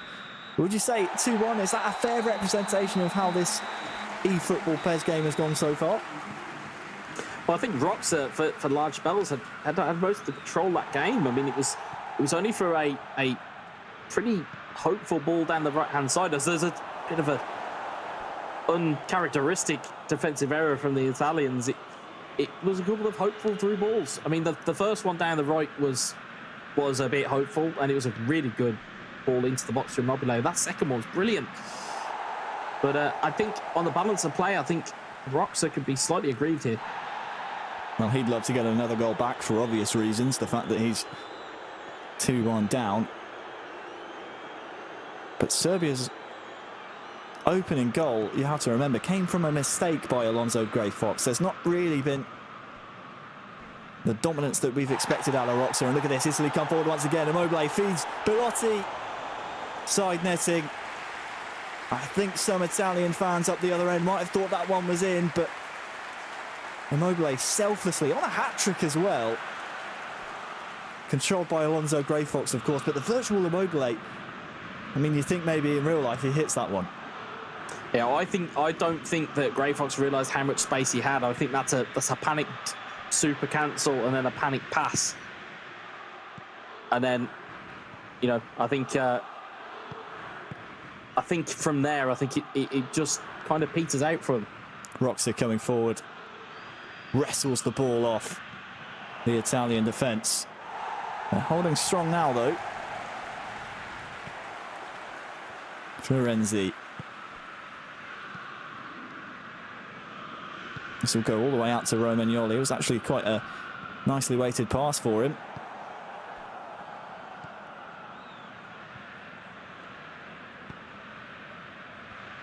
Adam Jajic.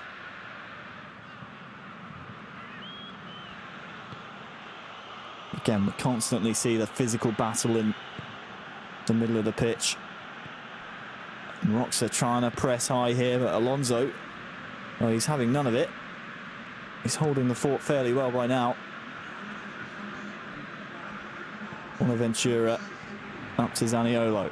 Belotti, look out for Immobile here. He'll be the one that Alonso hopes gets the ball. He's still going here, straight at the keeper, and it's 3-1. Italy score, it's the hat-trick hero, Immobile. Wonderful. And it's nothing less than Alonso's deserved. He's defended so well against Roxa. Not given the FC Nantes a sniff in this first game of this best of 5. It's a long old series, Wes, but this, the third from Immobile, was well deserved. Yeah, it's neat little passing play here, but just keep your eye out for this challenge going into the edge of the box. He didn't want to commit to that challenge from Belotti. He knew he would have given a penalty away, but even so, you can't leave a player of Ciro Immobile's caliber out in the cold on his own. And Serbia will be annoyed to see that one go in.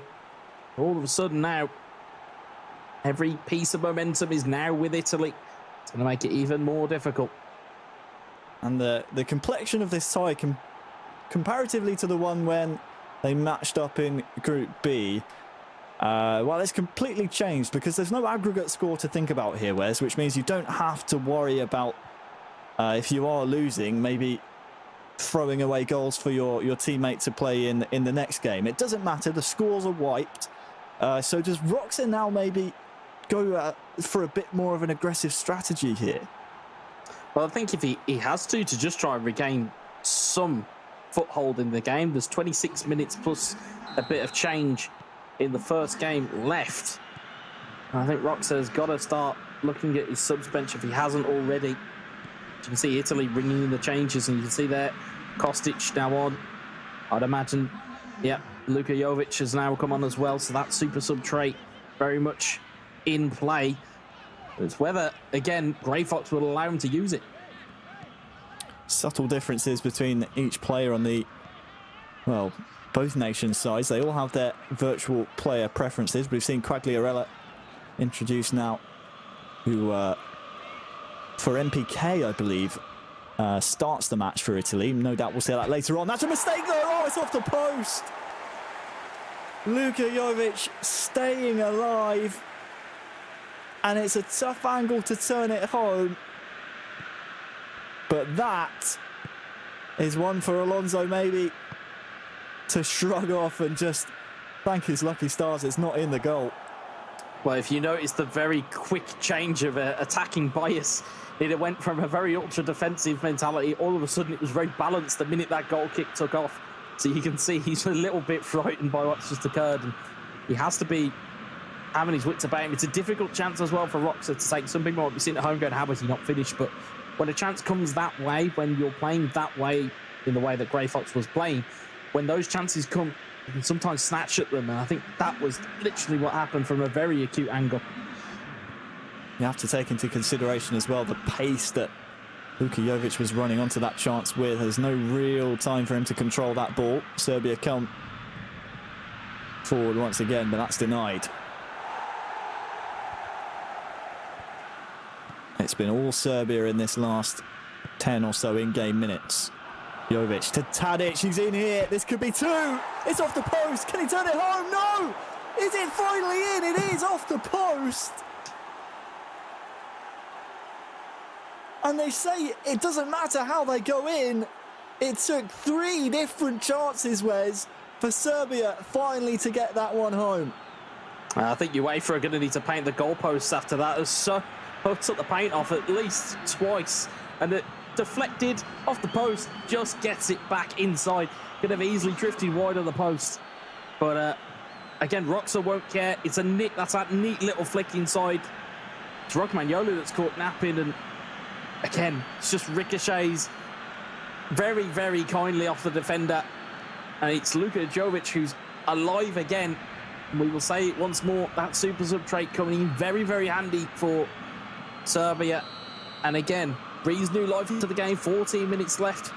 There is still time for one more. We've seen dramatic comebacks all the way through this weekend, and I wouldn't be surprised if we see one more. Well, the pressure rewarded by the goal. Both of the posts rattled within 10 in-game seconds, which is a matter of milliseconds in real world time. But at least Serbia finally converted that chance. They come forward once again. You sense a bit of a momentum switch here. Serbia come forward once again. It's Mitrovic straight at Donnarumma, and now it's, well, hang on to the ball for Alonso Grey Fox. Up 3-2 here in game one. And I'll tell you what, he's not willing to sit back with the ball here as well. He wants to go right up the other end of the pitch and, well, make the territory as hard as possible for Roxa to get into an attacking sense. Just take a little look at the blue shirts here. There are plenty forward. And it's Pellegrini to run onto it. Zaniolo has a runner inside. It's Quagliarella! Game, set, not quite match. There's a long way to go in this series, but I think we've just seen the goal that decides game one. Yeah, and the beauty of this goal from Grey Fox is that when this ball comes in, it's very easy to look at that man straight ahead who had his hand up, ready to take the ball on. Instead, takes a neat little reverse ball inside. It's Quagliarella who just peels off, as you can see. It's a 2-on-1 for that centre-back, and I don't want to be that Serbian centre-back if I've got those two players running at me. Quagliarella finishes it off as he has done for so many years, and he's kind of rolling it back. He is rolling back the years on the virtual stage. Roxa really needs an immediate reply here. He's trying his best. Zivkovic to run onto it. Donnarumma, though, a difficult frame to beat in between the posts. And look at this, Bernardeschi coming forward. He's tussling with Kostic on that far side. Wins the duel for now. Can he get a cross in? There might be 5 on the go here for Italy. They might smell that top 5 goal scorers of the eEURO's mantle going in their favour here. Quagliarella tries to play the ball forward, and there's a ball over the top here to Bernardeschi as well. It's a 4-on-4 at the back. beats his man, and well, the free kick I think will be a little disappointing, to be honest with you, for Italy, because they had a numerical advantage in the attack there. Played short.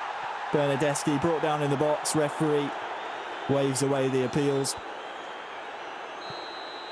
And what a result for Italy.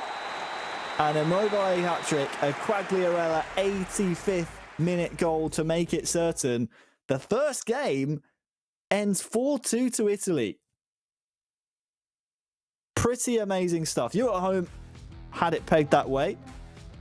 Wes, I wonder if you have any comments for Serbia, because now Roxa has lost the first game. I assume, and we'll get confirmation on that in just a moment, that Kepa will be the man to step in. He's been struggling slightly this weekend as we look over some of the replays. Yeah, he has. I mean, you know, very fair play to Grey Fox in terms of the way that he's conducted himself. I think Roxa will be slightly disappointed in the fashion that he lost here. Again, his defender caught a little bit napping there. Brilliant hit from Immobile. And as we just hear it in our ear here, it's going to be Kepa for Serbia, and it's going to be MPK for Italy. So that goal, though, Wes, I mean, a 1-1 to take on that takes some minerals, doesn't it? Yeah, I mean, you know, you're on the biggest stage, arguably, of your PES career, and you take those types of opportunities. Grey Fox, he must be made of stone. He must have nerves of steel. It's whatever, every other analogy you could come up with. I mean, this was actually a pretty well-worked move in the end, but it's a bit of comedy in the way that it pings off a post once. Almost a slapstick goal, isn't it? It is. It is. It very much was. You know, flicks off the end of a defender. Jovic gets on the end of it. And again, the way that this game was going, but it's this goal here that probably impresses me the most. It's that presence of mind. We keep talking about it. It's the lovely reverse ball into Quagliarella, where all would have probably played it to the additional man that was running in. You give it to your forward who's in form. We've seen it from Quagliarella time and time again today, be the man that they look to as their goal scoring threat. I mean, it's a great pass, not only because it finds the man who wasn't being covered by Roxa, who was obviously controlling a different defender, but also the fact that the power on the pass put it on a plate. It was right on his foot, didn't need to take a touch. It was slid right into the corner. We'll take a quick look then at the match stats. I mean, the only stat really that matters is the goals in the end, but that possession statistic, Wes, is well, something that Roxa won't really be accustomed to facing. He usually likes to play with a bit more possession than 33%, doesn't he? Yeah, I mean, you know, when you have a kind of such a differential in possession the way this has, that 33% has to be the best 33% that you could possibly have. You know, playing against Italy, you're going to get starved of the ball. You're not really going to get many chances. So that possession becomes so much more valuable. And to his credit, Roxa didn't do that much wrong. It was just how good Italy were, and it was just how good the Grey Fox was. So, you know, I mean, you look at the pass accuracy, 86% against 74. There's loads of misplaced passes. Granted, there was a lot of passing around in terms of the Italy's third of the pitch, but still, to have that accuracy, to be able to find loose men, it's very good from Grey Fox. We'll see whether that carries on with MPK in a second.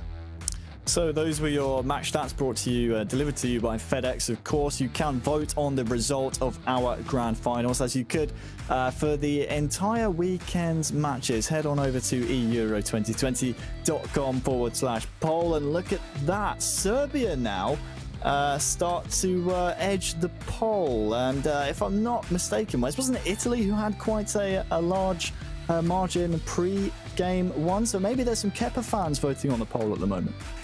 There could be.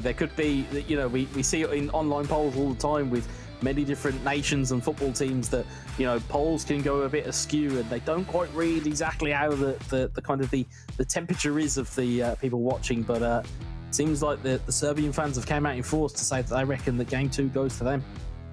Well, they'll be hoping for their eEURO 2020 hopes that it does go their way. We have game 2 of this best of 5 series up very shortly. I have to ask, Wes, again, we've noted the fact that Kepa not playing his very best.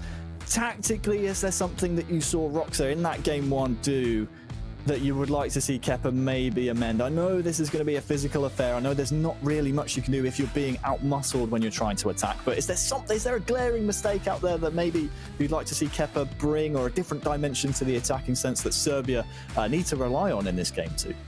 Yeah, I mean, we spoke at length about players taking risks, and I'm saying that maybe to reduce those risks from Serbia, because you know that the minute that ball goes, you may not see it for 15 or 20 virtual minutes, and that in itself starves you of the opportunity to strike back, even if Italy do, take the lead. So I think for Kepa, it's a case of find that game, because we know that Kepa is one of the best players in the world. There is no question in terms of how good he can be.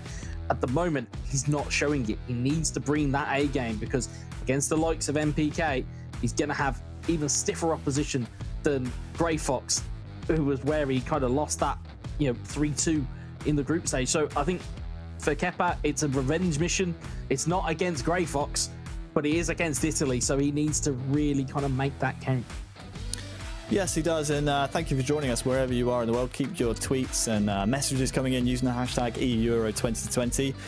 Let's recap some of the previous results we saw, Wes, because Italy took down the favourites, the Stonewall favourites in the semi-final, the round before to get here. Because of that, do you think maybe the confidence that Italy are bringing into this grand final now against Serbia is what might just edge them over the line in a very closely contested affair? I think so. I mean, I've been a part of offline events before where you'll see big names go out, and all of a sudden it then becomes, I wasn't expecting to play that team. Because I will probably bet you probably all that I own that Serbia were thinking, we're going to be playing France here, and we kind of know how they're going to play because we played against them when they played as AS Monaco. Maybe then a lack of preparation from Serbia, not so much because of lack of a thorough investigation of Italy, but more because they were expecting to play a different nation entirely. Yeah, I mean, it's a lot different if you're playing against Kylian Mbappe and Antoine Griezmann. You're playing a lot differently when you're playing against Belotti and Immobile. They're two very, very contrasting styles of eFootball PES gameplay. So, I think there's probably a little bit of a shock there, but they need to overcome that quickly because these games will go very, very quickly. Yeah, we're straight into game two. It's Italy with the first real chance, Immobile against the keeper. Within the opening 5 minutes, we haven't even had a chance to introduce our new national players. For Serbia, it's Kepa. For Italy, it's NPK. But that is just a warning for Serbia that Italy, they sense that this trophy is here to be won. Just a glimpse of the physicality, and look at this, Immobile is in behind once again. It's a great find to control. Just lacking. But Immobile, he looks lively here today, Wes. Yeah, and I think what the Italians have kind of noticed here is that if you put a ball over the top, the foot race is getting won every time by Immobile versus those slightly slower Serbian centre-backs. So you maybe look at Kepa, maybe should be playing a deeper defensive line to counteract that target or that tactic even. Because, as we were saying, Immobile, a potent target for all of the Italy squad. It's not just been Grey Fox, it's not just been MPK, it's been everybody. They've used him as a very much a lightning rod. So there's an offside call. Just a touch early there from Zaniolo.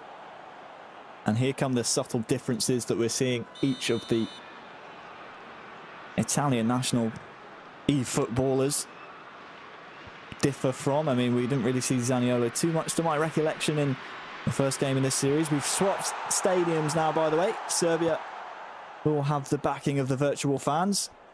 I'm sure that won't faze NPK in the slightest. He's on the attack now. As possession turns over. Dusan Tadic. Look at that run in behind from Mitrovic. Lovely chance here. Good save. What a stop that is. It's a tale of two manual saves. You can see the positioning from MPK moving his goalkeeper just into the right place. It's a wonderful two-handed save from Donnarumma.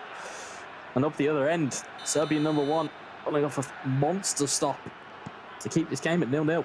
Corner swung in. Hits the man at the near post for another corner.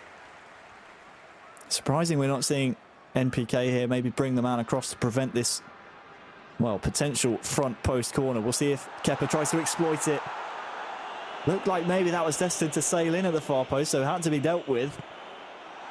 Kolarov into Dusan Tadic. Lovely footwork. Can he get a strike away? He can. Sends the Serbian fans in the stadium into the raptures. It's 1-0. And it's a great goal from Kepa. Serbia, your superstar, has woke up. Kepa with a brilliant finish, and you were talking about that set piece.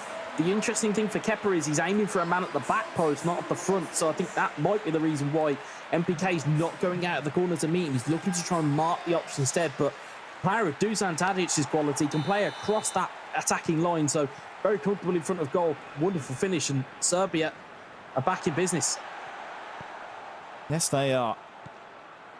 Kepa, and we've said this time and time again on the commentary, we have not seen the best of this young man so far here at the eEUROs. What a time it would be to step up for Serbia.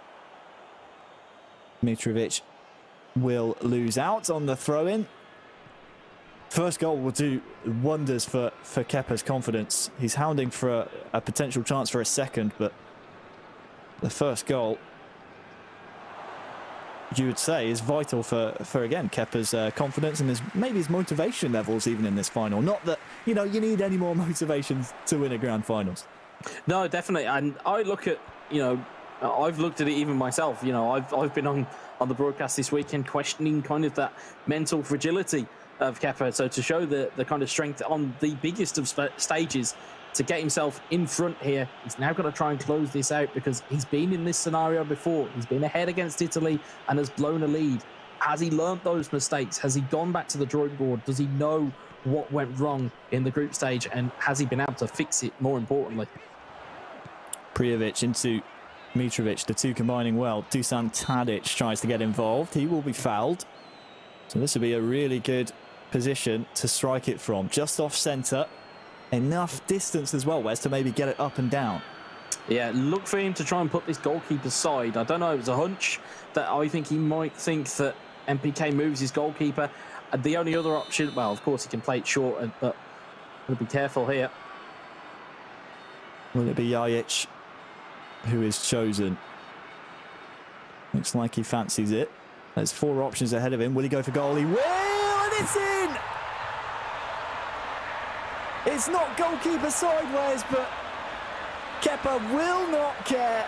Adam Jajic with the free kick of Kepa's dreams. 2-0. It's a wonderful hit, and that slight delay, if you're watching this at home, guys might think, well, why did he take so long to take the kick? As I said, some players will move their goalkeeper across to that side to protect the goal. And then, of course, you've then got the very easy option. It's a little bit of gamesmanship from Kepa. Realistically, he took that time. There was options short as well. If you can look to the left and the right of the wall. What a hit. It's a brilliant hit from him. Donnarumma has got absolutely no chance. So just can only watch it realistically go in. And this is the Kepa that we thought was still there. And he's confirmed our suspicions as he goes 2-0 up. But again, we've been here before. Well, you know what, Wes? That might be a contender for goal of the day for me. I didn't get to see it properly until we saw it from that angle, but to go around the wall with the curvature of the ball that Kepa was able to get, Jajic has stuck it right on the money. Doubled the Serbian lead. And now all of a sudden it's a foot race to get to this 50-50.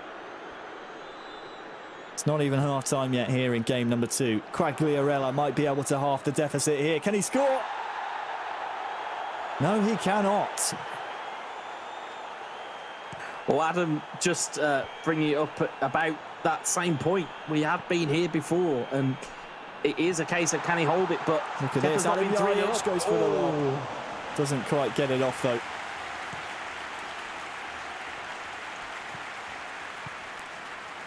What can Italy produce in response? Quagliarella, Immobile, lovely ball, great save. Kepa, well, he's just about as good as his namesake. using the manual goalkeeping there to prevent a surefire goal from the Italian forward. Here comes Mitrovic. Lovely ball to Tadic once more. Oh, he's taken the shot early. That is the final kick of the half, but it could have been 3. Went for power. The precision wasn't quite there. But all the pressure now on MPK. Well, this is the thing here, that Kepa seems to have found that kind of gear that we know that some of these real pro players have. You know, and MPK's got it in spades as well. It's whether he can pick himself off the proverbial canvas, as it were, to get himself back in this fight. But at the moment, Kepa seems to be just having his way at the moment. Ball will come the other way. Immobile, great find out to Bonaventura. Quagliarella using his strength, might go for goal here. Bonaventura's out wide though.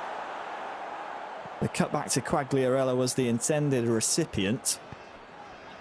Instead though, it comes into the Serbian possession for, well, a matter of seconds until it's turned over once more, mate. I mean, we may need to see the ball be looked after a bit more by Kepa here. Yes, we're still in the early periods of the second half here in game 2, but you don't want to give away that early goal here. And possession is, well, one step towards getting it. Kepa defending well. Little super cancel in there as well to make sure that he didn't gift away possession. This is a little bit more matured and a bit better now from Kepa. Yeah, he's taking a couple of risks at the back here that I wouldn't necessarily take, but I suppose that's why I'm sat here and he's sat there. But you look at it and you're looking at the way that Kepa is trying to conduct himself now. He's found that gear and he's kind of making the Italians push for it, which again is not a it's not a slot we're really familiar with over this weekend. We haven't really seen the Italians really be put under sustained pressure. Look at that run. Prijovic has a couple of men in support as well. It's Adam Jajic. Oh, he slips. It might still come from here. Jajic, the third for Serbia. Well, he lost his footing moments previous. Got straight back up to his feet. And after the miraculous free kick that found its way into the nets, he's now doubled his tally. Serbia 3, Italy 0. No, Italy did very well to try and clear it in the first instance. Real good block there. Big slice of fortune. But as we say, with fortune, it comes with the ability to get your player in the way. It can take ricochets. This game does have it there. You can see there, flicks off of a leg. One of the best cutbacks you'll see today. I say with my tongue firmly planted in my cheek, but it's Kepa is not going to care. It's 3-0 and it looks, I say it looks like it is going to go Serbia's way and we will go to a third game. Well, there's an old saying, Wes, that luck is when skill meets an opportunity. And I'm not going to use the word luck there. I would definitely say it's on the fortunate side for Kepa that the ball finds its way back to Adam Jajic. But Serbia 3, Italy 0 here in game 2. Again, forget about aggregate scores. I suppose for Italy, as a bonus, they're chasing the top goal scorer of the entire tournament. But that will be secondary to the eEURO 2020 trophy. They want that first and foremost. And Serbia might be creeping up the goal tally themselves as a man has been hacked down for Italy there. You see there, Chiesa and Bernardeschi coming on for Italy. Free kick. Played to Bernardeschi. Heavy touch in the box. Relatively simple for Kepa to deal with. And, well, it's the final we were hoping it would be after Italy took the first game. We had questions about Kepa and things almost, Wes, were looking a bit dire for Serbia when we considered Kepa's form so far, but he well and truly has upped his game. He's a big game player and he scored some big game goals here. It's not over just yet though. Zaniolo, Quagliarella, pass is just asking too much for him. But 3-0 at 70 minutes. I would say about 80% of the time, Wes, results in a win. And this is a foot race now between Donnarumma and Mitrovic. Can he find the target? You know he can. It's 4 for Serbia. And it's the pressure that creates the opportunity. You'll see that man's name a lot throughout this grand finals. Mitrovic with the goal. It's 4-0. Well, that was neither luck nor fortune. That was skill. Charged down by Mitrovic, who's a nuisance. And MPK doesn't clear it at all. He just doesn't queue up anything, doesn't he? He doesn't queue up an action when he's controlling Donnarumma. He needs to just put his foot through it, but doesn't. Yeah, as an eFootball PES player, if you've got your goalkeeper coming out that far, be prepared. You have to have a command queued, because if you don't, on the biggest of stages, that's the type of goal you'll concede. You know, it's frustrating when you're at home playing on your PlayStation doing it. When you're in front of, you know, an entire audience with it, I think it's even more so. Calamity. Real calamitous error from MPK. Not the time on the big stage that he would have wanted. Kepa now might just fancy more and more goals here for Serbia. Dusan Tadic wants to get involved. Chiellini with other ideas. Chiesa, Quagliarella, Zaniolo, Belotti. Can he lay it off to Bernardeschi? What a save! Unbelievable goal-saving save. Not done yet. There's a chance. It's wide. This feels like a real statement of intent from Kepa. I feel he may have taken some of the criticism a bit personally here. He's wheeled out manual saves, he's wheeled out goals, he's wheeled out controlling a game. It very much looks like he's going to close this out. And, you know, we've asked questions of him, and he's certainly found all of the answers in this game. He knew he had it in him. Just waiting to release that inner beast. All the questions answered, which essentially resets this best-of-5 series now in this grand final. Zaniolo looking for a consolation here. Italy, though, just have looked out of sorts attacking-wise. Chiesa tries to find Zaniolo. It might be too late for a comeback, but at least the travelling supporters here in the stadium get to celebrate a goal. 4-1. Too big of an ask, maybe. Almost certainly. But at least it's another goal to Italy's tally. I was just going to say, so at least it's one more in the goal column. And again, we talk about fortune there. That very much was fortune, to have so many ricochets that eventually fell to an Italian foot. And it is Zaniolo who puts at least I wouldn't even say it's a question mark. It's just kind of like an end point for Italy. Unless it's an absolutely horrid collapse here, but you can see their Kolarov almost dead on his feet from all that running he's done. But you can see here Kepa just trying to sort this game out and just take it away from the Italians.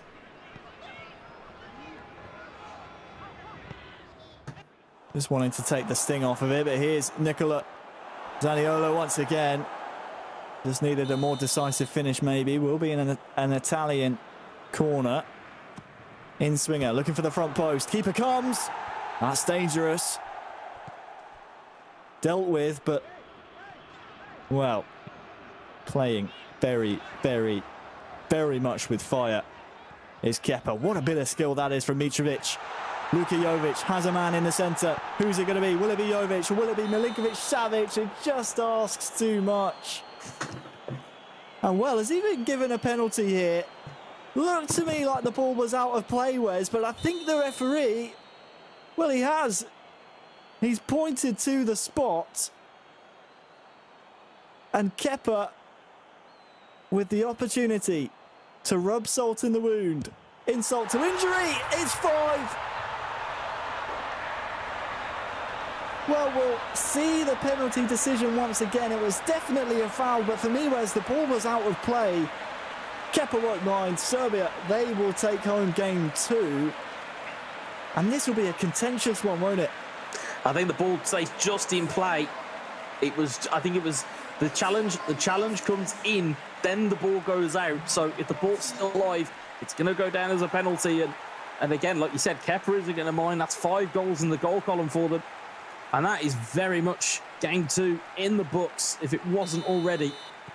And now we kind of go back to how it was in the knockouts. It's now down to a best of 3, essentially. You know, both been nullified, both have won a game. So in a best of 3 shootout again. It's almost like a boxing match, isn't it? Round 1, won by Italy. But Serbia, they've rolled with the punches. Jovic looking for Mitrovic, and he really has been setting up plays left, right and centre. Mitrovic, he's been a thorn in many nations' sides throughout today. He will continue to do so to Italy. It ends Serbia 5, Italy 1 in game 2. And I think you summed it up perfectly. It sets us up nicely because this now becomes a best of 3. The first 2 games out the window. The benefit for Italy, again, comes back to that draw. They will have virtual home field advantage for the next game. And if it goes to it, the deciding game 5. And we all know, Wes, that in eFootball PES, that can make the difference. Yeah, because if you think about it from an Italy standpoint, you've got home field advantage for games 1, 3, and 5. The beauty of that is you start off with that ball, and we know how possession orientated this Italian team are. If you can strike first blood without conceding, it's all for them. But again, huge props to Kepa in terms of how he's picked himself off the floor. It's a wonderful finish to start him off. And we talked about the free kick. You could see that slight bit of manual goalkeeping, and that's what kind of was the downfall of Italy at that point. That's the angle for me, Wes. That angle was just pure beauty to see the curvature on the ball. Somewhat unfortunate, you could say, MPK, the fact that this just so happens to fall back into the path of Jajic after doing so well to block the initial strike. But I mean, goals galore in this game. It ended 5-1, 6 goals, many of them coming from MPK's mistakes, but take nothing away from Kepa's performance there. It's exactly the performance that Serbia needed. Yeah, and it's a big time step up for him, and now that kind of will be in the minds of Italy, going, Kepa's found his form, and that's not really. See, if you can see their ball wasn't out of play. Tackle comes in. It was very, very tight. Very tight. Incredibly tight. But Kepa's. I would say he's now arrived. It took him nearly 2 days of eFootball PES at the eEUROs, but he's finally arrived, and it spells trouble for Italy. Yes, it does. And of course, the Serbian fans at home, very happy that their nation have struck back here against Italy. If you are just joining us, welcome. You can vote on your result. Who you think is going to win the grand finals here? Will it be Serbia? Will it be Italy? They are tied 1 apiece now. Head on over to eEURO2020.com/poll. And the Serbians, they came out in just complete force as we take a look at the match stats. And they seem to be almost prophesizing a Serbian win there in game 2. The Kepa fans certainly seeing something that we didn't.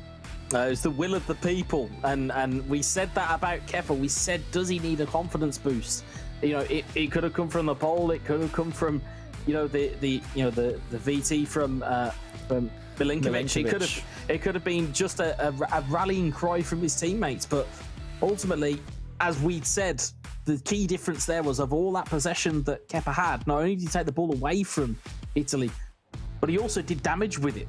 It was damage all the time. It was body blow after body blow, and it was just causing that kind of uncertainty for Italy. And again, MPK didn't really have an answer for it. I think what's so impressive about that performance from Kepa, not only the fact he scores 5 goals, but it's a really complete performance. He only conceded 1, didn't quite keep the clean sheet, but had many manual saves, Wes, that helped keep him in a lead, which then in turn made MPK chase the game, take more risks, which allowed Kepa to score those 5 goals.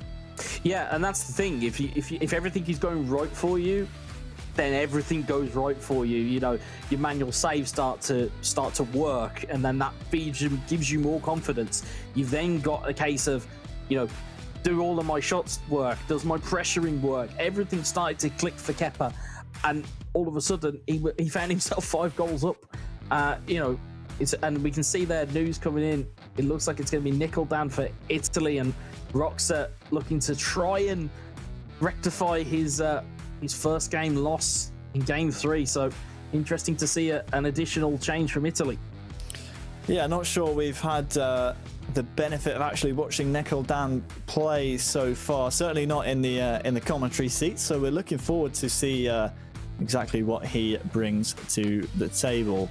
Back to home field advantage then for Italy. Can Nickel Dan make it count against Roxa? Roxa, of course, lost game 1 on Italian soil as well. You can see here, you guys at home, just for a moment there, thought, well, very much the same. I think I just saw Serbia edging out that poll by quite a big margin.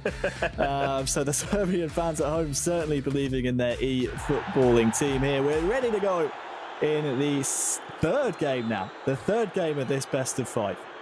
Well, as Lee's just rightly pointed out, you know, Nickel Dan coming fresh off of a victory against Latvia will be full of confidence. And again, it's going to be confidence versus potentially a little bit of doubt from Roxa. Unless he can put the ghosts of game 1 to bed, he might find himself on the end of a sticky situation. Prijovic for Roxa and for Serbia here. Tadic actually able to corral the ball. And it's the man from game 1 for Serbia, stepping back into the hot seat, taking over the controller. Adam Jajic here. Nice little feint. Look at the ball over the top there to Mitrovic. Again, just constantly watch out for Mitrovic. He's a real fox in the box. And this one will be an outswinger. Will it come to anything? Goes to the edge, actually. Milinkovic-Savic. Well, I think the save from the keeper was more for the cameras than anything. Not sure if it got a deflection on the way through.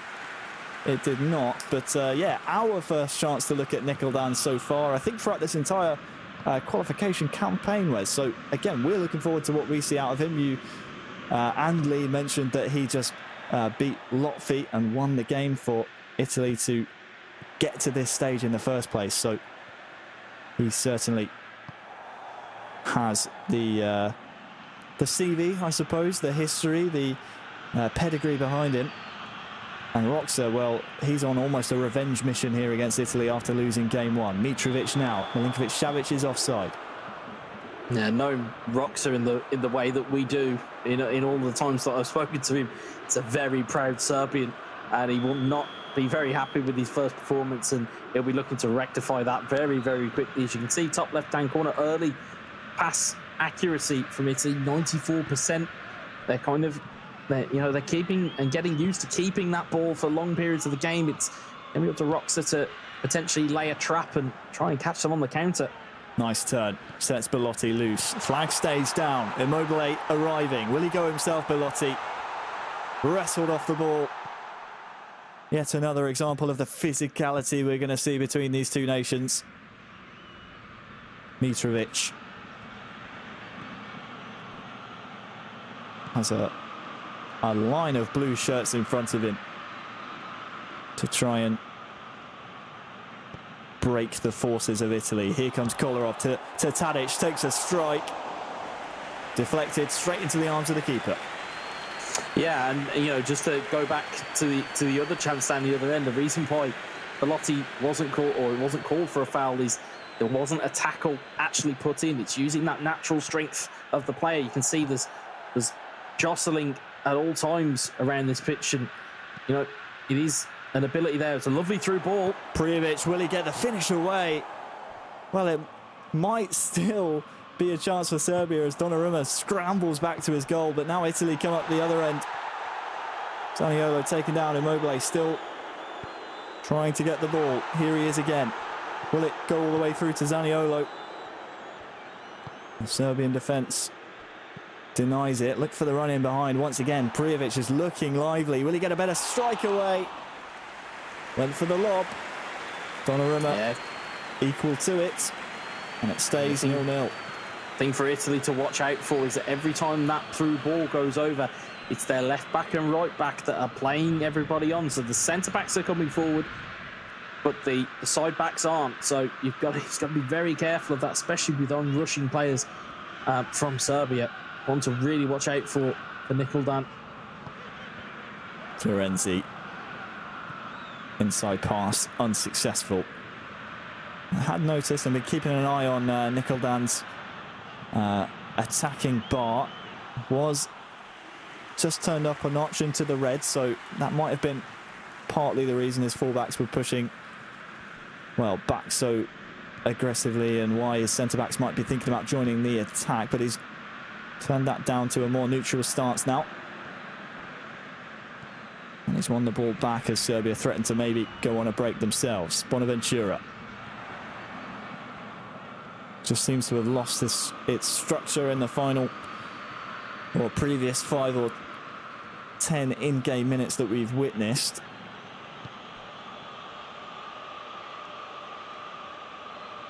Veljkovic.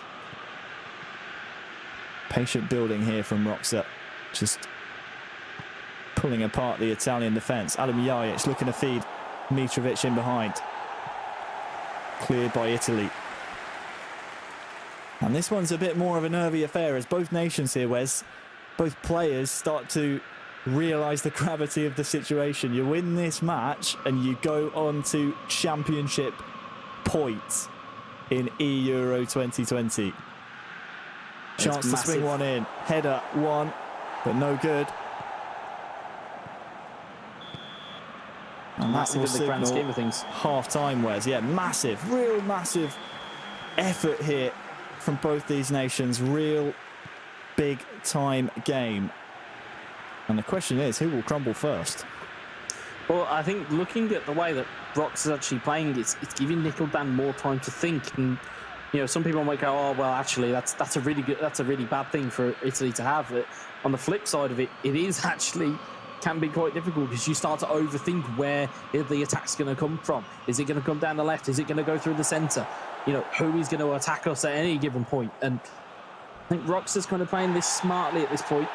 He's just giving away a foul there by the look of things. Yeah, we'll see it again here on the replay. Looked to me like he got the ball. Referee says he got the man first, so Nikoldan let off the hook. Tadic goes into the book, but immediately wastes possession, and that's another sign of nerves from the Italian representatives. And well, Roxa, despite not having the home pitch advantage so far, has looked the more likely and hopes to give the away fans and Serbian fans around the world of eFootball something to celebrate.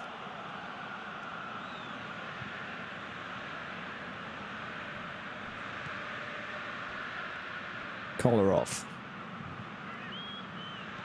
Tadic has to go all the way back into his own half with the pass.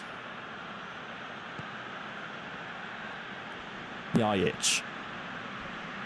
Tadic now beats the first man. Good bit of trickery, but in the end maybe does too much. Here is Milinkovic-Savic out to Kolarov. Fired in and he'll find a man. Oh, it won't go in though. Prijovic had the goal at his mercy. I think the goalkeeper gets a touch on it here, Wes. And what a save that ends up being by Donnarumma. I was just about to say, it's a brilliant ball into the box, which has been met by an even better save. And it was a manual save from Nikoldan.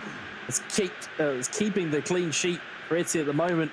Although, as we've seen, it's got to that magic period of the game. It's around 60 minutes, and the changes are coming in from Serbia. And again, it's that man, Luka Jovic. Keep eyes on him, guys, because he will be the guy that will at least free up the space for the likes of Mitrovic to try and play the trade. Meanwhile, Italy still unchanged, which is an interesting ploy. Here is Luka Jovic. Dusan Tadic now turns his man. He's holding his marker off so well. This will come out to Gacinovic. Good save. Donnarumma has been such a weapon. We speak about weapons, Wes, but when you have such a great goalkeeper in net as well for these stat-balanced teams, especially a tall one like Donnarumma, as this one will be brought back for a foul on Bonaventura, it can be the difference maker. It can be, in the end, what decides if you win or lose a game. Yeah, you live by the sword and you die by the sword, and at the moment, Serbia giving away the ball in a very, very promising position. Wouldn't be surprised to see this getting passed short, potentially down the line for a cross into the box.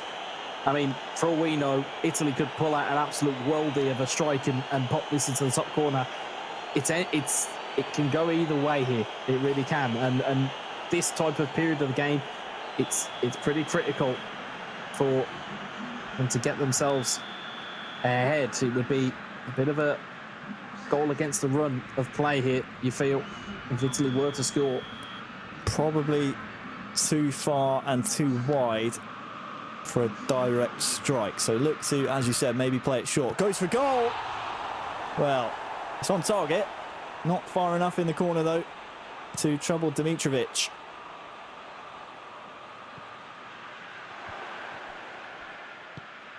Nickeldown now defending.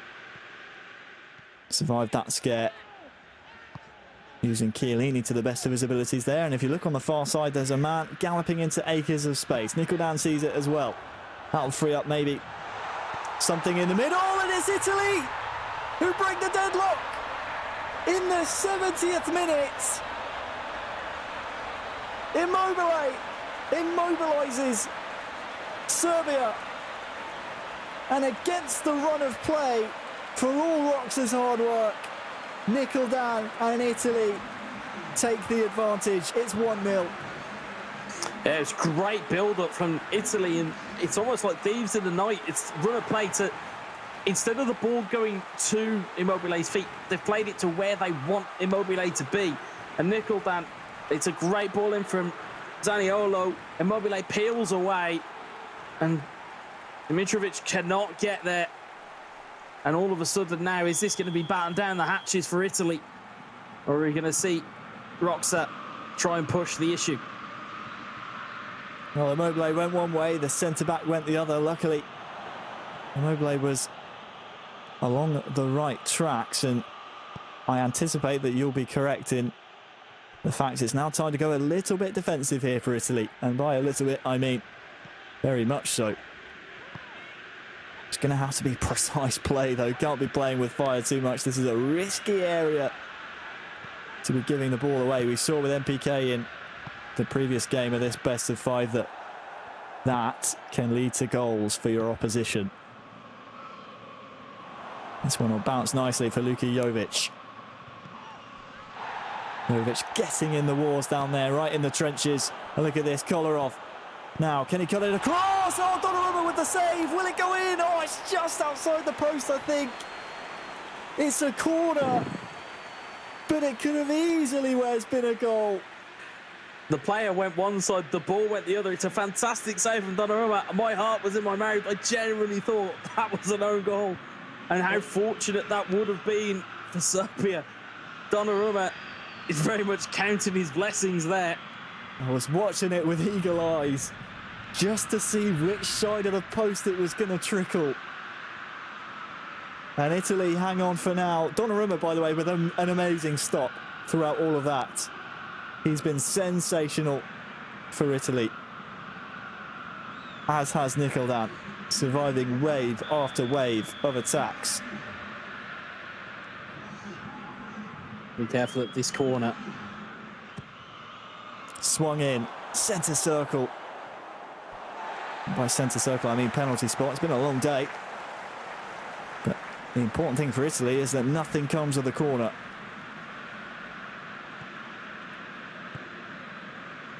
And now they can kill more time away from this clock, and maybe that will open up some opportunities in the attacking sense. Here is Spinazzola. Stays on his feet, but, well, if he'd gone down, maybe the referee would have given something. In the end, Serbia come away with it. Gacinovic to Luka Jovic, another save. One of many today by Donnarumma. And Roxa has to start thinking what he has to do to beat this Italian keeper.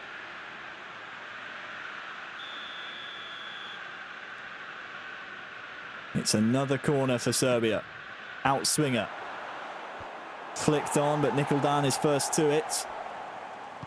Italy surviving. Gacinovic.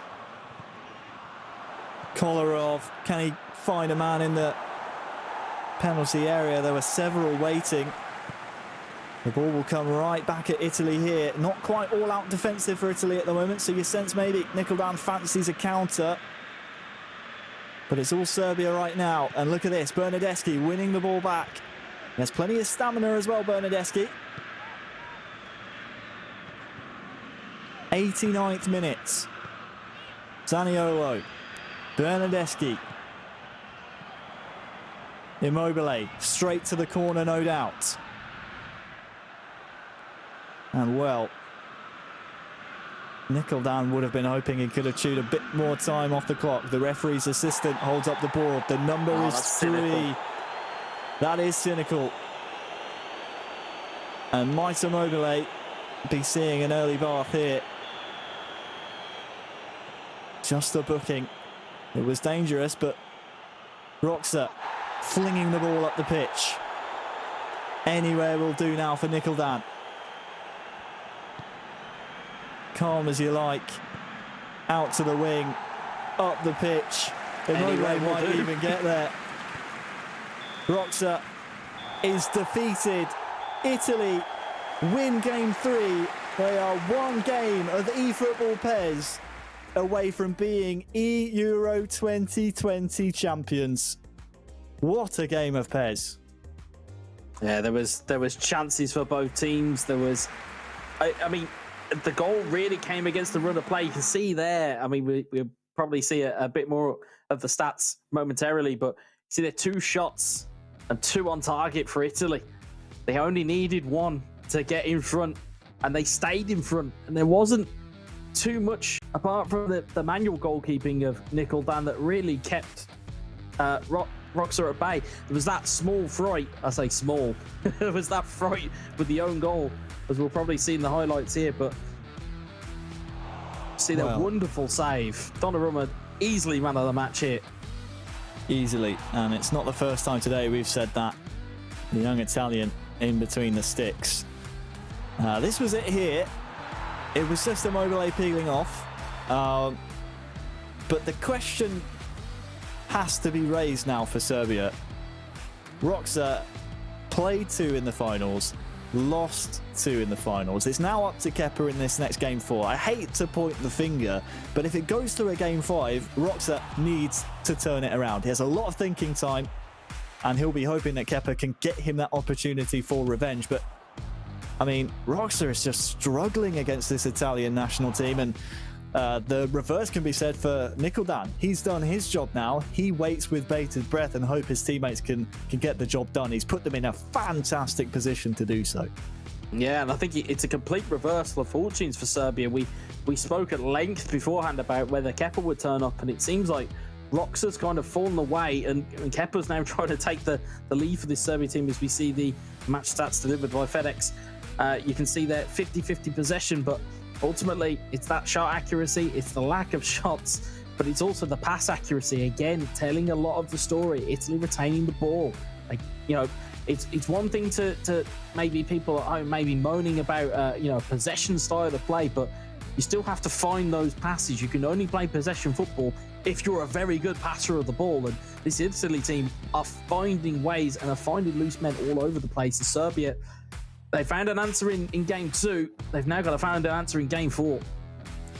8 shots, nothing to show for it for Serbia. That, by Roxa's account, will be a very disappointing stat line, and one that might haunt his nightmares should Kepa be unable to get the job done in this next game. Thank you for joining us here for the eEURO 2020 finals. My name's Harry Shannon, and joining me is Stuart Wesley and Wes. We've had the honour of calling eEURO 2020 working from home, of course.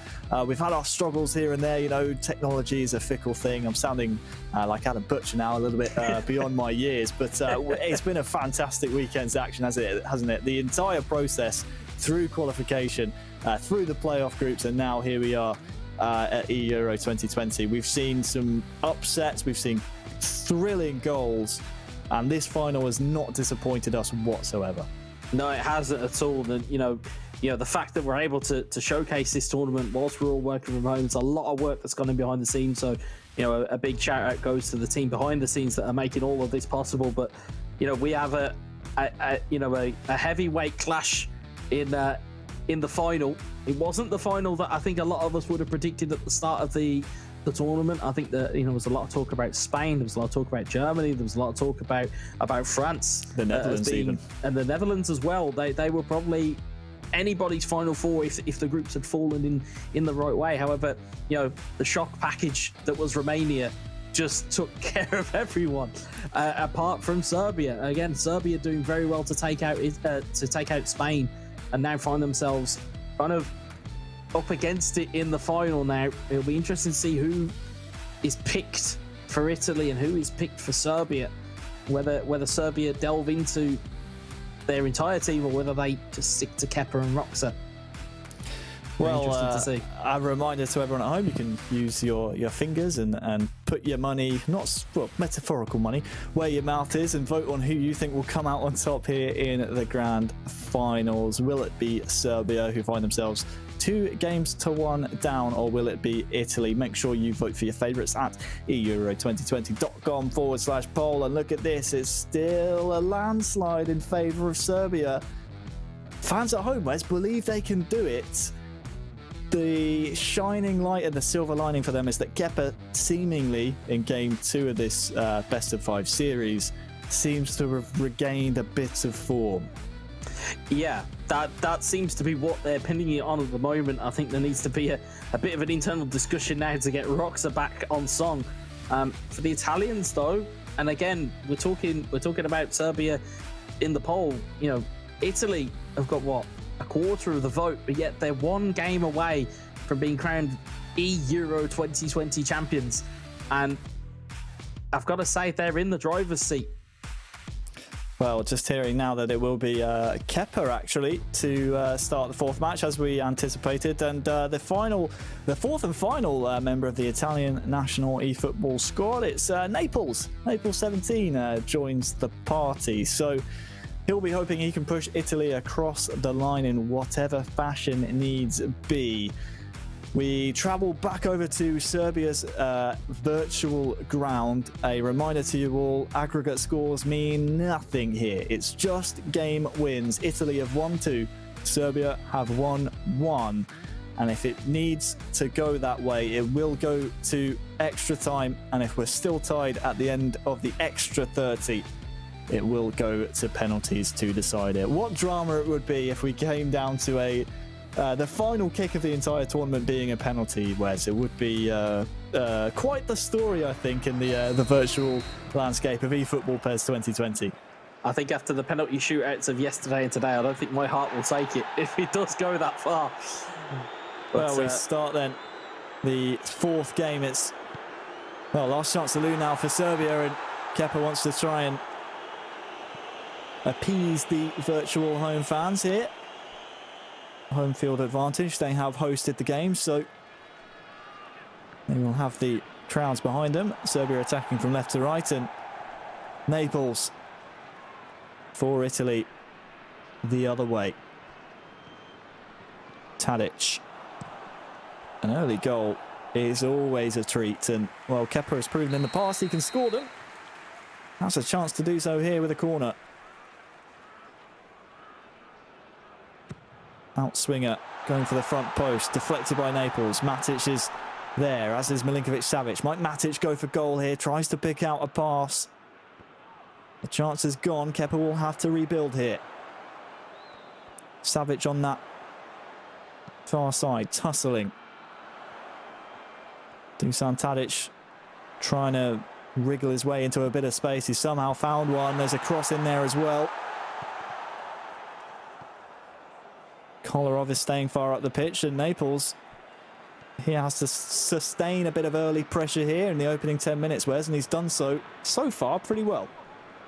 Yeah, and I think for me, I think that the game plan for Serbia really should be get the ball on the floor, because at the moment that, you know, Prijovic and getting that area ball into the box, it's nullified by the likes of Chiellini, it's nullified by the likes of Romagnoli.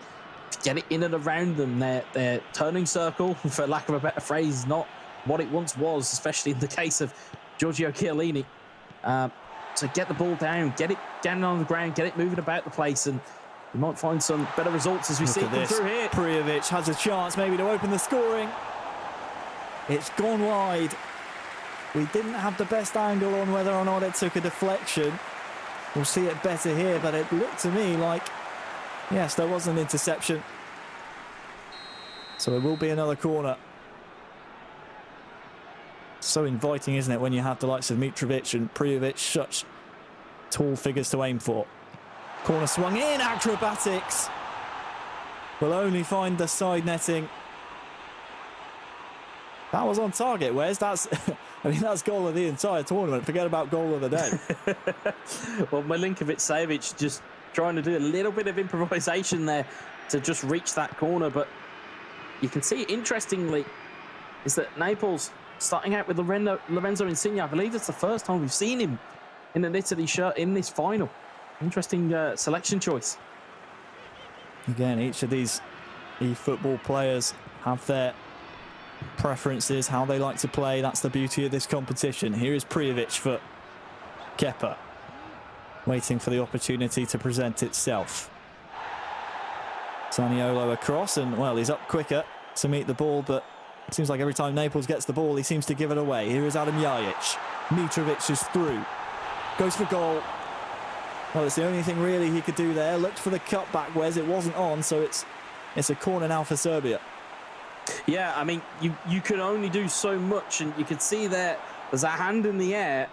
However, just can't find the way back, and sometimes you would rather take the corner and chance your hand and roll the dice here. As Kepa will try and deliver into the box, and well, it's not met that time. Punched away. Kolarov will go for goal. Well, it's not even deserving of a replay as judged by the PES gods, but well, round of applause for effort at least. Kepa's getting his shot tally up, if nothing else. But we haven't really seen a proper attack fashion so far by Naples. What can he do here? Immobile in behind. Insigne wrestled to the floor by Veljkovic, I believe it was. So this will be a bit more territory in favour of Italy. And the Italians would love to win this one in 4. You made the prediction, Wes. Italy in 4. It could come true here. Bonaventura tries to get in behind, and there is the goal! For Naples! For Italy! For Quagliarella! He steals in front of the back line, and it's 1-0 to Italy. How did Serbia allow that to happen? And that puts Italy a giant leap closer to lifting the eEURO 2020 crown. Well, that in itself, you're prepared for the ball to go into the box. You're preparing for it to be delivered, you know, high into the box, or, you know, you're looking for a shot. You really fall asleep at that short free kick. And again, it was the quickness and presence of mind to get that ball in to the box, and it's Quagliarella who profits from it. But Serbia come back the other way, and Italy need to be careful they don't give away any soft penalties here. Naples will know of that danger. He will, I would imagine, try and get a second hit. That's what Naples is pushing for. Immobile. Look at the run in behind here from Zaniolo. Let it run behind him. The ball was a difficult one to latch onto. He can get another chance here, though, with Insigne with a bit of room. Quagliarella. Immobile tries to feed the captain. Well, he's not got the captain's armband on at the moment. Either way, he failed to feed him. Captain or otherwise, Wes. Yeah, Italy, I think Naples didn't realise just how much space he had with Immobile. Look at this, Mitrovic has a chance. Good save, Donnarumma again. How many times have we said that today? Donnarumma standing between Serbia and a goal. And the referee's brought this one back for a foul on Tadic.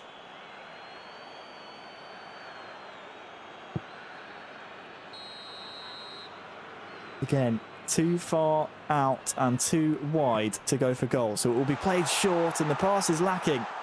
Jajic hanging in there.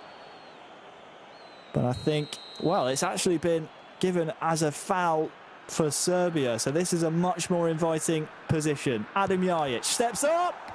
Deflected wide. Off the wall. The pressure mounts and continues. Tadic to swing one in. Kepa just deciding where he wants to put this one. Goes for the front post. Sent right back to him. Nemanja Matic now. As this sustained pressure from Serbia continues. Mitrovic. Well, that's where it will end.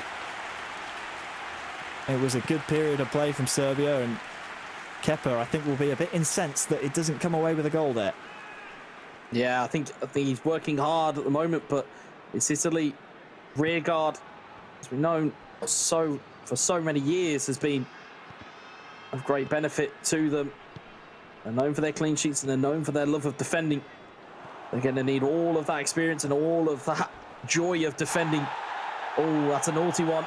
Play goes on, though. What a good advantage this is. Adam Jajic just hesitates, and, well, if it's not a red, then, well, you choose to play on if you're Kepa in that instance. I think the foul was committed too far out to really be in an inviting position to take the strike on. But no doubt that one will be a booking at the very least. And Naples is one half of eFootball away from clinching the eEURO title for Italy. At the start of the day, when they were drawn on the side, well, they weren't drawn, they qualified on the side of France after a qualification win in their group. We thought that was it, semi-finals and done for Italy. They're now, well, 40 in-game minutes away. Can Naples hold on? Can he sustain the scoreline? Well, Kepa's throwing everything at this game, but just cannot find the net. If it's not the advertising boards in the background, it's Donnarumma in between the sticks that is just constantly denying Kepa and Serbia. Yeah, you can see Serbia moving up the gears, trying to push this issue, but Naples seems to be at home at the moment. To at least even get this to extra time, Kepa has to score, and that is more of a psychological advantage for Italy than most players will care to concede. If you know that you've got a goal in the bag, you haven't got to worry about trying to score another one. You just need to nullify. That one pops right up in the air. Look at this. There's a chance here for Luka Jovic. And where does the ball end up? Once again, into that man's arms. How grateful are Italian fans, both of the virtual game and the real world game, that they have him for years to come. And here's Immobile, maybe to make it two. Will be an Italian throw and just a gentle nudge there for Kepa from Naples, saying, hey, I can attack too, you know. Here's Bonaventura. Can he find the man in the middle? Ball pops out now the other way for Serbia to launch their assault. Luka Jovic looked for the first time pass, didn't go for it. Mitrovic tackled, and well, it's bounced back here for Jovic. It's off the bar. Acrobatics. And finally, the stubborn Italian defence falls to that man, Luka Jovic. It's 1-1. It's game on. Yeah, that was definitely fortune, to steal your phrase from earlier, Harry, to get that ball back in that environment in the first place. But again, Jovic probably should have scored with his first attempt. In fact, he's had to throw an acrobatic finish in there to get the second. As you'll see here, it was a bit of fortune just here. Ricochets around like a pinball, comes back, and he's almost played a 1-2 with the crossbar there. That's what we'll call it. Yeah. Skill of the day, probably not intentional. Yeah, well, yeah, 1-2 with a crossbar is an impressive skill. But no, in all seriousness, it gives hope to Serbia. Just stretches out that right leg of his. Jovic justifying his inclusion off the bench, but now all of a sudden, Naples got to go down and get another goal. And like we said, they've got that luxury of potentially taking this extra time if they want to. I don't think Naples will want to do that. Well, you can't say that it's not deserved by Kepa. The shot counter just going up and up and up. Couldn't find the target, and when he did, Donnarumma was the man to deny, but Kepa might just smell a winner here to force game number 5. This one will be offside, but he's doing his very best here to, at the very least, force extra time, Kepa. But the ideal situation for him, he wins this and then forces Roxa to turn around his fortunes and turn around his performances, which I know, if I know Roxa, he will be chomping at the bits. He will definitely want to prove the world wrong. All the world that are tuning in now to the eEURO 2020 Grand Finals, all they've seen of Roxa is 2 losses. He wants to be known as the man that wins Serbia the eEURO crown. First of all, Kepa has to get past Naples. Nemanja Matic. Zivkovic, that's a searching ball. Bonucci scoops that one up. And now Bonaventura has a bit of grass to run into here. Insigne with the turn will slow things down. And that's a risky ball to be playing. I was about to note how far up the pitch the Serbian players are willing to remain with that front 3.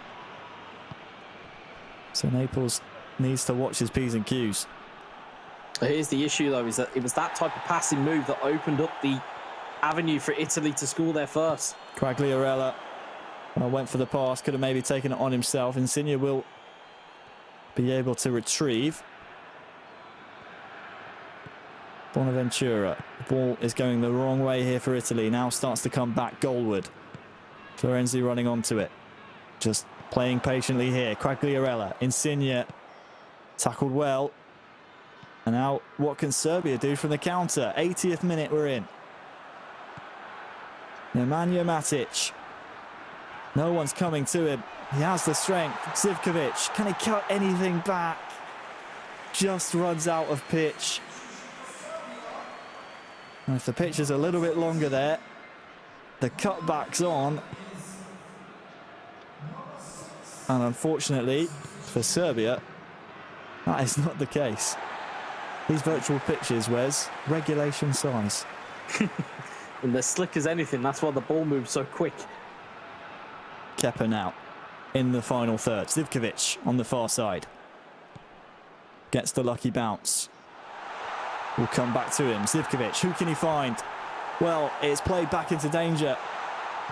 Maksimovic. Kolarov. Zivkovic. Maksimovic. Too far out. Donnarumma saw it all the way. And is there one last chance for either nation here in game 4 of this best of 5? Are we destined to go all the way to 5, or can Naples snatch the win?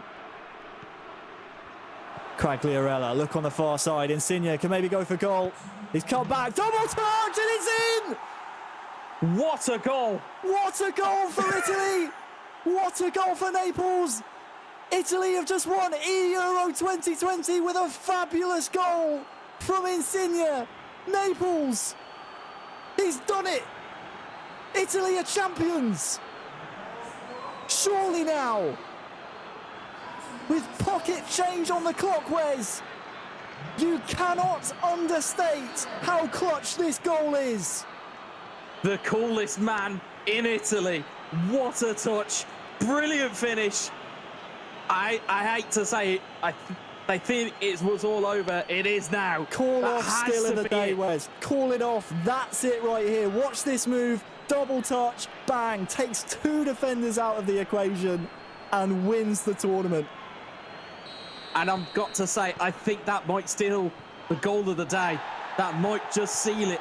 In terms of importance, skill, the brilliantness of it. Naples is probably going to be the toast of Italy. There's the final whistle. And Italy are crowned the champions of eEURO 2020. They win the best of 5, 3-1 against Serbia. What a performance. 2-1, Naples 17. You're right, the toast of Italy.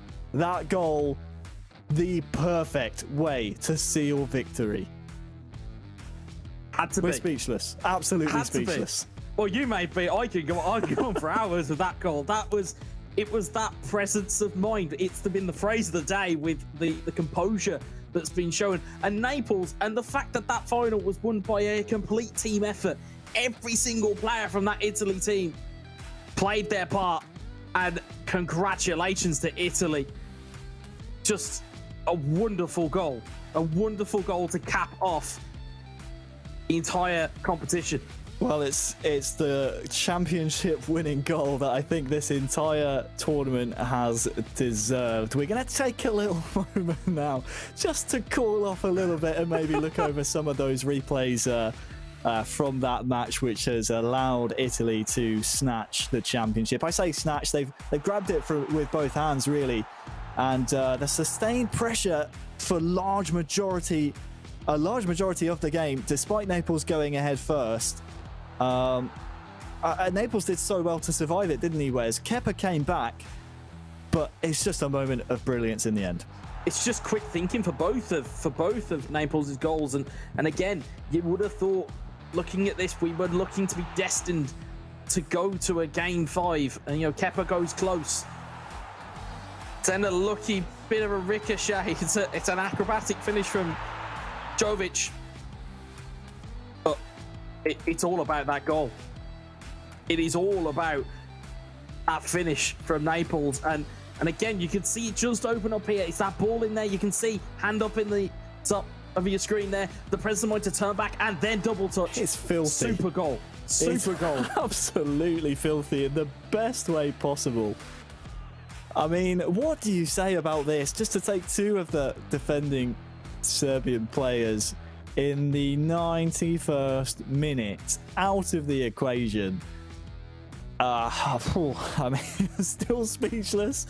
And it's the goal that they absolutely deserve. Congratulations to Italy. And, well, the Serbian fans around the world bitterly disappointed, but Roxer, Kepa, Baskovac and Raka as well.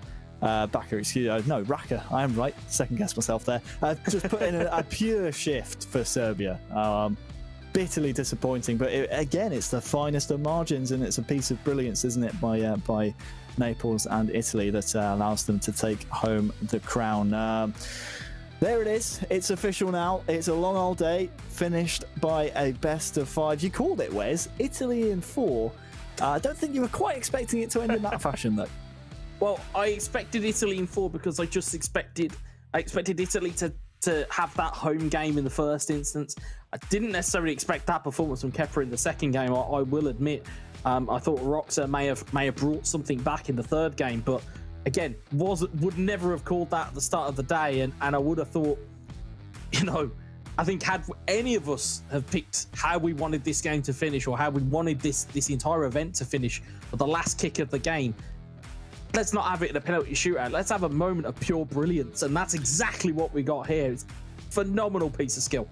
That is what Naples delivered, and well, again, it's the goal that caps off the entire tournament, virtually the last kick of the entire eEUROs. If you are obviously a fan of the eEUROs, make sure you head over to the eEURO2020.com store and you can grab yourself some fantastic merch. This hoodie is very soft. It's a little bit warm in England for me to be wearing it currently, but let me tell you, it's definitely worth some of your money. Support UEFA esports and grab yourself a hoodie. Very nice and soft. Well then, Wes, let's cast our minds back once more, all the way back to January, when the buzz around the eFootball PES world was focusing on the draws and exactly who we thought might be the rising stars. When Italy announced their squad, there were some big names left out. This is certainly vindication for the Italian national governing body now. 1,000%. I think if any question marks were raised as to the selection process or to the players that were selected, all of those questions go away. You can literally just go, see that over there, that's our eEURO trophy. You just literally, that's just it. You never have to legislate for anything ever again. I mean, that's it. That's all you can really say. And other national governing bodies now might be looking to maybe mirror the model that Italy have employed here, because obviously it's paid off. The whole boot camp model, the 4-man squad, every single player, it was a complete performance. And although there were subtle differences, whereas in some of the personnel being chosen in terms of the team selection, we did see a general idea of how the PES needed to be played and the strengths of the Italian national squad being displayed fully in that final. And that's something that other national governing bodies might look to employ in the future. Yeah, I think sometimes when you're playing, eFootball PES, there can be almost like a cookie cutter type of formation. I think what was fantastic about Italy was that they took their squad, they took a look at what their strengths were, and they played to them. It's all about hiding the negatives and accentuating the positives. And of course, you can see from the match stats that it only took 2 shots, but it was all that was needed. It was all that was needed. And again, we talk about teams that have been so clinical over the course of the tournament, and it was exemplified in that final game from Naples. And 11 shots on target. Again, we talk about how important Donnarumma was to this Italy team.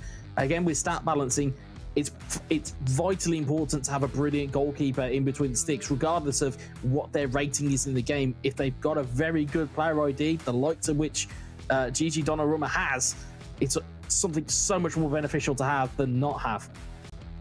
Absolutely, you're right there. The match stats, I mean, one of the key takeaways was 11 shots. 11 shots by Kepa, only scoring 1.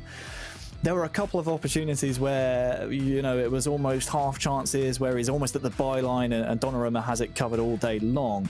But again, 11 shots and you're only converting 1. That was, not the best return for Kepa's investment, and as a result, Serbia now find themselves runners-up of eEURO 2020. I think it's only fair, Wes, to see the damage that has been done. Italy, I think, needed to score 10 goals in the grand finals to at least match France's tally. It's the French who come out on top of the Alipay top 5 goal scorers list. Italy fall short by just 2, but you know what? I'm sure they won't mind. Serbia as well, creeping into the top 5. Yeah, I think Italy will be more than happy for France to have the goal scorers tag, and they'll take the trophy. I don't think they're too bothered. I think they'll be absolutely delighted, as will the Italian Football Federation. They've not had too much to sing about over the last couple of years of competitive football, but they'll certainly have something to virtually celebrate right now with an eFootball or an eEURO 2020 trophy to their name. And I hate to focus on Serbia. I really, really do. Not the performance we were expecting out of Roxa, who had looked solid previously all weekend long. Where does Serbia go from here? Where do Kepa, where do Roxa? Obviously still on eFootball Pro duty with FC Nantes. Once the season resumes, they'll be back in action there. But it's the old saying, isn't it? Second place is first loser, and that will be playing on their minds. They're competitive players. They don't like to lose, even less so when they represent their national squads. Where do they go here? Yeah, I mean, it'll be a sore one for Serbia to take, you know, but let's not forget there were 55 nations when it started off the qualifying to be in the final two. Yeah, we look at it as first loser or runner-up, but at the same time, they're in the top two of the European countries of eFootball or PES. I mean, it's a great statement for Serbian esports. You know, we talk about these countries trying to highlight kind of their esport programs and their esport games. Perfectly, you know, it's perfect for them. You know, it's a perfect advert that they've got to this stage. They've got to represent their country. It just fell short, but I'm sure they'll be back in future tournaments, no doubt. Fell short at the final hurdle to an Italian squad which really put on a show in the grand finals. If I'm right in saying, I think we have Alonso Greyfox, one of the eEURO 2020 grand champions. Alonso, my friend, can you hear me? Yes, I hear you perfectly. So I want to ask for the first thing, apologize for my bad English because I'm really terrible to speak.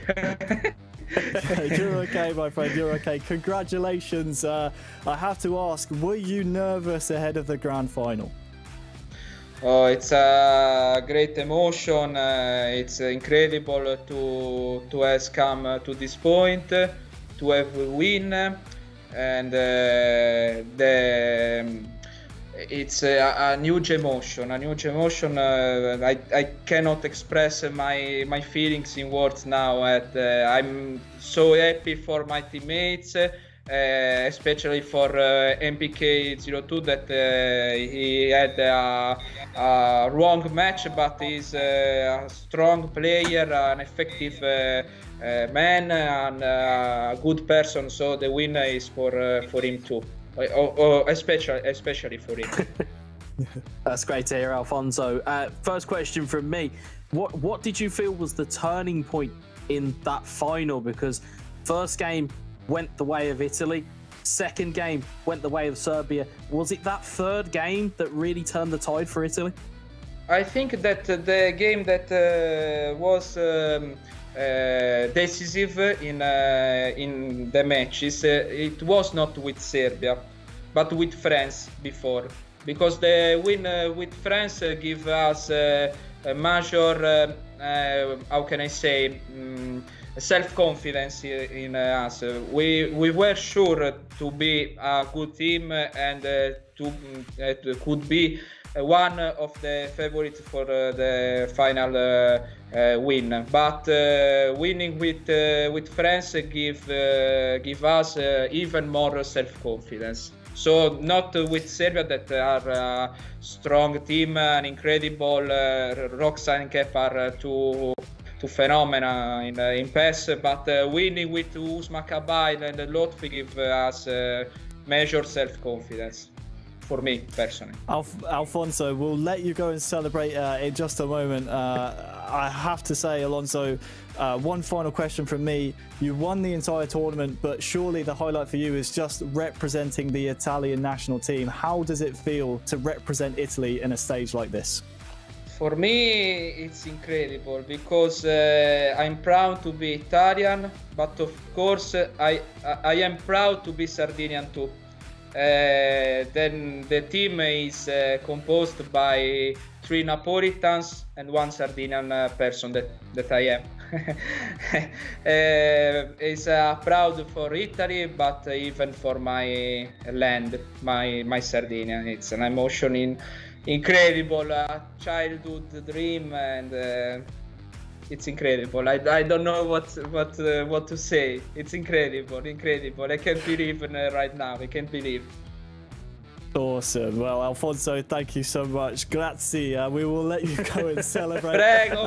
with your Grazie teammates. a voi. Thanks to us. Thanks to you. Thanks. Thank you very much. Congratulations, my friend Alfonso. Greyfox there, absolutely, obviously on top of the world right now, wins eEURO 2020. The emotions, and you can tell also the brotherhood really strong in Italy right now, and maybe, you know, the squad aspect of it, again, we said it's something other national governing bodies might look for. in the future. But you just feel like that camaraderie and that brotherhood maybe is the thing that elevated Italy above other nations here in the eEUROs. Yeah, you think that you feel that bond was there, and some nations who only had two representatives, they may look and think, actually, you may have needed 3 or 4. I mean, most notable one you're probably looking at is France. Could they have used the likes of Kilzu? Could they use the likes of Cams? There's plenty of massive French players. There's Red Mamba. There's loads of players that could have easily been added to that rank, but they went with just the 2. Whether that was a mistake, and it's something they'll probably look at themselves, is another question for another day. But you can see the togetherness of that Italian team, and that Italian DNA runs through that side. It's that game style of possession football, strike when you just need the right amount of time and the right amount of moments, and they found the most golden of moments in that final game. Well, the brotherhood was strong for the Italians. The brotherhood was strong as well in the commentary booths. We'll bring back in now Lee and Adam to go back through the day. Gents, welcome. What an incredible final we just had. We're going to recap the day now and just go over all the action for those of you who may just be joining us and or maybe tuning in for the first time. A tremendous day, and what a final it was. Adam, just give me your initial thoughts before we start breaking down the day. Firstly, incredible performance from Italy, and you alluded to it before, possibly that team ethos that ran right through the system and completely went to show that the Italians got it right in their selection. We talked about the likes of Eterito, but possibly too singular for this setup. They went with 4 and they all played their part, and they were all fantastic on the day. Hard luck and commiserations to Serbia, of course, who were brilliant as well. But that team ethos, all 4 playing their part, really did the job. Lee, we started with 8 nations today, down from 55. We're now down to just 1, the champions Italy. Try and sum up today if you can, because Italy, they had to go through the gauntlet and proved everyone wrong, and took down France in that semi-final. Yeah, I mean, Italy's quarterfinal was a pretty easy thing for them, really. It was a 1-0 and I think a 4 or 5-0 in the end there against Israel. They kind of dominated that one. France was definitely the task, and we just heard from Alfonso there saying that's where they gained that confidence for them. And then on the reverse side for Serbia, I think it's ironic that with what we just saw in that final matchup, the 11 or 12 shots versus 2, was exactly what happened against Spain. It was their second game. It was Kepa. I think he had 13 shots to 2, couldn't convert it, couldn't turn it into the winner. We thought, oh, well, they're just going to play game 3 and smash it. It turned out the Roxa stepped in, and he was the one that was doing a lot of the carrying for Serbia. So it wasn't too surprising to see them in the final, but there was already signs that it was maybe just a little step too far for them. And Wes, is worth noting as well, Romania, the fairy tale out of the groups all the way through qualification, fell to Serbia in that semi-final. They will surely be remembered in e-footballing years to come as the nation that really shocked everyone here at the eEUROs. They were the little engine that could. They kept that train going. I will use that analogy all the way through here. But they were fantastic, and I'm sure they've won a lot of neutral fans over. One of them being in this chair. They certainly won me over and completely proved me wrong, as I called that. I think it was Bosnia were going to beat them in the group stage, and that completely fell apart quite quickly. But we'll forget that, and we'll remember the fact that Italy are now champions, and it's been a tremendous road for them. And the questions that were lingering on those selection issues. I know Adam alluded to it yesterday and today. I think those have all been put to bed. Yes, they have. So there you have it, the final bracket. It's pretty much done and dusted now. They say pressure makes diamonds, and well, Italy came out on top in one of the most pressurized situations of the entire tournament. Any other takeaways you gentlemen might want to point out? I mean, obviously we've summed up quite a lot of what's happened so far today. I think it's fair enough that you guys probably want to find out the skill of the day. Am I right? Let's go to it straight away. Let's see the high sense skill of the day. What's it going to be, I wonder? Me and Wes thought it might be that final bit of skill from the Italians, but I think it will be instead, well, I'm not too sure what this is. Must be MPK. The back heel. The back heel. Yeah. Wonderful. It was the manual back heel. It was the fact that, you know, as a manual, you're taking every bit of assist away there. And again, nonchalant almost from Italy to pocket that one in. It was Florenzi who benefited greatly. Well, there's the high-sense skill of the day, setting up the goal, of course. Absolutely wonderful. Apologies for the confusion there. I saw Croatia in there. Gil Sapricic wasn't part of the clip at all, but a lovely piece of skill there from the Italians. And they were proving that all day long, and even in the final kick of the game, Lee, essentially the virtual last kick of the game, they were proving that they were using skills and they knew their squad to the best of their abilities. Absolutely. I mean, honestly, for the skill of the day, you could have took so many different things that we've seen throughout the weekend, really. There's been so many moments, so many last gasp goals, some absolute stunning ability. A use of the goalkeeper as well. Let's not forget that, because we've seen some stunning uses of the goalkeeper. Sometimes it works, sometimes it goes horribly wrong and you look a fool, but it works very well for a lot of these guys. Yes, it really does. Let's find out then the Svako goal of the day. We've just seen the skill of the day. It's time to find out what has been chosen as the goal of the day. We had plenty of contenders and it was so tricky to narrow down the one goal. But here it is. It might be Italy performing the clean sweep. And of course, it's Naples, the final goal. And you could have... Go on, Adam. You could have chosen many, to be honest, for Italy. They scored some incredible goals today, but as you mentioned in the commentary, it was just the timing of the goal in the 91st minute and that wonderful, not only bit of skill, but also the composure to finish as well. The 91st minute, and only the second shot of the game for him as well. Yeah. That's the big thing. I mean, that for the pressure that's been on him. To the 11 of Serbia. Absolutely incredible move. And the fact that it takes two defenders out of the equation as well makes it that much sweeter. Gentlemen, I think we're approaching our time here. Thank you all for joining me. Any closing thoughts from each of you? You know what? Let's start with you this time, Lee. We'll go around in a circle so Adam and Wes have a bit of time to prepare what they have to say. He's going to get the chance to get the first one out, isn't he? I know you're a pro, my friend. We'll start with you. For me, I mean, obviously, for me, it's been about certainly for Serbia. I was kind of hopeful that they'd go that extra little step because they've certainly shone through. You know, they took it. Bearing in mind they had a 6-5 against Italy yesterday. That was the very first game they played in the group. So it was no surprise to see these two teams there.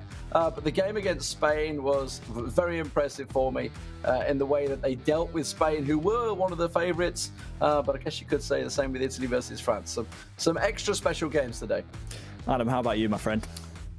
For me, it's all about that word ethos, right from the tournament organisers, the likes of UEFA, Konami, of course, the production team that have been working on it as well, you guys working with you, and right through to the eventual winners, Italy, who showcased that in abundance, that team ethos. So yeah, wonderful. And Wes, we had the pleasure of being in the hot seat for some tremendous games today. Any closing thoughts from you, my friend? Thank you so much for joining me today, of course. What are your final thoughts? Well, I think personally, I think for me, the comeback from Romania will stick long in the memory against the Dutch. But again, it's memories that make this game, and to see that goal, last gasp, that summed up the tournament as best as we could. And to see Italy overcome France and then Serbia, you'd think one at the start of the day, but to overcome both, it's an absolutely monumental achievement. It really is. Gentlemen, thank you so much for your hard work all weekend long. The eEURO 2020 tournament is